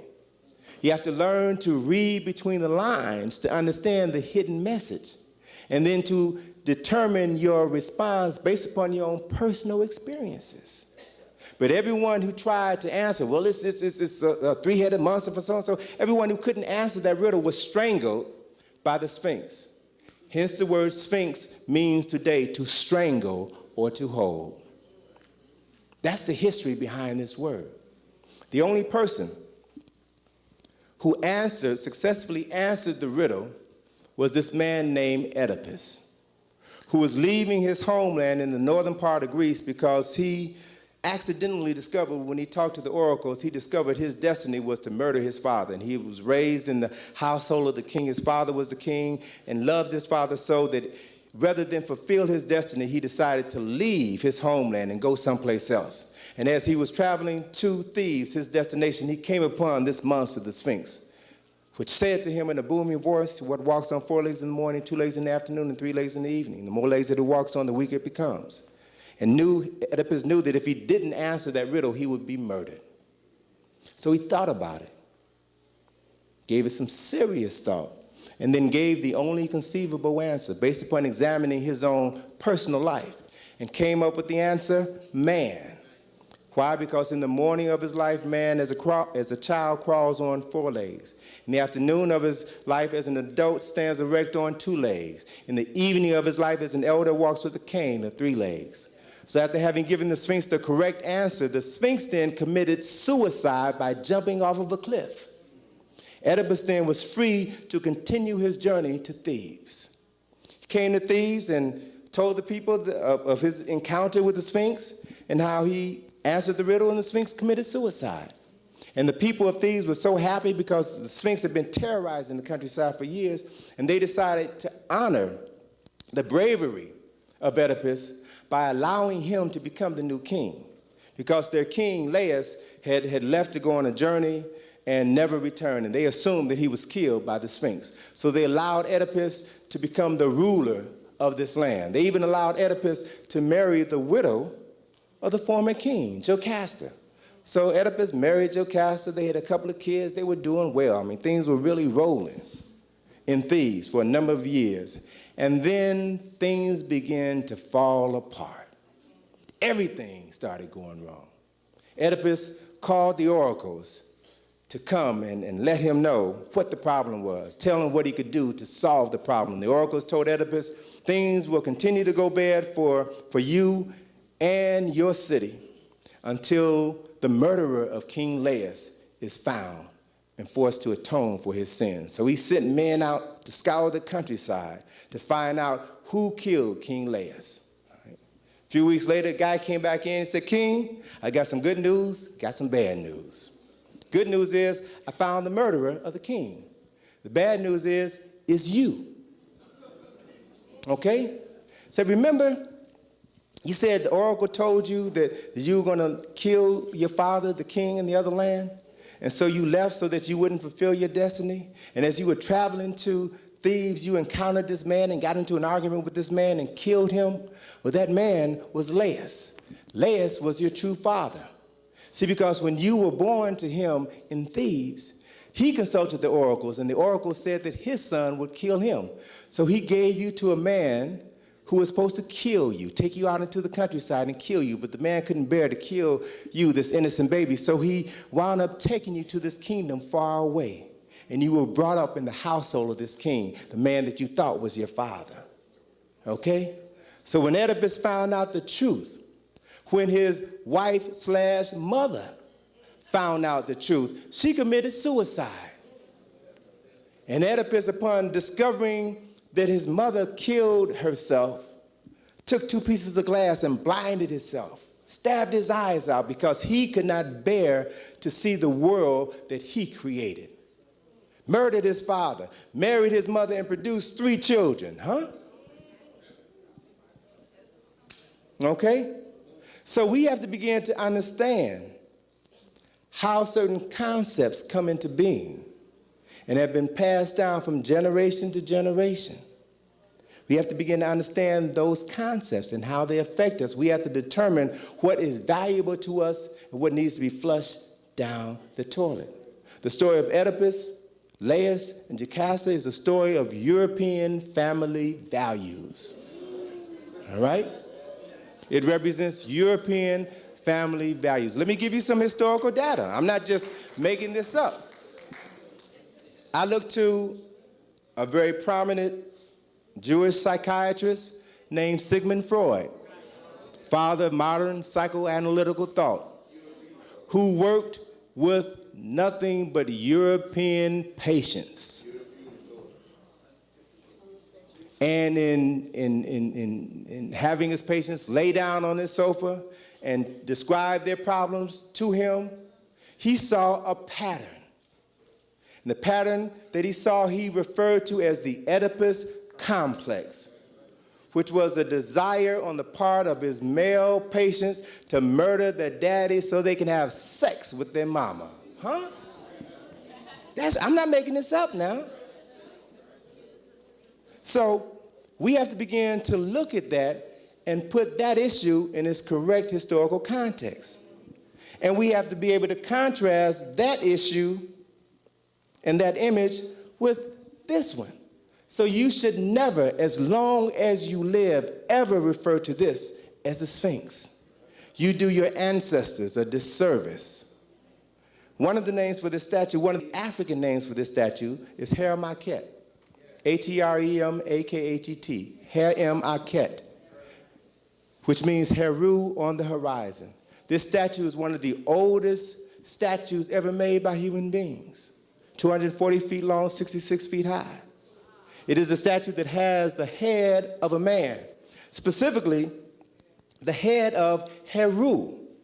Who is Heru? The son of God.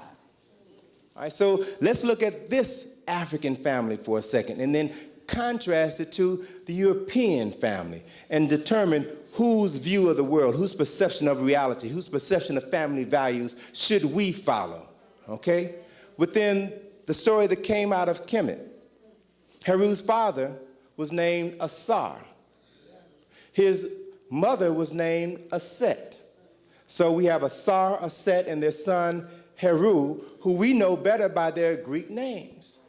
Asar was known by the Greeks as Osiris. Aset was known by the Greeks as Isis. Heru was known by the Greeks as Horus. Okay? So Asar and Aset and Heru.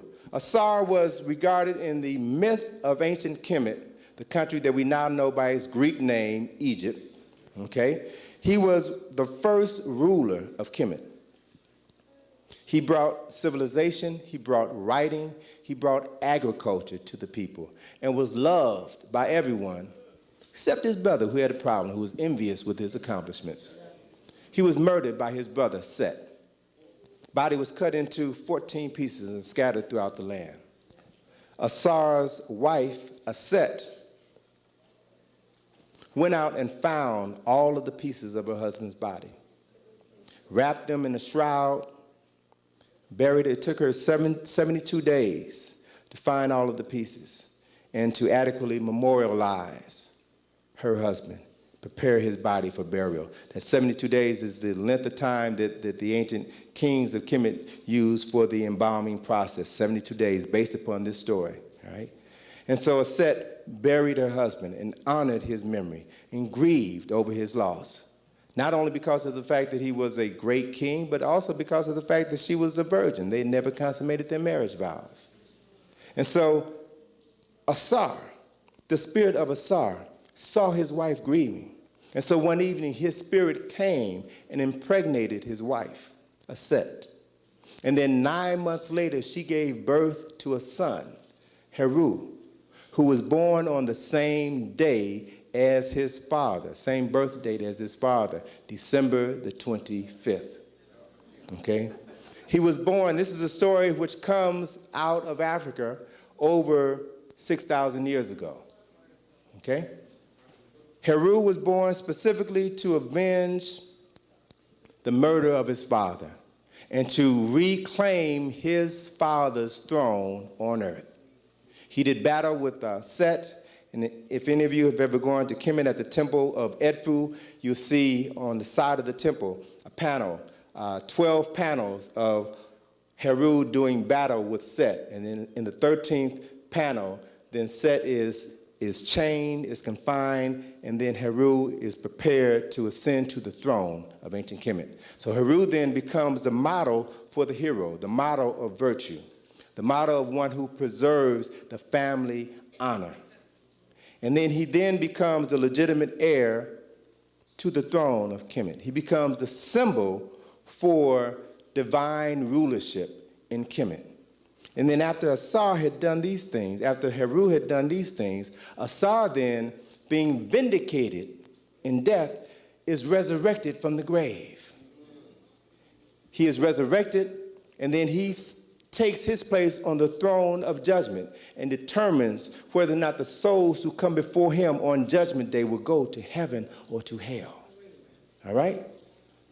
So you see within this African story, love between a woman and her husband, undying devotion on the part of the woman, love for the husband to come back and plant his seed in his wife so that their child could then come forth and continue the legacy of the family. And then a son honoring his family's legacy, his father's legacy, restoring his father's name. Those are African family values. Those are the issues that we should be focusing on and passing on to our children, and not the Greek freaky concepts and ideas that have been destroying our spirit for so many years. So when you begin to see the world through African eyes, you learn to appreciate who you are and the legacy of those who came before you. First 5 steps are a treatment for helping you reclaim your African mind. The next 4 steps deal with the African body. And let me run through them rather briefly, because I really want to focus on the 4 steps that relate to the African spirit, okay? Step 6 is become aware of the uniqueness of your African body. Now, essentially what I mean by that is the fact that we've been led to believe that since we all are human beings, that we're all the same, which is not true. There is a fundamental difference between humans as they evolve from one stage of life to another, And there's also a fundamental differences between humans of other ethnic groups, various ethnic groups. We are not all the same. Sunlight does not affect us the same way it affects Europeans. Certain foods do not affect us the same way that they affect Europeans. So then it becomes critically important for us that we begin to understand those fundamental differences that make us who and what we are, and realize that those differences are not things that make us less than someone else or better than someone else. They just make us different.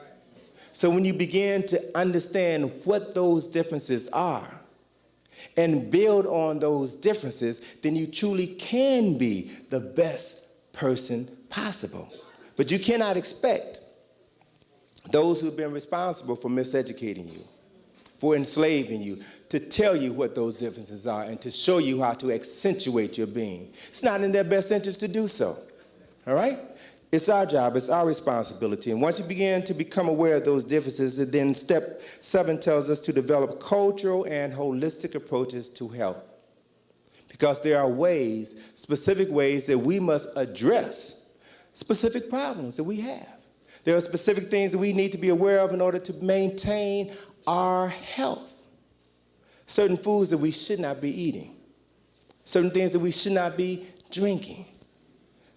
As a result of us understanding what those foods and those drinks do to our bodies. Step number 8 is to become aware of our mind-body relationships. This is important because within the medical community, predominantly the European American medical community, there is a newly emerging field of medicine, which is mind-body medicine. European physicians are just now beginning to acknowledge the fact that the mind affects the body. What you think, how you think, determines your body's ability to defend itself against illness. What you think and how you think determines your body's ability to heal itself when you are ill. Okay? Now, this is knowledge and information that African healers, the Native American healers, that Asian healers have known for thousands of years. But it is just now being rediscovered by Europeans. And so, again, we have to begin to understand the power and the value of seeing ourselves through our own eyes and empowering ourselves, healing ourselves by utilizing this knowledge and information for our own personal benefit. Now, let me share with you some images that speak to this issue, particularly with regards to health. What is that image? Caduceus, okay? It is a symbol for medicine, right? Now, I would bet you $100 that if you went to your doctor, next time you go to your doctor, and ask him or her if they can tell you what this symbol is, I guarantee you they can't. They don't know, because they've never been taught the meaning of the symbol, the true meaning of this symbol. They use it, but they don't know what it means. They don't realize, number one, that this symbol is African. It comes from Kemet, from Egypt. They also don't understand that this symbol is a symbol for the human body. It represents you. All right? The various components within this symbol, the ball at the top of the symbol represents your mind. The staff that extends from the ball is a symbol which represents your spinal column. The two serpents intertwined around the staff represent the flow of energy, whether it's electrical energy that moves through your spinal column, or whether it's the flow of blood, the circulatory system through your body. It represents the flow of energy through your body. Your body is comprised of several systems. And in order for those systems to function adequately, they must be able to move from one point to another without any impediments. When they are able to do that, then your body will be free from illness. And so the wings represent the body's ability to liberate itself as a result of it being whole. But when there are obstacles, when you eat the wrong foods, when you think incorrectly, then you begin to establish blockages within your body, which impede the flow of blood, the flow of electrical energy, the flow of hormones within your body, which then causes a blockage. And then illness to become, it literally breaks up the ease which exists within your system and creates a condition of dis-ease. And you become ill at the sight of that disturbance.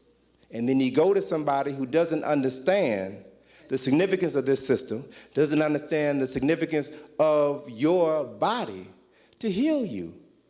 And you wonder why you keep getting sick. You wonder why doctors practice medicine? All right? Why they practice, right? But let me share with you. Let me share with you the importance of this symbol and help to put it within an African context. Again, because one of the beautiful things is once you begin to get on the path of learning to understand and appreciate your history and your culture and those things related to your culture, then you can find things everywhere you go that will reinforce your value as a person, okay? Here is a drawing of Jehuti. Jehuti is the Kemetic or Egyptian Netcher or god who is associated with science, medicine, and healing. This particular drawing comes from the temple of Seti I in Abydos. And on the wall is this carving of Jehuti holding in his left hand 2 staffs. And intertwined around each staff is a serpent. And each serpent has on his head a crown. One crown represents Upper Egypt, the other crown represents Lower Egypt. Each staff has a flower at its top. One flower is the lotus flower, the other flower is the papyrus flower, symbols of Upper and Lower Kemet. So these 2 symbols represent not only the nation of Upper and Lower Kemet, but they also represent the regions, the upper and lower regions of your body. So Jehuti is holding both of these symbols in his left hand. And in his right hand, he is holding an Ankh, the key of life, the symbol of life. And he is holding this Ankh to the nostrils of the king, Seti I. He is giving life to the king, making him whole, making him stable so that he can continue to rule his body and the land, okay? So the symbol of the caduceus, the Greek symbol of the caduceus, is nothing more than these 2 serpents combined into one particular symbol. Now, let me take you on a historical journey. Jehuti was the African Netcher associated with science, writing, medicine, healing. When Kemet was conquered by the Greeks in 332 BCE, the Greeks then took this history, took these symbols, Hellenized them, and then incorporated them within the Greek system of science, of medicine. And they took this image of Jehuti, Hellenized him, and he became known to the Greeks as Hermes. Hermes is the god of medicine. And you see Hermes holding on his shoulder the caduceus, the staff of Hermes, the symbol of the medical profession. You'll also see that Hermes has a hat with wings on his head, and also wings on his feet, representing swiftness of thought and swiftness of the body. All right? The 2 regions of the body that are moving with speed, moving with direction, moving with a purpose. So the essence of the caduceus has been embodied in the symbol of Hermes. When the Romans conquered Egypt in 30 BCE, they took everything that the Greeks had taken from the Egyptians, Latinized it, and then made it their own creation.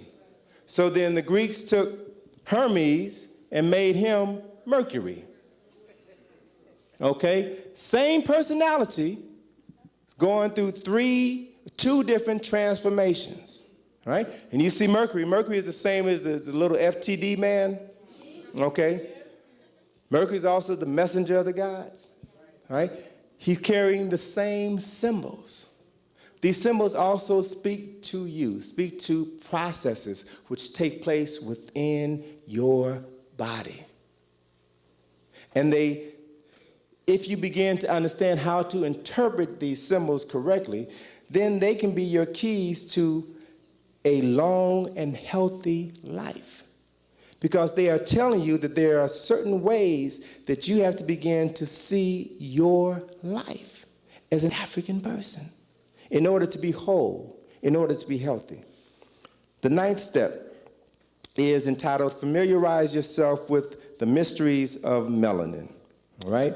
And this step is designed specifically to help us deal with a very important aspect of life, which for so many years, knowledge of which has been intentionally withheld from us. Right? Based upon the fact that every person, every living being on this planet has melanin in their bodies. Those who have greater degrees of melanin are going to be darker. Greater degrees of melanin in their skin are going to be darker. But you not only have melanin in your skin, but you also have it in every vital organ within your body. There are melanated centers, black centers, where melanin comes from the Greek word melanos, which means black.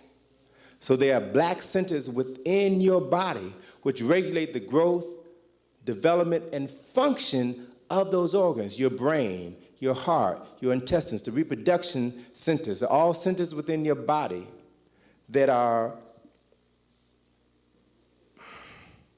energized with melanin, energized by melanin. Within your brain, there's an organ within your body called the pineal gland, which sits in the center of the brain and regulates the secretion of hormones.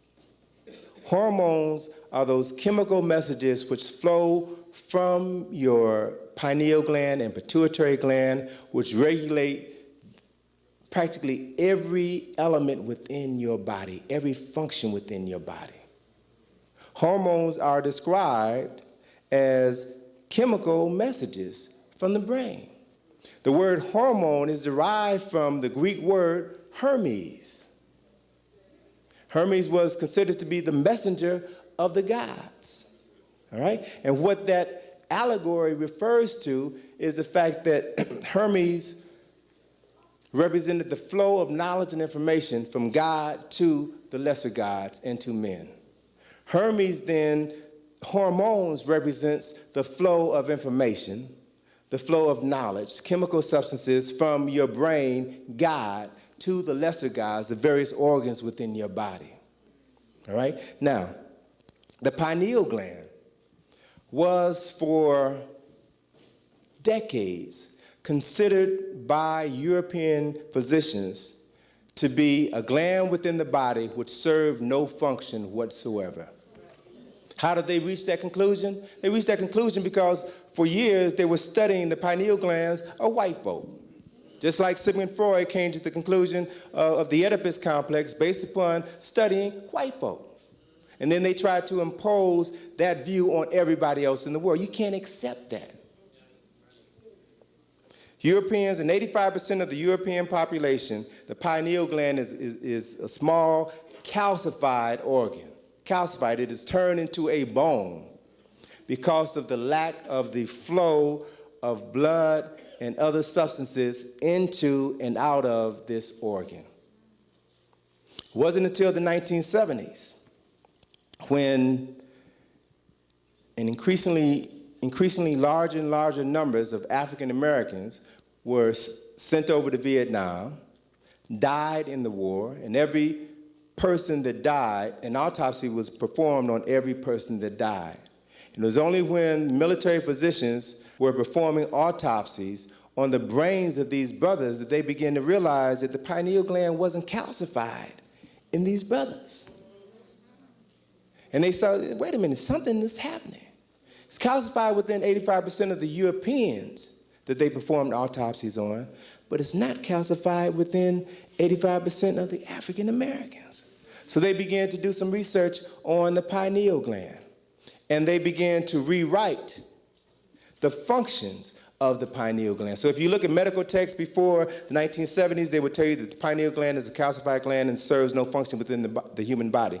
You look at medical texts today, and they would tell you now that the pineal gland is one of the most important glands within the body. It is regarded by many as the master gland within the body. Regulates the secretion of essential hormones that are critically important to your development as a person. But it does not function within 85% of the European population. All right? Pineal gland secretes two hormones. It is the presence of sunlight on your skin, the presence of sunlight that travels along the optic nerves in your eye that stimulates the pineal gland to produce and to secrete two very important hormones, melatonin and serotonin. Melatonin is manufactured during the day. The presence of sunlight causes your body to manufacture melatonin. It is manufactured during the day and is secreted by the pineal gland in the evening. Serotonin is a hormone that is manufactured during the evening and is secreted during the day. These two hormones and their relationship to one another are essential for human development. Europeans only 2 years ago have developed a way to synthesize melatonin.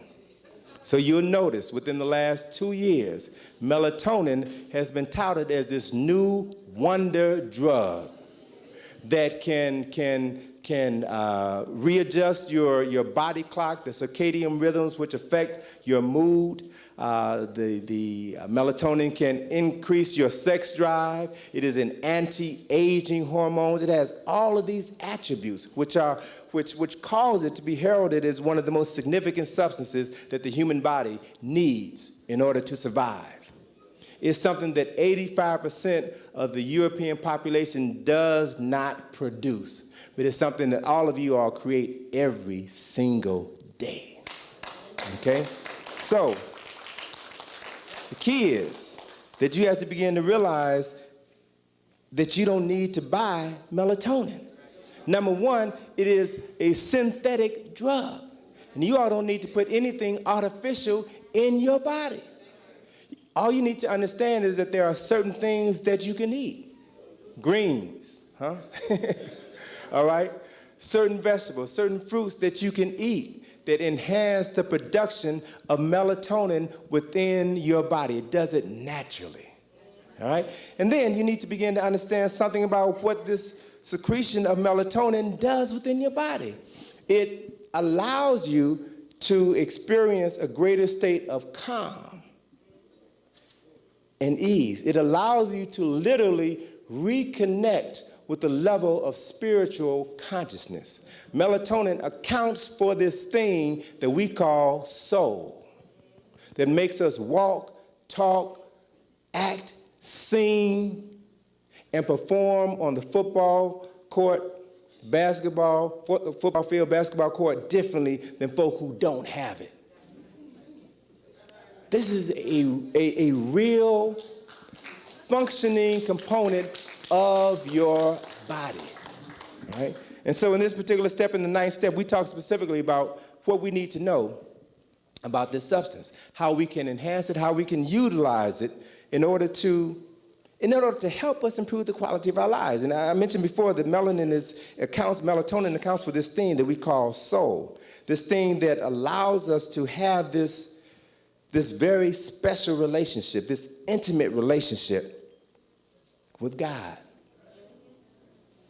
Go to a black church, go to a white church, and you'll see what I'm talking about.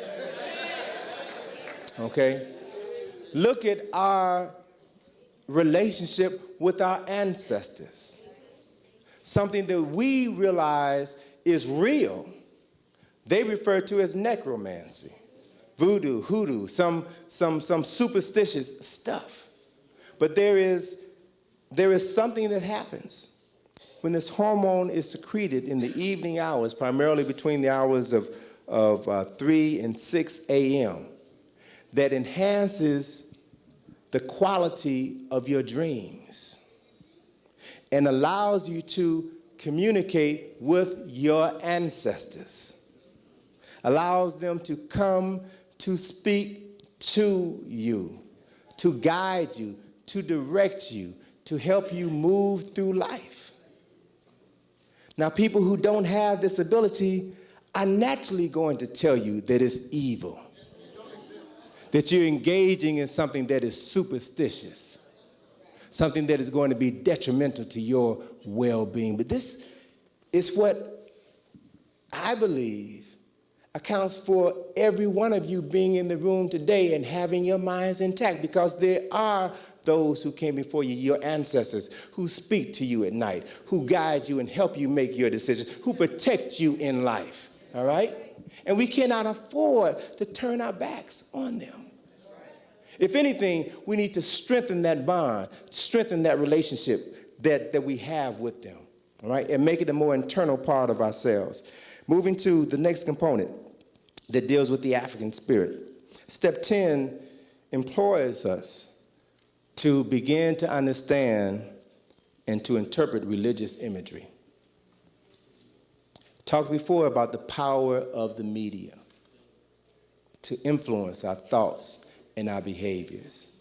When you look at the fact that by virtue of the fact that our ancestors were enslaved by Europeans who were primarily Christians, then as enslaved Africans, we took on the religion of our enslavers. So many of us are still Christians because of this connection.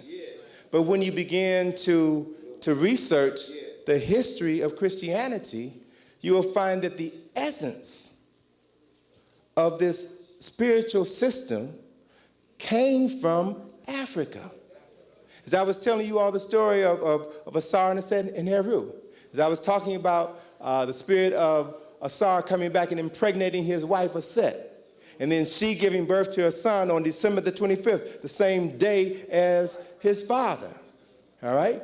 And as I talked about Heru moving through earth to restore his father's kingdom. And after he had done that, then his father was resurrected from the grave. All of these elements within the story sound very familiar, don't they? And they should. Because this is a story that comes from an African tradition that has been co-opted by Europeans. Not only has the story been co-opted, but the images associated with that story have been co-opted. Think about this. Think about this. If the Bible is a book which talks about the relationship of men and women to God, and many of those relationships took place in Africa, Egypt and Ethiopia are mentioned in the Bible more than any other country, then what you're reading about is a story of African spirituality. But how is it that all of the images of those very same people in that book that we have been introduced to, how is it that all of those images are now white? Okay? Now, just follow the train of thought. Follow the train of thought in order for you to begin to do the work necessary to move forward and to liberate yourself. If someone would break into your home, murder your people, enslave your people, sell your people, then how qualified are they to teach you about God? Go ahead, brother. I like that. I mean, just think about the basics. How qualified are they? Because their very actions are ungodlike. Why, if the European just followed 2 of the 10 commandments, we wouldn't be here. We'd still be at home in Africa, enjoying a quality of life that we can't even imagine. So not only did they distort the story of African people, but they change those images in order to sell you a lie. And if someone will lie to you about God, then the question is, what won't they lie to you about?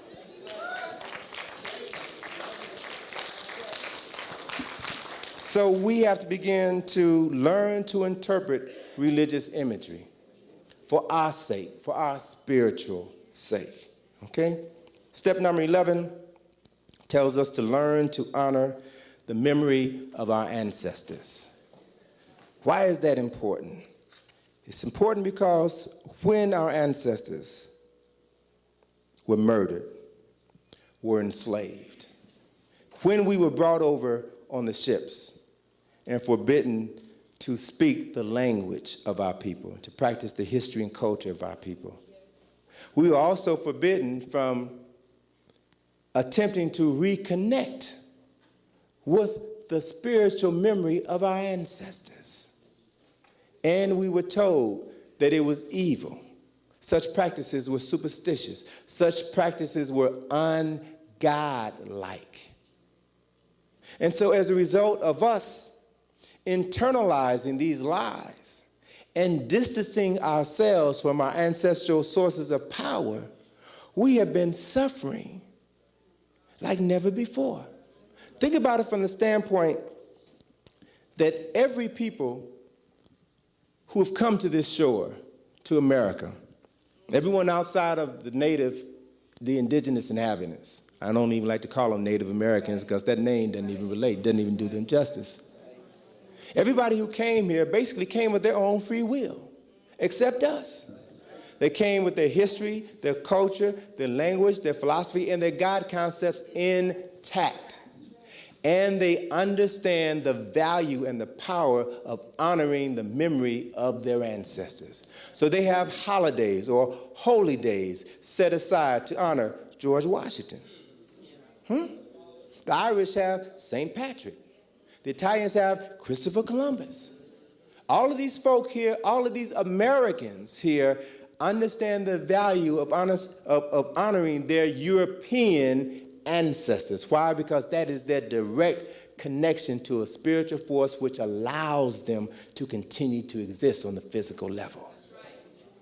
Basic information necessary for your survival. And so as a result of us not learning to, as a result of us being, number one, miseducated, and not understanding the power or the value of reconnecting with the story of those who came before us, then we forget about what happened to our ancestors. For those of you who've ever gone to West Africa, to Ghana, Senegal, forget about these images which should be etched in our minds. The millions of men who were chained in the slave dungeons. And it wasn't until I went to West Africa several years ago that I began to understand the importance of what happened to us and honoring the memory of those who died. I saw in those dungeons, and it's very clearly marked, rooms for the men. And again, I remind you now, these were families who were stolen from their homeland. I mean, it's just like us sitting here in the theater this evening, having a family meeting, a family discussion, and thugs busting through that doorway and putting us all into railroad boxcars and taking us to God knows where. And you never seen your home again, never seen your children, your wives, your family members again. This is something that happened to us for hundreds of years by the millions. There were dungeons where the women were placed for weeks and months on end until those ships came. And they were led from those ships into the door of no return, and they were never to see home again. It's important to understand historical reality that the first slave ship that took our ancestors away from home was a slave ship called the Jesus. It's important to understand that when those enslavers filled up those ships with the Africans, they would make it a point to load first on the ship one man and one woman who they would record in the ship's log as Adam and Eve. And every other person that boarded that ship was given a number, 3, 4, 5, 6, 7, 8, 9, 10. And that ship was packed with as many people as that ship could hold. It's important to understand that when these ships set sail for North America, Mexico, or South America, it was believed that if these ships set sail on a Sunday, the Lord would bless their journey. This process went on for over 400 years. One particular image I want to share with you, and these last two images we got from Haile Gerima. They were stills from the movie Sankofa that we incorporated in my daughter's book, Africa on My Mind, Reflections of My Second Trip. This particular photograph is key. This is a photograph that was taken in the late 1800s, a photograph of a captured slave ship. It was an Arab slave ship, okay? And can't really see it clear enough, but there's about 50 people, Africans, on the deck of the ship. This ship was commandeered by British, who then took these Africans back home, all right? But they took these photographs to document what was going on in Africa at that particular time. So there's a group of about 50 people on the deck of this ship. Now, it's important to note that all of these people are children who range in age from about 4 or 5 to 17, 18, and 19. All children. You realize nobody was spared. Matter of fact, they had a desire to get children because children were easier to break. Didn't have to worry about resistance for them. Plus, they would last longer. Because all we were labor. We had no rights. They didn't even see us as human beings. They didn't even see us as possessing a soul. Still don't, huh? So the question is, what do we see? Because of the fact that many of us have accepted their indoctrination, their interpretation of us, many of us don't see a person of value when we walk down the street and see our brothers or sisters. So we have to begin to understand the power of honoring our ancestors and begin to realize that when we come to gatherings and pour a libation and call on the ancestors to be in our midst and bless our gatherings, you all got to realize that you can't continue to call the ancestors and then not do anything with their power. Because if you do, they'll realize that you're just playing around, wasting their time, and they will stop coming. And you think you in trouble now, you ain't seen trouble until they turn their back on you. Okay? Step number 12. Almost done. Step number 12 is entitled, Learn to Prepare Yourself for War and Peace. Essentially, what we're saying here is that if you understand the 11 previously stated steps and understand the reality of those steps, then you'll begin to realize that we have been living under conditions of war all of our lives. We have to begin to realize that war is not always a direct physical confrontation. There are many types of warfare. Psychological warfare, economic warfare, biological warfare, mental warfare, spiritual warfare, economic warfare, educational warfare. We have been under assault. Our ancestors have been under assault from the moment they set foot on these shores. So then we have to begin to realize where we are and then determine specific strategies to allow us to exist in this point in time. And it's important, it's critically important because of the fact that 99.9% of us ain't never going to Africa. We're gonna spend our lives right here. So if you're gonna stay here, then you need to be aware of everything that is happening so that you can make the most of your time on these shores. And so in this particular step we talk about, I make reference to an ancient Chinese book entitled The Art of War. A book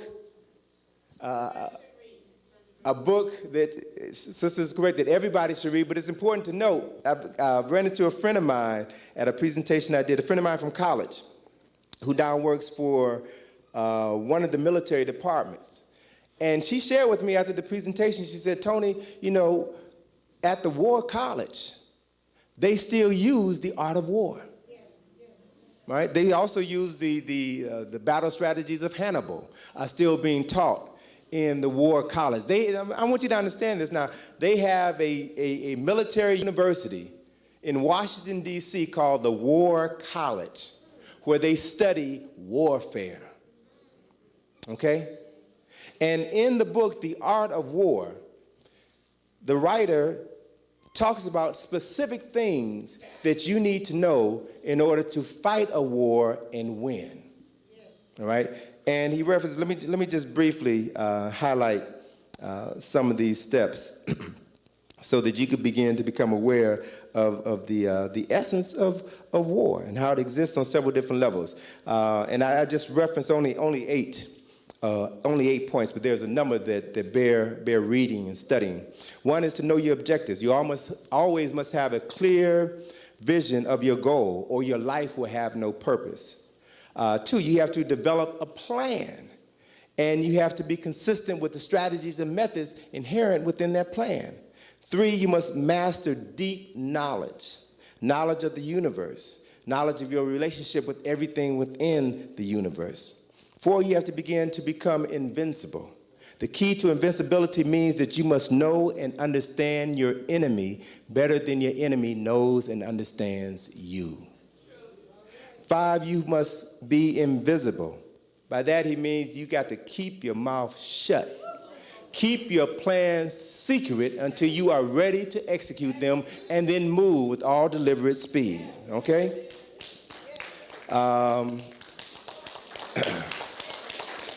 7, they talk about being strong. Being strong is more than just physical strength. You do have to deal with physical strength. We all need to exercise.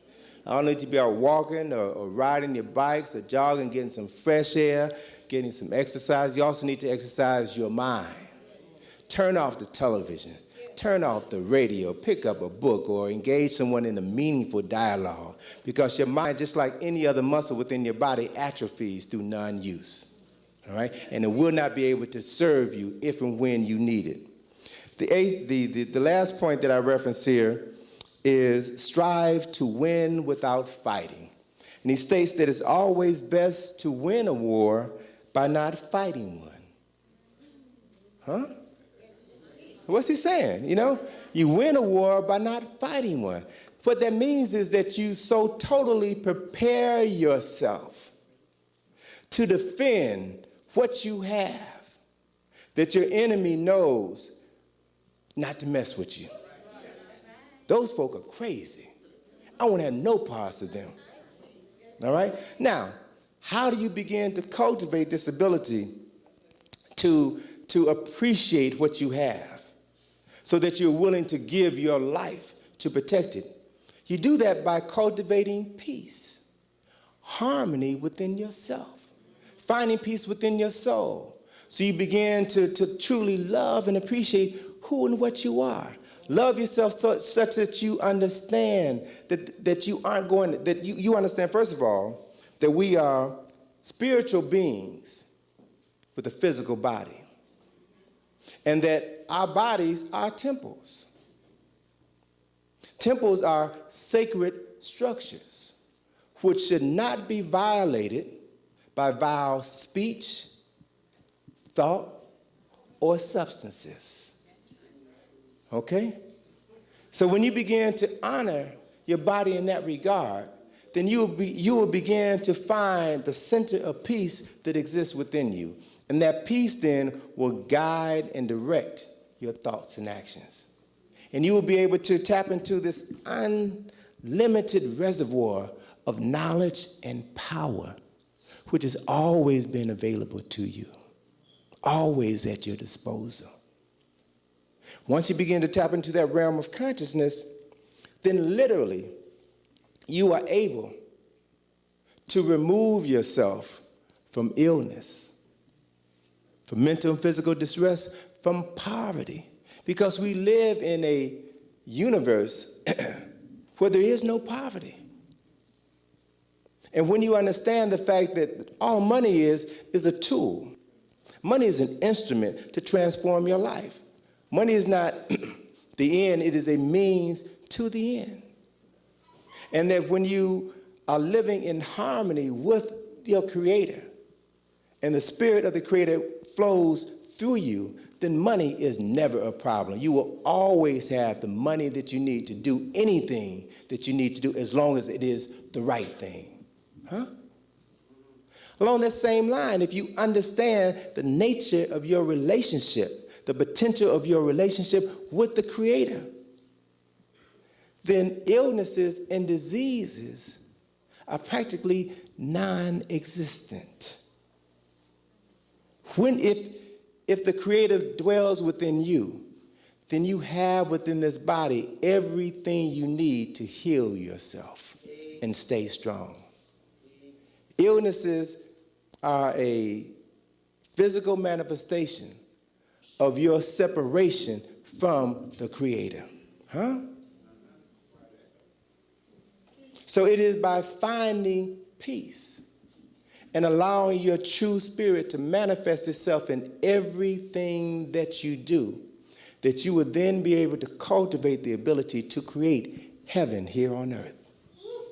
That's the divinity that exists within you. That's the power that every person in this room has. And so when you can create this paradise here on earth, beginning first with your body, then next with your home, then your community, then your city, then you will begin to understand the value of doing whatever is necessary to maintain the peace. Which means that if someone comes in to your household, to your community, to threaten what you have, then you do whatever is necessary to take them out. You're crazy not to. It's bizarre that as a people, we're the only ones who believe that we have to love our enemy, turn the other cheek. I ain't never seen the United States, never saw the United States love the Vietnamese, never see them love the Japanese during World War II, never see them love Germany or Italy. They understand that sometimes it is necessary to go to war to maintain peace. All right? So we've got to understand that. We strive to achieve peace, but we also have to be ready to protect ourselves. The last step, the 13th step, is to learn to live in the new America. This country is changing dramatically. Okay? So much so that there was a report in the newspaper 2 weeks ago that reinforced what I had referenced in this book when it was first published in December, and that is within the next 10 years, Hispanics will be the #1 minority in the United States of America. By the year 2025, Asians will be the #2 minority in this country. Which means then, by the first quarter of the next century, if you all have not attained your rights and freedoms guaranteed to you by the U.S. Constitution as the #1 minority in this country, you sure ain't gonna get it when you fall down to the #3 slot. Okay? So this country is moving in a direction which will ensure either the death, the annihilation, or the re-enslavement of African people. Okay? But you ain't seen it. Look, let me tell you something. One of the things that Professor Clark, one of the first things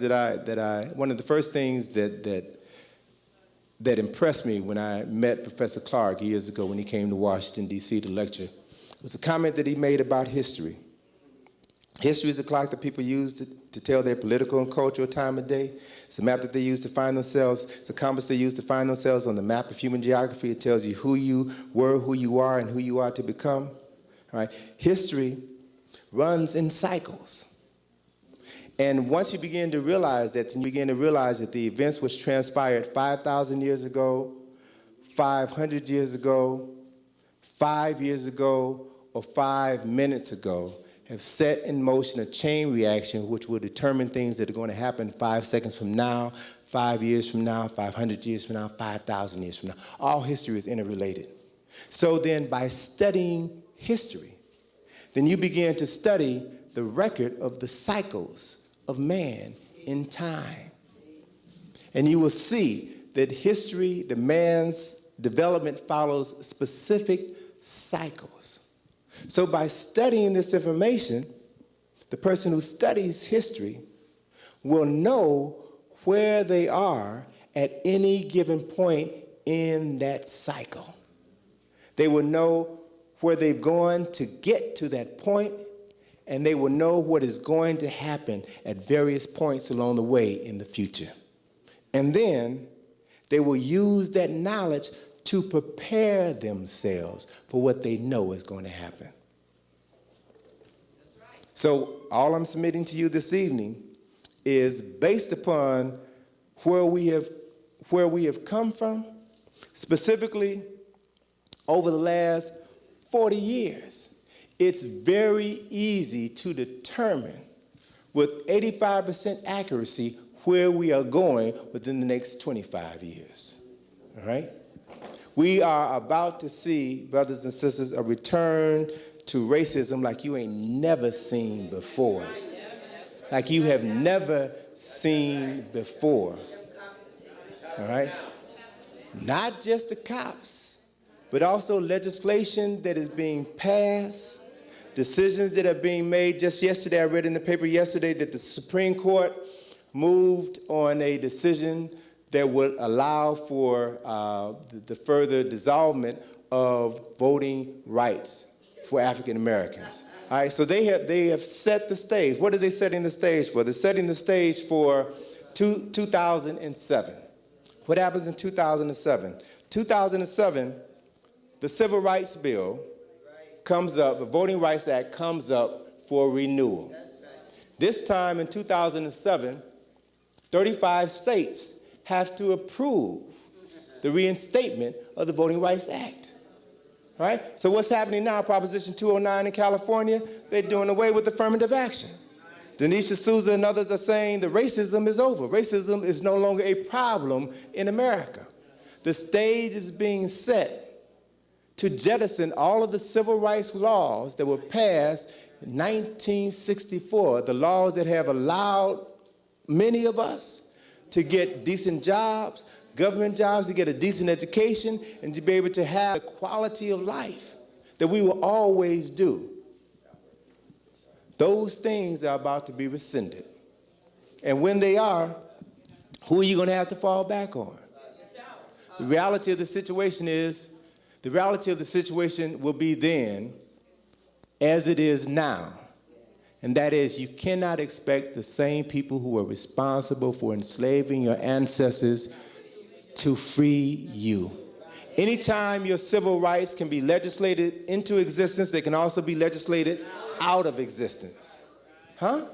Very simple. So you have no other recourse but to turn to yourself. That's the only alternative. Consider this.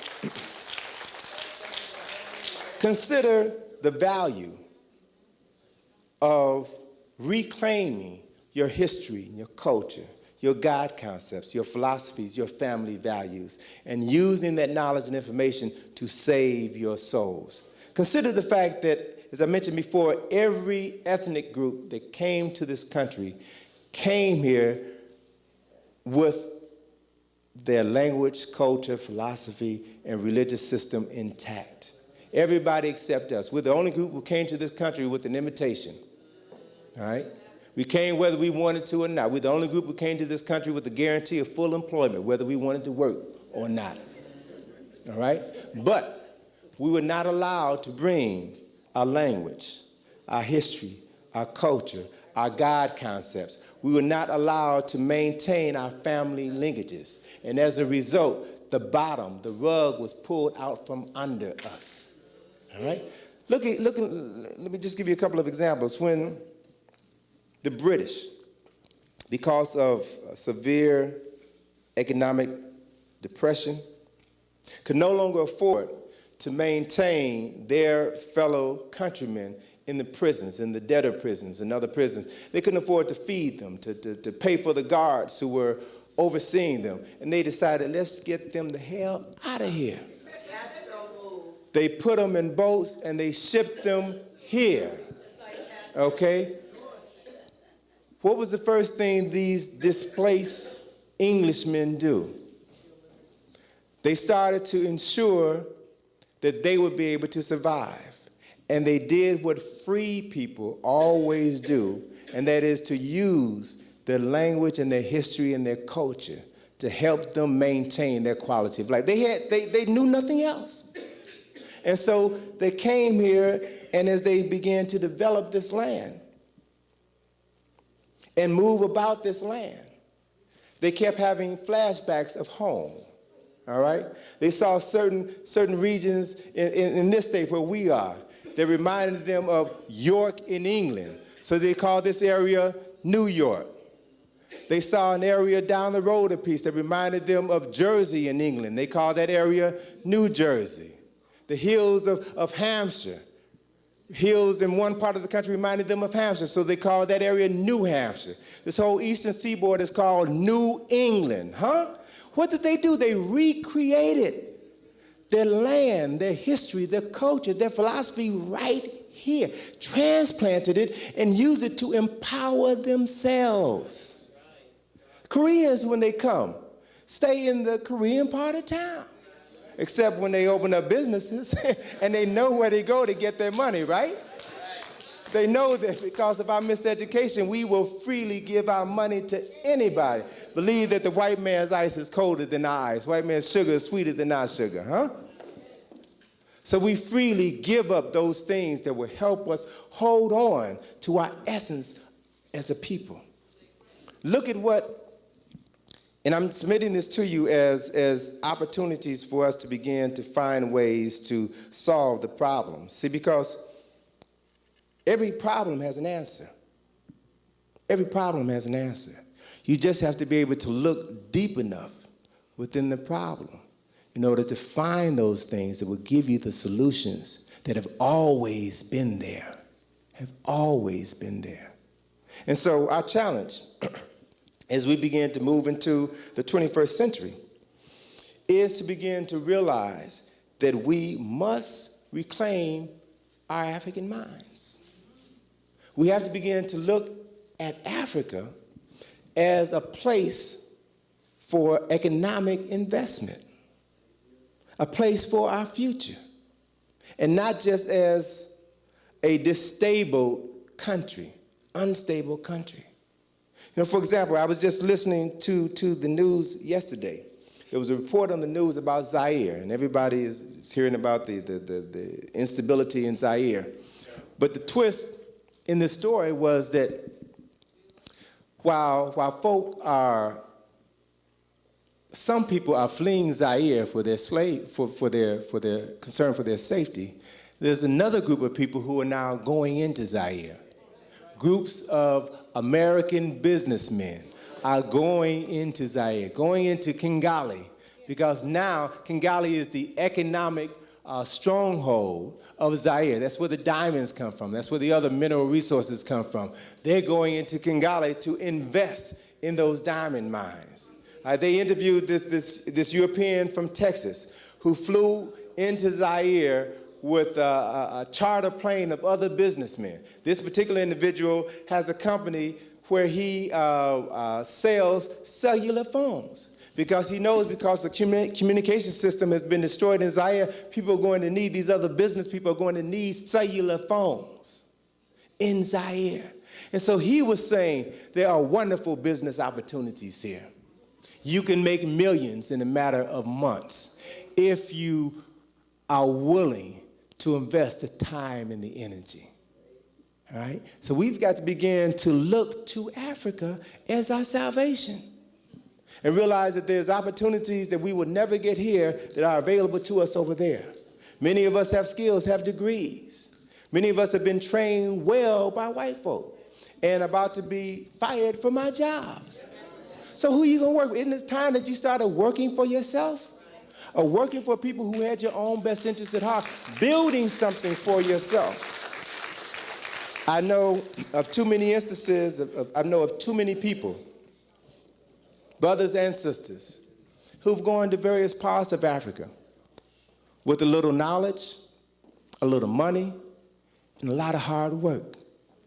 And they have made fortunes. They have done well, better there than they have here.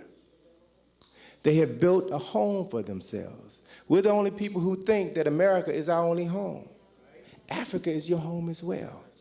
And there are people on the continent who are looking to you to come back home. You realize Africans in America, specifically in the Washington metropolitan area, the African American population within the Washington metropolitan area is the best educated and wealthiest group of Africans on the planet. We have more money. We have more education than most people in the world. We have to begin to challenge ourselves to use what we have, not to make Donna Karen rich, but to make this sister or this brother wealthy.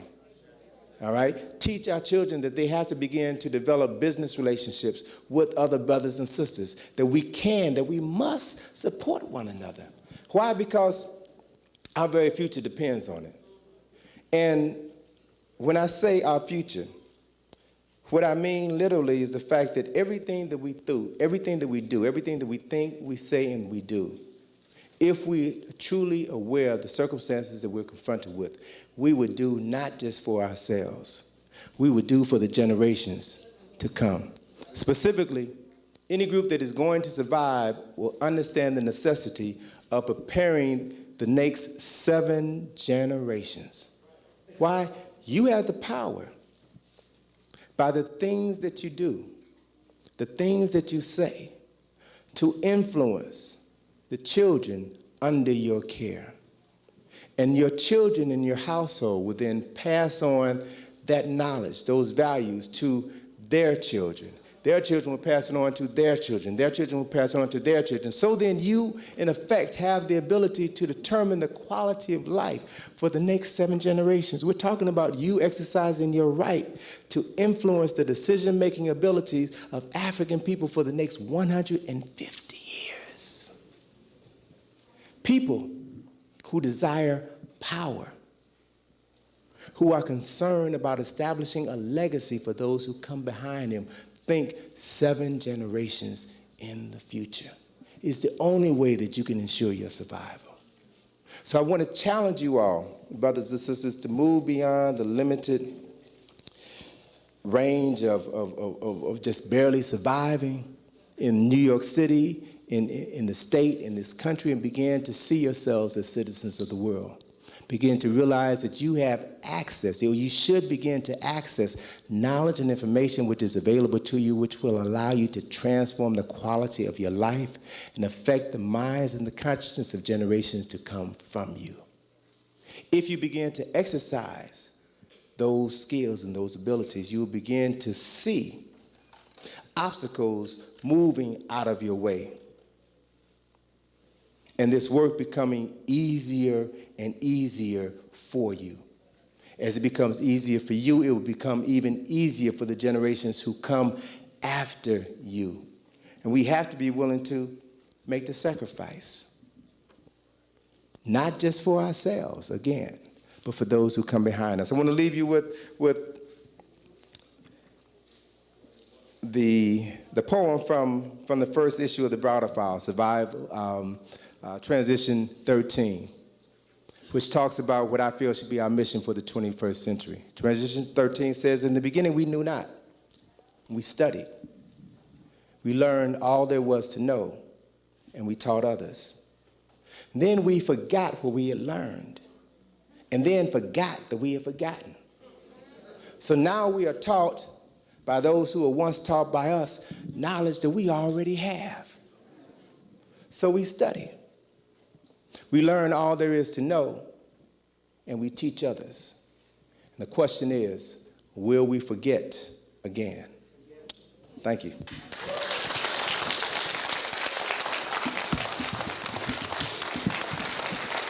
That's all right. Thank you, brother. Anthony Browder. Let's give it up. Anthony Browder. Let's give it up.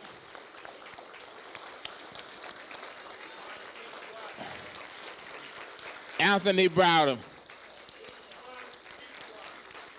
Let us not forget as we leave. I want everybody to don't walk out. We're getting ready to hold hands.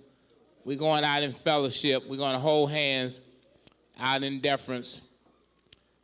Let us not forget as we leave to buy this book. It is serious. I've had an opportunity to read it. And he puts everything in perspective. He puts everything in perspective and from an African perspective. 13 steps for survival. You're going to need it. You're going to need it.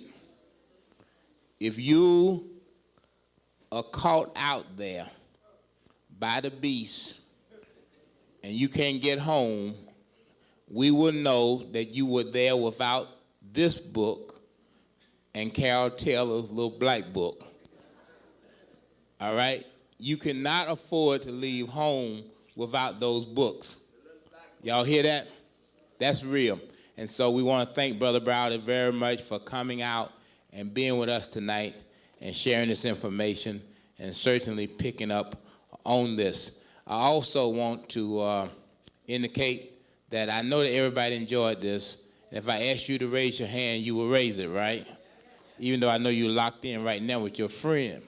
Well, I want you to imagine that we enjoyed it so much that everybody's going to put their hands up, acknowledging that they enjoyed it, put that same hand in their pocket and pull out a dollar bill and drop it in the can on your way out, and then we'll be all right. We want to thank you very much for coming out.